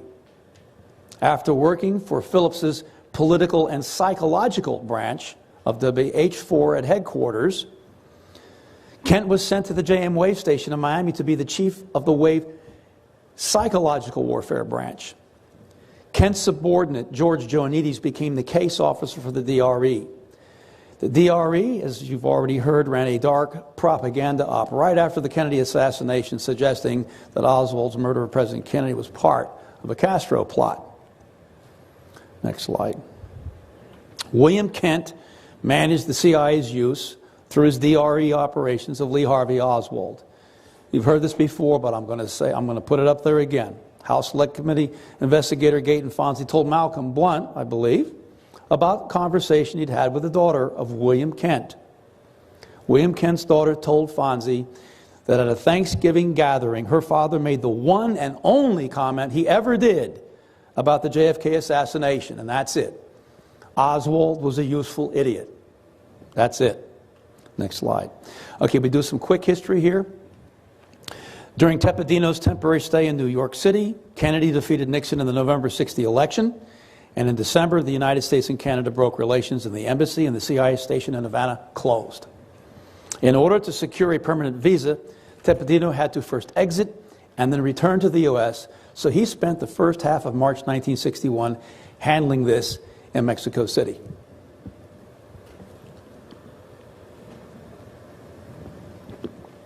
Cabela just so happened to be attending a conference in Mexico City at the same time. And Tepedino again made arrangements with Phillips to defect Cabela. The file pseudonym for these activities of Phillips was again Martin. This second Cabela defection attempt failed, and Cabela returned to Cuba. A month later, in April '61, the Bay of Pigs invasion failed. And 3 months after that, a CIA stay-behind agent in Cuba failed in an attempt to exfiltrate Cabela. Several days later, on 16 June, that same CIA agent was himself successfully exfiltrated. His CIA cryptonym was AM-RY-1. I'll be laying out the cables and the facts that reveal who he was in this part of my presentation this morning. But meanwhile, Carlos Tepedino, frustrated by all the CIA's failures to defect and exfiltrate his good friend Cabela, dropped contact with the CIA and began giving his information to the FBI. At the end of 1961, the Kennedy brothers created a new committee and charged it with overthrowing Castro. And it developed a plan we know as Operation Mongoose. Structurally, it became Task Force W, headed by the CIA's Foreign Intelligence Staff Chief William King Harvey at CIA headquarters, with the Forward Operations Center at the JM Wave Station in Miami. In June 1962, Harvey asked JM Wave Chief Ted Shackley to develop a new plan to defect Rolando Cabela.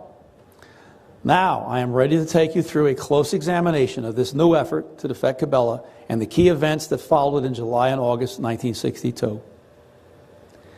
In so doing, it's my intent to solve an old conundrum. What is the birth name? And what was the birthplace of the person who used the names Tony Sforza and Henry J. Sloman? Next slide. The solution, again, requires observing how seemingly different characters undergo identical life events. Do a search for one name in the Farrell Foundation and NARA, you don't get it. You have to compare the life events and search against 2 or 3 to put them together. So more specifically, I'm going to ask you to try, as complicated as this might be, to do this. As we go through the next series of documents, please pay attention, close attention, to how many characters experience the following 4 life events. Go ahead.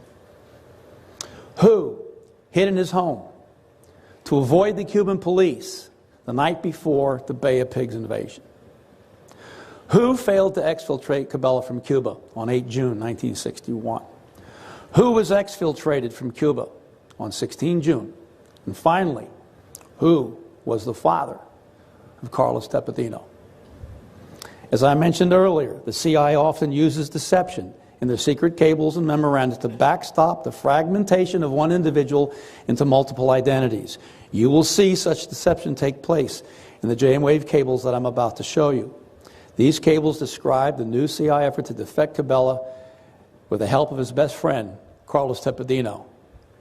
The intentional deception that takes place in these wave cables was done to hide the true identity of Carlos's father. Now let's get to work laying the base for this part of the puzzle. Let's go to the next section slide, title slide.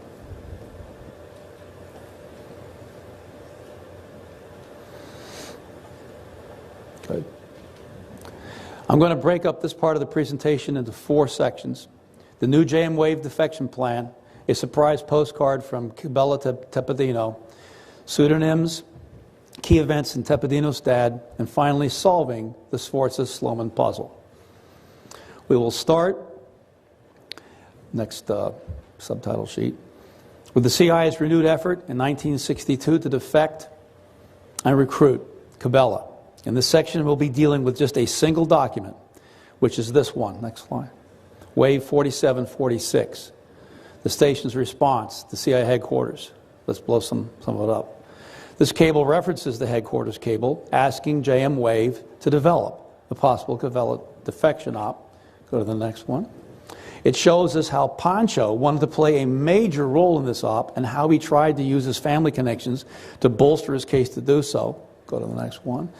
It gives us the jewelry business background, not just for Carlos, but for the Tepedinos, period. Next slide. It talks about the role of the childhood threesome in the DR. Next slide. Pancho talks about how great Tepedino's influence is over Cabela. It's the best way to get to it. But here is where we need to stop and slow down and take a close look here. It's important to pay attention to the fact that the author of this cable, not Pancho, is responsible for the following two statements about Henry Sloman. Like Pancho, Sloman works at the CIA JM Wave Station in Miami. You don't see the name Sforza on memos and cables. You see Henry Sloman. First of all, this wave cable states, quite innocently, it looks like, that Sloman knows Tepedino and his dad. Well, that statement would lead anyone reading it to believe that Sloman and Tepedino's dad are two different people. Second, this wave cable states that Sloman hid in Tepedino's dad's home. This statement further reinforces the impression that Tepedino's father and Sloman can't be the same person. There could be no mistake about the intent of this message. Henry Sloman is not Carlos's dad. Next one. And finally, Pancho, with the support of the JM Wave Station, offered to handle the pitch to bring Tepedino into the ongoing CI Cabela defection op. As we will see, this strategy immediately turned into an unanticipated debacle. Next section, Jay. Next section. It's really great to have somebody run the slides for you so I can focus on what I have to say to you and not fool with all that stuff. This section will deal with a surprise postcard from Cabela to Tepedino. Let's go to the next slide. It's wave 5457. We won't be working from this one, of this whole section. It tells the story of how the news of Cabela's postcard circulated and the events that took place immediately afterwards. Okay, let's blow up some of this stuff. All right, the Cabela postcard story at JM Wave began when Pancho heard about it from the surviving Echevarria family. Acting impetuously, egotistically, and authoritatively, Pancho ordered, rather than asked, Tepedino to call him about the postcard. Next slide. Carlos did make the call to Pancho. However, a big problem occurred when Carlos refused to give Pancho any details about the card. Pancho now had to figure out something to save the operation and still remain a part of it. So this time he politely asked Tepedino to call him back that evening. Next slide. When Carlos did call back again, he had not changed his mind. He still refused to give Pancho any details about Cabela's postcard. But the JM Wave Station had anticipated that this would occur and had arranged for Henry Sloman to be standing in the room during the second call. So at this point, Sloman took the phone away from Pancho to talk with Carlos. Next slide. So this wave cable gives us more details that are interesting, such as it was Tepedino's dad who failed to exfiltrate Cabela from Cuba in June 1961. But here again, we slow down and look very closely, because the author here, not Pancho, is making two more deceptive statements about Sloman. First, this wave cable tells us that Sloman was presented to Carlos using the alias Enrique, and that this alias was known by Tepedino's dad. So once again, the author of the wave cable is trying to reinforce the message that Sloman and Tepedino's father are two different people. Second, this wave cable states that Sloman hid in Tepedino's father's home. Over and over, these wave cables paint Sloman and Tepedino's father as different people. But we will soon see how the drafter of this wave cable made a crucial mistake. When we compare its exact details with the previous wave cable, we'll discover that the author of the second cable inadvertently gave us a crucial clue to the very thing being hidden, the identity of Carlos's father. I'll bring us back to that discovery at the end of this section. I want to finish wave 54-57 first. Next slide, Jay. This wave cable tells us that the failed 61 exfiltration of Cuba, a failure ascribed to Tepedino's dad, was the reason that Carlos Tepedino finally went to the FBI for help. In the second phone call, however, Carlos's attitude towards Sloman was completely different than his distaste for Pancho. Carlos immediately told Sloman all the details of the postcard from Cabela. Next slide. It was then that Sloman told Carlos about the new CIA plan to defect Cabela, and Sloman asked Carlos for his help to pull it off. Go to the next one. Should be 16. Yeah. Carlos Tepedino not only agreed to do it, but also told Sloman that he would do anything to help Cabela. I have two asides to bring up here. First of all, this wave cable also further builds upon the evidence I was developing earlier. It states that Carlos Tepedino knows Merton by his true name, which we know is Dave Phillips. And the reason that the Tepedino-Merton association was brought up again in this later wave cable is to again facilitate the Harvey Thompson contact for Tepedino. Recall that Tepedino said he would trust any friend of Merton, and we know that Harvey Thompson is Phillips' associate, Toomey, the psychological strategist. Okay, now let's go to section 6.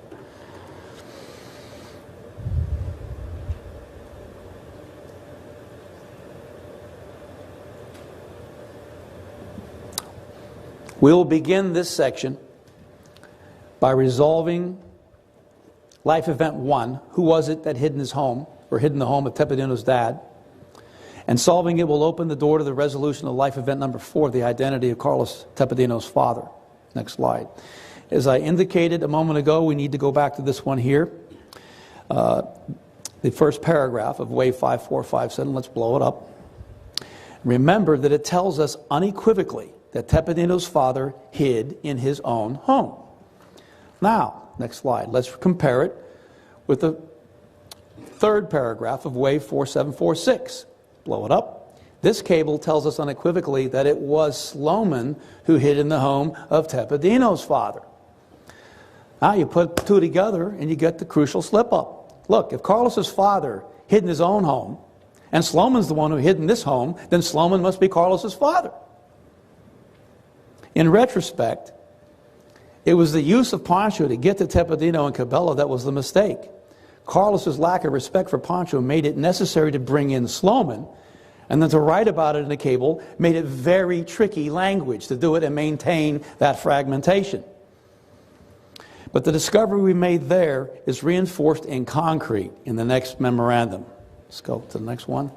We are fortunate that as it finished its work, the Assassination Records Review Board released in full this copy of Pancho's June 1962 one-page biography of Carlos Tepedino, and they don't quote this in the wave cables. Let's go blow up the note at the bottom. In that note, Pancho completely gives away the secret being hidden in the two-wave cables. Henry Sloman is Tepedino's father, and he, Sloman, hid in his home during the days surrounding the Bay of Pigs invasion. No dancing in the end zone yet. The Henry J. Sloman name is only a pseudonym. We need more pieces of evidence to work with. And thanks to Pancho's huge ego, we can find them in the documentary record. Let's go to the next slide. So now we fast forward downstream. It's 1969. Jake Esterline has taken over the Miami station. He's using the name Antony R. Ponce, by the way. If you've ever seen that Ponce pseudo, it's Esterline. He's got a huge mess on his hands made by Pancho and the Miami media by making accusations against someone he calls Frank. Next one. This Esterline memo gives us 3 huge clues about this Frank. First of all, Frank was Pancho's case officer. Second, Pancho was directed by Frank to introduce him as Frank Stevens, a professional gambler. Third, Frank is Enrique. Recall that Sloman was introduced to his son Carlos on the phone as Enrique. So where does this leave us? We know that Sloman, Frank Stevens, and Enrique are 3 pseudonyms for the same person who is Carlos Tepedino's father. We're not even remotely done yet. Next slide. We now need to look at this memo that the CIA special agent in charge, Kane, sent to Esterline after Esterline asked him to investigate the accusations made in the media by Pancho against Frank. Blow it up. From this Kane memo, we get another important piece of the puzzle. Pancho himself claimed responsibility for the June 61 exfiltration of Tepedino's dad, Frank. Next slide. Now, let's check out a couple more sections real quick. Go back to the Esterline memo. Some more pieces in the puzzle. This one here, Esterline tells us that earlier, Emilio Rodriguez Americo had been Pancho's case officer, and that it was Emilio who turned Pancho over to Frank in November 1960. I'll come back to Pancho's case officer history in my concluding remarks. By the way, Emilio is an important guy for a lot of other reasons. If it weren't for Malcolm Blunt, I probably wouldn't have gotten as far as I did on that. And Esterline confirms the 16 June 61 exfiltration of Frank. This next slide. This is another section of the same Esterline memo. Let's blow it up. It gives us the rest of the story about the person hiding in his home or hiding in the home of Teppanito's father. Esterline's memo tells us that it was Frank Stevens who hid in his home. Furthermore, Esterline explains how Frank's gambling cover had served him well because it enabled his servants to convince the Cuban police that he was out of his house gambling the night before the Bay of Pigs invasion, when he was actually hiding in his home. This hiding in the home story further cements the three pseudonyms, Frank Stevens, Enrique, and Henry Sloman, used by Carlos Teppanito's father. Next slide. At this point, I want to summarize the three key life events of Teppanito's dad. He hid in his home, 17 through 21 April 61. He failed to exfiltrate Cabela from Cuba circa 8 June. And his crypt is AMRI 1, and AMRI 1 was exfiltrated on 16 June 61. I've got a lot of documents on AMRI 1. I do not have the time to do that proof. So you can throw that one out or take it on faith. It'll be in my book, but I only have so much time today. Let's go to the next section, number 7.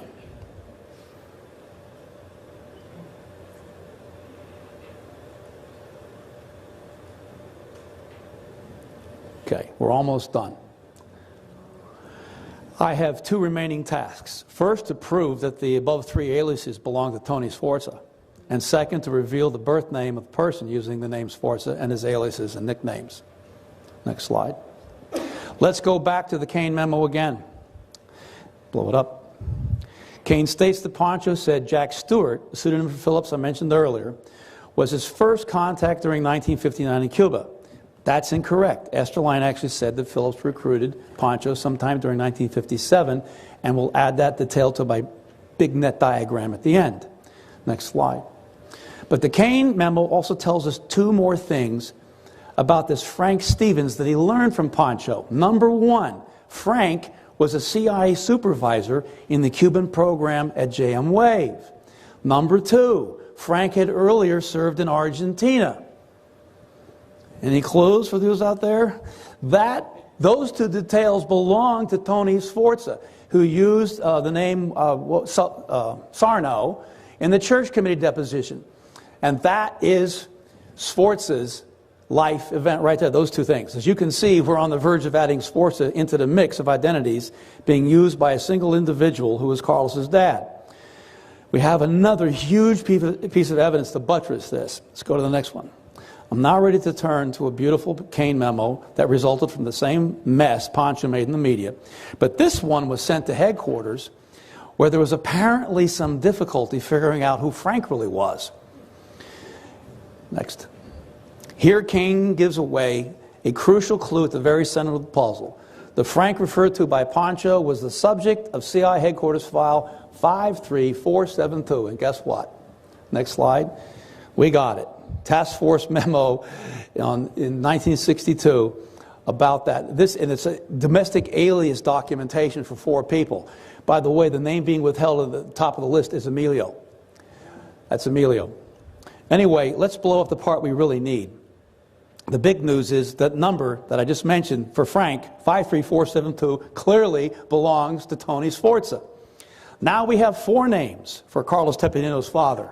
Tony Sforza, Henry Sloman, Frank Stevens, and Enrique. Next slide. Now, if I can resort to the Wizard of Oz analogy, let's pull back the curtain to find the man in the control booth projecting all these names. We'll start with this CIA document about the 1965 polygraph of Carlos Teppanito. Blow it up. This CIA document tells us that Carlos Teppanito is an adopted name. It also tells us that his true name before the change was Carlos Ignacio Lopez.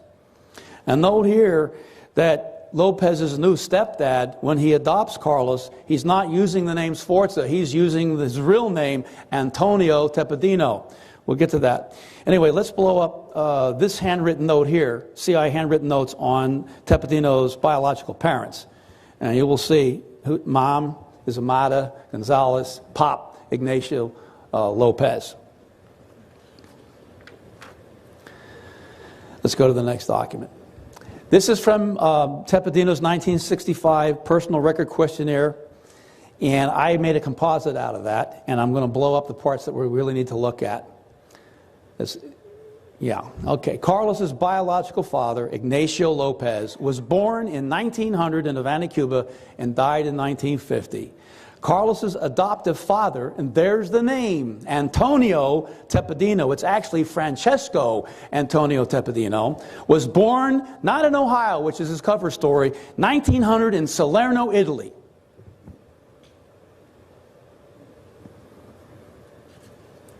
In a moment, I'm going to show you from Ancestry.com the whole 4 or 5 generations of the Tepedinos in Salerno going back. But here we might interject this rhetorical question. Why is a man, I'm talking about Carlos, in his late 40s, who's married and has a daughter, getting a new stepfather anyway? All right, let's go to the next slide. To finish up here, I have one more document where the CIA uses the name stepfather, and it's that same trip I mentioned earlier, Cabela, going with Tepedino to the Switzerland conference. Go to the next slide.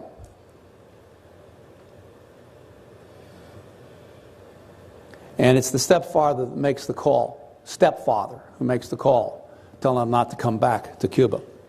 All right, time to finish this puzzle. Let's go to the next section, Jay. And remember, you're going to have to...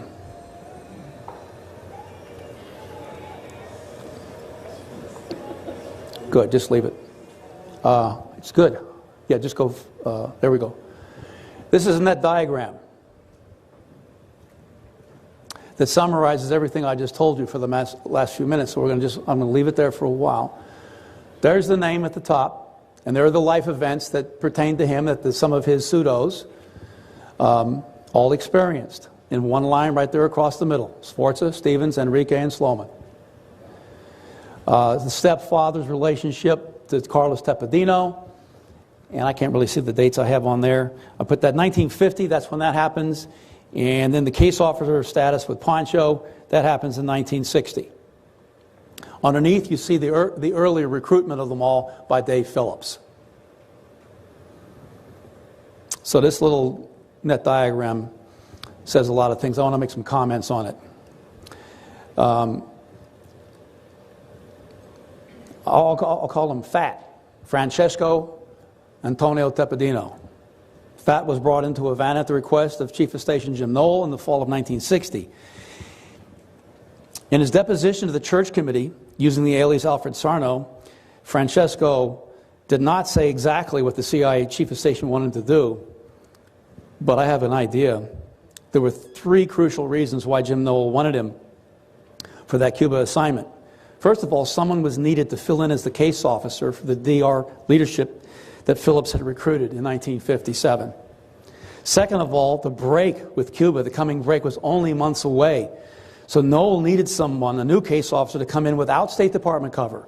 He would have to be deep undercover without, and function as a CIA station, stay-behind agent, not for station, a CIA stay-behind agent. That was his gambling cover. But what made Francesco Antonio Tepedino uniquely qualified for this role was that he had known Cabela for about 10 years, but also the other important guy remaining, Carlos Tepedino, was his stepson. That's why Sforza was moved from Argentina. He was actually called Tony Argentina, left his family there and came back to run Tepedino and Cabela. Emilio Rodriguez was handling Pancho until Francesco arrived. Francesco assumed case officer status of Pancho November 1960, It was just months earlier that the anti-Castro DR remnant in Cuba had come out into the open, attacking McCoy, and had to flee. Francesco Antonio Tepedino arrives at JM Wave in June '61, and Pancho gets there eventually in March of '62, still under Francesco's case officer supervision. After the new Cabela op is underway, Joanides takes over as case officer for Pancho. Even though I have established that the true name behind all these names is actually Francisco Antonio, I'm going to continue to refer to him as Sforza for everybody's sake in here. That's like a name that's not going to go away. So we'll just call him Sforza. Next slide, please. Just turn that clockwise. I've eliminated all the children here and just ran back through 5 generations. Last name's Tepedino. The first and middle name are always Francesco Antonio or Antonio Francesco, simply reversed every generation. The real son you see on the left, Antonio Tepedino, would have been Antonio Francesco Tepedino, died in a car accident in 1961 in New York, and that's in that Pancho bio of Tepedino. So Carlos is the stepson, the real son, in the same line of all those names, died. He was in the jewelry business too, up in New York, in a car accident. Next slide. You can pretty much read this for yourself. This is like bringing some of the data in off the Ancestry stuff and elsewhere of all these Tepedinos, including the son that died in New York in '61. They all come from Salerno, Italy. It was Francesco Antonio Tepedino's dad who actually emigrated to New York. And he had already been born in Salerno, but he arrives and they're American citizens. Next slide. If we get to it, as I said, in the Q&A, I'm willing to talk to you and show you some stuff, a little bit about the history of the PP staff, of the psychological warfare function from the time of the OSS up to the late 60s, involving, like I said, some of your very favorite characters in this case. Go back to the main conference. Title slide, please. Okay, leave it there. I begin my concluding remarks by returning to the CIA's methods of using pseudonyms and cryptonyms to compartmentalize covert ops. The agency's use of such methods is no longer a secret. The fragmentation of these dark operations and activities of CIA staff officers and contract agents 50 years ago is something we must defragment today. If in 1976 we had known Joanides was the man behind the pseudonym Walter D. Newby, the CIA would never have been able to get away with the outright perfidy of sneaking the fox into the henhouse. To wit, using the DRE case officer as the agency liaison to the House Select Committee. You heard a really totally fascinating presentation about that just now, this morning. To this very day, the CIA is still hiding the identities of its officers who ran the operation to recruit and steer Rolando Cabela into the plot to kill Fidel Castro. We need to identify them all. For in their midst, someone was running a more sinister operation under that one. Castro would be alive and appeared to be using Oswald to assassinate President Kennedy. So resolving these issues surrounding the CIA's multiple identities and pseudonyms helps us to piece together the true story of Oswald and the CIA, and this comes to something Jim Lazar and has been doing all this time, it enables us to make stronger cases for Freedom of Information Act filings. Having the facts and the crypts and the pseudos doesn't hurt us when you come before a judge and ask for files to be loosed. Let's go to the next slide, please. 4 decades ago, a CIA staff officer, George Giannides, handled the Directorate of Operations account for the agency liaison. And as you've heard this morning, his role as a case officer for the DRE was a dark op, and it was withheld from the House Select Committee. But Joanides was a Greek staff officer working at the CIJM Wave Station in Miami with this pseudonym, as Dan said, Walter D. Newby. He'd been the senior case officer in charge of the DI operations at the time of their association with Oswald in New Orleans. And under Joanides' supervision, DRE launched its public campaign just hours after the president's death, designed to help link Oswald to a supposed Castro plot. That campaign was part and parcel of the darkest operation I mentioned at the beginning of my presentation to play the JFK-RFK plan to take out Castro back against his brother, the president and his brother. In the 2008 edition of my Oswald and the CIA, I wrote about Oswald's Mexico City trip and about Engel's possible role in the counterintelligence part of this plot, placing the World War III virus into Oswald's files in an ingenious manner so as not to let it balloon up until the day of President's murder. It's a detailed plan, and it's not something I can break into detail here. I did that before, spent a lot of time in that edition of the book. In addition to tying Oswald to Castro, the Mexico City Oswald operation also implicated the KGB in the murder too, and Dave Phillips was heavily involved in several parts of this. In fact, Dan did such a good job talking about his movements back and forth, headquarters, JM Wave, and Mexico City at the crucial time of the communications. That's one thing he didn't mention, is the cables going back and forth between headquarters CI and the station, observing or thinking they're observing Oswald down there. And Phillips is all around. That's exactly when he's down at JM Wave. Those few days, that's when all this stuff goes back and forth. And the routing slips that are covering those things that we now have, which they would not show to the House Select Committee, okay, really help inform us about who at headquarters and at CI Ops, and names that we have now that the Records Review Board lifted the redactions on, that help us know some of the people who knew about what was going on. When we put all the pieces of this plot together, we can see how this dark operation in play underneath the top shell operations did more than achieve the death of JFK.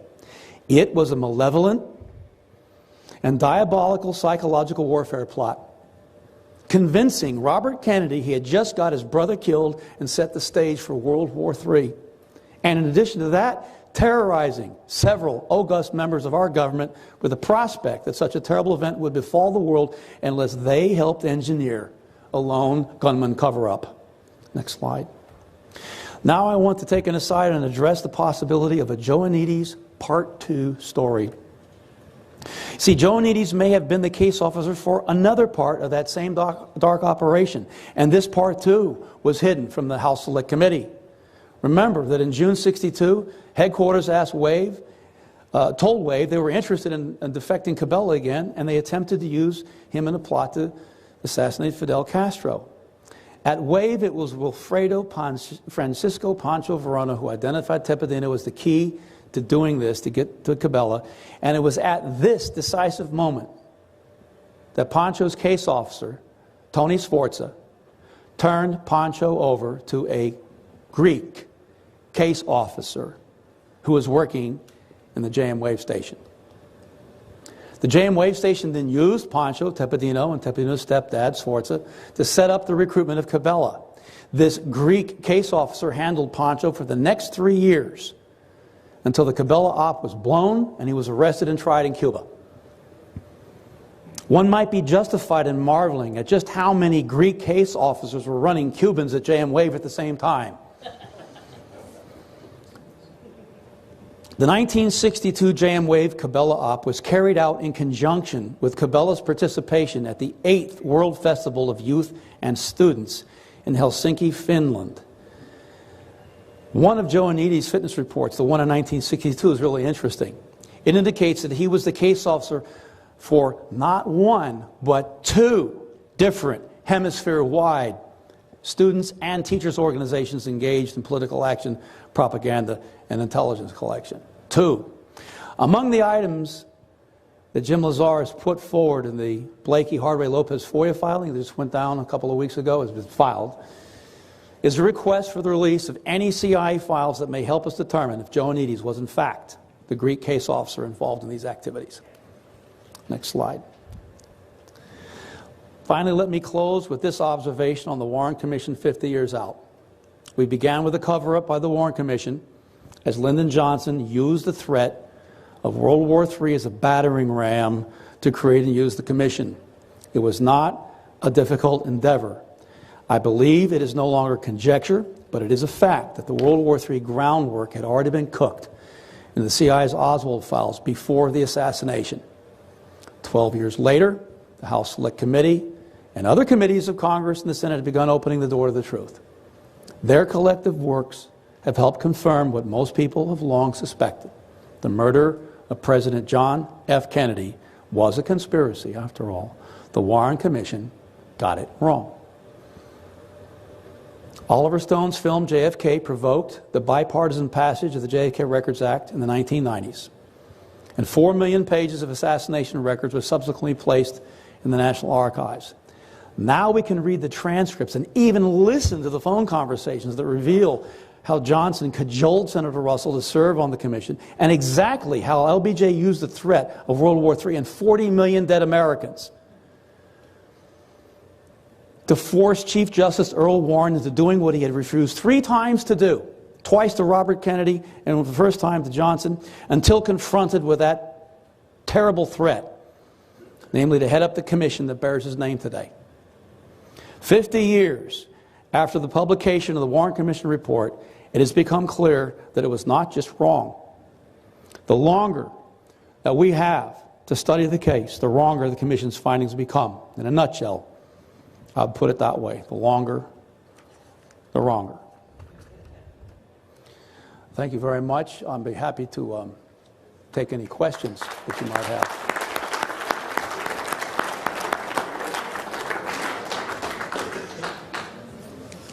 Ladies first. All right. Hey, John, thank you for that. Very interesting. I'm dying to read the rest of the story there. I have a question, because you keep talking about Robert Kennedy being behind the Castro assassination plots.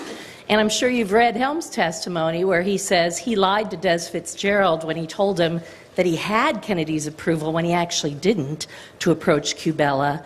And I'm sure you've read the Castro IG report, that's where the CIA asks itself, can we state that we had executive authority? And they answer their own question, not in this case regarding the plots, and they say we told RFK about the plots that had ended, but not the plots that are continuing. And then, of course, there's the word of Kennedy himself, because this came out during Robert Kennedy's time, and he's like, I'm the guy who turned off the operations. And Cy Hirsch reported that Adam Walensky had said, that Robert Kennedy had told him he got in writing something from the CIA that they would not kill Castro. Right. So how does that fit in with what you're saying? I believe that they weren't going to kill Castro. So I'm with you on that. But I think we could also cite a number of things that would indicate the reverse.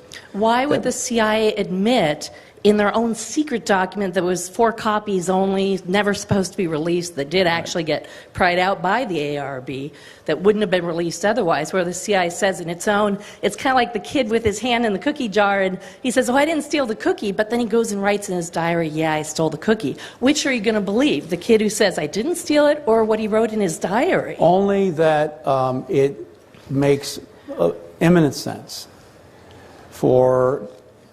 to convince Robert Kennedy that the plan he had been part of was what got his brother killed. I get that, and okay, I agree that as a theory that works really well, but it works equally well if it just is out there to convince the public of that.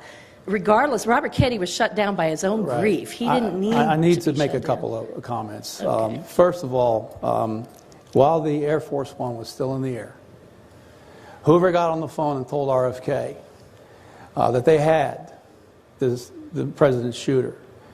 Oswald was his name, and that he'd been to Cuba several times, but wouldn't tell us what he went there for.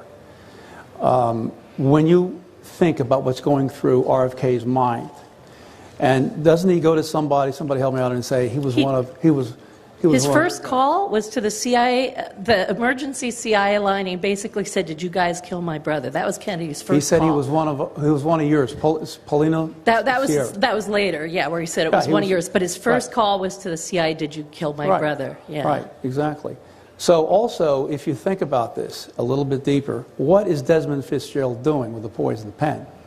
And well, it's funny because David Phillips in his own book says it wasn't Desmond Fitzgerald who gave him the pen, it was actually the case officer. And he That's also for says it Sanchez, didn't probably. happen on November 22nd, said it happened on October So what- 29th, and I just but found the point the is, what is the document purpose that of supports doing that in the first place? Why, if we don't want Castro to die? Oh, no, they want people to think that the I Kennedys want you to were play gonna- along with it Sorry. just Go ahead, for a go minute, ahead. Liz. Just play along with it. You know, you got to put your other hat on here for a second. Mhm. It would be because they want that in the record, that they wanted Castro dead. They They're want that in the hiding record. the I fact that there totally is agree. actually another operation under play which Castro cannot die. He's got to live. Right. So it makes perfect sense when you understand how this works to go give him a poison pen. Right. It makes No, it I'm look with you 100%. like there's a legitimate op for Cabela to kill Castro. And so Right. that's the way you have to look at this. I agree with 100% of everything you say, with the one exception that I don't believe from the record that RFK ever authorized such a plot, but the CIA needed to make it look like he had to fulfill their, Right. And like their I said, agenda. I'll give you either way on this. We could talk for hours, and we're not Yeah. going to. There's other people in the room here Yeah. About that part. So if we agree on let's everything talk else, about we're doing that. pretty I good. agree on everything Let's but take that. that. So let's. Paul, and I think go it's ahead. important. I only think it's important because RFK is dead and he can't defend himself. Let's not accuse him without better evidence. Paul? Paul Kunstler. Dr. Newman, I've read one of your books. Lamar Waldron, in his book last year on the Kennedy assassination, reported that David Atlee Phillips recruited Vincent Bigliosi before he died to write his book, Reclaiming History. Reclaiming History is like Gerald Posner's book, Case Closed, is written for an elite audience, primarily journalists predisposed to believe the government's false version of events. Right. Informed people in Europe and Asia have known for decades the truth about JFK assassination. Why do you think that we and thousands of others before us have not been able to break through here in the United States to bring the truth to the American people? Well, one of the main reasons is what I was talking about today. If you can't identify the characters because they've been fragmented into hundreds of pieces, you can't put the story together. And it's not just done to confuse us. As I said, it was done internally. So it's very confusing even for people inside the CIA. One person can be at one desk, 3 desks down, does not know, does not have a need to know what that other guy is doing. Only the people at the staff level, talk about the PP staff, talk about CI staff, talk about FI staff, those guys all go back to the OSS, almost all of them. They've been around. They're the only people who know what's going on. And how the PP staff infiltrates the Director of Operations and runs its own ops underneath ops. And we have information. So until you can do that, you don't know the story. And we're just kind of lost in space trying to figure out who's doing what.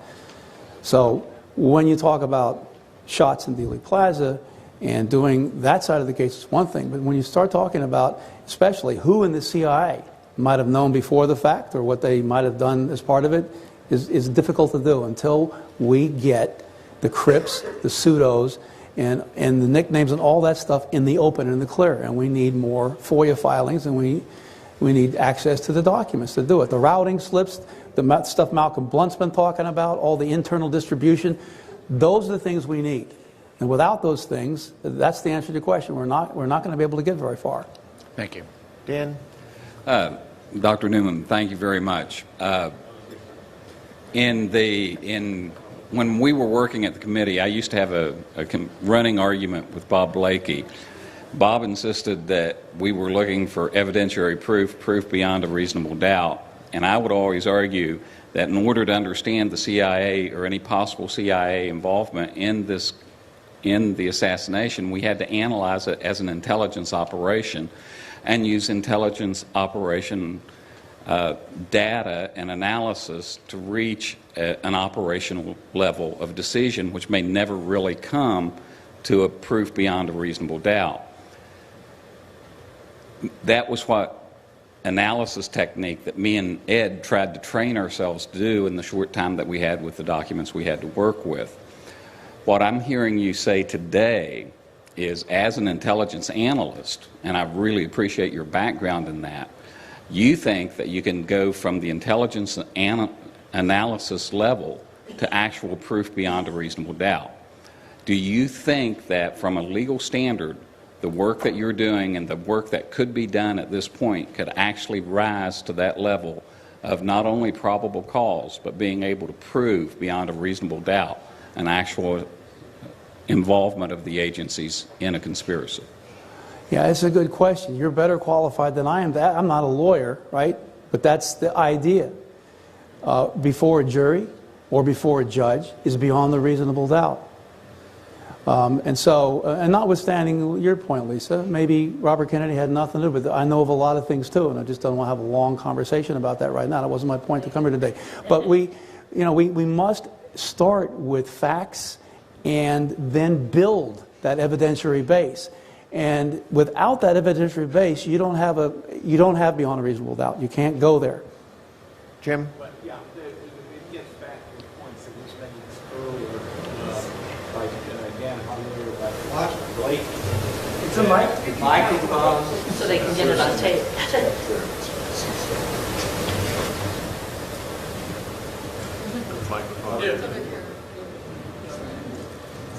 Pull up the PP staff thing. Yeah, I think it gets back to the point made earlier, that where you establish that someone under suspicion is lying, you have deprived him of credibility, so you can meet the beyond a reasonable doubt standard. We should thank Dr. Newman, and that's for sure, and we should recommend that there will be a panel discussion when we return. Jefferson Morley is presenting as close to 1:30 as possible. Thereafter, we will be joined by Dr. Newman and David Talbot by telephone, but we really should thank Dr. Newman very much and break for lunch.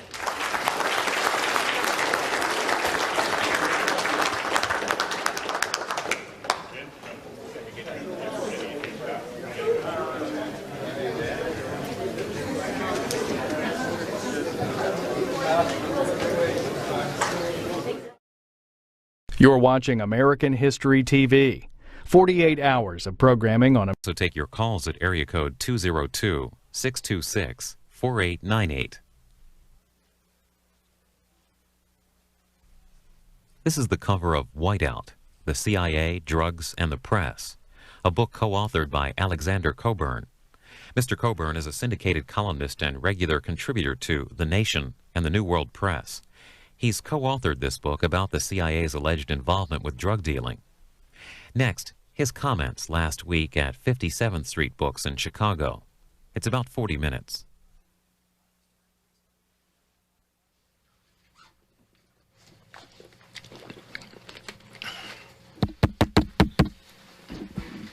Is this for me or is this for C-SPAN? For C-SPAN. Okay, I'm really sorry I'm late. Broke down at Fort Wayne. Saw a lot of cops on the way in, but they didn't stop me. So I deeply apologize and thank you so much for sitting around for an hour talking among yourselves about the Clinton scandal probably. I passed a sign in Indiana saying, fed up with the scandal, eat hamburger. I'm of the school that Clinton, if ever there was a fake populist, it was Clinton. He hasn't even aspired practically to fake populism. But here he is, in a way, being saved at the moment by genuine populism of people saying to the elites, saying sex is private and who cares. I think it's a glorious moment in American history myself. If only to see George Will's face night after night. The CIA was the topic of the book that Jeffrey and I decided to write not long after Gary Webb got eviscerated by the press after his disclosures in 1996, almost exactly 2 years ago, August 1996, about the Contras and drug smuggling. Have you had Gary here, by the way, of people? You have had Gary here. So I won't go deeply into what he said. For those who weren't here, I'm sure you're familiar with the central charge. And what interested Jeffrey and me originally was the way, when you step out of line, athwart the line of mainstream discourse, for want of a better word, in the American press, mainstream. If you cross a certain line, you get done.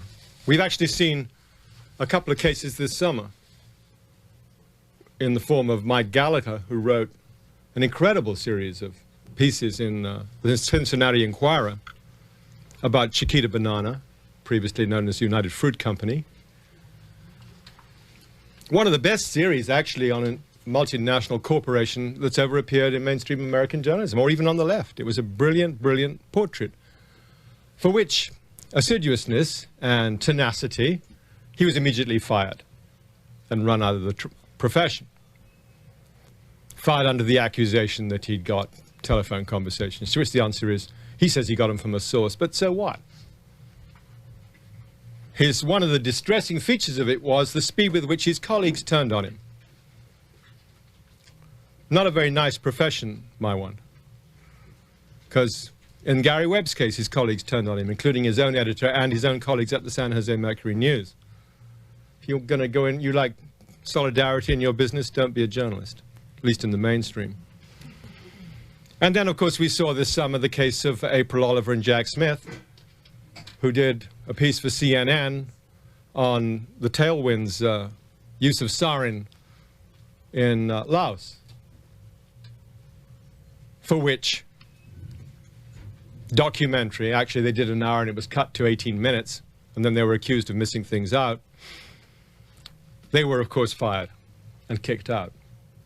So you've had all these cautionary tales, and that's what interested Jeffrey and me. Cautionary tales where there are certain areas you can't approach in American journalism without getting into deep trouble. One is assassination. So you start saying that CIA actually have used assassination as a method of national policy for many years, you get into trouble. You get into trouble if you start kicking too deeply into the drugs business. And of course you get into trouble if you start saying that major American corporations subsist on thievery and exploitation on an unlawful international scale and appear to have conversations to prove it. As you used to say when I started in journalism, comment is free and facts are expensive. But as Jeffrey and I sort of went through how Gary was done, we found ourselves really beginning on the parable of journalism and mainstream journalism and what can be said and what can't be said. We found ourselves getting more and more into the history of the CIA. And it crossed our minds that it was about due for another introduction to the agency. Some of the older people among you, like myself, were probably introduced to the agency in '68 with the disclosures in Ramparts magazine, now marching under the rather limp guise of Mother Jones, that the CIA had deep sponsorship of the National Student Association. That was one of the first big disclosures. There had been courageous souls who'd written earlier about the CIA, but that was when it really went public. And that really launched a whole decade and a bit of public disclosures about the agency and a learning of what the agency had been up to.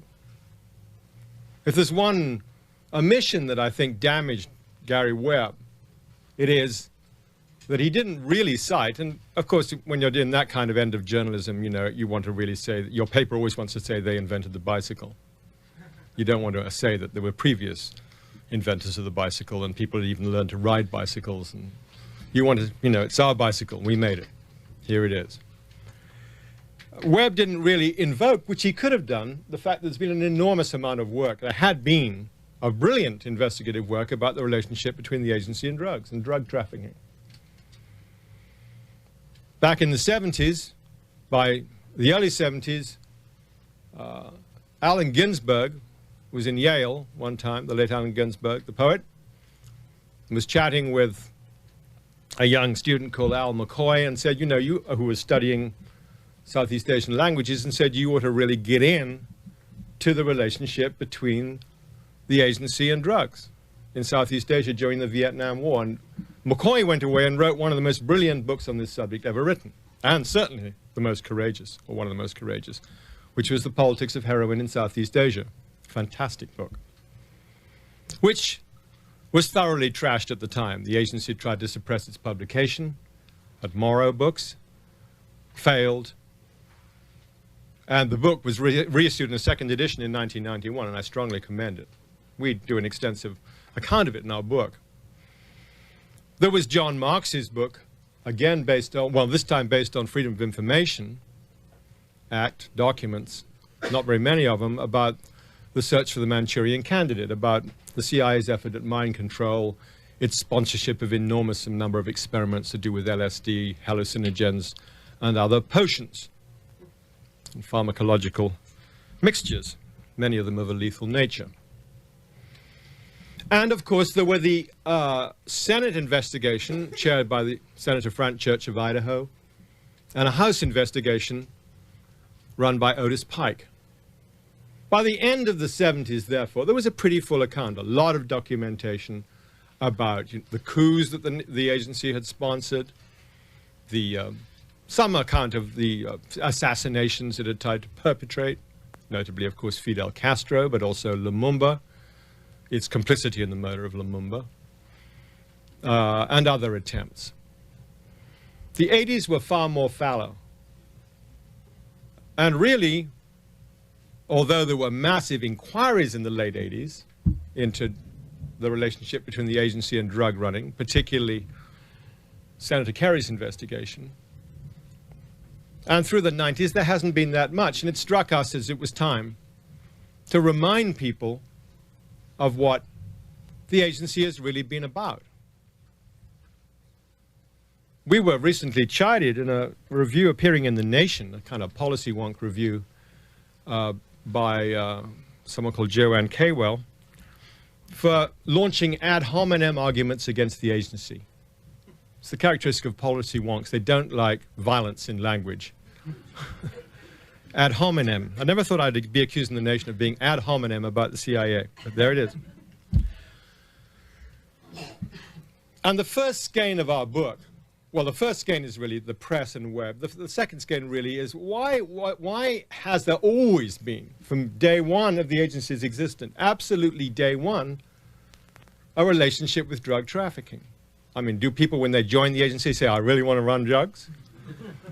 Does it come to them naturally, or is it just part of their function? And the preface really comes in the Second World War, when the predecessors of the CIA, notably the Office of Naval Intelligence and the Office of Strategic Services,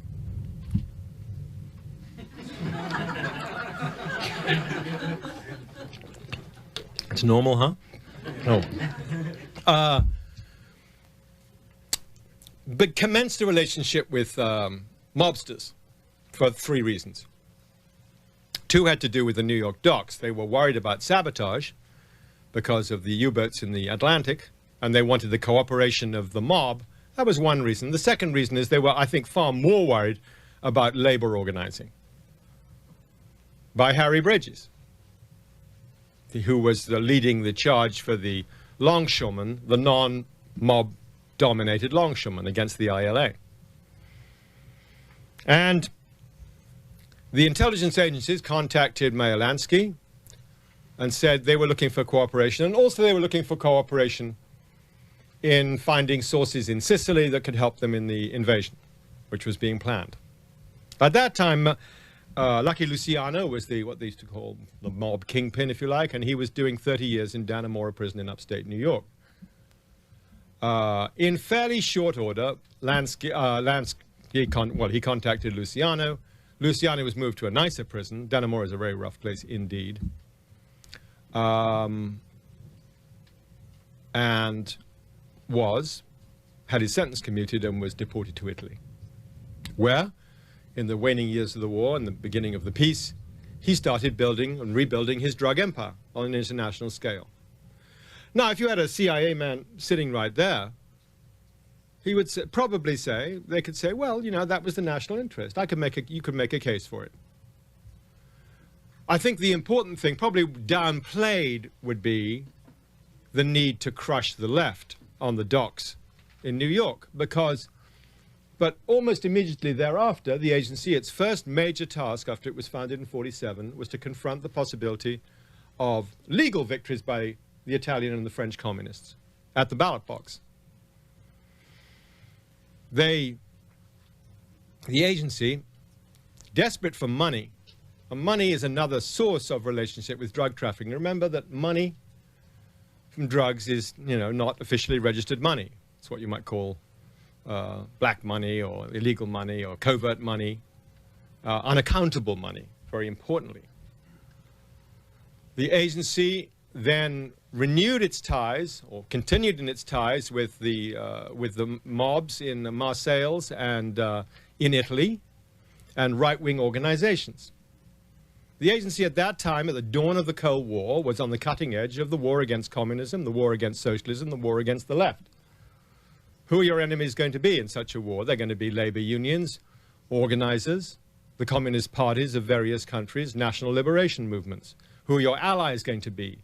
They're going to be para-fascist gangs. They're going to be right-wing dictators. They're going to be the propertied classes, in a fairly seamless web, which you will see repeated again and again. The relationship with the drug gangs is structural. And particularly when you get into what you might call narco regimes, such as, for example, the Taliban, such as the Salinas brothers. Some of you may have seen a story in the New York Times, actually, not so long ago, by Tim Golden, which actually now reveals something we sort of say in our book, particularly about Raul Salinas, that family, the father of the Salinas brothers, the former president of Mexico, and his brother, the father had been in a tie with Mexican drug lords when the Salinas brothers were kids. This is a long-term relationship, which evidently must have been known to the agency, was known to the agency. Anyway, so therefore, right from the beginning, it is not a fortuitous one-time off we had to get arms to the Contras. Every time we had to support Chiang Kai-shek against Mao Zedong. Chiang Kai-shek, even when he was still in China before the war, was doing much of his business, earning much of his revenues from opium management in what became the Chinese People's Republic. And when he was run out by Mao, his forces moved down towards the Golden Triangle and took over the opium trade there. The CIA was supporting Chiang Kai-shek. It was a fairly logical development for CIA planes or of organizations related to the CIA, beginning with Chennault's Flying Tigers originally, to start flying the opium. That story led, as the decades progressed, to when the CIA was trying to recruit the tribesmen in that area to work for them against the communists and the National Liberation Front, the Hmong. Their relationship with drug running continued. You had CIA planes running the opium back into Laos and Thailand, where it was refined into heroin and then went into Vietnam. The motive, the Cold War rationale. The same thing happened at a later date in Afghanistan. In the late 80s, a regime, the Taraki regime, this is before the Soviets invaded, the Taraki regime in Afghanistan, a reforming regime, tried to inaugurate land reforms, confiscated the opium-growing estates of the feudal lords of Afghanistan. This was immediately seen by the CIA as a threat in the area. It drew lurid scenarios of, you know, the Soviets being able to rush in and then gain their long-desired warm water port, and so forth. The Soviets, of course, did ultimately invade, and the CIA then launched its largest ever operation, cost them over $3 billion in the end. They were fighting to restore the status quo ante.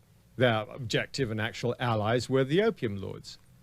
much of the fighting by the people who were called, of course, those days Mujahideen and freedom fighters. There's some confusion now and a rather rapid transition to terrorist in a sort of grey area where one day it's terrorism and the next day it's freedom fighting, and the third day it's the Unical project to run a pipeline, which of course is beyond freedom fighting and terrorism, is just purely about money. The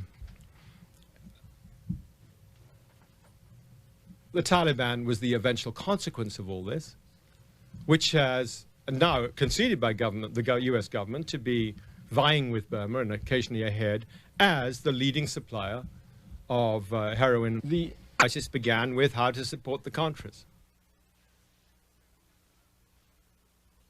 The Boland Amendment forbade military supply of the Contras. In fairly short order. It began, by the way, for those who feel sentimental about Jimmy Carter, with Jimmy Carter whistling up Argentinian torturers to help form the Contras. Then there was the congressional cutoff, and in 1982, as emerged earlier this year, it was a smoking gun, actually. We could have, well, I'll have an aside later on smoking gun theory. Complicated. The whole in journalism, when the hunt for the smoking gun is an important moment. As with Nixon in Watergate, they kept saying, remember, there was no smoking gun. I mean, usually at that point there were thousands of smoking guns, belching smoke. And they said, but no real, you had Nixon, you know, ordering the invasion of Ellsberg's shrink.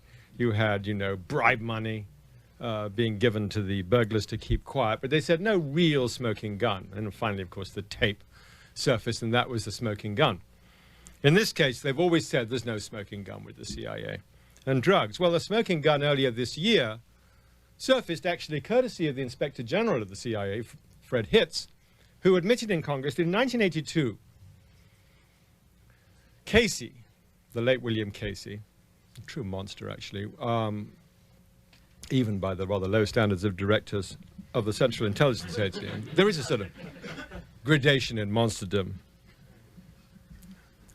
I suppose there was a left of the Nazi Party when you think about it, in some sense. But Casey went to William French Smith, the Attorney General, Reagan's Attorney General, and said, we want a waiver so that we do not have to report drug dealing activities of our assets. A waiver he was immediately given. The correspondence was published recently by Maxine Waters' office, woman Maxine Waters. A waiver was issued, which was only rescinded, by the way, in 1996. Why 1982? The CIA at that time was gearing up for the arms drugs Contra shuffle, and they needed the clearance, which they duly got. We end that particular skein of our narrative with Mexico, where, as I just said earlier, you have the U.S. knowingly in alliance with a narco-trafficking regime. As the Swiss police inquiry, which is really why all this has suddenly emerged, because the Swiss police who have built a case against Raul Salinas and have been interviewing a lot of mobsters and drug runners incarcerated in various countries, including this one, concluded, and it was reported not so long ago, Raul Salinas was in overall charge of making sure that drugs from the Andean countries made their way safely through Mexico, where he extracted, of course, an enormous price for that, 10% of the value, and passed on to the United States. This was the blue-eyed family, much loved by the U.S. business and journalistic elites. Indeed, Carlos Salinas, after he was run out of Mexico, was still able to rejoice in the fact that he was a director of the Wall Street Journal, which I believe he is to this day, although they may have finally flushed him down. There is another skein in our book, which is the nature of drug wars. Well, one of the prime, commonly believed to be a tremendous fight to prevent the trafficking and consumption of drugs, which is an idea you should, I think, disabuse yourselves of immediately. Drug wars are either to ensure that the drugs are trafficked. You fight a war to make sure the drugs are moved in the direction you want them. The classic example are the two wars fought by Britain against China, known correctly as the Opium Wars. In the 19th century, when the Chinese Empire, in its declining decades, did not want opium from India to be imported into China by the British. The British thought it was a splendid idea from which they'd make lots of money, so they said, we will. And they fought two wars and prevailed. And delivered a very, very large amount of opium into China. And were only finally forced in 1920 by international opinion to stop doing it. Many of what are now the most respected names in British business life, like Jardine and Matheson, began their lives as opium traders out of Hong Kong.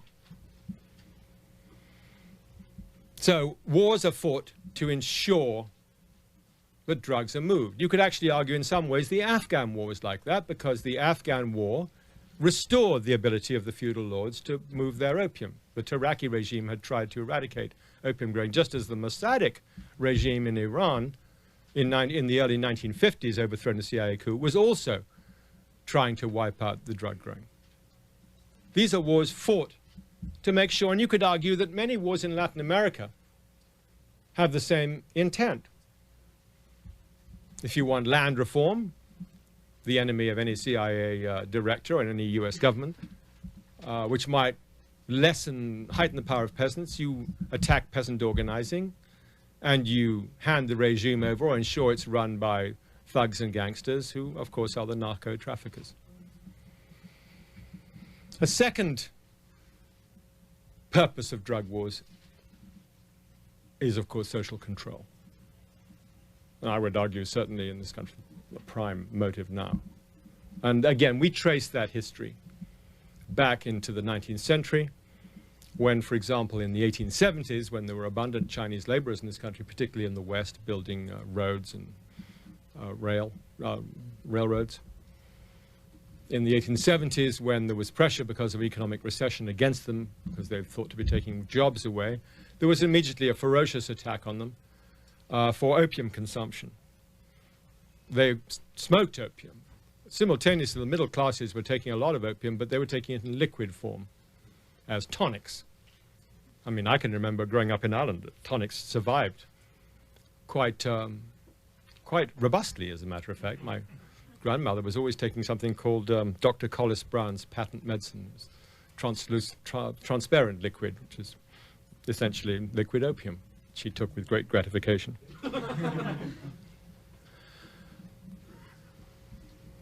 That was one of the early examples of social control, and you can follow that thread through the 20th century, fought with increasing ferocity. One of the demonic figures here is Harry Anslinger, head of the Bureau of Narcotics and Dangerous Drugs, who was was a violent racist. He was as malign and awful a figure as J. Edgar Hoover, actually, of the FBI, but not nearly so well known. In our newsletter, Counterpunch, we just ran an interesting piece about Anslinger by a guy called Doug Valentine, who did the best book on the CIA's Phoenix program in Vietnam, its campaign of assassinations. Anslinger was always intent on heightening the so to speak, racist rhetorical impact of drug war fighting. He renamed hemp marijuana to try and associate, or tried to popularize the name rather successfully to associate it with Hispanics and Mexicans.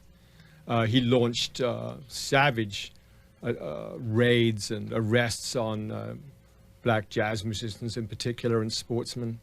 And in association with Congressman Hale Boggs, for those of you who like to think of these lineages, the father of Cokie Roberts, and of the chief Democratic lobbyist on the Hill, Tommy Boggs, Hale Boggs, who disappeared over Alaska, actually, never to reappear, put through in the 50s the first mandatory sentencing for drugs, when the first death penalty, call for the death penalty, was all sponsored by Anslinger. The drug war was most pithily expressed, if I could just read out the quote, if I could borrow the by Richard Nixon, actually. When speaking privately, Nixon always had a very helpful frankness about him, I've found. He really, some presidents, even in private, had the need to wrap it up, but old Dick just didn't. He said it like it is, and it's worth finding the quote. Haldeman, page 73.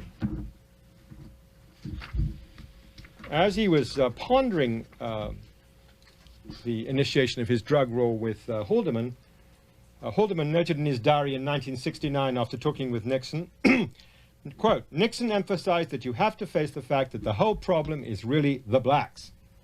The key is to devise a system that recognizes this while not appearing to. Very helpful little quotation. While not appearing to.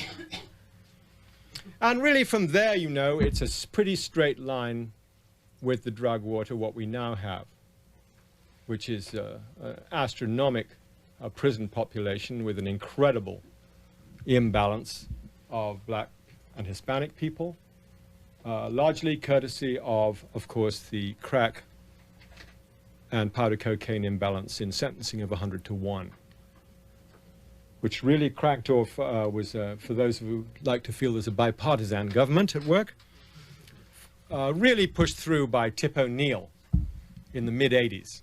Tip O'Neill, oddly enough, a big proponent of the Boland Amendment on the one hand, but O'Neill came from Boston, and there was a huge, huge uproar when Len Bias died, and it was attributed to crack.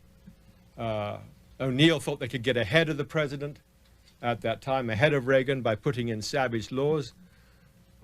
They vied with each other, the White House, the Reagan White House, and the Democrats on the Hill, to which could do the most savage laws and sentencing structures. And the result is more or less what we have now. There were efforts by the U.S. Sentencing Commission not so long ago to say this imbalance between powder and crack cocaine, the one much more used by middle class, the crack cocaine, of course, used by the poor. There's no rationale for it. Sentencing should be the same.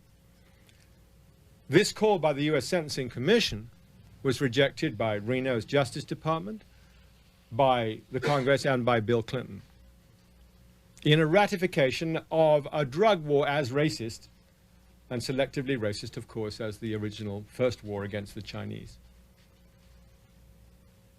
The drug war now is so deeply embedded. Every now and again there's a call to end the drug war. It's now so embedded into the economies of law enforcement that it's hard to imagine it being I come from Humboldt County in Northern California. When I left, we are approaching the peak of our production of, not me, but many of my neighbors, of marijuana. And of course, the campaign against marijuana production camp is also in full tilt. In fact, the day I left, I saw 3 helicopters from the local cops. And the new wrinkle this way is the cops now hang from a rope underneath with their foot through a loop, moving 100 feet above the ground, looking down to see the plants. But, you know, their budgeting depends on the dope they find, and then with that budget will come more money into a fairly depressed area of California, which means more building and means more cars for the cops and so forth. You multiply this in every jurisdiction and you get, and then put on top of that the enormous lobbies now in every state, for, the prison lobby, prison building lobby, the waters lobby, you know, these are vast lobbies now. In a way, consequent upon the drug war. So the drug war is going to be a very hard thing to stop. That is the second theme. The third theme really is a theme which kind of is the core thought, I think, of the book. The essential continuity, in some ways, between the Nazis and Nazi methods and methods of state repression picked up in the Cold War. We say right up front in our book that very often people talk about a rogue agent or a rogue agency, the CIA. It's sort of comforting in a way because it implies, of course, that the ship of state is moving in a dignified and legal fashion while the sort of pirate ship of the CIA is swerving about doing all the dirty work. It's not the proper way of thinking of it, I don't think. We say essentially the CIA is carrying out, as a bureaucratic organization, the commands of government. Right from the word go, of course, if you go back and read the original founding document of the CIA, written by Clark Clifford, there's a slight gray area. And there always had to be a gray area. You could not have it requisitioned on paper from JFK, please kill Fidel Castro tomorrow morning. But as you follow this through, there is there's been, of course, a lot of work in particular about the campaign of the Kennedy brothers to have Castro assassinated, that the fingerprints are slightly more clear than usual. It's a bit more difficult, for example, to track it down with the murder of the Diem brothers in South Vietnam, or Lumumba. But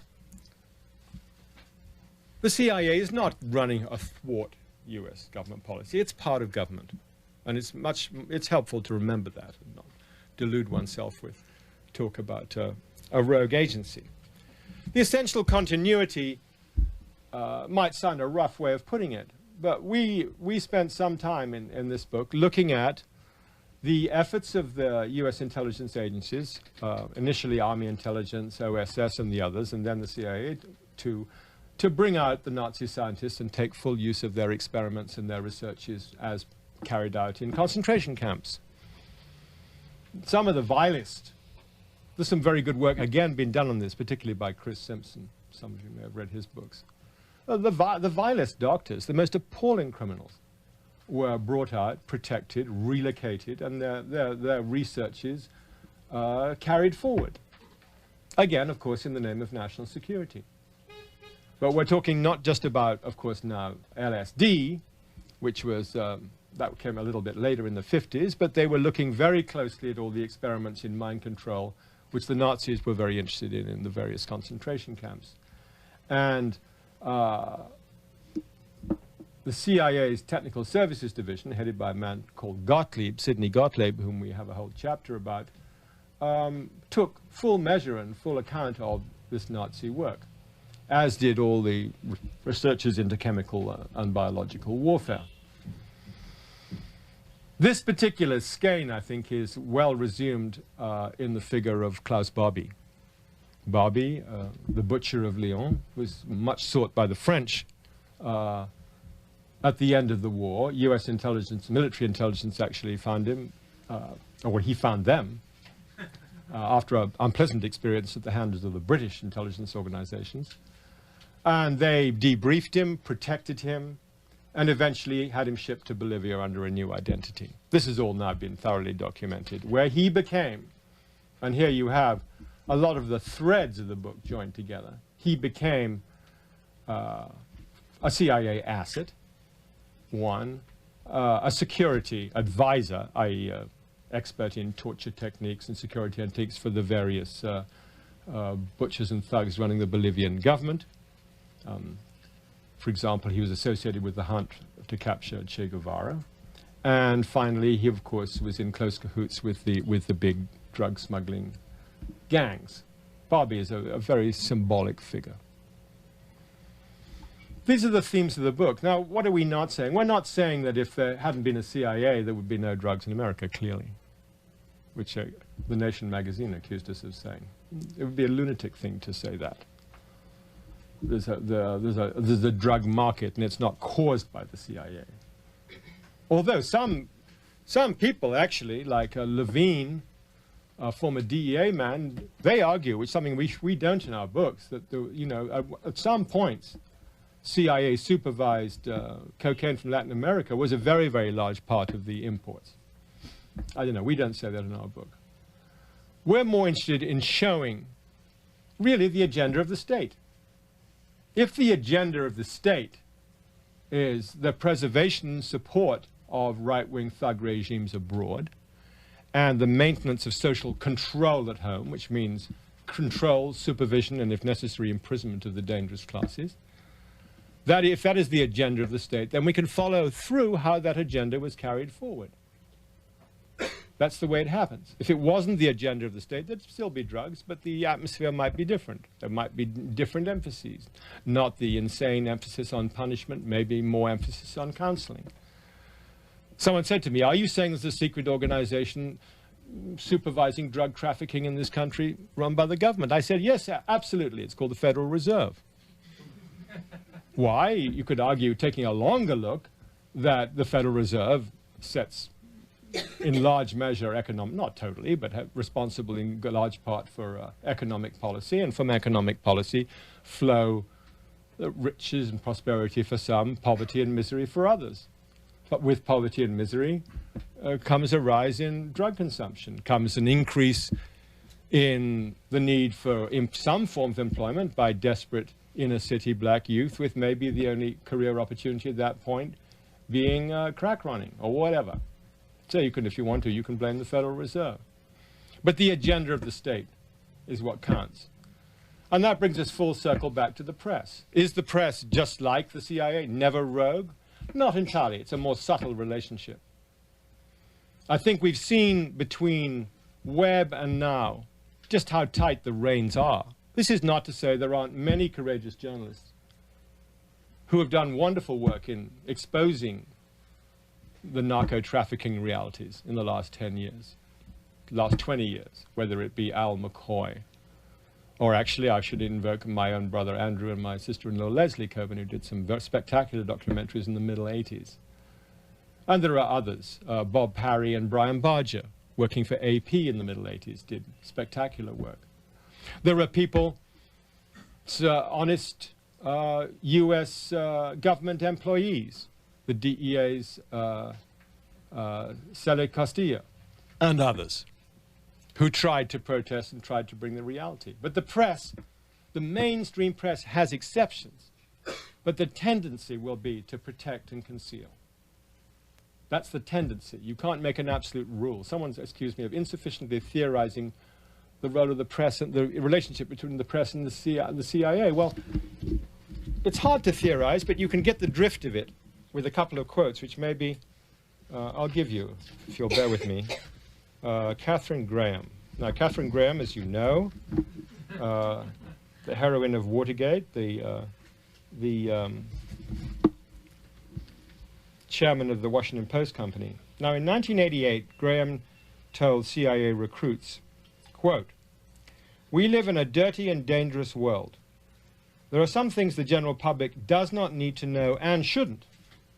I believe democracy flourishes when the government can take legitimate steps to keep its secrets and when the press can decide whether to print what it knows." Well, as a robust statement, it lacks sort of muscle, but the implication is very clear. When the press or the people running the press or owning the press think the state agenda requires it, keep your mouth shut. The other is from a guy called Keith Schneider, who was working at the New York Times at the time of the Kerry report, which the press almost totally ignored. Kerry report, you might think, well, it wasn't just Gary Webb. This was of the San Jose Mercury News. This was a full press investigation by a senator and a large committee.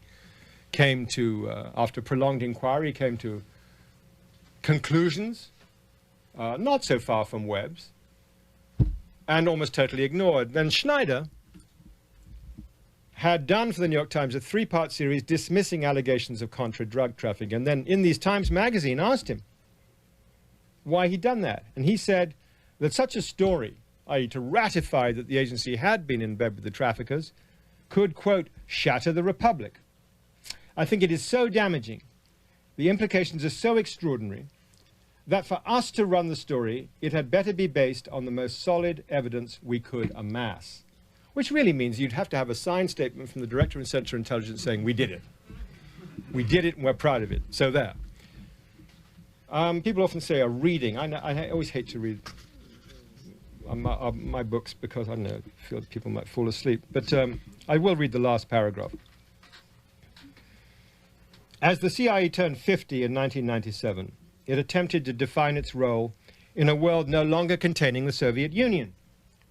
What it came up with was a plan to combat something it had done so much to encourage over the first half-century of its existence: international crime. Among the CIA's proposed targets for preserving its slice of the $27 billion intelligence budget were money laundering, illegal immigration, drug smuggling, and chemical and biological terrorism. Only 3 years earlier, the CIA was still enjoying an exemption from reporting the drug activities of any of its associates. If they were alive to read the CIA's prospectus for the third millennium, the ghosts of Lucky Luciano, Meyer Lansky, Chiang Kai-shek, George Hunter White, Barry Seal, and thousands of others would surely have laughed at the effrontery of their old partner in crime. So I'll stop there and maybe we can have questions. Thank you.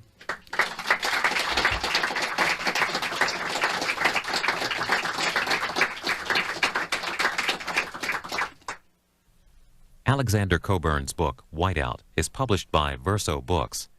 The company's website is www.versobooks.com. Mr. Coburn has written or co-written several books, including The Golden Age in Us, Washington Babylon, Corruptions of Empire, and Fate of the Forest.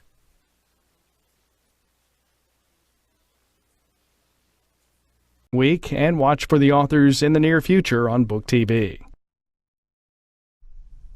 Salon.com co-founder David Talbot is next on Book TV. His book, The Devil's Chessboard, focuses on the Dulles brothers, Allen Dulles, the longest-serving director of the CIA, and John Foster Dulles, Secretary of State under President Eisenhower.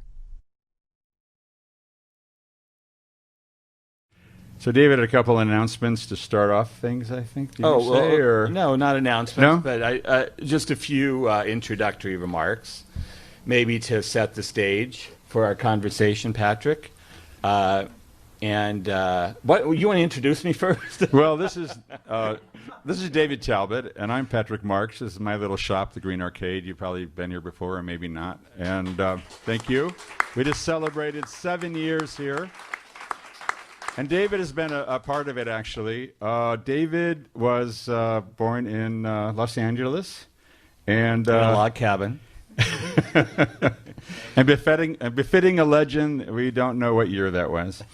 But, and he, his father was Lyle Talbot, who was an amazing heartthrob and an actor. And according to his sister Margaret, who wrote this book, The Entertainer, quite a guy, and it was quite a family. And his brother, Steve, was also a really interesting guy who was a fantastic documentarist, video maker, was very well known for doing the Frontline series, and also to the baby boomers, he was known as Gilbert. On Leave It to Beaver, yes. Yes.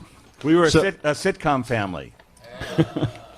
So David was a journalist. He worked during the heyday for Crawdaddy. Wow, that's yeah. Deep digging. I remember. Who remembers Crawdaddy here, the great rock and roll magazine? Rolling Stone. You probably know Rolling Stone. And was the editor at Mother Jones, which is still doing really well, and interviewed David for this book, The Devil's Chessboard. And was at the Examiner. And then he was one of the first people to sort of say, oh my God, the internet exists. Maybe we can do journalism on it. And he started Salon.com. Which is still going and is still a vital organ. Can I use that word? But so his book, Season of the Witch, which you might know, if I can hold up the prop. And yeah, there were several major fans of this book, not only in San Francisco, but throughout the country. And this book has recently been chosen as the one city, one book for the city of San Francisco by the San Francisco Public Library. It's compulsory that you read it. Yeah. You must. It's the law. It's on, the Muni bus tells you to read it. I mean, you know something's going on then. And then he also was the author of the best-selling book, The Brothers. And The Brothers, which I think is, we can talk, you'd let us know about this later, but it's the hidden history of the Kennedy years. So this idea of hidden history, I think, is sort of what we're kind of here tonight, and what eventually led to The Devil's Chessboard, I would say. Is that correct? Or? Yeah. That's a safe statement. Now, he's also, one more thing, if I can go on with the introduction, is that David is also, amidst all these things he's been doing, he's also involved in civic matters recently with a group called Vision SF. And I don't know if you've heard of that, but if you haven't, you might look into it. And it has to do with, I don't know, for lack of a better word, taking back our city. Yes. From the 1%. As if that's not enough. When do you have time to go to Zuni? I can always squeeze that in. He's also working now on, or actually it's already going, and it's a new series called Hot Books. And the first book has come out, and it's called The Beast Inside. The Beast Side. I'm sorry, The Beast Side. Woo! The Beast Side. It's all that dullest stuff, you know. Yeah, exactly. Living and Dying While Black in America, and this book is just a fantastic book and a very important commentary in our lives today here in this country. And there's a couple other books coming out soon. Is that true? Yeah, we can talk about that later. Okay. So without further ado, let's get to the Devil's Chessboard. Now, the subtitle is Allen Dulles, the CIA and the Rise of America's Secret Government. So can you tell us how you got from the brothers to the Devil's Chessboard? Well, with your permission, Patrick, I'm going to start with a few remarks of my own, and then we get into conversation mode. But I wanted to set the stage by talking about what I was trying to do with the book. It's basically a counter-narrative about power. You know, power tells its own story. Power is its best publicist. Power is its best spinner of the truth and of history. And we've seen this again and again throughout our lives, people my generation, and many of the people here. Saddam was behind 9/11. Saddam was producing weapons of mass destruction. The North Vietnamese fired on U.S. ships in the Gulf of Tonkin. Lee Harvey Oswald single-handedly killed John F. Kennedy. No, Fidel Castro killed John F. Kennedy. These are the stories that power has told about itself throughout my lifetime. Essentially, these are the real conspiracy theories, and they're told by power with the complicity of the American media, the corporate media. And these are the stories that have had, unfortunately, some tragic consequences as well, as we all know, from the examples that I just cited. So it's the job of people like me, historians, alternative historians, journalists, to present the truth, basically, to cut through this myth-making, this spinning of history, of reality. And, you know, it's no easy task because there's Hollywood, there's the corporate media, there's Fox News, and again, day after day, 24/7, they're telling us their reality. And as C. Wright Mills, the great sociologist who wrote The Power Elite back during the Cold War in the 1950s and was one of the first to really analyze the phenomenon of the Dulles brothers and that power circle, as he famously said about these men, such men as these, because they were 99% men in those days and probably 96% today, such men as these are crackpot realists. In the name of realism or reality, they've created a paranoid reality all of their own. And we're forced to live within that paranoid reality. Mm-hmm. It's the communists out to kill us. It's, people living in a cave somewhere in Afghanistan. There's always a bogeyman. There's always someone that we have to fear. And as a result of that, they've created a lucrative racket. And that's what it is. That's what happened during the Cold War. That's what's happening during the War on Terror. So it's the job of people like myself, it's the job of you all, of an engaged citizenry, to see through that mythology, to do the work, to do the research, to know what's really happening in our country and make the right decisions. By the end of reading my book, and I hope you read the book, I hope you believe, as I do, that the name Dulles should go down in infamy in American history. Just like the name Kissinger, the name Cheney, the name Rumsfeld. These are names that should be stripped off every building, every airport, Dulles Airport, and replaced with the names of true American heroes like Martin Luther King and others.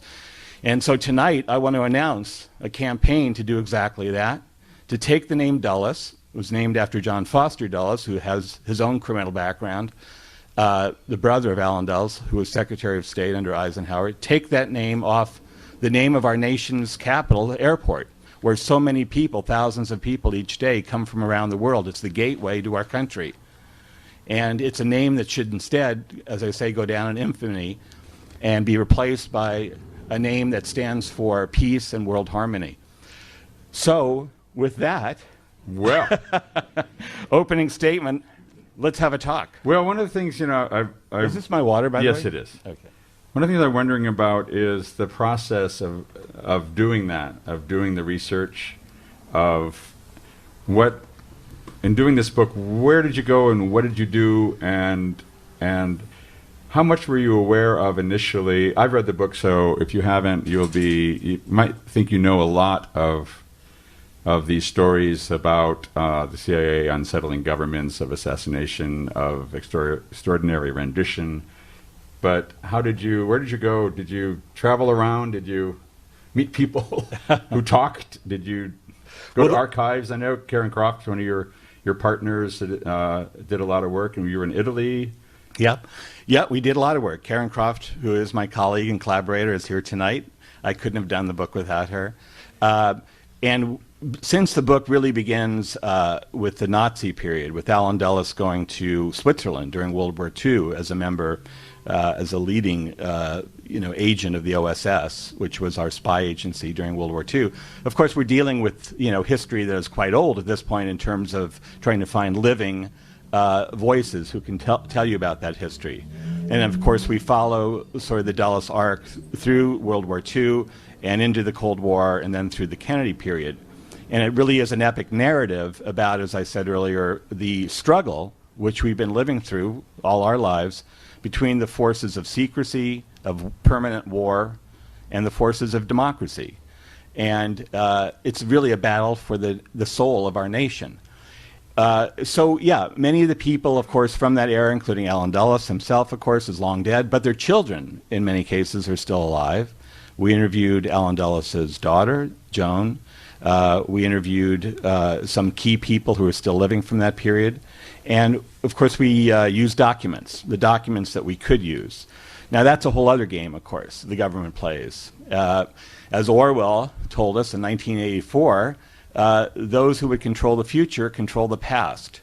And so it's a struggle for every researcher, for every historian, for every journalist who's trying to dig up the history that belongs to the American people to get at those documents. And of course, the government often still withholds these documents. You also talk about how they just constantly were destroying documents. Well, they destroy documents, they hide them, they refuse, in violation often of federal law to release them. Because of political pressure, there was a bill passed in 1998 under Clinton, the Nazi War Crimes Disclosure Act. And I did use many, many documents that were released as part of that treasure trove. But that only came about because of stiff political pressure from Elizabeth Holtzman, who was a congresswoman at the time, and others in Congress, to get the CIA to release these documents because they were often embarrassing to our intelligence agencies, because what many of these documents showed, and what my book goes into in depth, is the extent to which U.S. security agencies were actually collaborating with Nazi forces, even during the war, in the case of Allen Dulles in Switzerland, and certainly after the war, when we wanted to repurpose many of these Nazi officials for the war against the Soviet Union, the Cold War. So yeah, it's always a battle. Sometimes you have to file Freedom of Information Act lawsuits. Even that doesn't work often. They stonewall you. We can talk about the Kennedy era. That's a whole other story where they, again, in violation of federal law, the JFK Records Act that was passed in the early 1990s, still refused to release key documents related to the Kennedy presidency and his assassination. So it really is up to the American people to decide whether we want our own history. It belongs to us. Are we going to demand it or not? I mean, that's what it comes down to. But don't you think at the same time there's this idea of what you're saying? There's this constant breaking of the law, and they get away with it.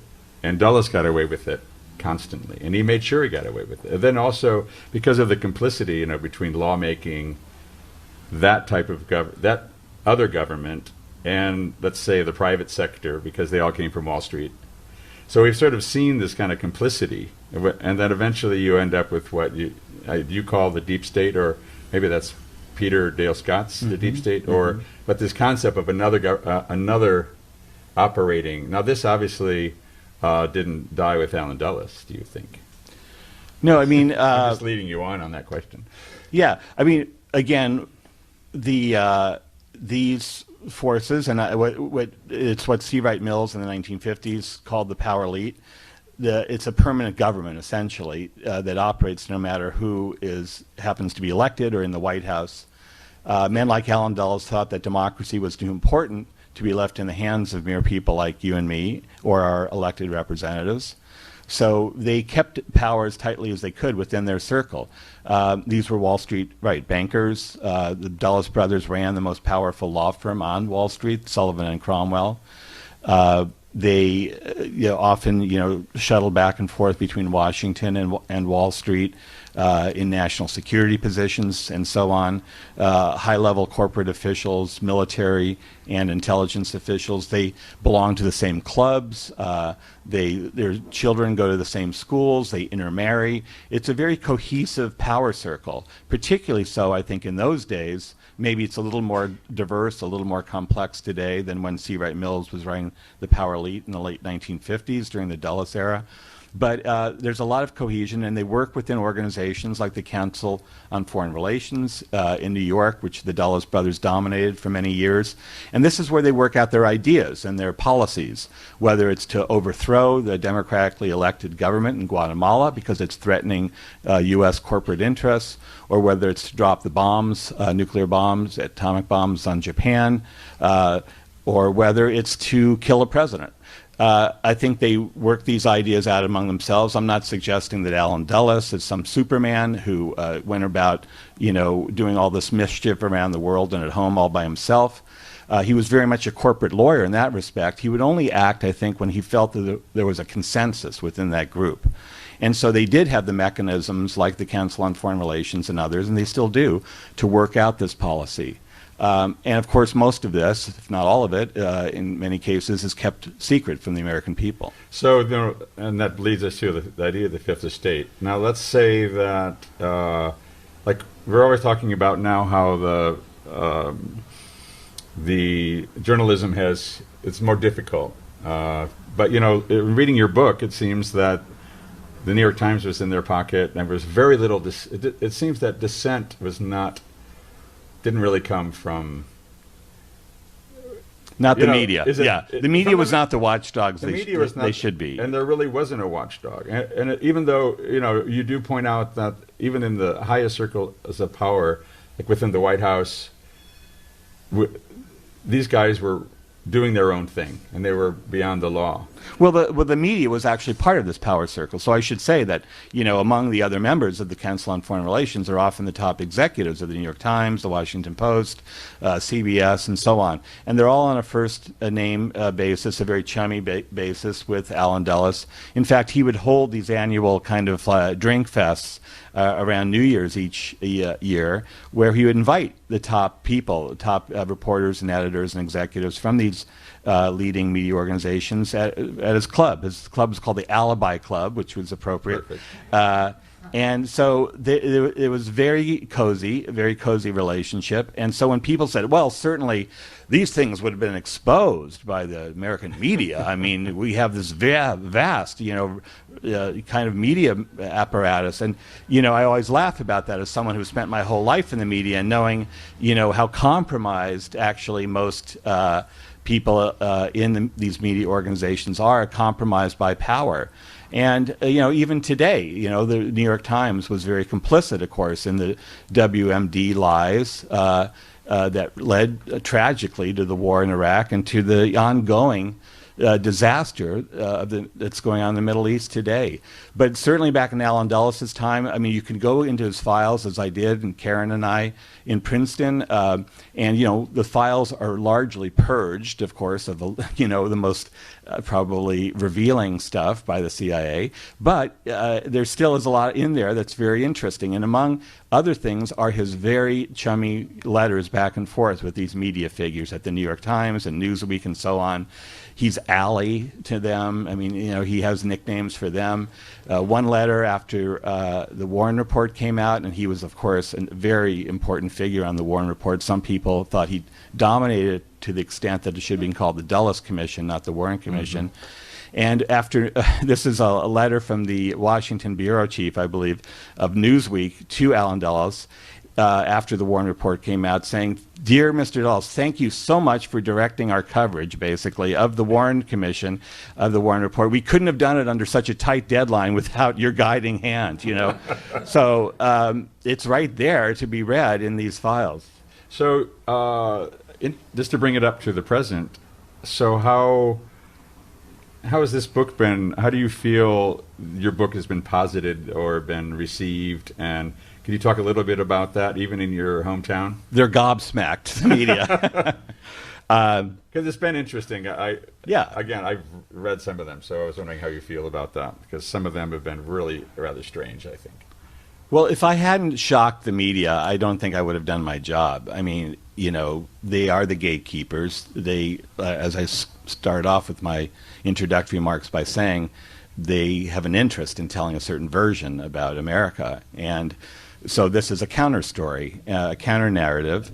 And so there's been great resistance to the book from the media gatekeepers. I've been told that the Washington Post is not going to review it, but I slipped one by them there, and I actually wrote an op-ed piece that it did appear in the Washington Post.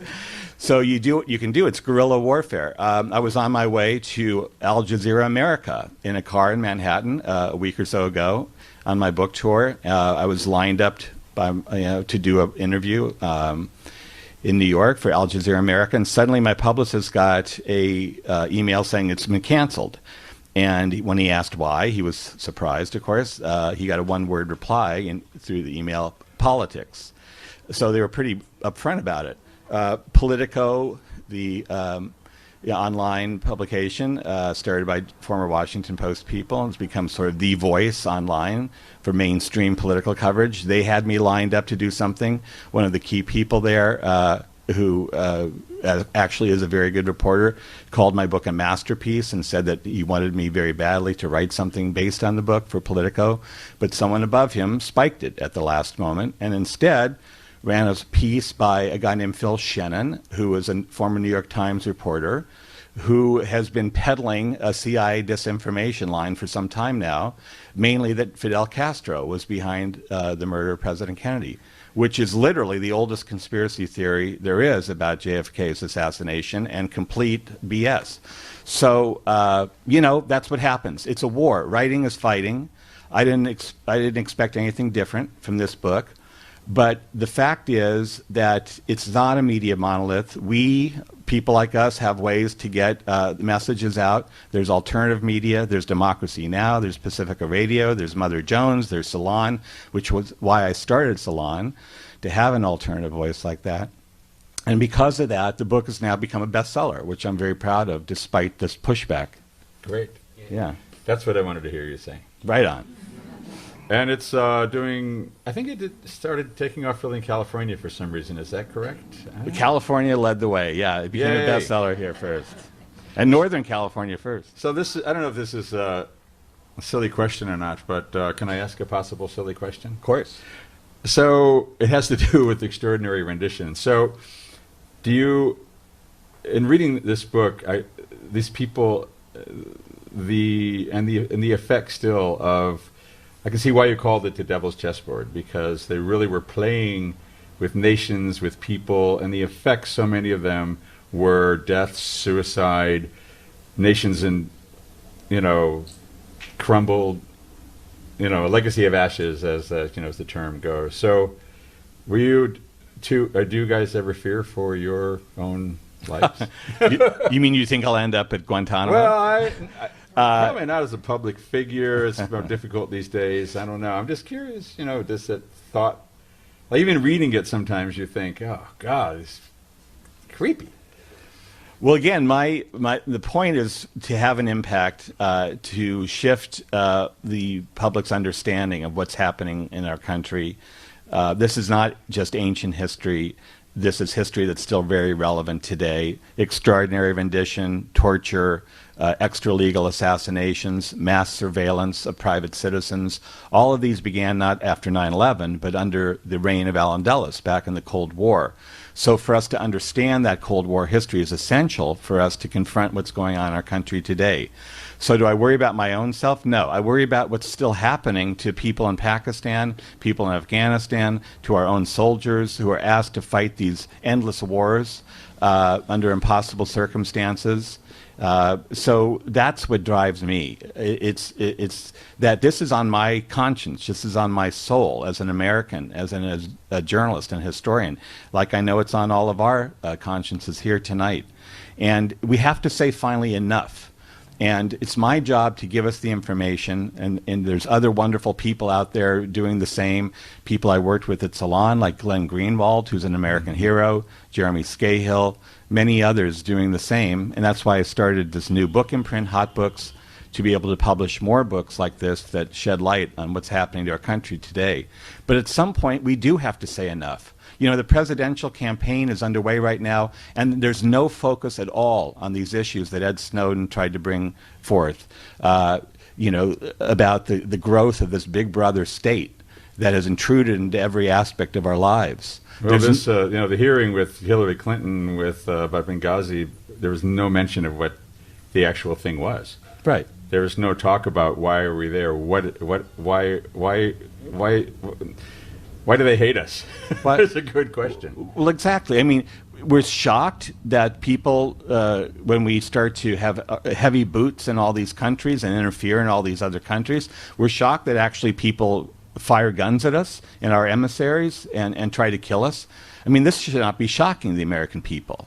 Or that there's atrocities like the hospital in Afghanistan that was run by Doctors Without Borders, that children and nurses and doctors are blown up in these attacks that are supposedly collateral damage. Well, collateral damage is an essential part of an imperial situation, an imperial war that we are constantly fighting. That's what happens in these situations. Our representatives, our soldiers are killed, and to a much greater extent, the civilians in these poor, benighted countries where we've intruded, where we've invaded, die by the thousands. And so, again, this is a legacy of the Allen Dulles imperial arrogance of this country, that we have a right to the world. That's what they felt like coming out of World War II. They had a right to the world. We have a right to the world's markets. We have a right to the world's resources. We have a right to do whatever we want to people around the world who are less powerful than we are. And at some point, you have to understand there's going to be blowback. There's going to be consequences. And, the American people need to wake up to this. And I hope my book is at least a small part of that awakening. So let me ask you then about one of the hot books. I think the topic is about war criminals. Yeah. But doesn't this kind of fit right in? Well, right. So Hot Books is this new imprint I've started with Skyhorse Publishing, which is a very brave and independent publisher in New York, run by a publisher named Tony Lyons. And one of our first books, after The Beast Side, which we talked about earlier, is a book called American Nuremberg. And it's been written by a philosophy professor at USF, University of San Francisco, right here, Rebecca Gordon. And she wrote a book earlier for Oxford University Press called Mainstreaming Torture, that looked at how we've become culturally accustomed now to accepting torture in our name as part of U.S. policy. And this book, she looks at the top U.S. officials in both the Bush and Obama administrations, from those presidents on down, from President Bush and President Obama themselves, who should, by the principles and standards that were set at Nuremberg after World War II, be tried for war crimes. And it's a very restrained, very, I think, provocative argument for why we should hold at least a citizens' tribunal. Because politically, of course, we know it's impossible to create something official like Nuremberg. There's just not enough political opportunity for obvious reasons to do that in this country. But there are precedents like the Russell Tribunal that Bertrand Russell, British philosopher, established during the 1960s with Jean-Paul Sartre to examine war crimes in Vietnam. This was a very distinguished commission back in 1967. And I think, again, for the soul of our country, for our own conscience, we have to take steps as an engaged citizenry to do something like this, to examine what's been done in the last 15 years under the so-called war on terror in our names. I agree. So isn't it, you tell the story about Jesus de Galindez? Jesus de Galindez, yes. And I was wondering if you could just tell a story, because I wanted to read a quote that happened after that, if you just... Well, so you bring up extraordinary rendition. Again, nothing new here. This was not an invention of Dick Cheney and Don Rumsfeld. It was actually a creation of the CIA during the Cold War. So in one of the first cases of extraordinary rendition that I'm aware of, it's a remarkable story. There was a young, brilliant scholar named Jesus de Galindez, who was a refugee from Basque Spain. He fled Franco's fascist government after the war, ended up, unfortunately, jumping out of the frying pan into the fire because he ended up in the Dominican Republic, which was then under the brutal rule of Rafael Trujillo. When he fell afoul of the Trujillo dictatorship, he fled there and ended up in New York City, where he was studying for his PhD in Columbia and working as a lecturer at Columbia. Well, his PhD thesis was about, actually, an inside look, because he'd had some inside information about the brutality of the Trujillo dictatorship. And Trujillo's agents were everywhere. He was a very powerful guy, backed strongly by the Eisenhower government, by the CIA, because he was a supposedly anti-communist. That's all you had to be in those days to get U.S. backing. And his agents stalked Galindez in New York City. They showed up at his classrooms and tried to intimidate him. They tried to threaten him into stopping, ceasing work on his thesis. But he refused. And so one day he was headed home downtown from Columbia, and he was grabbed by agents who actually were under the employ of the CIA. These were CIA contractors. He was hustled to an airport on Long Island and flown back to the Dominican Republic, where he was horribly tortured and murdered by Trujillo. So this is what extraordinary rendition is, and this happened in the 1950s, not after the 9/11. And then I guess this is from your book. One of the students from Columbia, who I think his name was Joy. What was her name? Maria Joy? One of his students, yeah. Yeah, and she wrote, "If this can happen here, what is left? Everybody who has some sense of responsibility and a feeling for democracy and freedom should be concerned." And I just thought that is what your book is all about. Yeah, that was absolutely. I thought that was a very moving letter that she wrote, I think, to the New Republic, was it? It was the New Republic. Yeah, in trying to get people to be concerned about this case, because at that point they didn't know where Galindez had gone. He'd been disappeared. But of course they had suspicions about what had happened to him. And the Eisenhower, actually even President Eisenhower is asked about his disappearance during a press conference, and he kind of avoided answering. Columbia University was kind of complicit in a way, because the president, Grayson Kirk at the time, was sat on commissions and foundations that were supported by the CIA. The Columbia administration did nothing to look into the Galindez case. So, it's, again, one of these dark episodes from the CIA history that we write about in The Devil's Chessboard. But again, I just think that this concern is why we're all here and why you do what you do. And I also wanted to say, ask you, what is new that you really, what's the newest thing that you found out in doing this that you found most revelatory? Well, I think the key sort of headlines from my book begin with the Nazi period, begin with the extent to which Allen Dulles and his circle, his intelligence circle, collaborated with the Nazis before, in the case of Sullivan and Cromwell, the Wall Street law firm, because they represented Nazi business interests, including I.G. Farben, the notorious chemical company that produced Zyklon B, the pesticide that was used to exterminate Jews. And, you know, they're exchanging Christmas cards, the Dulles brothers, with the heads of I.G. Farben up into the early war period. Dulles, from his perch in Switzerland during the war, continued to represent Nazi interests.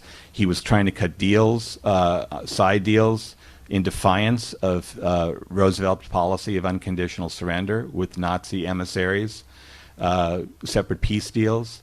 After the war, he helps establish the so-called rat lines that were escape routes for Nazi war criminals that were set up so they could flee from Germany over the Alps down through Italy and overseas to safety.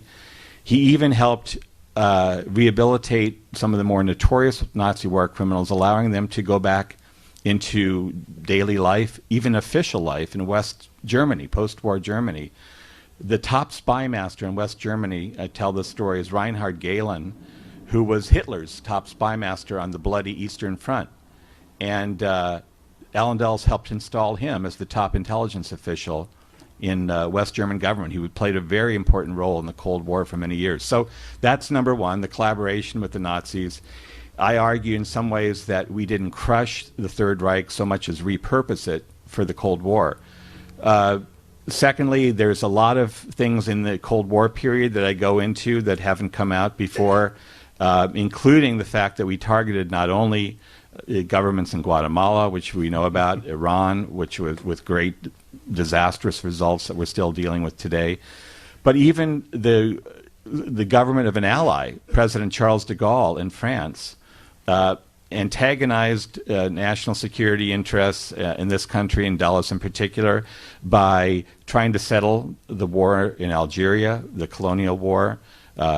U.S. national security interests were concerned. They thought that Algeria and North Africa, with its oil, might fall into Soviet hands as a result. They thought de Gaulle was too stubborn a nationalist. He was flirting with the idea of breaking away from NATO and so on.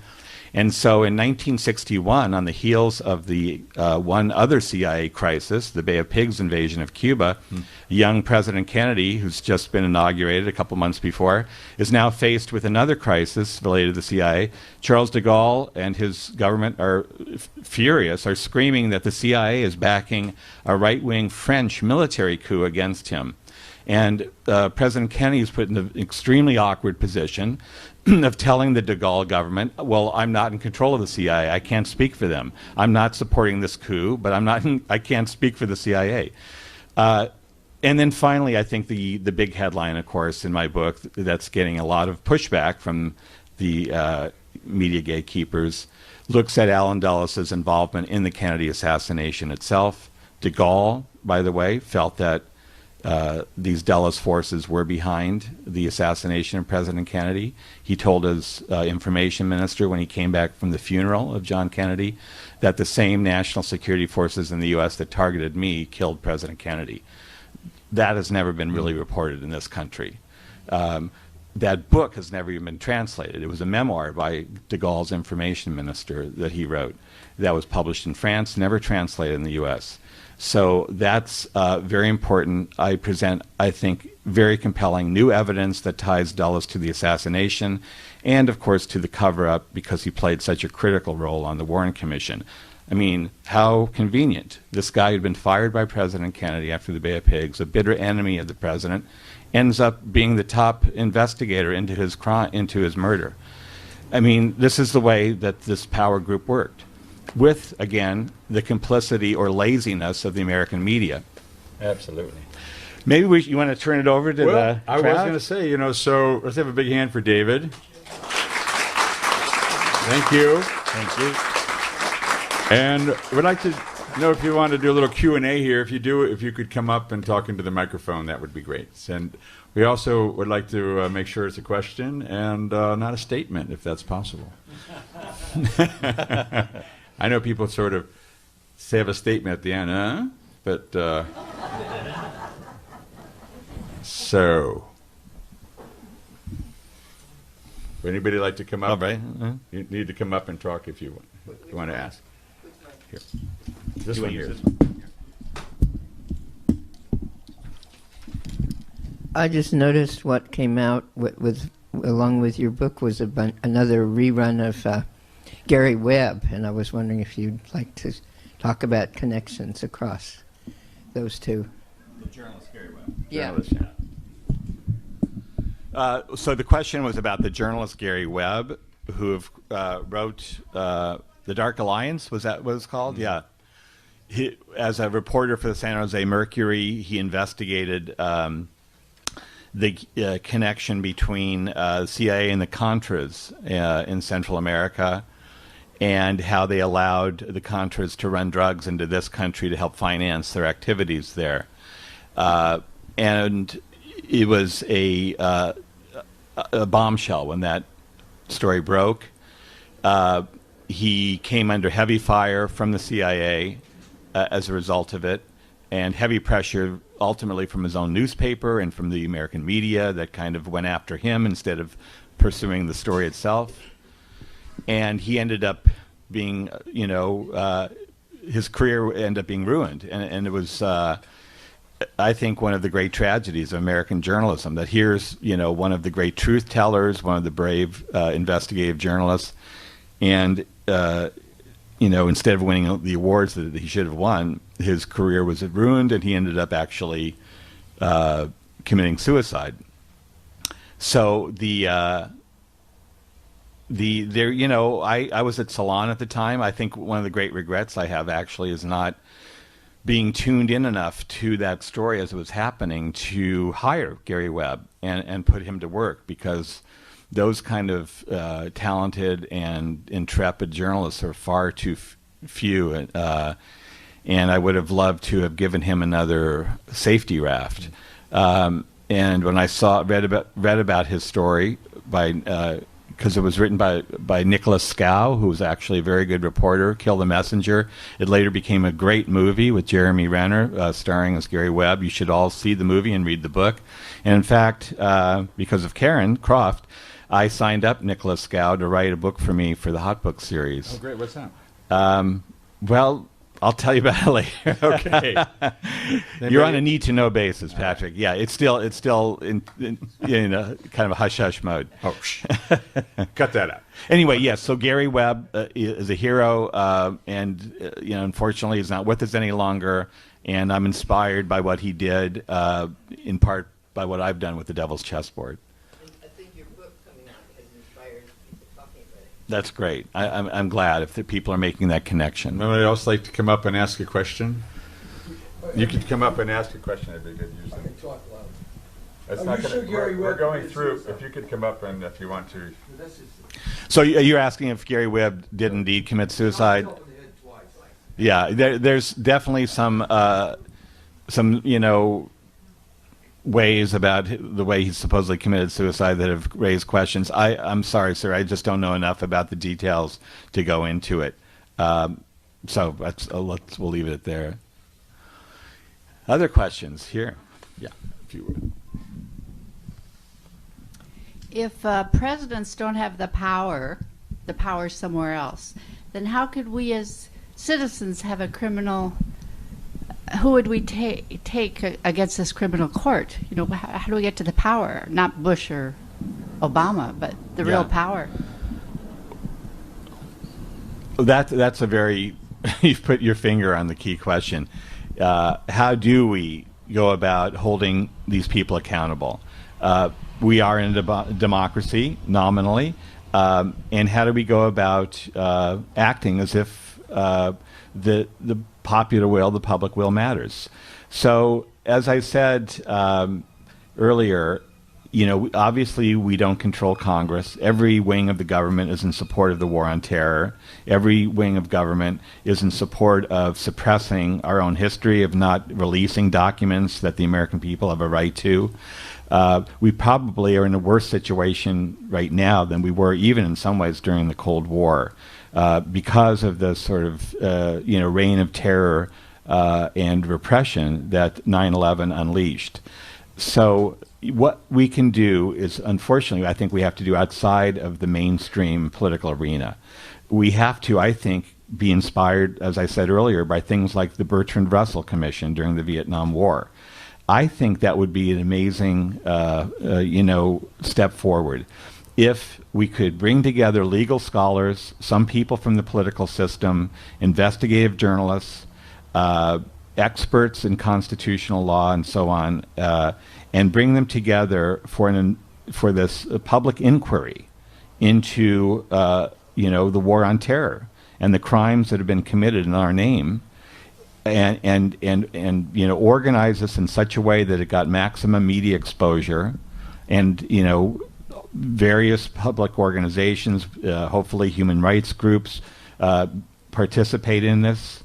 I think that would at least begin the national dialogue that we're missing in the presidential campaign. I mean, these issues aren't being discussed at all, even by Bernie Sanders, as far as I know. Bernie's done a wonderful job of focusing on the wealth gap, which is another, enormous crisis for the country. And obviously we have to commend him for doing that. That was desperately needed also, that national discussion. But the national discussion about the permanent war that we're in, and whenever you're in a permanent war situation, it's going to erode democracy at home. You can't have those two things existing at the same time, because a national security state is anathema to a democracy, to a healthy democracy.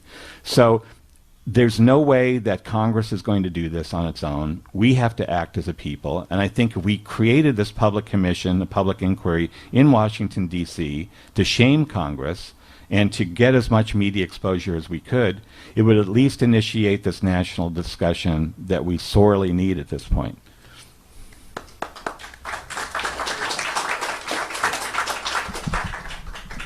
Yeah, if you don't mind. With regard to a national security state being inconsistent with a democracy, last night on Charlie Rose, Ted Koppel appeared talking about the possibility of internet sabotage and this kind of thing. Do you have any comments to make about that? I think that's the beginning. He seems to be launching a campaign to raise consciousness about this problem. And I personally don't think the national security state is going to go away anytime soon. I wonder if you have any thoughts on Koppel's campaign. Well, I'm not clear about what he's doing. Is he trying to suggest that the internet is a terrorist tool and that we have to crack down on it somehow? We're very vulnerable to mass blackouts. Right. So they always have some new scare for us, some new thing that we have to hide under the beds and worry about our beds. So, Ted Koppel, I think, is part of that corporate media, that national security media. He has been his whole career. What's shocking is when some of these guys actually start to break away from that consensus. Dan Rather gave me a shout out. Dan Rather was part of that, sort of corporate mainstream world for many years, and then, of course, had his own kind of traumatic break with it following the story he did on Bush and the National Guard. And as a result, he was fired by CBS. And so now he's been in the wilderness for some time, and he was good enough to give me a shout out for the Devil's Chessboard and said, you've been telling the truth for a long time now, and so that was great to hear from him. Unfortunately, it happens for some of these people after they're sort of thrown overboard. I wish it happened while they were actually in positions of power and they could do more, to enlighten the American people. But yeah, I don't believe what Ted Koppel says. I don't believe what Charlie Rose, his point of view either. These are very mainstream people. They're not about shaking up, the national conversation. They're about putting America to sleep, which he often does for me. Hi, Mr. Talbot. I finished a book this summer by L. Fletcher Prouty, The Secret Team, and I was curious. He seems to suggest that the Fletcher Prouty, you said. Prouty, yes, The Secret Team. He seems to suggest that the 1947 National Security Act seems to have given the CIA their power or whatever. And how do you feel about maybe changing that. I know changing the names on airports and everything would be good, but maybe something that really took something away from them, such as that power. So L. Fletcher Prouty was an Air Force officer and an American hero. You know, the American military has a number of these people throughout our history, thankfully. Smedley Darling Butler. How many people know Smedley Darlington Butler's name? The famous Marine hero who actually became a great champion of peace and democracy. And Fletcher Prouty is another military hero. And people should read his books. He's not with us any longer, but he wrote extensively about how the national security state was eroding democracy. And in fact was in a great position to see this happen because he was the liaison at one point between the Air Force and Allen Dulles, the CIA. So he knew Allen Dulles quite well. 1947 is the year that the CIA is created and the national security charters passed. Harry Truman is president. He later came to feel that he created a Frankenstein. And I think Prouty probably believed the same. But this was the president himself who was saying this. He always intended, he said, Truman, for the CIA to be nothing more than an intelligence gathering organization that would then collate the best information and pass it on to the president in the White House. But instead it became this action arm that went around the world overthrowing governments and assassinating people and so on. And Harry Truman wrote a remarkable op-ed piece about this in the Washington Post shortly after President Kennedy was killed. And it really was a bombshell at the time, given the kind of traumatized state of the nation then, just weeks after Dallas. And what he wrote in the Washington Post was that, yes, that the CIA had become this kind of rogue agency, and that was not only endangering democracies overseas, but at home. So Allen Dulles was stunned by this, and he knew he couldn't let it stand. So he immediately goes into action. He tries to strong-arm Harry Truman, who's now around 80 years old, retired in Independence, Missouri. He tries to pressure Truman into retracting his own article. But Truman's a stubborn guy, famously, and refuses. So Dulles flies down to Missouri and personally, again, puts the pressure on him and says, Mr. President, you certainly remember that when you created the CIA, you wanted it to be this activist agency and so on. Truman won't hear anything of that and stands by his article. So Dulles does the next best thing. He can't change reality. So what does he do? And this is how, of course, intelligence agencies operate all the time. They change the record. So he writes a letter for the record, Dulles, to the general counsel of the CIA and says, I just came back from visiting Harry Truman. You know, he was very upset to hear that his article had been read that way. He didn't mean to say that. He was confused about how it actually had come through that way. He made him out to be, in other words, this senile guy who didn't know what he was doing. Maybe some deputy had put him up to it and so on. So that became the CIA's official story. It got picked up in various histories and various essays written by CIA-friendly historians and so on. So Allen Dulles was a master at that, at manipulating the truth when the truth didn't satisfy his needs.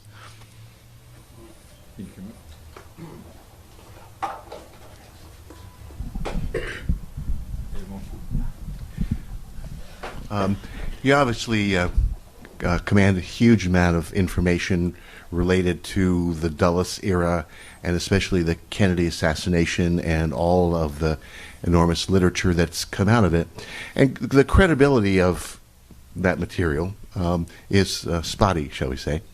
And I'm just curious, there's the story that's always sort of alleged about the plot to sort of involve Cuba more deeply in the assassination of John Kennedy, but yet very few bits of information have ever surfaced trying to make that connection more tangible. So you mean the allegation that Fidel Castro's behind the assassination? Or that that there was some complicity there. Mm-hmm. And I came across a book a few years ago that is the only source that I know that really talks about this, called JFK, the Second Plot, by a guy named Matthew Smith, published in England. And I'm just curious to know, are you familiar with it? I'm not, no. What's he say? Basically that the sheriff of the adjoining county to Dallas actually has the wing numbers of the airplane that was sitting idling on the runway at the time of the assassination with a flight plan to Cuba. And the allegation was that Oswald or someone was supposed to fly there. Yes, and there's a whole series of connections about how he was supposed to be transported, to the airport that the sheriff seems to corroborate. So I just thought that was kind of an interesting tidbit that I kept looking for in your book. I just finished it a few days ago. Oh, okay. Well, I can't comment specifically on the book, unfortunately, because I haven't read it. But I will comment, and I think it's very important, on this long,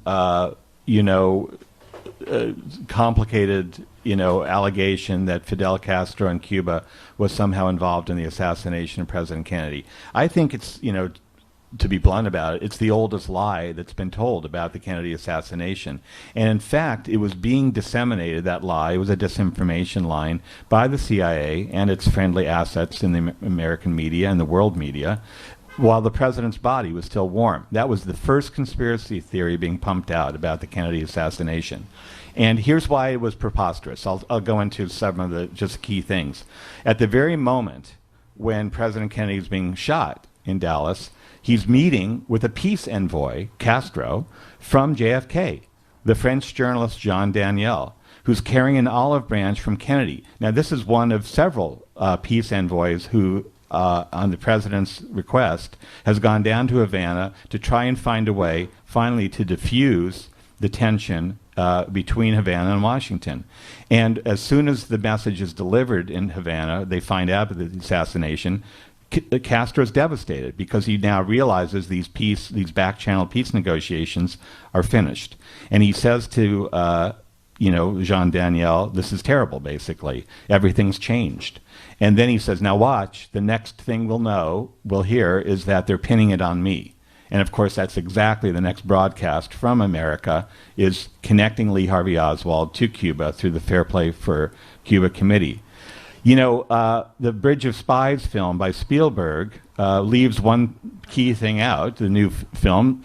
It's a entertaining movie with Tom Hanks and so on. And it's about this guy who is an American hero, James Donovan, who was a New York corporate attorney who was recruited by Kennedy to go to Berlin to win the release of Francis Gary Powers in return for the release of a Soviet spy. And it's a great story, but it's presented as if he's doing this pretty much on his own, like he's a Lone Ranger. And as I wrote in my op-ed piece recently in the Washington Post, this actually, very delicate diplomatic dance had the complete support of Khrushchev in Moscow and Kennedy in Washington, because both of these world leaders were actually trying to defuse the Cold War, and this was one of the first steps in that direction. Now, they also leave out the fact, there's a little crawl at the end of the movie saying, later Jim Donovan was used by Kennedy to win the release of the Bay of Pigs prisoners in Cuba, which is true. But there's an even more interesting story about Jim Donovan and Kennedy in Cuba, which is that after he won the release of the Bay of Pigs prisoners, the Kennedy brothers asked Donovan again to widen his efforts in Cuba and to establish a broader peace understanding with Castro. And he went down on more than one occasion, hit it off with Castro. They both were drinkers. They loved to talk, Donovan and Fidel, late into the night. And he was on the verge of a forging a rapprochement with Havana, but the CIA was not in support of this. And when they got word of this back channel that Kennedy had set up with Havana, they actually went to Donovan and said, hey, on your next trip to Cuba, we understand that Fidel is a scuba enthusiast. Why don't you take him this wetsuit, which he will enjoy putting on? Well, the wetsuit, of course, was infused with poisons cooked up in the CIA labs. This is a famous story, of course, that one of the many ways that the CIA tried to kill Castro was with a poison wetsuit. So here's the CIA in one of the many cases in which it tried to sabotage Kennedy policy, and the Kennedy policy aimed at ending the Cold War with Moscow and Havana. And this is one of the most flagrant ways, using a peace emissary, this peace envoy, who was an American hero, to try and kill Castro unwittingly. So it's a remarkable story, and the CIA's effort to blame Castro for what I believe actually came out of the anti-Castro plot against Kennedy, as Bobby Kennedy figured out immediately as Attorney General. And I write about this in both my books, Brothers and Devil's Chessboard. That's the source of the plot, not Castro himself. It's the anti-Castro operation that's being run by the CIA with the mafia's help. That's the blowback that killed JFK. And, Fidel Castro had nothing to do with JFK's assassination.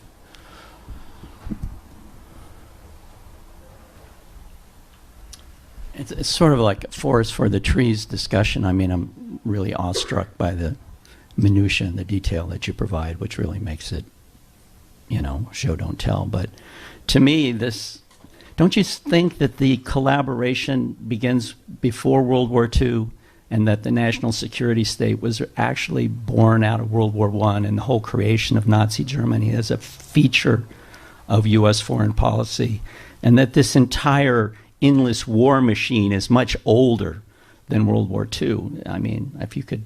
Yeah. No, you're right. And for simplicity, I kind of focus on, in the book, with the World War II period and with Dulles slipping across the border into Switzerland.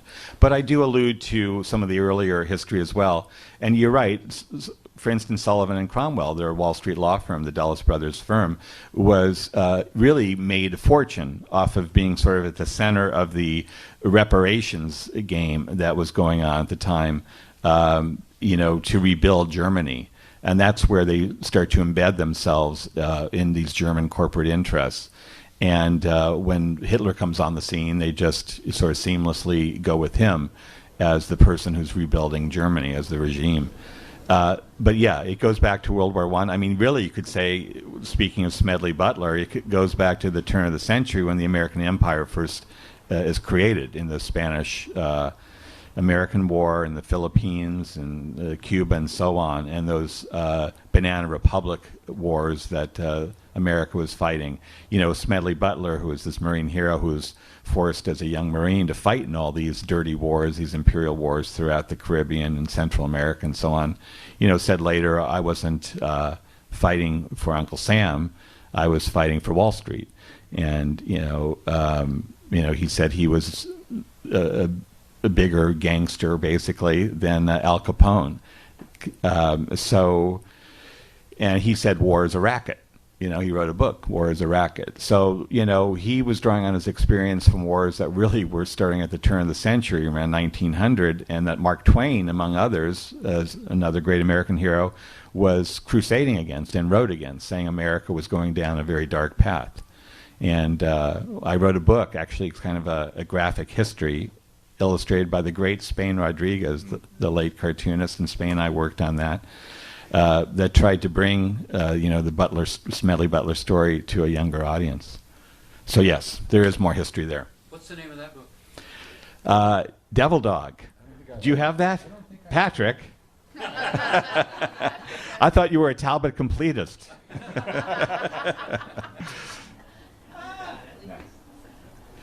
Any other questions? I have Shadow Knights, sorry. Oh, okay. Thank you. Can you talk about Angleton as a cultural czar, I think you called him? And if I can sneak in a second question, if Dulles' whole kind of world and milieu is deception and lies, how do you work through that and come to something that seems to be a semblance of the truth in doing research? Yeah, good question. So James Jesus Angleton, how many people know that name? Legendary chief of counterintelligence and the leading intellectual, sort of an artist, really, an artist of deceit and covert action. So he was Alan Dulles' right-hand person. They go way back together. They start working together really during World War II, the final days of the war, where they're very active in Rome. James Angleton has some deep roots in Italy, his family. He prided himself on being very connected there. And that sort of spy versus spy atmosphere in Rome right after the war is fascinating. And I try and evoke that period. You know, one of the things I tried to do, by the way, was write an anti-spy novel, basically. I wanted to grip the reader. And I think the book really does pull you along with all these amazing stories. But they're all true. So Angleton is this amazing character, and one of the things he's doing in Rome is setting up these rat lines to allow the Nazis to escape, and he sets up a kind of a luxury apartment in Rome for some of the more notorious and flamboyant Nazis. So he has a lot of deep history with Dulles. And in fact, he suggested at the end of his life that the reason I became so successful within the CIA was basically I had the goods on Alan Dulles, and he had to keep promoting me. And so that's an interesting thing. He also was a Catholic, so he had something of a conscience, kind of a soiled conscience. And as he was dying from all the cigarettes he had smoked over the years, and he was racked by coughs and lung cancer at the end, he said, the heads of the CIA, the great legends of the CIA, like Alan Dulles and Richard Helms, were all going to end up in hell. He told a journalist who was visiting him, and he said, I imagine I'll be seeing them there shortly. He was this artist in a way, though. As you suggest, at Yale, he published a very well-respected poetry journal. He knew Ezra Pound and hung out with E. Cummings. And he understood that the Cold War was very much a war of ideas and a culture war. And so under Angleton and his deputies within the CIA, they pumped a fortune into different front groups, cultural front organizations that subsidize poets and poetry journals and conferences, literary conferences and magazines, including some of the more famous ones, Paris Review and so on, Encounter magazine. So he understood this war as a war of ideas, an intellectual war, and he was able to create, I think, a very strong cultural hegemony within sort of the intelligentsia in this country and in Western Europe. And you broke away from that at great peril to your career, really. I mean, suddenly funds would dry up. You didn't get teaching positions, It was very effective. So Stalin, in Soviet Union maybe had more brutal methods of controlling intellectuals and artists, but certainly the Western way, the Angleton way, was almost even more effective in some ways because it was it was driven by self-censorship and a sense that we didn't want to break away as an artist from this Cold War consensus. So the few people who did at the time were heroes, I think, and one of the ones that I highlight in my book is C. Wright Mills, who, when I was in college, was a very well-known figure because of his book, The Power Elite, but has been largely forgotten now. But he was a critic of these Cold War intellectuals. He said basically, you're all about American triumphalism and celebrating America, and that's not the role of an intellectual. The role of an intellectual is to be rigorously independent and critique power, and you've all sold out. And intellectuals like Arthur Schlesinger, liberals, who were among the most compromised by Angleton and his cultural funding, were furious at people like at Mills. And so there were great debates between Mills and Schlesinger. Sadly, Mills, after championing the Cuban Revolution, he wrote a big bestseller called Listen Yankee. He went down to Cuba and hung out with Fidel and Che in the early days. He died very young. I think it was late 40s. In 1962, I think it was. One more? One more. You must come up here.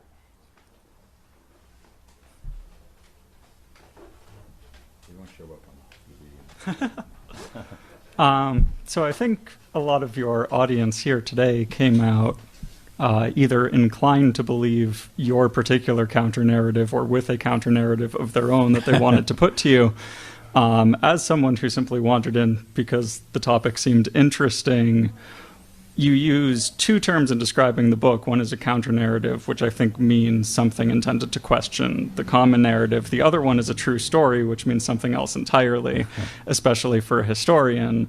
why is the let's say Georgetown political science student or the MIT computer science student, somebody who's educated, who has an idea of what logic is, but who may not be an expert in the subject, why should they take yours to be the true story? Well, that's a good question. And you really have to read the book, not just listening tonight, to look at the evidence that I compile and the argument that I put together. I think, speaking of Arthur Schlesinger, I think it was Schlesinger who said history is an ongoing argument. And I understand that my book will be challenged from many directions, and it is being challenged. And, the people who have their own ideological bias that I can see right away that are trying to knock this story down, I dismiss those. But I take to heart, actually, people who have done their own work and have researched this history as exhaustively as I have. And so I often learn from these dialogues with them, whether it's on the internet or face-to-face. I understand I didn't get everything right. I didn't get the whole story, perhaps. But I really do think this is the work of my lifetime. And Karen Croft and I worked very hard on this. We've been working basically for about 10 years on this, when you look at both my book, Brothers, and this book. And I think this book is the most complete version of this history that we have at this point. I expect it to, as I say, to be challenged and to evolve maybe over time. But as of the year 2015, if you want a real understanding of what happened in the Cold War to this nation and the rise of the secret government and how democracy was undermined and how people were killed, heroes who would fight that secret state, then I think you have to read my book. Great. That's a great way to end. I want to let you know, too, that David will be at the Howard Zinn Book Festival, which is November 15th at Mission branch of City College. Thank you, David. Thank you, Patrick. Thank you, Karen. Thank you, concerned citizens. And please, I'll be signing books. Yes, please right? Get some books. And where should I be? Get them signed. Why don't you stay there? Okay, stay Just, here. Yeah. Or a table, maybe with a table. I can move these for you. Great. This looks cool.